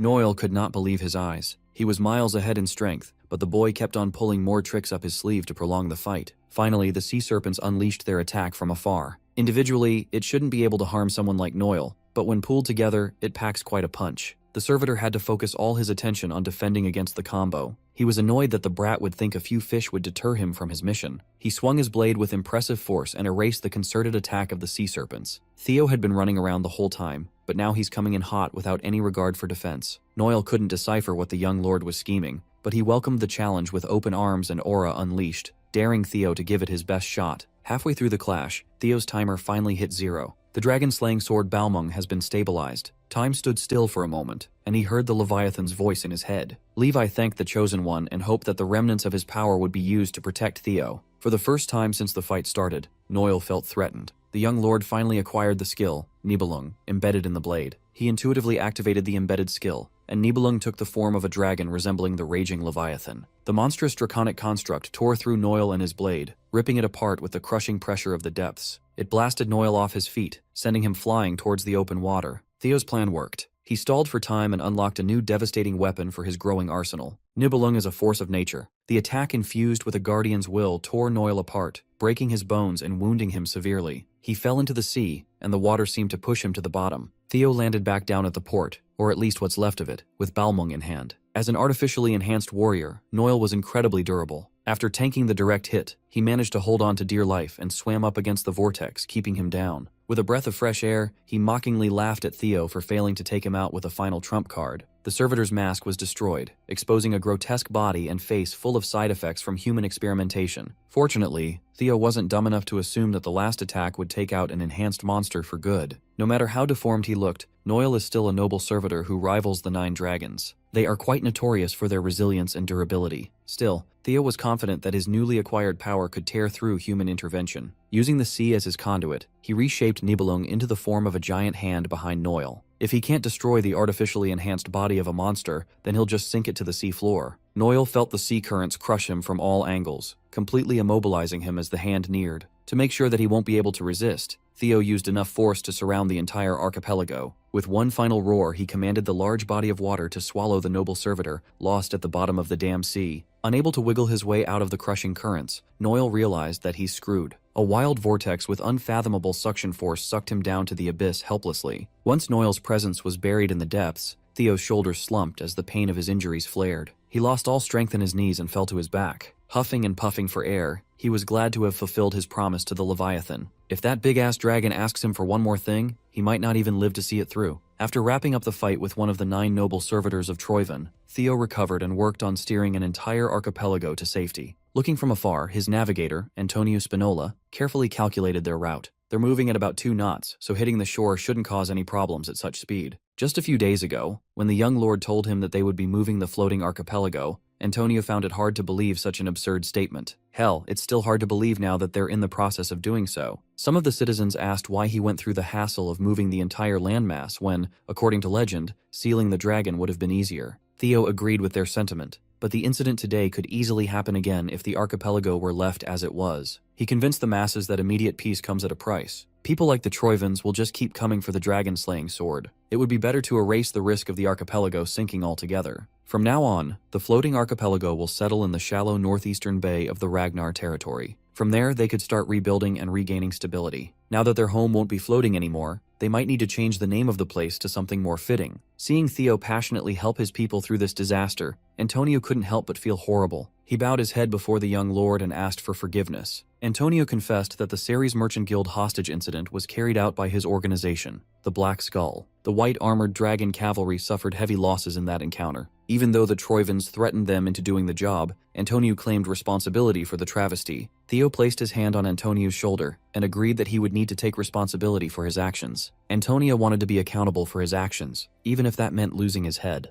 Instead of beheading him, Theo wanted to promote him. Antonio Spinola would make for a great Northern Maritime Alliance leader. The Ragnars already purged the Ceres Merchant Guild. As a result, there are no large-scale distribution hubs in the north now. Theo believes that the floating archipelago's new maritime alliance can fill that gaping void perfectly. Before Antonio could insist that he wasn't worthy of the title, Theo turned to the citizens of the archipelago for their opinion. The first one to raise their hand was the temple priest, highlighting Antonio's sincerity. A few of the citizens followed right after. Not long after that, every single surviving citizen unanimously voted to pick Antonio as their new leader. The man saved lives and stood up for them. Theo already expected such a turnout. Although flawed, Antonio will be a great leader in these trying times. The Northern Maritime Alliance will prioritize the flow of supplies and capital into Ragnar. In exchange, Theo vowed to take responsibility for the archipelago's autonomy and security. Under the honorable Ragnar name, he took an oath. Until the end, Antonio recognized that he's always on the receiving end of the young lord's generosity. On behalf of the Maritime Alliance, Antonio Spinola vowed to cooperate and serve House Ragnar to the best of his ability. With a gentleman's handshake, an unshakable bond was forged. The citizens witnessed the rebirth of their land thanks to the young Ragnar. Just in time, the land rumbled.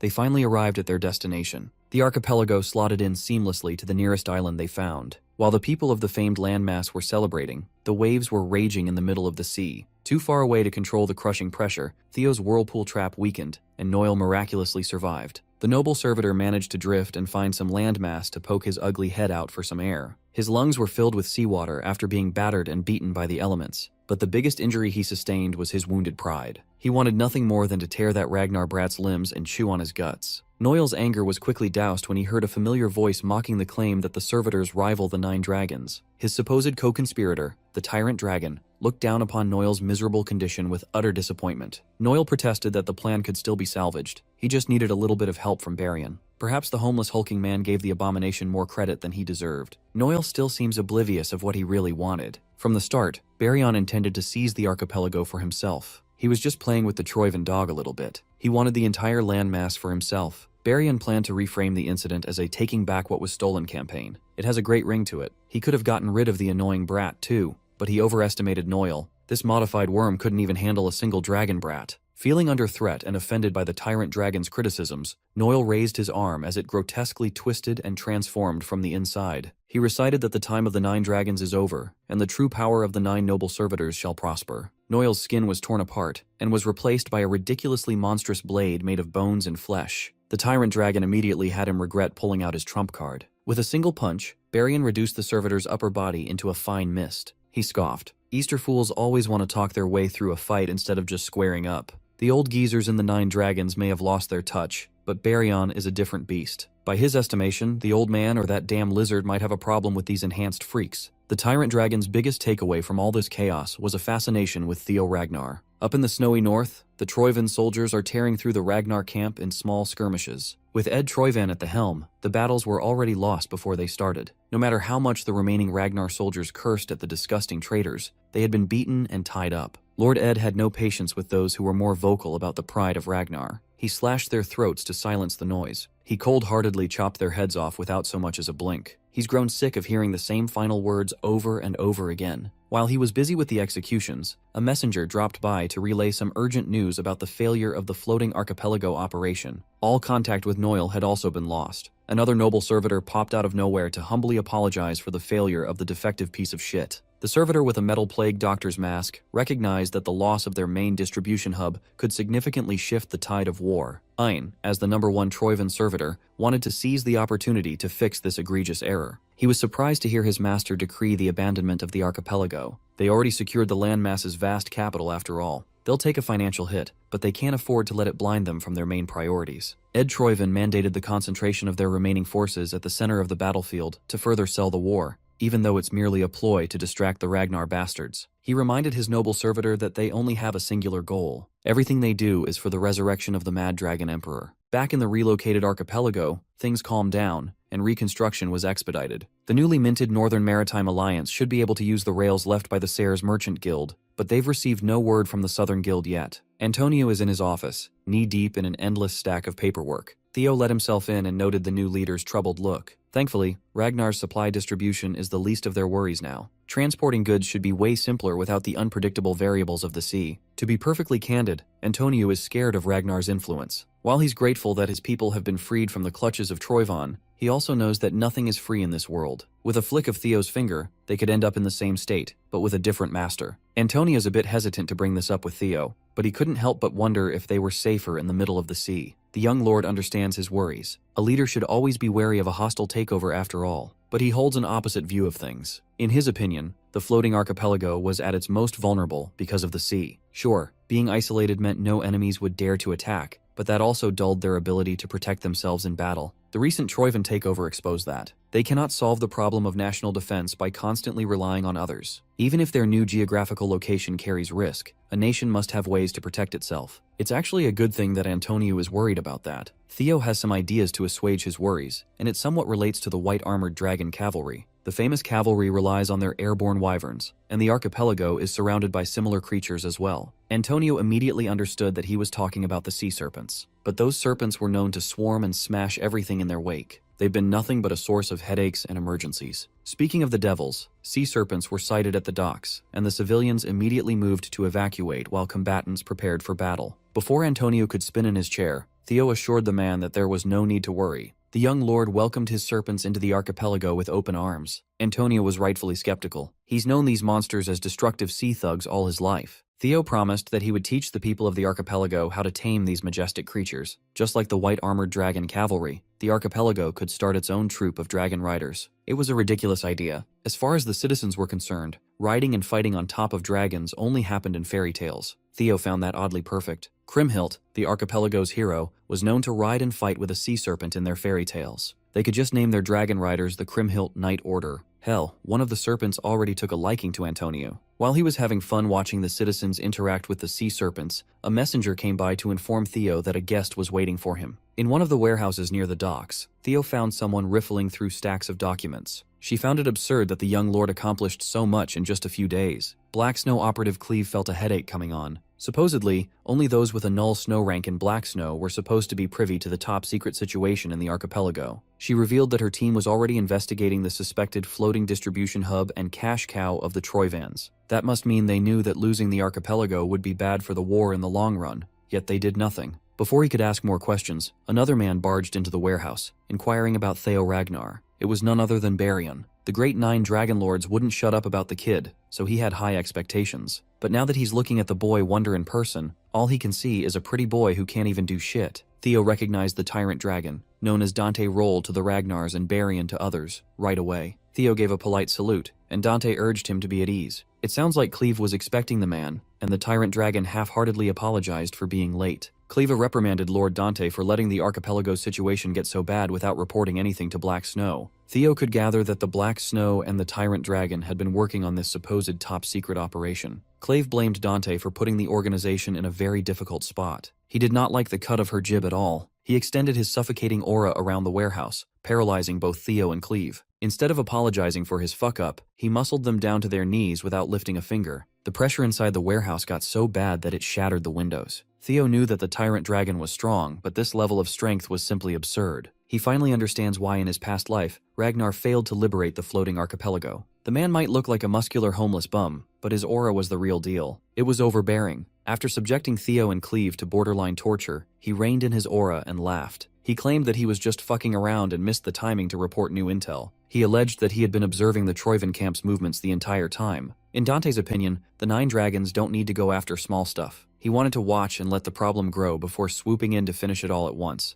Then the Ragnar kid showed up and took care of the problem for him. He lightheartedly slapped Theo's back, and the young lord was almost knocked out. The Tyrant Dragon might be pretending to be calm while joking around, but he's genuinely irritated right now. Dante Roll is a man in the upper echelon, even among the 9 dragons. He is solely driven by the desire for more power. He only joined Ragnar in the service of that desire. He will use every bit of authority for greater power. In Theo's past life, Dante Roll had suspiciously immense financial power. It makes sense now. He must have seized the floating archipelago for himself back then. This man is undoubtedly one of the trickier opponents among the 9 dragons. It would be best to play along with him for now. Theo played the role of a humble soldier and apologized for getting in the tyrant dragon's way. Dante laughed uproariously and told him that no harm was done. In his first meeting with the 6th heir candidate, Theo Ragnar, Dante was quite impressed with the young lord's personality. He offered his hand and gave Theo the stamp of approval as a new heir candidate. The more he interacted with the eccentric musclehead, the more confused Theo became about his true intentions. He gladly took the hand and said some more humble pleasantries. Dante enjoyed his humility a lot. Interrupting their moment, Cleva walked over to pass along Theo's new directive. With the archipelago mission over and deployment no longer needed, all operatives are ordered to join the central front line immediately. Dante approved of the new mission. The kid needs to be on the front lines, getting bloody to protect the home base. But before he departed, Dante wanted to get something sorted first. The tyrant dragon tensed up as he asked Cleve whether the orders to interrogate him about the archipelago scouting mission came from the Black Dragon himself. With thinly veiled hostility, he referred to the boss of Black Snow as that damn Robert Ragnar. Feeling like she was getting crushed by the increased pressure, Cleve confirmed. Dante wanted her to pass along a message to that black rascal. If Robert wanted to get some answers from him, then the bastard should have come here himself. Theo heeded the call without delay and joined his comrades in the war against Troyven up north. The main battleground of the Central Plateau is currently raging on the Blade Mountain Range. Blades of the soldiers from both sides clashed while bombardments from the skies resounded. Aboard his trusty Umbra, Theo Ragnar donned the white armored dragon cavalry uniform and wasted no time participating. He swiftly flew across the battlefield, wreaking havoc on the Troyven vanguard. Side by side with his brothers and sisters in arms, he cleaved through heads without mercy. Up in the sky, Captain Evelyn Nereville called the shots and monitored the Great Fear debuff. Once she saw an opportunity to strike, all white armored dragon cavalry units followed her lead and descended. From afar, a different troop stood by and watched the slaughter. Black Iron Cavalry's commander, Thorkel Ragnar, smiled upon seeing the efficient slaughter brought about by the flying units. His vice commander yelled at him for making their soldiers and horses feel bad again. Thorkel simply laughed and insisted that he was just teasing. Slowly putting on his helmet, he assured his vice commander that his men know better than to feel insecure. They are way better than those glorified birds in the sky anyway. The light-hearted Thorkel vanished as soon as he donned his helm. He commanded his troops' attention and gave them a simple directive: crush anything that stood in their way. Once the enemies of today are thoroughly destroyed, they can step into a better tomorrow. Spearheaded by the sharpest tip in the Empire, the Black Iron Cavalry charged with no regard for human life. Lord Thorkel immediately demonstrated his effectiveness in an all-out war. With each swing of his free-flowing spear, Troyven soldiers fell by the dozens. The battle maniac was actually smiling as he beheaded countless foes. A collaboration between the aerial and ground cavalry of Ragnar meant a swift conclusion for today's battle. They'd gained ground, and by nightfall, they were burning bodies in a pyre. Celebrations could be heard from the temporary camps. Thorkel made an effort to visit his little brother's tent to give praise. Theo humbly accepted the commander's compliments. Standing face to face, their resemblance was uncanny. Thorkel insisted that Theo just call him Big Bro. He even invited Lil Bro for some drinks next time. Theo and his comrades maintained a respectful stance as Commander Thorkel left the tent. As soon as the monster of the battlefield left, Theo was bombarded with jeers and teasing from Selford for acting all brotherly with the Black Iron Cavalry commander. His senior forced him to spill the beans about what he did on the archipelago. Thankfully, Aaron stepped in to give Selford a brutal smack in the head. Senior Aaron was much more compassionate about Theo's plight. The young lord just joined the battlefield today. They should let him take a breath at the very least. Theo asked Aaron how the war had been progressing. He knows very little since he was just recently deployed. Aaron explained that the overall flow is in their favor, but some things have been bothering her. They've been inching closer to the Troyven base, yet the traders are showing no signs of movement at all. It's as though they're waiting for something. Everyone must be thinking the same thought as her right now. The strategists must have interpreted Troyven's pure counterattacking tactics as a setup for a trap. But Theo is privy to information from his past life. He could see beyond the general consensus. Troyven's real goal is to seize the White Tower ruins where the relic of the primordial dragon is sleeping. All the blood that had been spilled was in service of distraction. Speaking of spilling blood, a lone fighter is currently slipping through the dark night, effortlessly killing unsuspecting Troyven soldiers in their camp. The fighter looked up to the night sky and wished to run across one of the 9 servitors. He's been getting tired of butchering small fries for so many days now. Alongside a woman, he cleared an entire platoon as if it were nothing. This was par for the course for Ragnar candidates number 3 and 4, Anchio and Gishar Ragnar. Anchio called out her brother for lying. She knew better than anyone that this maniac enjoyed picking on unsuspecting soldiers. A familiar face strode in to back up her sentiments: the tyrant dragon, Dante Roll. Dante had already reprimanded the unruly Gishar when it came to mindlessly wielding his blade. The tyrant dragon was not pleased to see the young lord's rash and unsavory habits. Gishar referred to Dante as master. He also brought up the fact that someone else took all the credit for Dante's work in the archipelago. The tyrant had already moved on. He prefers to think of the bump as the ticket price for a fun show that will unfold. He warned Gishar that someone would soon be rising through the ranks. Gishar assumed that his master was talking about Thorkel. Ancio, on the other hand, could tell that their master was talking about heir number 6. The mention of fresh meat excited Gishar. He believes that with the tyrant dragon as their master, there's no way that they'll be surpassed. Dante Roll simply floated the idea that Theo Ragnar might be the chosen one, and both Gishar and Ancio turned deathly serious. Their master simply instructed them to be prepared for the coming days. When the opportunity presents itself, they must crush Theo Ragnar completely. Several hours before Theo arrived on the battlefield, he was aboard a carriage heading north to the front lines. The fairy dragon was filling him in about the White Tower housing the relic of the primordial dragon. Come to think of it, the general area of the White Tower was the first region Troyven seized for themselves. Thankfully, guardians can roughly sense each other's locations. The fairy dragon warned him that the White Tower's guardian obtained the biggest slice of the primordial dragon's fractured power. His other guardians concurred. Not all relics are built the same. Every guardian relic serves a different role and obtains different powers. Some were blessed with greater strength and equally greater responsibilities. The White Tower's guardian is the most extreme example of that principle. Bad news is that the most powerful relic is currently inside the Troyven territory. Who knows what they're planning to do? Theo had seen what those bastards did to the Leviathan.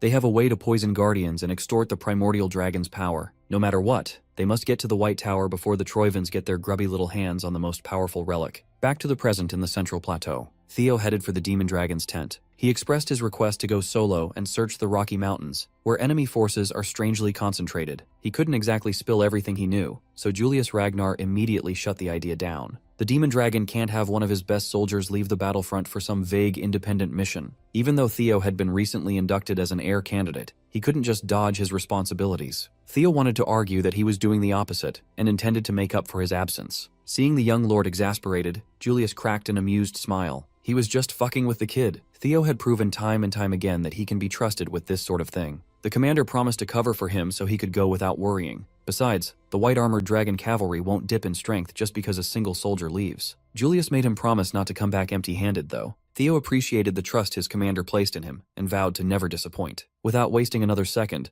Theo hopped on Umbra and stealthily approached the Troyven-infested White Tower. Those camps will undoubtedly spot him if he flies any closer. He had to use the mountain ranges as cover to land. Even now, he's still fascinated by Umbra's ability to camouflage himself to hide at night. The unique trait of an evil shadow dragon mixed with viper blood was simply perfect. Umbra's abilities made it possible to sneak into enemy territory so quickly. But Theo needs to go solo from here on out, so he gave orders for Umbra to fly back to base camp. Moving in complete silence, he parkoured down the treacherous slopes of the mountain range. He made sure he was undetectable and even wore some spy gear. Eyeballing the situation at the base of the tower, the level of security was as tight as he expected. Theo was still a decent distance away from the entrance, and some of the patrolling guards had already caught a whiff of his movements. One guard in particular, feeling on edge, decided to check out the rocks he was using for cover. Carefully encircling the innocuous rock, the patrol guard slowly drew his blade. When he finally took a peek behind the rugged pillar, he found nothing. After a few more cursory checks, the patrolman sheathed his sword and lowered his guard. That was a big mistake. His buddy, who was hanging back while he checked some rocks, was knocked out of commission by a stealthy intruder.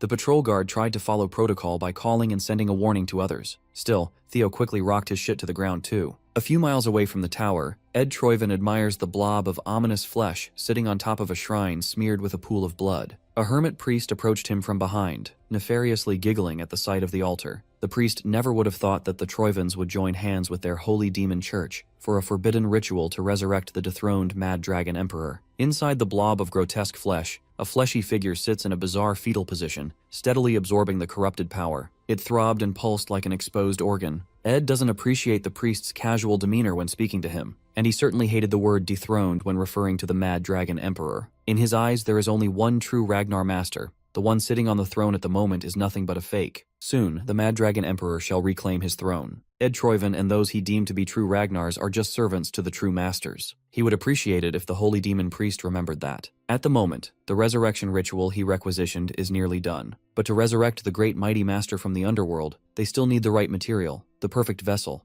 a Ragnar's body containing the primordial dragon's power. Ed wasn't worried about procuring that final touch. He's more concerned about the key to conquering the White Tower. According to recent reports, the power within the tower is simply too massive. They've been pumping it full of shadow demon toxin, but the resistance is way too strong. Even with the high priests of the Holy Demon Church going all out and barely hanging on, conquering the tower on time felt impossible. Ed did not like that progress report at all. Frustrated by the lack of progress, he unleashed his aura and punished his messenger by making the poor guy eat dirt. He's gone too far for the Mad Dragon Emperor's resurrection. He only needs the primordial dragon's power to cap off the ritual. He won't take impossible for an answer. Ed Troyven warned his people to pull out all the stops and use any means necessary to make it possible. Afraid of losing his head, the messenger apologized for being short-sighted and promised to make it happen. Instead of getting beheaded, he came out of the report with just a broken nose. It's a big W. Another messenger popped out with an urgent report to the junior clan head Ed. An intruder successfully infiltrated the White Tower camp. Whoever it was, they took the clothes of one of their guards. As soon as other patrolmen saw one of their comrades stripped and unconscious, they rang the alarm bells and arranged for a thorough search of the area. From afar, someone was spying and watching the chaos unfold.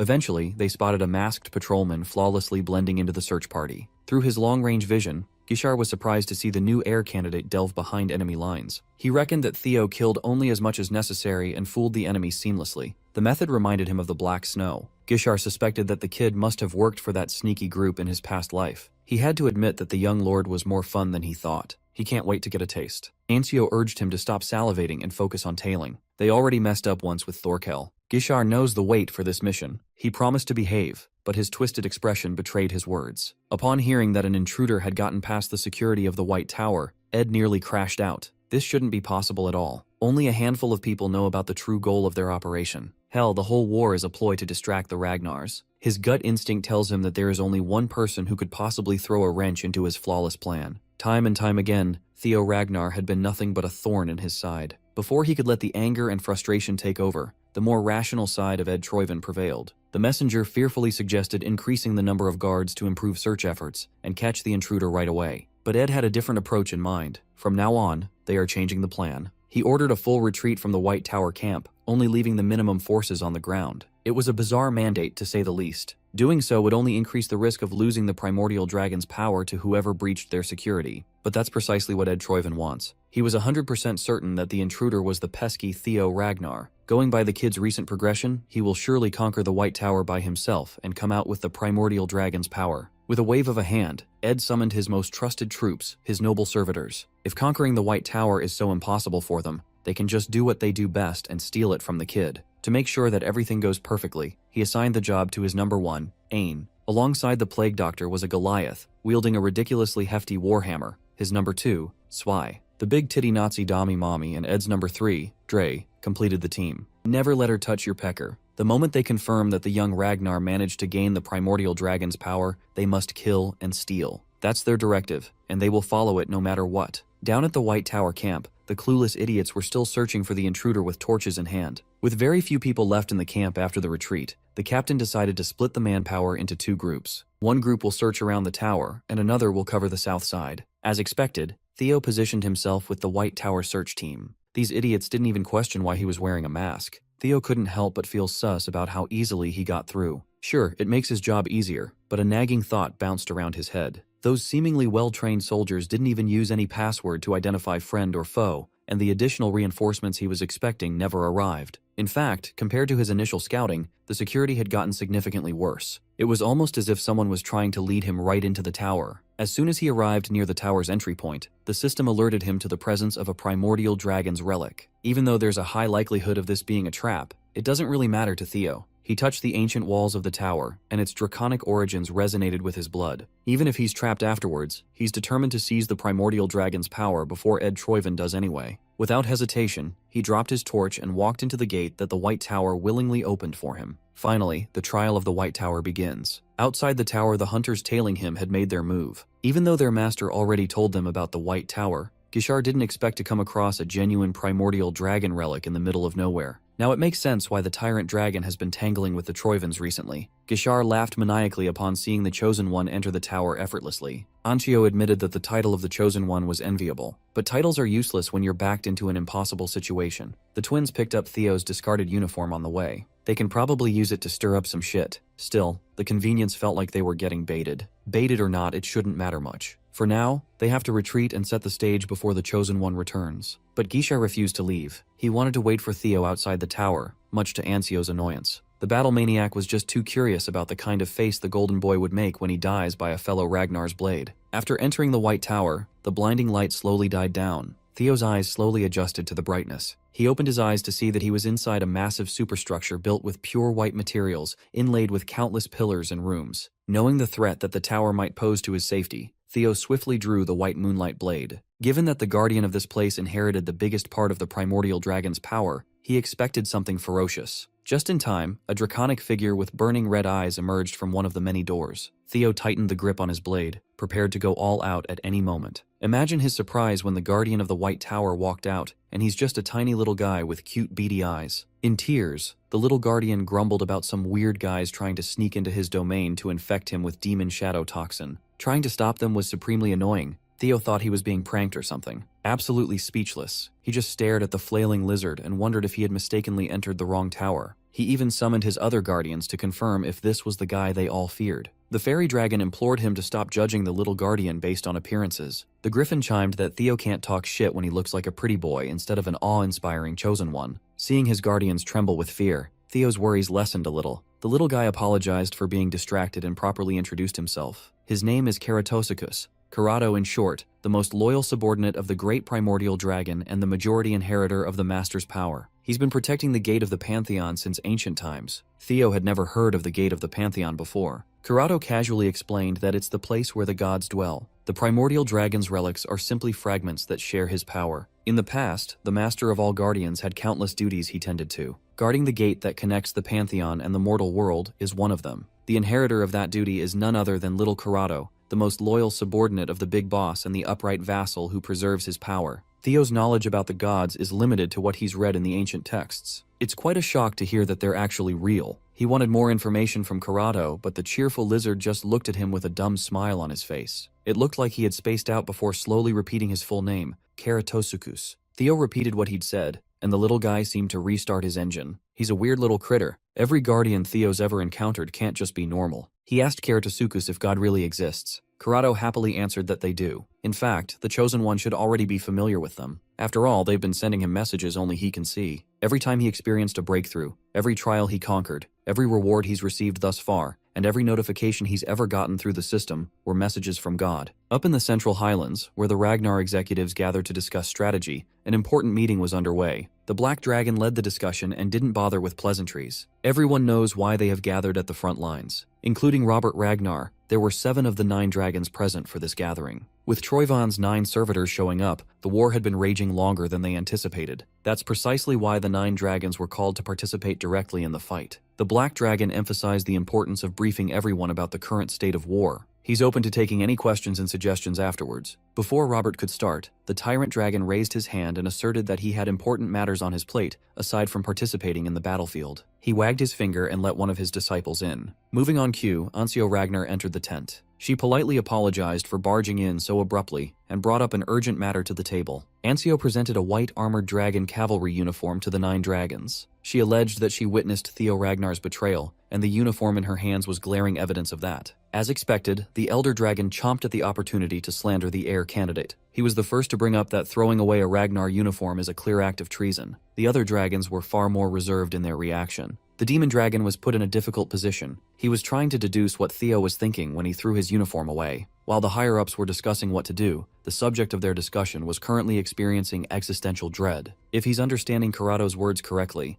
the blue message window that had been helping him along the way was God's way of communicating with him. The little guardian shrugged his shoulders and confirmed without a shadow of a doubt. Theo asked if all chosen ones could see the same thing, but Kerato was certain that he was a special case. When the little guardian tried to explain why, all Theo heard was a muffled screeching in his ears that nearly knocked him off balance. Kerato scratched his head. It seems the Chosen One wasn't supposed to hear that just yet, and the information is being filtered by the powers above. Theo dug for more clarity and information, and Kerato's cute smile twisted dubiously. He's been waiting to fulfill his duty for a long time now. Suddenly, a massive stone door emerged in front of Theo. According to the weird little guardian, if he wanted to learn the truth about this world, he'd have to work for it. One of his sacred duties is bestowing the trial of the Pantheon on the Chosen One. Theo had no clue what this so-called trial of the Pantheon was, let alone what it entailed. Kurado explained that the trial will help him explore the depths of his soul to discover his true self. Going to the other side will help him trace his past lives in his subconscious. The subconscious mind is not to be taken lightly. It is another world inside oneself, one that most would never touch. Failure to complete the trial or becoming too engrossed in the subconscious mind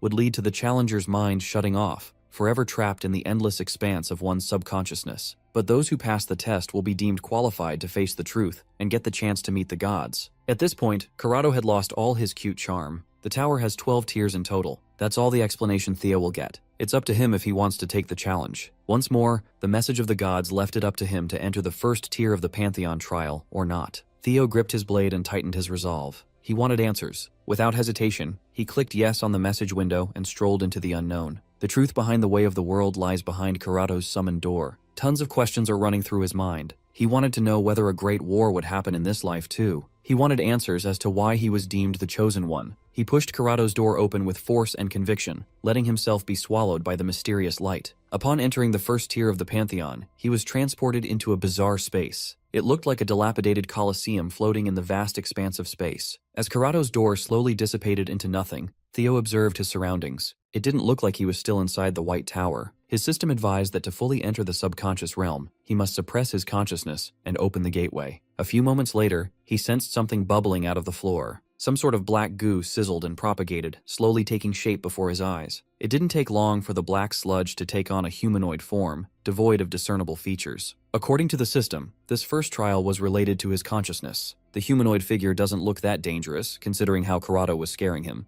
That lax thought quickly dissipated when the humanoid blob moved to attack him out of nowhere. It flung a familiar throwing blade right at his head. Theo barely dodged the sudden attack as the sharp blade nicked his cheek. Theo properly readied himself for battle. That figure was certainly hostile. His eyes widened upon seeing the form that the black sludge took. The gatekeeper of the door to one's subconscious is none other than oneself. The entity known as I is here. The system tasked Theo to eliminate him. By every metric, I was Theo's perfect copy, down to the finer details. The chosen one and the manifestation of himself just stood and stared at each other. At first, Theo felt unnerved at the thought of fighting himself. But on second thought, this might just be a good thing. Rather than an unknown enemy that he knows nothing about, wouldn't he rather fight a foe he knows intimately well? It was a reasonable justification, but upon seeing I go all out, spreading his thunderous aura, Theo second-guessed himself. Devoid of wasted movements, I raised his hand and charged his throwing blades with Thunder Dragon breathing, Thunder Stab with the intent to kill. Theo had never been on the receiving end of his own techniques before. He analyzed the trajectory of the attack and used his white moonlight blade to deflect the majority of the barrage and dodge those that were harder to parry. By the time he stabilized himself, the young lord found himself at the edge of the Colosseum with no space to work with. Before he could recover his position, another batch of Thunder Stab-enhanced blades tore through the air with devastating sharpness. Theo wasn't about to get dog-walked by the same technique repeated twice. This time, he was more prepared to respond. As soon as the blades entered his effective range, he unleashed a quintuple dragon's claw, shredding the ground and rendering the throwing blades useless. The aftermath of his forceful attack ruined the already dilapidated floating arena. Theo sighed in relief. Ai's attack was way too potent for his liking. He looked at his perfect copy and amusedly laughed. Theo was hoping that the quintuple dragon's claw would take care of defense and offense, but that was wishful thinking. If I were a perfect copy of Theo as a fighter, he realized that he must have gotten a lot stronger after all. With practiced precision, I adjusted his stance to pounce once more. Holding a copy of White Moonlight Blade, his lifeless eyes locked onto Theo. This time he was the one to lash out with a supercharged quintuple dragon's claw. Theo responded with a dragon flash to deflect the five-pronged attack. It was a clash of equal strength. Their probing strikes were immensely destructive to say the least. When the rampaging energies scattered away, Theo was shocked to see his copycat disappear. I literally got the jump on him. Taking advantage of Theo's blind spot, he launched an attack from above. It wasn't until the copycat had another quintuple dragon's claw loaded up that Theo noticed the threat from the sky. The copycat cleverly weaved two instances of the attack together, unleashing its full potential. The force was akin to a real dragon's mauling. 10 claws dropped on top of Theo's head, forcing him to get creative with his response. Ultimately, he relied on his blistering speed to get out of lethal trouble. Still, he sustained quite a bit of damage, leaving his clothes in tatters. Afterwards, he bum-rushed the stoic imposter. Their blades clashed. Given their equal strength, neither of them budged. Theo took on the role of the aggressor, letting sparks fly with each swing of the sword. Whatever move he tried, I responded with the perfect counter. It was a perfect mirror match. No one held the advantage, and no one faltered. All they've been doing thus far is worsening the state of the arena. The copy of the White Moonlight Blade was surprisingly durable and potent, equal to the original. Theo was starting to realize how tricky an opponent he could be. Their sword paths, down to the smallest habits, were freakishly identical. I dodged most attacks with ease as if he knew what Theo was about to throw next. He even nullifies the young lord's big techniques by using the same one to counter. Little by little, Theo is trying his hardest to gain insight into how he could beat himself. By most metrics, this fight had the potential to go on forever. But unlike Theo, who's exhausting his tank with every exchange, this copycat seemingly has infinite stamina. Knowing that he would lose the battle of attrition, Theo realized something that might blow this farce wide open. While he was dodging another thunder-infused attack, his mind was tirelessly looking for a way to trounce his evil twin. I was not even giving him time to think of a surefire method. He already expected that relentless fighting style from himself. Given that the copycat holds a seemingly endless supply of mana, it just spammed big attacks over and over again. As a result, the Colosseum was starting to look more like a disaster zone. Instead of trying to keep up with the enemy's unfair advantage, Theo resorted to small and sneaky attacks. For the first time since the fight started, he caught Ai off guard with an oddly timed sword throw. The copycat was confused for a fraction of a second, but quickly recovered and deflected the sword without much trouble. Theo realized that he just needed to do what would fluster himself. Throwing away his main weapon for an ineffective attack certainly would. That brief moment of confusion was enough to exploit with his dragon-slaying sword in hand. No one would expect him to waste a rare sword on a throwing technique, not even himself. He learned this technique in his past life. With the copycat's flank wide open and ripe for an attack, Theo stabbed his off-colored clone in the chest. His body slowly broke down as the black sludge failed to retain its shape after sustaining a fatal wound. Theo had to admit that this was a great match with his now past self. The system recognized his victory against himself, clearing the first tier's trial. Not long after the bizarre black goo dissipated, another one of Karado's doors emerged from the ground. The system prompted him to accept the second-tier challenge of the Pantheon, and the young lord confidently smiled. Theo had always been the type of person to finish what he started. Without wasting another second, he pushed the door to the next tier open. Back in the Central Highlands, the Elder Dragon was still enthusiastically yapping about slapping Theo Ragnar with a treason charge. The Demon Dragon questioned Ancio Ragnar's statement. She was implying that Theo deserted his post and defected to the Troivan forces, a very heavy accusation. She insisted that she saw what happened with her own eyes. The young lord crossed into enemy territory of his own accord. The uniform she brought back should be proof enough of such an egregious betrayal. Having known Theo back when he was a cadet, the Sword Dragon refused to believe the allegations. She exchanged some mentally transmitted words with Julius for answers, and the Demon Dragon gloated that he was the only one who knew what Theo was up to. He was quite proud to rub it in her face that the kid trusted him more than her. Nevertheless, he never expected things to spiral into a complicated mess like this. The last time he talked to the boy, he just reminded Theo not to come back empty-handed. With a confident smile, the kid promised not to disappoint him. But before Theo set out on his solo mission, he used sound telepathy to tell his commander something beforehand. Theo shared that his candidates number 3 and 4, Gishar and Ancio Ragnar, have been tailing him for a while now. In fact, they're just outside the camp, watching his every move from afar. Julius was surprised to hear that the notorious twins had gotten involved with Theo for some reason. By the young lord's estimate, the two have been sniffing his tail ever since he returned from the archipelago and joined the front lines. He reckoned the two were trying to disqualify him from contention. Theo had already figured out a way to turn the twins' plan against them. He intends to use this opportunity to identify his competitors' weaknesses. For that to happen, Julius must play along and just do what the twins say. Seeing Ancio Ragnar throw grave accusations at Theo gave Julius some idea of what the boy had decided to do. Theo is truly an insolent brat, but the commander liked the drama. Since the kid seemed confident that he could play games with the big boys, Julius won't ruin the fun. Much to everyone's surprise, the Demon Dragon vehemently agreed with Ancio Ragnar's allegations. Ancio thanked him for believing her story, but the Tyrant Dragon did not like the lack of pushback from the commander. The Black Dragon could tell that something was amiss when Julius took charge and proposed the formation of a pursuit unit to chase the alleged traitor down. Robert's spies already confirmed that Theo deserted his post after meeting with the Demon Dragon, which means there's a strong chance that this was all part of an act. Reading what Julius was putting down, the Black Dragon decided to join in and see how this whole thing plays out. From now on, Black Snow will tag Theo Ragnar as a deserter. He even accepted the flimsy evidence to support Ancio's claim. He committed his organization to promptly assemble an elite pursuit unit. Things have gotten pretty messy, and Theo is clearly orchestrating a move, forcing the 9 dragons to follow his tune.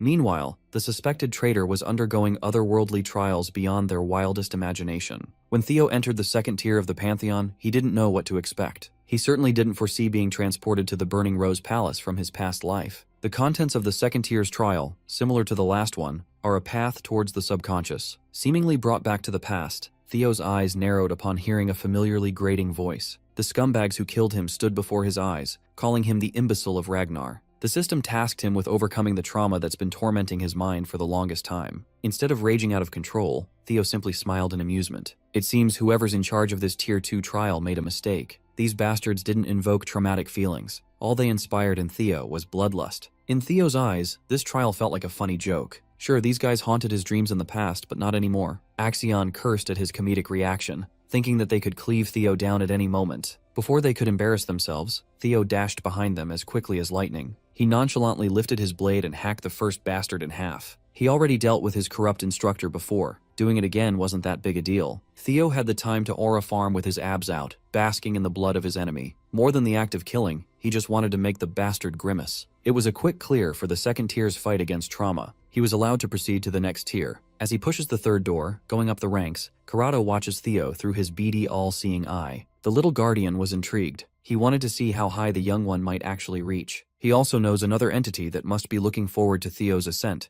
the god of causality. Theo went on to blitz through the next few floors, starting with the third tier, fighting the persona. Trial number 4 also ended with victory over his shadow self. The fifth trial was a so-called battle against the collective unconscious. He emerged victorious over that too. His rise was inevitable. In the trial of the 10th tier, he defeated the primitive and instinct-driven part of the mind, the ID. Theo was a little bit battered after his rapid climb, but it was no big deal. In fact, each floor was taking less time to clear the higher he got. The only tier that gave him a genuine run for his money was the first tier against that copycat. Pushing the 10th door to enter the 11th tier, he taunted Keratosukus to give him something a little more challenging. The little guardian heard his cocky provocation and assured him that the real deal is just about to start. The 11th tier transported him to the Cave of Origin, a cavern that imitates the process of birth. He must ascend against the flow of life itself. Unlike the past few tiers, this one didn't drop into a den of monsters or anything like that. The challenge was to simply traverse the passage. The atmosphere was very different compared to the ones he had previously cleared. The system hinted that to reach the source, one must return to the void before birth. As one retraces their origin, the senses gained from life will vanish one by one. It was a unique challenge, one that Theo would never have expected. Halfway through the passage, he lost his sense of smell. Theo can no longer perceive the sense of the world. When he took another step, the fishy smell that permeated the shallow waters of the damp cave suddenly disappeared. A few more steps later, he lost his sense of hearing,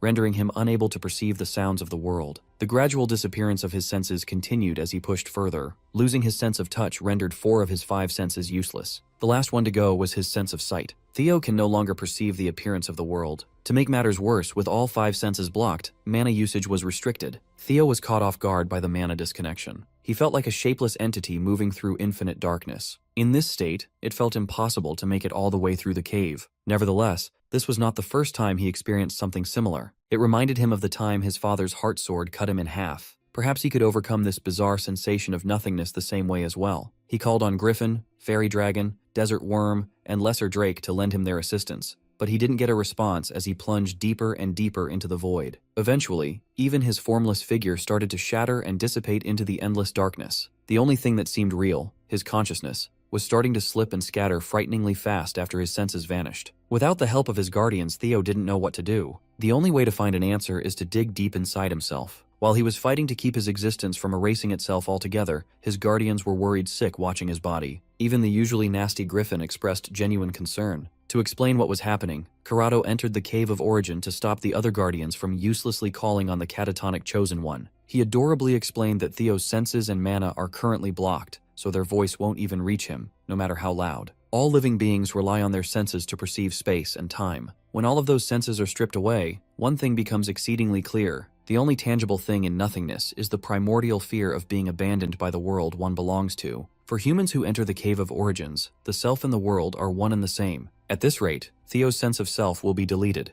leaving him in a state no different from death. Corrado genuinely thought this new Chosen One would be different, given how quickly he rose to the 11th tier. But at the end of the day, he's just another disappointment. Just when he was about to abandon Theo's lifeless body in the cave, the boy started opening his mouth, repeatedly muttering a single word: kill. A foreign power took over the catatonic vessel, restarting Theo's body with nefarious intentions. A thick, bloodthirsty aura exploded from the boy as he demanded everybody's blood. Even Corrado was taken aback. Theo got up from the cold, hard ground with a posture that resembled a wild animal. Fairy reckoned that their boss was suffering from madness. The Mad Dragon Emperor's remaining ego that the Ragnar Patriarch planted inside Theo had seized control of the Chosen One. Given the Cave of Origins effect, this was inevitable. Instead of fear or uneasiness, Kurado felt fascinated by the young lord's method of collecting his rapidly dissipating consciousness through madness. Inside the void, the remnants of Theo's sanity were being enticed by the Mad Dragon Emperor. In exchange for helping him overcome the trial, he must steal, violate, and destroy everything in the name of the Emperor. All he has to do is take the hand and offer the world up to the wisp of ego lying dormant inside him. Instead of taking the easy way out, Theo's willpower crushed the external influence trying to trick him into the path of slaughter. He forcefully crushed the Mad Dragon Emperor's will with a confident smirk. The old monster felt cheated. Theo was only able to wake up thanks to the power he had already injected into the boy. No matter how hard the Emperor's ego tried to protest, Theo simply scraped the wisp out of his consciousness. Theo even did the honorable thing and gave every bit of monstrous energy back to the Mad Dragon, before crushing him thoroughly. He told the old demon to consider the little bit of help earlier as an act of kindness from grandfather to grandson. The Mad Dragon Emperor laughed maniacally at his defiant grandson, but warned Theo that he would remember this betrayal. Theo triumphed over the void. His senses and mana have been restored, and his self-awareness underwent a qualitative change as it expanded. Theo regained his sanity, and the 11th tier of the Pantheon was cleared. He's not entirely sure if waking and offending the Mad Dragon Emperor will bite him in the ass later down the line, but that's a problem for the future. The collective call of his worried guardians snapped Theo out of his worries. All his adorable relic guardians were happy to see him back on his feet. They swarmed their master and pushed him back onto the ground. The Desert Worm and Lesser Drake were more honest with their feelings, but Griffin and Fairy Dragon pretended that they weren't as upset. While Theo was wrestling the little critters away, the door to the next trial shone behind him. All he has to do is finish the walk through the Cave of Origin by following the resplendent light. Knowing that he was finally out of the woods, Theo sat down and basked in the refreshing light. Once he's ready, he enters the 12th tier of Pantheon's trial. Much to his surprise, Theo woke up in an unfamiliar body. He slid out of the soft bed, and his feet touched the cold wooden floors. On the bed were plushies that curiously resembled his relic guardians. Theo could not recognize anything in the room. He felt an odd familiarity with the place even though he's never been in this place before. Theo found a mirror nearby and walked over to look at himself. He saw the face of the man he'd seen in that weird dream he had last time. He didn't know why this man kept appearing before him. After trying and failing to find an answer to what's happening, he felt the worst headache assault his brain. A few moments of agony later, the system cleared him for the 12th trial. He also got the notification that the primordial dragon's relic, the White Tower, has been successfully conquered. As a reward, he has gained entry to the 13th and final floor, the Pantheon itself. One moment, he was in a bizarre bedroom. The next, he was staring at countless stars drifting in the vast expanse of space. He subconsciously walked up an invisible set of stairs, single-mindedly heading for an ornate gate. Behind this giant doorway is the Pantheon of Gods. As a reward for conquering the White Tower, his mind gate has been strengthened. Before he could get any closer to the mysterious gate, a flirtatious voice gliding in the infinite expanse of space caught his attention. Lodbrok has been waiting for Theo. The avatar of the ancient dragon, his significant other under oath, was looking fine as well. Her twins were healthy as always. Theo asked how she managed to reach this place beyond normal space when she was supposed to be trapped in her nest. She explained that her real body hadn't left her lair. What Theo was currently seeing was a mere manifestation of her residual thoughts. With the expansion of Theo's mind gate, she can now wander outside through residual manifestation using the young lord as a conduit. Theo's software update also deepened his connection with Lodbrok, allowing him to communicate with her anytime, anywhere. Strengthening his mind gate must have increased his rank quite a bit. Still, she never expected him to reach the peak of the Pantheon so soon. She, of all people, knew just how hard Theo worked to reach these unfathomable heights. He humbly claimed that what he accomplished was nothing special. He only did his job as Lodbrok's significant other. She was impressed that the boy could sweet-talk her without batting an eye. He's as bold as the day they met. Lodbrok touched the gate to the Pantheon with a complicated expression. She's certain that beyond this plane, Sigurd is waiting. Instead of opening to a bright light, the Pantheon's gate suddenly rumbled at her touch. The same black sludge that Theo faced in the first tier seeped out of the tiniest cracks. It happened quickly. Lodbrok was barely able to retreat and put up a barrier while shouting at the young Ragnar to stay close no matter what. In a matter of seconds, the black sludge coalesced and took the form of a creature beyond human comprehension. With its piercing, omnipotent eyes, the nameless sovereign has arrived. The eldritch beast grunted with words of injustice. It yapped about how it didn't deserve to be tormented and vowed to destroy everything in existence. Theo's alarm bells were ringing. There's nothing more dangerous than the nameless sovereign, but something is amiss here. According to Lodbrok, the creature with infinite eyes is one of the so-called outer gods. She has no time to explain the whole lore at the moment. Her attention would be best spent on keeping Theo alive. They need to leave as soon as possible. Suddenly, a bright light exploded, illuminating the dullness of space. Much to Lodbrok's surprise, the manifestation of the outer god was blasted away and completely vaporized. The all-consuming light coming out of the now opened gate did not touch or harm Theo and the dragon in human form. A man stepped out of the 13th gate of the Pantheon, greeting Lodbrok after eons of being separated. Recognizing his voice, Lodbrok craned her neck to look at the man she could never forget. With a chiseled body sculpted by the gods and a face that uncannily resembled an older version of Theo, the man, the myth, the legend, Sigurd Ragnar, showed himself. The young lord stayed back to observe the situation from a safe distance. Sigurd was the supposed progenitor of the Ragnar clan. Instead of looking like an old man, he looked like a supermodel. The vaporized outer god started rebuilding itself from the smallest atom that survived the blast of light. This time, it was a lot more aggressive.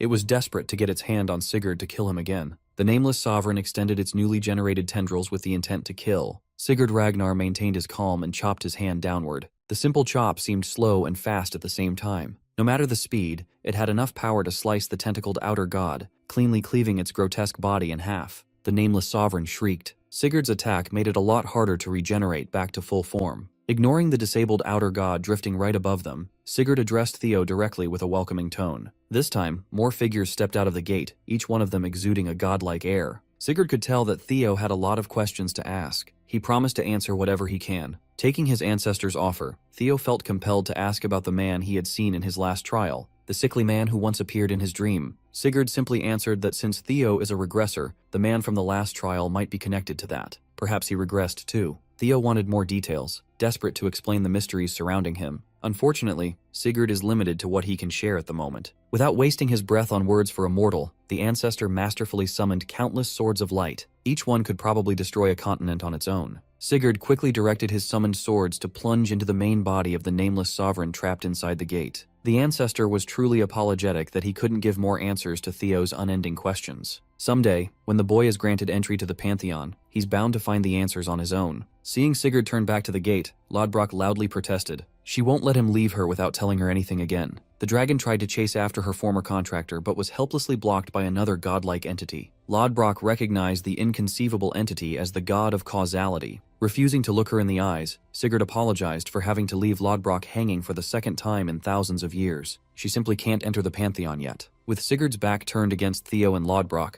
the gate of the Pantheon gradually closed. She tried to call his name, but Sigurd had more pressing matters to attend to. Before the gate completely obscured what's on the other side, the god of causality intently looked at Theo. Those calculating eyes could probably see through his very soul. Theo and Lodbrok were left hanging, unsatisfied by the lack of answers to their nagging issues. At least he had finally completed scenario quest number 7. As far as Lodbrok knows, the horrific monsters on the other side of the gate are from outside their world, similar to the nameless sovereign. Sigurd and the other gods are holding them back at the moment, but they are going to be Theo's opponent in the future too. The rules of the world do not apply to them, yet they relentlessly seek to destroy something so fragile. The only advice Lodbrok can give the young lord is to spread his wings and become stronger. He must do his best to protect the world he's grown fond of. Unexpectedly, the system granted Theo an additional reward for simply witnessing the Pantheon. He can now freely wield Nirvana as the proud new owner of the strongest primordial dragon's relic, the White Tower. In addition to Nirvana, he can now access the ability known as Dragonization.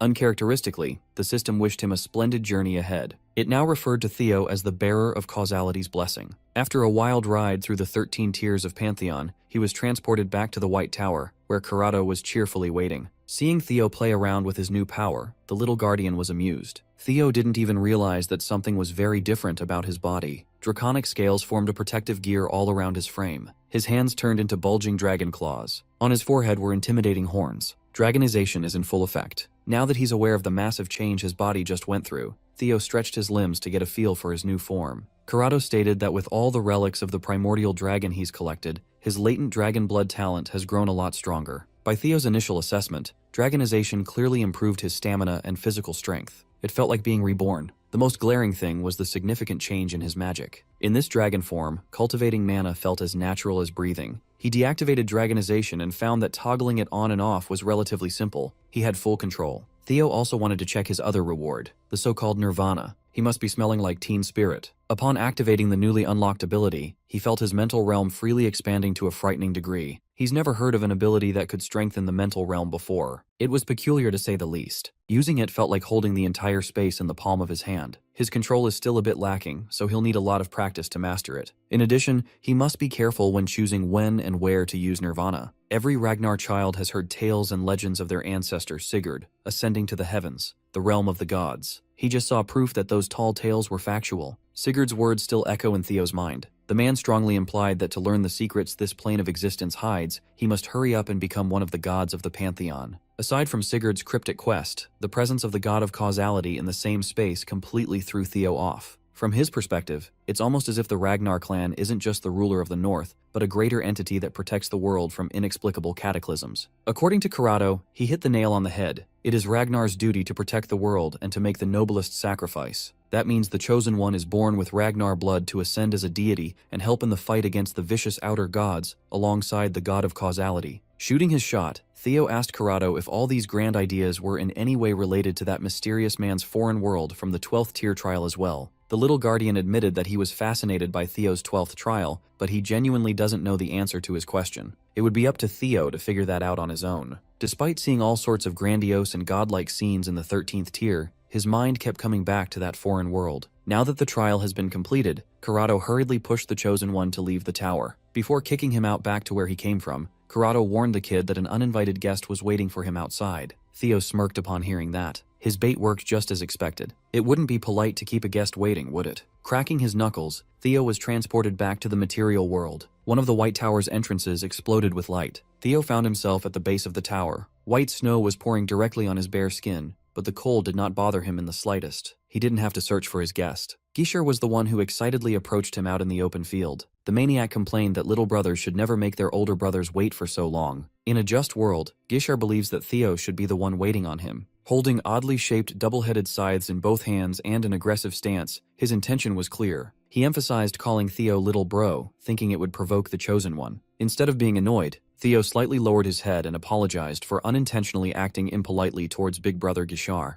Gishar kept up his edgy tough guy act, insisting that there are only a handful of people alive who can match his name to his face. Theo wouldn't have recognized the guy if he hadn't encountered Gishar one time in his past life. He briefly caught a glimpse of this absolute freak at a friendly sparring arena for influential heir candidates. At that time, Theo had been working as a spy, and the eyes of everyone in the arena were glued to the spar on the main stage. That day, many people saw that not all heir candidates were built the same way. Gishar was excited to hear that a new heir candidate was rising through the ranks. But when he sparred with Axion, he didn't even need to use a sword to humiliate his little bro. Overpowering Axion Ragnar barehanded was quite a feat back then. But history has taken a completely different trajectory now. Theo maintained his happy-go-lucky smile as he casually chatted with Gishar. He even stumped the guy by giving his thanks for coming all the way out to such a remote region to save him. Gishar was absolutely stunned by his words. Theo's seemingly naive words made him laugh like a madman. Unlike that damn Thorkel, it seems like this newbie doesn't know how the real world works just yet. After expelling all the laughter out of his system, Gishar suddenly vanished in a flash. His speed and blade control were supremely lethal. As the scythe inched closer towards Theo's neck, his real intentions could not be clearer. He's here to cut down the competition. Theo casually raised his white moonlight blade to protect his neck and dropped the innocent act. He asked Gishar if they really fell for the traces he left for the Tailing twins to find. By Theo's estimation, Troivan forces will be storming the tower any second now. Those dogs would be foaming at the mouth to catch the White Tower's conqueror. Theo recognized in advance that escaping that inevitable situation would be borderline impossible on his own. So, he used the twins by leaving his uniform behind, knowing they'd try to rat him out, which should lead to the formation of a pursuit squad. Gishar suspected how conveniently placed the uniform had been earlier. Even though his sister fell for the trick, he felt vindicated. Theo continued blocking and parrying every single strike from Gishar, making sparks fly. Growing frustrated, the maniac put a little more power in his next attack, pushing Lil Bro back by quite a bit. While Theo has yet to regain his footing, Gishar chased him down like a hunting dog. Gishar listened to Theo's admittedly brilliant plan, but he refused to lower his weapon. If he can chop Theo's head before the Troivans and the pursuit squad arrive, the result will be pretty much the same. Theo never thought words would get through this nutjob's thick skull anyway. As far as he's aware, Thorkel was the only relatively normal one in the line of succession. Among the heir candidates, the strong rules, and each one carries an unshakable conviction of their own. As one of the possible successors, the same principle applies to Theo too. He finally stopped focusing on defense and spitefully brandished his sword against Big Bro. Before his sword could make contact, a third party, wielding a comically large warhammer, interrupted their fight. A single swing of the warhammer caused an equivalent shock to a massive earthquake. As expected, both Theo and Gishar were able to react fast enough to get out of ground zero. Even the maniac recognized that this was not the time to beef with his little brother anymore. Zwei clicked his tongue in shame. He really wanted to get that 2-for-1 swing deal. Theo prepared himself for real combat. The big shots have arrived. Dry spoke through her mask and praised Theo for speedily raising his guard as soon as she and her colleague touched down. She reckoned that the young lord must have realized that they had been deliberately delaying the attack. On that note, it hurts her pride that the Ragnars think 2 green boys could take on 2 of Troyvan's 9 servitors. As the servitors numbered 2 and 3, Zwei and Dre were expecting a little more challenge. Looking at it from a different perspective, they pretty much hit the jackpot. 2 heir candidates just landed on their lap for free. Against the servitors trained to fight the 9 dragons, Theo and Gishar should be at a disadvantage on paper. Dry also mentioned something about turning them into a sacrifice.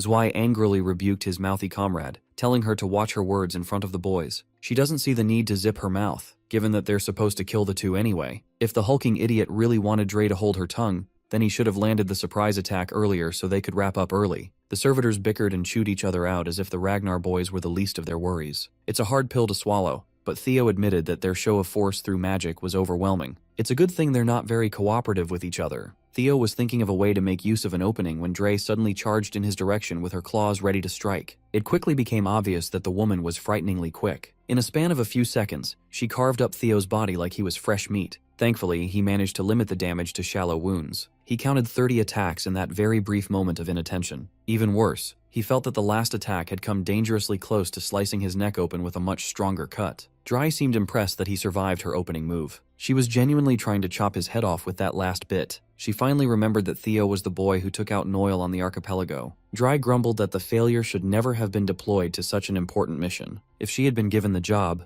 things might have gone down a lot differently. Hearing her call the fearsome servitor a failure bruised Theo's ego a little. Noel was the first opponent to give him a real challenge in a long time after all. Dry sensed that her words were affecting the adorable young lord. She liked getting him all hot and flustered. Since she finds him very handsome, the big titty Nazi dommy mommy promised to keep his face intact. Instead of cowering or focusing on defense, Theo matched her aggression. Not far from the main fight, Gishar Ragnar created identical clones of himself using shadows and charged forth. Upon reaching his target, his real body and the shadows unleashed a coordinated attack, covering every angle, with a flying shadow sword strike. Unfortunately for the maniac, Dre was too fast to fall for his flashy sneak attack. She simply jumped out of the way without breaking a sweat, while trying to provoke the freak into attacking his brother instead. No matter the beef, they're still related by blood. Gishar must cherish his little brother just a little bit. The edgy maniac eyed her with a murderous gaze and warned the wench to shut up and stop stealing his prey. Dry didn't take his edgy threat seriously at all. She's not exactly a fan of love triangles. She just wanted to have some time alone with her honey Theo. She could not give less of a damn for some other brat. Trying to make him scram, Dre closed the distance and got to scratching.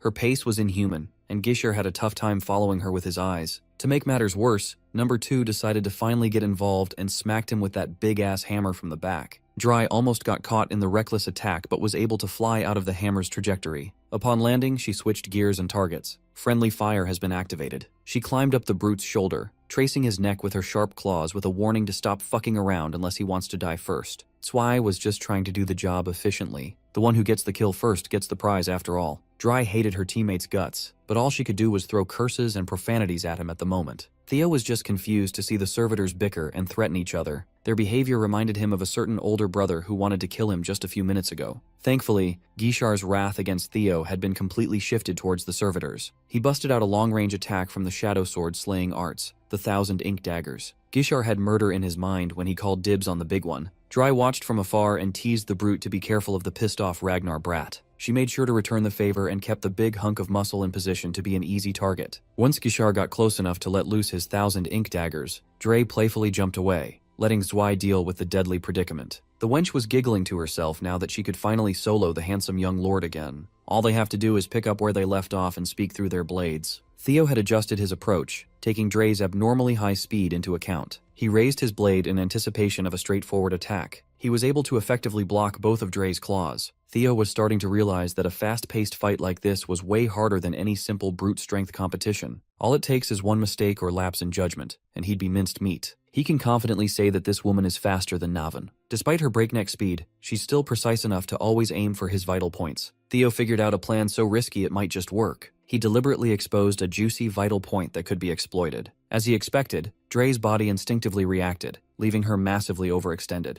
Now that the wench is right where he wanted her to be, Theo gripped his sword and burned through his mana. He combined two of his big attacks, Dragon's Claw and Dark Thunder, increasing their effective range and power exponentially. Unfortunately, his barrage of lethal slashes was a tad too slow to deal direct damage. He was nicked by the secondary effect of Dark Thunder, though. Now she knows that Theo can wield sword energy infused with the lightning attribute. Her dodging was flawless, but the paralyzing shock infiltrated her body. When the last sword energy passed her by, Dre noticed the real goal of Theo's onslaught. The boy had the presence of mind to wreck the terrain to slow her down. It seems like a last resort move, but it's not bad. It's just a pity that the rugged terrain won't accomplish much when it comes to hampering her speed. Whether they're on a flat or uneven surface, she could leverage her agility to maximum efficiency. This time, Dre used the protruding rocks as platforms to increase the variation of her approach, making her movement even more unpredictable. From afar, the third servitor deployed for this mission gave Dre a satisfactory grade for her performance. She might be an incomplete specimen, but she has 30% of the Black Dragon's abilities.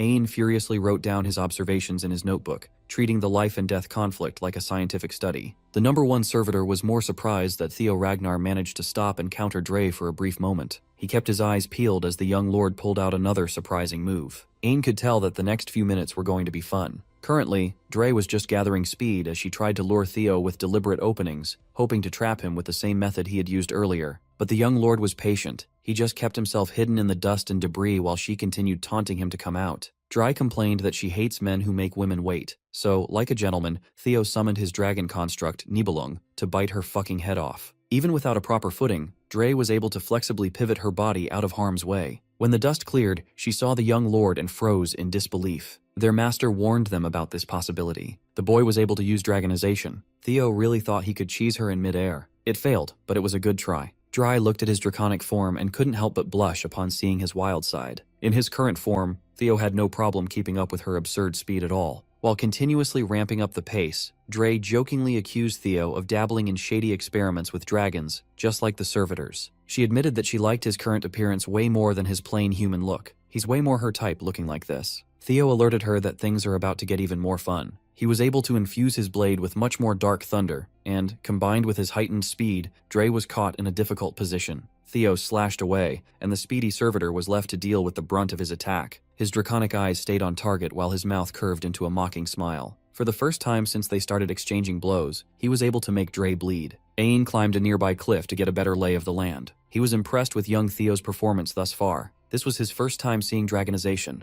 The boy went from barely reacting to Dre's speed to clearly overpowering her now. Ain admitted that in his current form, Theo must be stronger than the 9 servitors in their normal state. They are teetering on a very dangerous slope, but Ain could also see beauty in peril. Once he wounded Dre, Theo got a lot bolder with his attacks, continuously worsening her injuries. Dre finally shut her mouth, knowing that taking it easy could get her killed. Before things could become worse for her, she made the call to end the young lord in one strike. If her previous attempts could be considered light scratches, Dre's next attack was like a bomb. Ain mumbled to himself up in his private viewing deck. Theo Ragnar certainly surpassed his expectations by a long shot. On Zwire's side of the field, Gishar was proving that he didn't get his heir candidate title for nothing. He was keeping up with the musclehead with pure skill. In addition, he was risking his body for every hit with a manic smile on his face. But Ain didn't worry about Zwei, not one bit. It's just the boy's bad luck that he picked the wrong opponent to fight so closely. Zwei's eyes attentively followed the trajectory of Gishar's next attack. When the maniac slashed his blade downwards, Zwei moved out of the way with extraordinary speed. His warhammer was lifted and ready to crush some Ragnar flesh. Zwei kept his monstrous speed perfectly hidden until the perfect moment to dodge and expose Gishar's overconfidence. The heir candidate made the mistake of judging the book by its cover. Just because Zwei was massive doesn't mean he's slow. Complementing that unbelievable speed was his gargantuan strength. A single hammer strike altered the terrain of the area. Ain pulled out his notebook and wrote about his disappointment with the older heir candidate.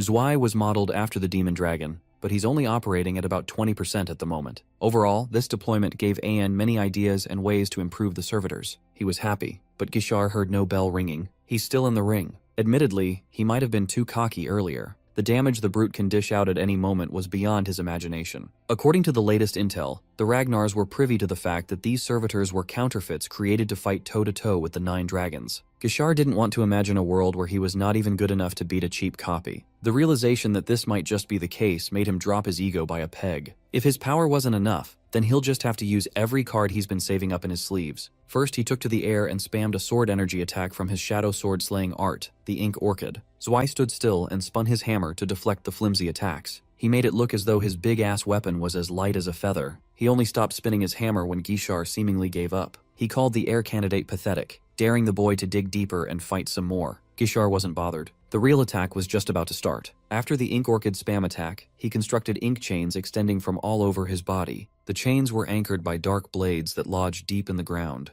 This elaborate setup that chained up Zwei right where he's standing was derived from Gishar's shadow sword slaying arts, the cosmic web. It looked like the musclehead was having a hard time liberating himself from the inky chains. Still, he found it ridiculous that the kid thinks a little toy web can stop him. Without a hint of arrogance, Gishar admitted that this technique would not be nearly enough to keep the monster restrained. But that's okay. Zwei wasn't his primary target anyway. Gishar used the chains as footholds to keep himself from touching the ground. Zwei has had enough of the dude's petty tricks. He easily broke the cosmic web, trying to take him down with a simple flex of his muscles. That's when the second part of the technique was triggered. The broken chains set off an explosive reaction that buried Zwei under tons and tons of rubble. Meanwhile, Theo had done very well for himself on the other side of the battlefield. Once he adjusted to fighting with Dragonization on, he easily managed to cripple the speedy servitor. Without her arms, it was easy to tie her up on some loose debris. Theo chose to let her live for now. He promised to return to his commander with full hands. A live servitor prisoner would be a nice gift to the demon dragon. Dry's black heart skipped a beat. She was smitten with his strong and sweet side, even though he wasn't really being sweet at all. Theo looked to the other side and wondered how his brother was doing. Zwei had already finished digging himself out of the bothersome rubble. Before he could recollect his thoughts, Gishar appeared out of nowhere for a perfectly angled drop. Zwei's instincts immediately alerted him to the incoming assault. Without letting the musclehead catch a breath, Gishar engaged him in an intense series of melee exchanges. Surprisingly, Gishar was able to deal significant damage to the hulking beast's body. Gishar clicked his tongue in frustration. He went all in on that last combo, but he barely broke through Zwei's outrageous defense. Seeing Big Bro struggling against his unfair matchup, Lil Bro decided to join in for an unfair 2 versus 1 advantage. It was electric. With Balmung in one hand and the white moonlight blade in another, the Dragonized Theo was a cheat code. He gave his insane brother a smile and offered his hand to help. Gishar looked ashamed as he instinctively cursed at the cocky kid. Seeing Theo utilize Dragonization erased any doubts he had about Theo being the chosen one. He shamelessly warned his little brother that they would continue their fight after the servitor is cooked. Theo readily accepted the challenge with a confident smile. Before spilling family blood, it's better to take out the traitors first. Gishar had the nerve to call Theo complacent, and that complacency will get him killed. He estimated that Zwei is on a whole other level compared to the woman Theo turned into an armless mannequin. Theo agreed 100%. Meanwhile, Black Iron Cavalry's commander, Thorkel Ragnar, rallied his forces to announce that by the sacred laws of Ragnar, they had been deployed to arrest Theo Ragnar under suspicion of treason. In truth, Big Bro doesn't believe that Theo would forsake the family. Doing so would be a denial of the patriarch himself. Should the accused resist arrest, summary execution is authorized under Ragnar's martial law. The Black Iron Cavalry rolled out in full force. When the news of Theo's alleged betrayal reached his comrades in the white armored dragon cavalry, they turned to Evelyn for answers. Commander Julius shut them up with a firm order to move out at once. Captain Evelyn fought against orders to line up and capture one of their own. The demon dragon assured her that this unit doesn't give a damn about political trifles. They just have to trust their comrades like they've always done. Evelyn followed the commander up in the air with the whole squad in tow. The tyrant dragon caught a glimpse of the wyverns leaving and felt unnerved. He was annoyed, extremely so. Leading those flying lizards in the sky is a man who would break an ancient dragon's arm to save a single subordinate. Julius Ragnar would have never taken a discarded uniform as proof of treason, let alone lead a pursuit squad against the Golden Boy. It was plain to see that those flies were up to something. In frustration, the tyrant dragon pinched a cliff to bits, itching to join the chaos himself. Back in action, Theo and Gishar Ragnar were pushed to team up. Gishar warned Lil Bro to pay attention. The big one is on a completely different level than the Nazi lady he faced. Theo proposed a plan, and his crackhead brother refused to listen. He hates being ordered around. In fact, he'd gladly kill Theo after smoking a noble servitor by himself. Lil Bro backed off. You can't trample on the pride of a succession candidate. Gishar focused back on the fight at hand and gathered power before jumping out of frame. When he reappeared, his dark assassination technique was on full display. Dark heavenly daggers surrounded and cornered Zwei. The pesky blades exploded upon contact. Even so, the servitor stood still and pounded every dagger away. When the barrage ceased, Zwei turned to the offensive. Gishar was subjected to impossible speeds despite its massive size. It was like fighting against prime LeBron James. Taking that warhammer head-on would be a death sentence. Gishar's defense could only get him so far. Deflecting forever won't get the W. So, he waited and watched for a momentary stance break opening. To make matters more tilting, Zwei started talking trash about the so-called Gale Dragon. Theo honored Gishar's wishes and chilled out on the sidelines, but the fight was taking longer than he expected. He might as well interrogate his prisoner in the meantime. Standing before the captive Nazi lady was the plague doctor, number 1 of the 9 servitors, Ain. She was nerding out about how perfect Theo's chain and dagger mechanism was. Theo had never felt a mana so overwhelmingly ominous and alien. Ain surrendered that 30% of the Black Dragon's power wasn't sufficient to beat dragonization. You see, the 9 Servitors project modified humans to create monsters rivaling the 9 dragons of Ragnar. Test subjects were numbered to indicate power level. Dry, the 3rd subject, housed 30% of Black Dragon's power. Theo found all this 30% nonsense pathetic, upsetting the woman under the mask. In response, Ain injected Dre with a mysterious substance, jabbing a giant syringe up her neck. Dry tried to plead for mercy, promising to fight again. It was futile. The substance deformed her body in grotesque ways. In just a few painful moments, she died in an explosion of guts and gore. The boom was induced by mana hole backflow. Theo had seen something similar before. Ain gladly explained that the syringe contained exactly 40% of the Black Dragon's power. In truth, they've already perfected powers that rival the original. The only bottleneck in the experiment was a vessel capable of withstanding that much power. On that note, Theo Ragnar would be the perfect frame to advance Ain's pursuit. She promised to make him stronger than the Patriarch himself. Their conversation was interrupted by the fight in the background. Surprisingly, Gishar whittled down Dway enough to strip that freak down. The crazy bastard was feeling himself. Seeing this, Ain stepped in. With a flick of a finger, she ordered Zwei to get up and wrap it up. After all the beating, the 2nd servitor returned to his feet like a zombie. While Gishar was distracted, Zwei's aura turned into a spike that skewered him. Ain's original mission was to kill Theo and seize the power of the ancient dragon. Still, she would gladly settle for a lesser succession candidate for now and take her leave. Even Theo was bamboozled by how fast everything happened. Sensing the arrival of uninvited guests,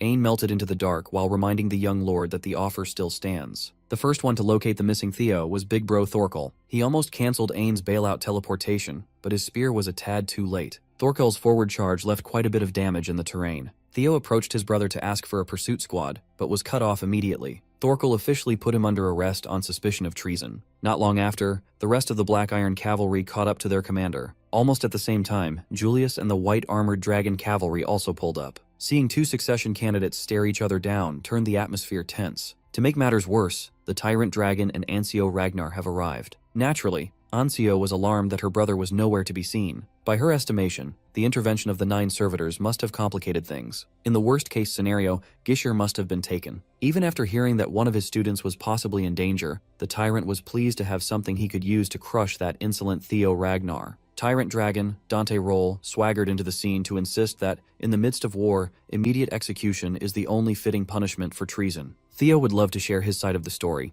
but there are more pressing matters at hand. This time, the tyrant tried to put his hands on the young lord. Thankfully, Commander Demon was there to stand up for his protege. Julius won't allow anyone to kick his boy around with such flimsy evidence when they now have a bloody servitor corpse taken down by Theo. The tyrant continued pressing like a stubborn kid, so Commander Julius planted his foot down. Those who keep pushing nonsense will be dealt with in the ancient dragon style. As expected, the tyrant was always down to clown with Julius. On the brink of throwing diabolical hands, Theo broke up the tension. He asserted that Gishar was defeated and captured. They might be able to chase after those servitors. Upon hearing that a succession candidate was abducted, the opinions of the soldiers swayed towards Theo's side. He promised to address the charges in a proper trial, but rescuing his brother has to be the priority. Evelyn thought that no matter how reckless, the tyrant should put a disciple's safety above politics. She was wrong. He didn't want to hear any of that Gishar bullshit. As a matter of fact, he doesn't like all the yapping around. He'd rather duke it out right now. If Theo cannot prove his innocence, Dante might fuck around and execute the young lord on the spot. Preparing to get bitch-slapped by the tyrant, Theo underwent dragonization. In front of every soldier present, he condemned the tyrant while putting Gishar's rescue at the forefront of everyone's mind. Theo asked the tyrant whether the family or the throne he was so desperate for was more important. The young lord's power level continued rising like the tide. Right now, all eyes were on his glorious transformation. Theo Ragnar solidified his position as the legendary descendant of the ancient dragon by flexing his guardians in front of his hostile family. Griffin wasn't pleased to be used this way at all. Theo found a method to utilize Nirvana to mimic a glass domain. However, given his level, the most he can do is manifest the image of a guardian. They might look mighty and mythical, but they don't have the actual power to hold down the tyrant. Theo wasn't really looking for a fight. He's fine with shutting down the aggressor by tilting public opinion in his favor. The The mighty display of the true ancient dragon descendant capable of commanding guardians should work particularly well on a family built around dragons. The soldiers from both cavalries cheered for the true descendant and the noble decision to save a fellow Ragnar. With the momentum successfully shifted, Theo could spearhead a search and rescue mission, but the tyrant saw through his flashy illusion. In one punch, Dante shattered his mimic glass domain into a million pieces. The illusory figures of dragon guardians melted along the broken domain. The tyrant made sure that everyone heard him discredit Theo and those illusory lizards. He went on a weird rant about how the family is full of pathetic worms who believe in childish fairy tales and are easily fooled by parlor tricks. Before he caught himself slipping, it was too late. He had already called the soldiers stupid and gullible. In complete silence, everyone looked at the tyrant like he just shat his pants. Even the traditional elder dragon was offended when he called dragons lizards. Theo kept his mouth shut and let the hot-headed son of a bitch dig his own grave. Without making any more moves, the idiot just made his job a whole lot easier. Dante Roll's true feelings have been exposed in front of the clan. The legends he called stupid might just become his downfall. Knowing his fellow 9 dragons, the tyrant decided to double down and push through with even more force. He conceded that if these legends are so impressive, surely they could handle one of his attacks. Theo failed to account for how crazy this dude really was. Halfway through the blatantly flagrant attack, time stood still. Everyone felt a presence that stopped them in their tracks. Upon landing, he plainly asked why his soldiers were aiming for each other's throats instead of bringing in enemy heads. The entire battlefield lit up with his pure aura. Patriarch of the Ragnar clan, Kyle Ragnar, had arrived. How can he entrust the front lines to these bickering kids? As soon as they recognized the patriarch, every soldier dropped to their knees for a formal greeting. Julius didn't offer any excuses while Dante desperately insisted that he just wanted to punish a traitor. He cited that Theo is wearing the threads of the enemy, dragging the Ragnar name through the mud. For that reason alone, he asked the patriarch's permission to carry out the boy's execution immediately. Kyle's dog must have forgotten its place. It's barking too loudly today. A dog that bites whoever it wants when the master is standing right in front of it needs to be taught a lesson. With an increase in downward pressure, Dante buckled and folded. Kyle turned to the others and demanded a status report. Commander Thorkel Ragnar was one of the few who could still speak. He detailed that the 4th successor, Gishar Ragnar, was kidnapped by Troyvin. On board with Theo's plans, Thorkel suggested the immediate formation of a pursuit squad rather than arguing over petty politics. Kyle turned his attention solely to Thorkel and reminded him of an ironclad truth. The family operates under the law of the strong. Losers deserve death. Despite the complicated relationship with Gishar, Thorkel doesn't want to lose a brother. How can they speak of the clan if they abandon their own? Once again, the patriarch corrected him. Ragnar is not a place for playing happy family. Even so, Theo added on to Thorkel's argument, but not because of familial ties. If they don't save Gishar, they won't lose a single successor. They will lose the honor and fear associated with their family's name. The Ragnars must instill a terror greater than death into their enemies. Now more than ever, they must punish those who dare lay a finger on a Ragnar warrior so that no one would dare do such a thing again. Terror is the key to never being looked down upon ever again. Dante called Theo's effective speech bullshit sophistry, and pathetically tried to refocus the conversation on matters of treason. Annoyed, the patriarch made him eat dirt with one more handless smacking. Kyle was frankly impressed by Theo's silver tongue. He talks about Ragnar honor as if he's already the head of the family. It was an interesting excuse to get what he wanted, one that Kyle would entertain. The patriarch emphatically organized everyone present into rescue squads to retrieve Gishar at once. While the soldiers were rolling out, Kyle asked his son to stay a while to discuss some things with the old man. Thorkel saw their father favor Theo and felt a bit conflicted before rejoining his unit. Meanwhile, the first servitor, Ain, was being chewed out by her boss. Ed Troyvin swung her around by the neck, displeased that neither Theo nor the relic was delivered to his feet. His number 1 dared to return alive with a consolation prize. Ain cited the Ragnar main force's arrival for her failure. In truth, she just refused to kill an interesting subject like Theo Ragnar so soon. After slapping him around a little, Ed Troyvin resigned to failure. The resurrection ritual is impossible without the relic of the ancient dragon after all. The priest who was commissioned to help proposed that they use the dragon sword as an alternative. Among the few weapon-type relics, the dragon sword is top tier. However,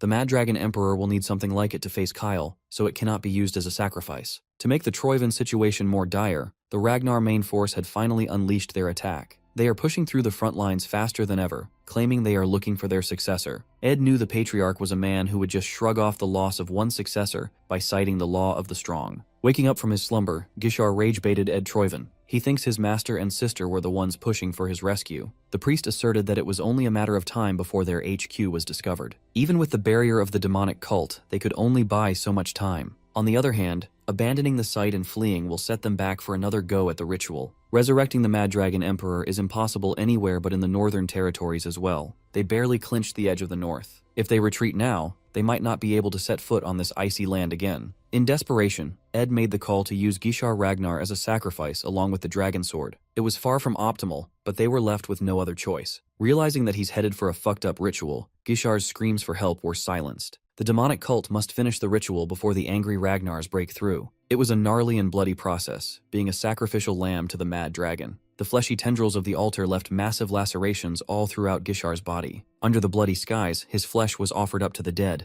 With Ragnar's blood and relic, Ed Troyvin kickstarted the resurrection of the Mad Dragon Emperor, altering the timeline. Kyle's version of father-son bonding was a bit extreme. It involved ripping a hole across the very fabric of space and time, entering the hole, and showing his boy what's on the other side. This was a perfect place for a quiet conversation. Lodbrok's soul appeared beside Theo upon sensing that he had entered a gap between time and space. The things Kyle Ragnar can do with his sword cannot even be called swordsmanship anymore. According to Lodbrok, the patriarch no longer seems human. Kyle did not appreciate all the internal chatter between Lodbrok and Theo. He brought his son out here to speak in private. His slice of space is no place for a ghost of the old era. With one mean look, he forcibly closed Lodbrok's Thundergate, temporarily disconnecting her from Theo's mind. Lodbrok sustained some damage from being forced out. Even Theo felt a little bit of a headache. He's never had a real grasp on his father's power. Just how far can the patriarch see ahead? Surprisingly, Kyle somberly asked Theo if he ever resented his father for the years of neglect and the endless slaughter within the family under his absolute rule. Theo was caught off guard, but ultimately decided to be truthful and nodded.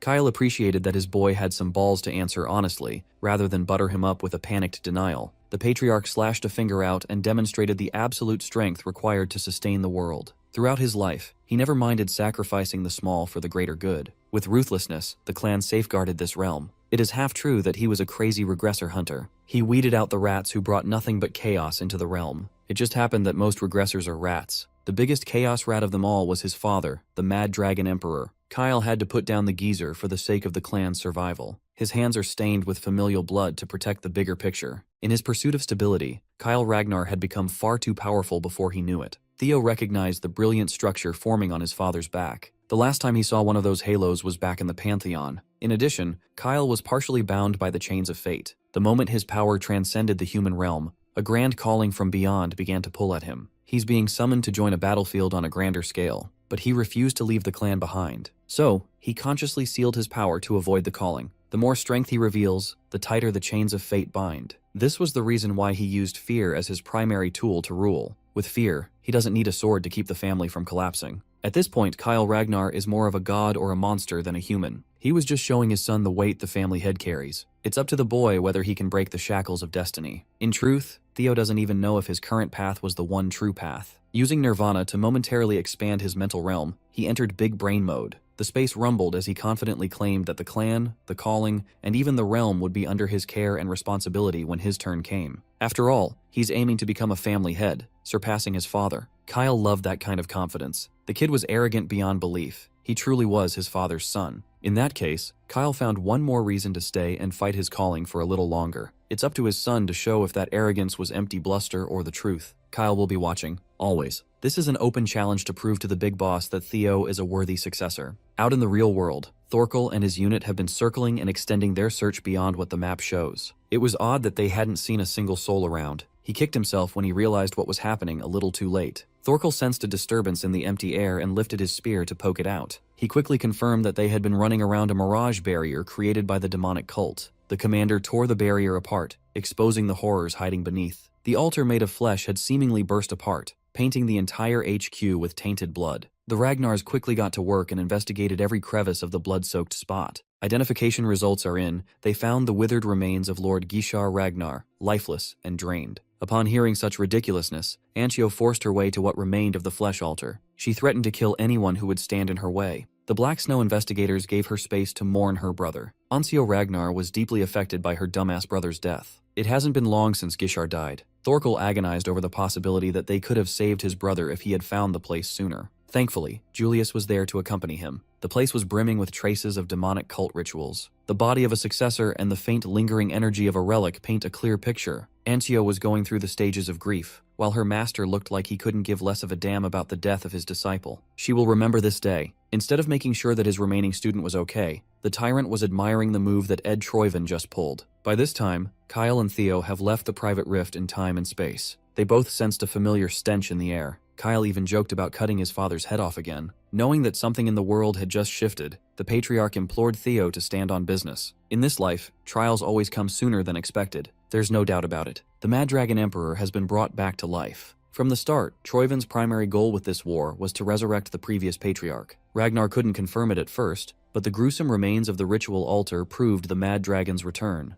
They decided to end the war once and for all before Troyven could unleash that power. Under a more aggressive assault, Troyven lost most of its ground and was pushed to the brink. However, a month of extensive investigation yielded no progress in finding the Mad Dragon Emperor. The 9 dragons convened to figure out their next move. Julius believed that their recent wins were leading them to a trap. The tyrant dragon entered the meeting late, his mouth still as filthy and antagonistic as ever. Fresh from the front lines, the tyrant insisted that an old fossil back from the dead was no big deal. His priority was simple: wipe the floor with the corpses of the enemy that they could see. The results will speak for themselves. A fellow 9 dragon chastised him for being a short-sighted fool. She explained that the Mad Dragon's specialty was mental manipulation. Once that old monster makes his move in earnest, Ragnar might crumble from the inside. She implied that the tyrant might have already fallen under the enemy's control. Dante snapped back at her to worry about that weak daughter of hers instead of worrying about his business. The Black Dragon stopped their bickering. Regardless, the momentum is on their side right now. Once the capital is captured, Troyven should be effectively finished. Clinging onto what the Black Dragon laid down, Dante urged everyone to give him the green light to crush the Troyven capital. 3 days before the final assault, the white armored dragon cavalry was in preparation mode.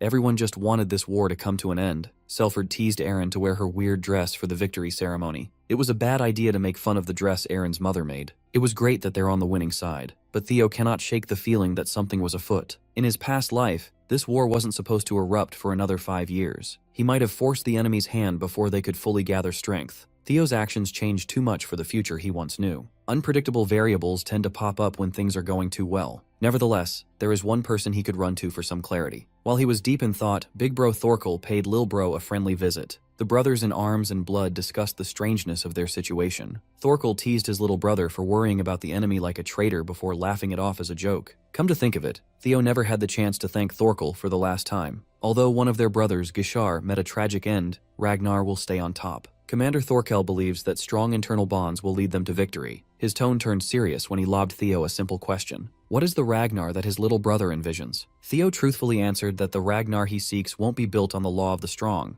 It might sound a bit naive, but he truly wants an order built on trust instead of fear. Thorkel was very pleased with Lil Bro's answer. He returned to his unit and suggested that Theo get some rest for the next 3 days. Throughout their interactions, Theo found that Thorkel was the same as he had been in his past life. They share a lot of similar perspectives on most things. They are competing for the seat of the family head, but as an ally, there is no one more reliable than the guy. Now that they have some downtime, Hulkus invited Theo to a quick spar for old time's sake. Unfortunately, he's got somewhere to be. He summoned Umbra and mounted his partner to go and check on the future. Isolated and alone, Commander Thorkel pondered his little brother's answer. He was proud to have a brother he wouldn't want to fight against in a good way. While he was chilling, he spotted a random old man trying to cross a raging river. The old man buckled and was almost washed away by the moving water. Thankfully, Thorkel was there to save him. The commander suggested taking a safer but longer route around the bridge, but it sounded like the old man was in a terrible rush to cross the river as soon as possible. He's got some herbs tucked away in his pack for his sick grandson waiting on the other side. Well known for his kindness, Thorkel offered his back to the old man. The old man and the valiant commander trudged through the raging river while they casually chatted. After sharing stories about his own family, the geezer asked the commander about his. In truth, Thorkel never felt close to his father. Kyle Ragnar made it very clear that his clan is not a place for playing family. The geezer's question got him all sad and shit. When the other side of the river was finally in sight, the old man invited Thorkel to dinner in his house past the water. The kind commander politely declined the invitation, but the old man had other plans. The vibe shifted as Grandpa held his warm and reliable back tighter. Thorkel fucked up. He showed vulnerability to the last man you should show your weakness to. The old man read his mind perfectly and verbalized the feelings he had been feeling. When he was hooked by Grandpa's manipulation, the Mad Dragon Emperor formally invited Thorkel to come to the dark side. While his brother was getting groped by their grandpa, Theo was out flying near the boundary forest of the Demon Sea north of Ragnar. His destination was the Ghost Castle, a place hidden by a barrier. At midnight, when the barrier's power is at its weakest, the castle finally reveals itself. This elusive hideout is the retreat of the former family head from 2 generations ago, Big Grandmommy Hilda Ragnar. Umbra and Theo arrived just in time to enter the premises. Despite its ghost castle name, the whole territory was surprisingly well maintained. Entering the gates, he was actually excited to chat with that enigmatic woman. Hilda showed him goodwill and curiosity at the nomination ceremony. Surely she won't threaten his life or anything. Even if she does, Theo already set up a possible way out. He entered Ghost Castle and roamed its halls. Eventually, the halls showed him visions of a woman painstakingly training herself. The vision was intangible, likely due to illusion magic. It would be safe to assume that Hilda intended to personally show him these scenes. Eventually, visions of training bled over to visions of war. Theo found himself in the middle of a raging battlefield. Her aura was so intense that his body instinctively tensed up even though she was just an illusion. For some reason, the Grand Matriarch showed him visions of her past life. Before he knew it, Theo had set foot on Hilda's throne room, where her loyal soldiers had lined up in reverence to Hilda Ragnar. This was yet another vision of the past. It was a version of Hilda's life where she died in a sea of blood in her own home. Seeing someone so powerful die in such a gruesome way was surreal. The vision looped back around to her training montage. Watching all these visions stacked on top of one another made Theo understand what she meant when they first met. With one look, Hilda clocked his ass as a regressor. She didn't mind sharing that she is a regressor just like him, though her allotted lives have run out. When a regressor dies, they return to a specific point in time. The illusory visions highlighted Hilda's progression over and over again. In one of her runs, she took over by beheading her enemies and displaying their heads on a spike around her castle. Hilda was unbeatable back then. Unfortunately, she suffered her only L in the hands of the man she loved. Her own man stabbed her heart through the back of the throne for the sins she committed. She became a monster he can no longer bear to look at. Instead of regret or pain, Hilda felt fury. She was angry at herself for having such a blind spot. Before her breath ran out, she swore to crush the man she loved with even greater terror. If he doesn't want to look at her anymore, then so be it. What followed was a whole movie of her killing highlights for Theo to watch. Although she died countless times, her kill count climbed with every cycle. At some point, the deaths and destruction just blended together. Theo gathered that despite her countless regressions, Hilda had never been able to escape the same tragic ending. It's hard to even pinpoint what drove her to madness. Could the vicious cycle of repeated lives corrode the mind? If that's the case, was Theo fated to go down the same path as those who came before him? Interrupting his anxious thoughts, the real Hilda finally showed herself. Reality melted away, and Theo found himself in the familiar throne room. She wanted to know if the kid enjoyed her little illusion magic show. Not wanting to be rude, Theo bowed and gave formal greetings to Lady Hilda. The last time they spoke was way back in the nomination ceremony. She's the type of person you can't lower your guard against. Hilda urged him to lighten up. They've already shared deep secrets with each other after all. With a flick of a finger, reality followed her will, and the whole room changed.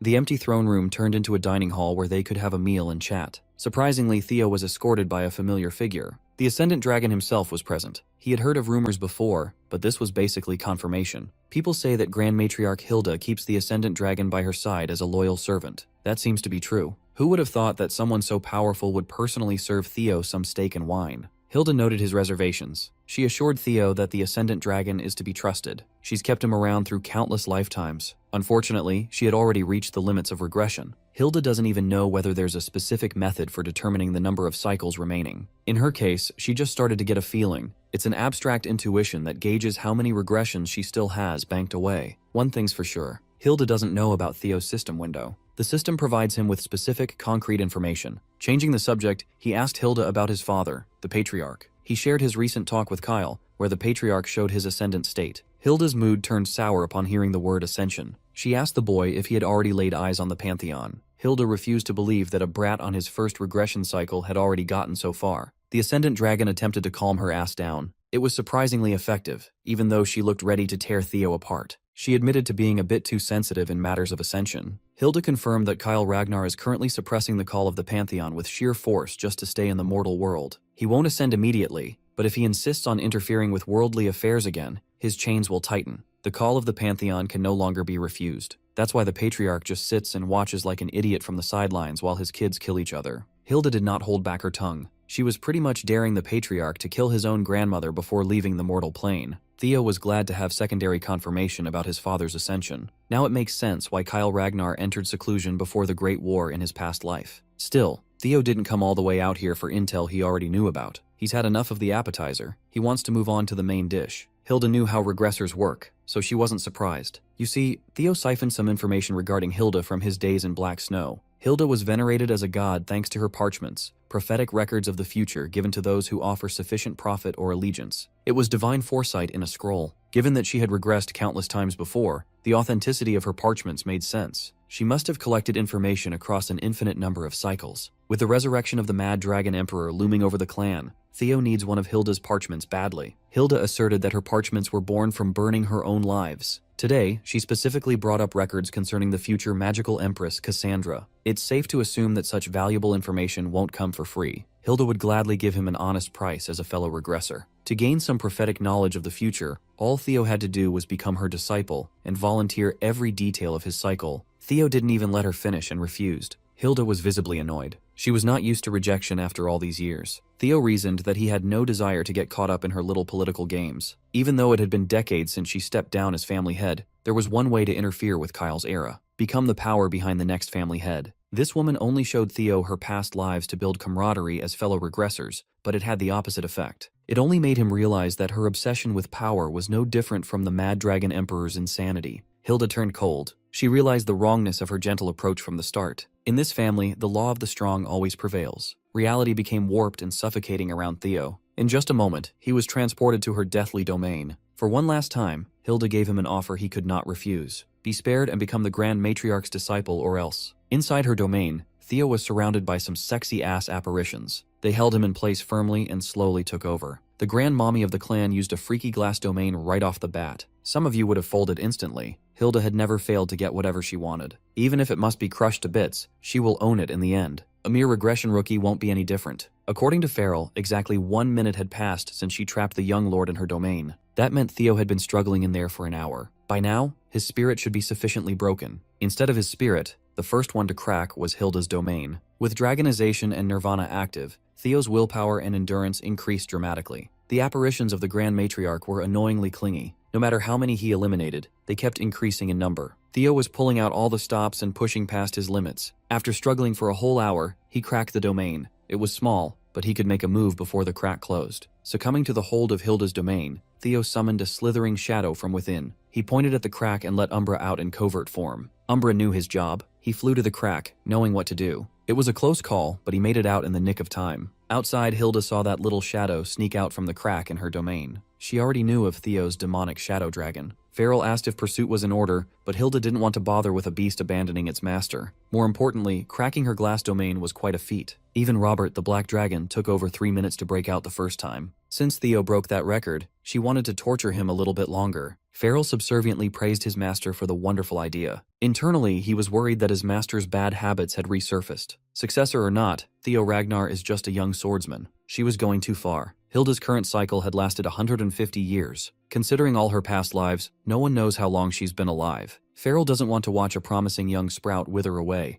but her loyalty to the Grand Matriarch was unshakable. Hilda finally changed her mind when another uninvited guest entered her home. She told Farrell to step back, anticipating a grand entrance. As expected, the newcomer came in hot by opening a forced entrance through the ceiling. It was none other than Robert Ragnar himself, the Black Dragon. Robert looked at the glass domain and remembered his days being tortured by it in his younger years. With a light touch, he shattered the whole thing from outside. He's not very fond of fun and games at all, especially when the survival of Theo Ragnar is at stake. A few moments later, Theo puked up some nasty black substance and woke up. Umbra came through for him. That little fella got him the help he desperately needed. He knew that Robert had been tailing him ever since his talk with the Patriarch. It wasn't really a secret. The Black Dragon dropped hints of his presence multiple times before. Robert was likely sent by his father as a watcher, but he always felt more like a protector rather than a spy. Theo tried to play dumb, but Robert knew how clever the kid could be. He thanked the Black Dragon for the help. Theo should be able to handle the escape on his own from here on out. Hilda won't make getting out easy, though. She torched them from afar while complaining that she just wanted to share a meal with her great-grandson. Perhaps her naughty grandson came all this way to join. Robert didn't even entertain her abusive ass. He coordinated with Theo for an escape plan instead. To get out, Umbra has one more assignment to fulfill. When Hilda Ragnar continued throwing her reality-bending tantrums, Robert gave Theo the signal to run like his life depended on it. He matched the Black Dragon's speed, running side by side while letting Robert tank Hilda's nukes. As soon as she figured out what they were trying to do, she switched to close-range combat. Robert read her intentions like an open book and effectively blocked the attack. Even though the Grand Matriarch can no longer regress, her greed is still alive. To regressors like her, the world is nothing more than a toy to be seized, no matter the cost. Hilda wanted to stop Theo from leaving, but Robert did a pretty good job blocking her ass. The young lord seized the chance to escape by jumping right through the ghost castle's window. It was quite a long freefall. Thankfully, Umbra was waiting to catch him in midair. Just like that, Theo Ragnar successfully evaded the grasp of his crazy great-grandmother. As soon as he flew away, Hilda stopped harassing Robert with her blade. She left the mess for Farrell to clean up and announced that she'd rest up for a bit. Robert was surprised to hear that she wouldn't be pursuing the kid. Hilda lost her appetite upon seeing the boy jump out of her highest window because he hated her guts so badly. When she looked at her parchments, Hilda laughed. Somehow, that cheeky little brat managed to steal one of her priceless pieces of intel in the midst of chaos. After his daring heist and escape,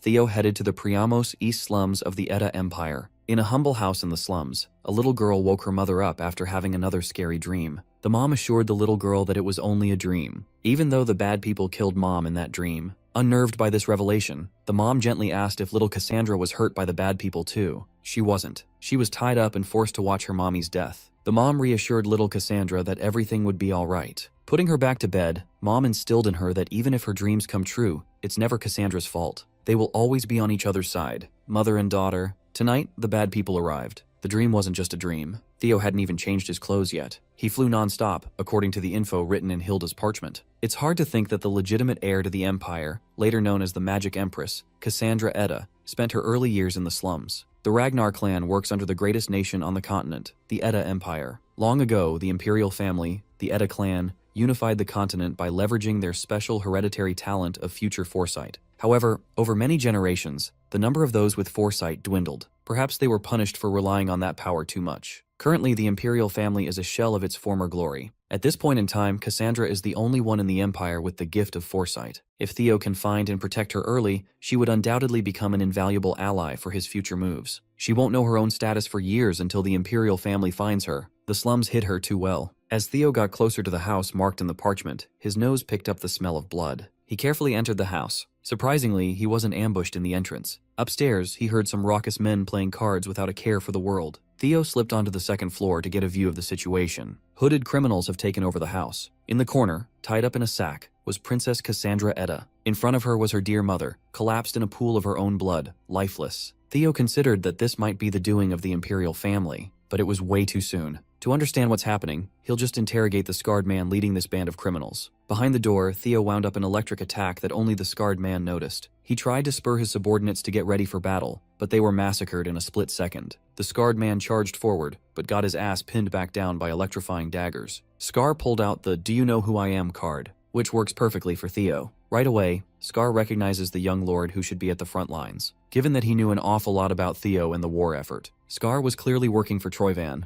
Although clueless as to how everything got crossed, the 8th servitor of Troyvan, Act, wanted to grab the opportunity to take Theo's head by force. He was earnest in his effort to grapple with Goat, but a single dagger was all it took to stop him dead in his tracks. Theo had been messing with interdimensional threats lately. It's nice to see him deal with a scrub. As a servitor, Act had some tricks up his sleeve. His skin turned bright red like a second-gear Luffy, desperate to drag the young Ragnar to hell. In truth, Act didn't want to die here. Things just got messed up when he tried to meet up with the Azure Peak Squad. That squad was supposed to retrieve Cassandra soon. Theo wasn't surprised by number 8's mad dash. These servitors always resort to killing themselves when things go south. He easily danced around Act's predictable pattern and cut that red bastard's head off once and for all. Both head and body made separate, lifeless thuds when they landed before exploding in a blaze of demonic glory. Theo re-entered the house and respectfully covered up the mom's remains. Hilda's parchment never mentioned Troyvan targeting Cassandra. The Mad Dragon Emperor's return must have created another wild variable in play. In a way, Theo felt partially responsible for this unknown woman's death. Cassandra sensed some movements and asked if her mom was okay, begging Theo to say something. Upon getting a closer look at the future Empress, he realized that she was blind. It was a cruel twist of fate. The one who sees the future is blind to the present. He contemplated telling Cassandra the truth about her mother, but the little girl figured that the woman who raised her was dead. She already saw this night play out in her dreams. Everything she dreams about always happens exactly as she saw it. But tonight was different. In her dreams, she always ended up being taken away by the bad people. But in reality, someone appeared to save her. Perhaps Big Bro Theo over here could change the future. The 5th scenario quest had officially started. Find and protect the future Empress.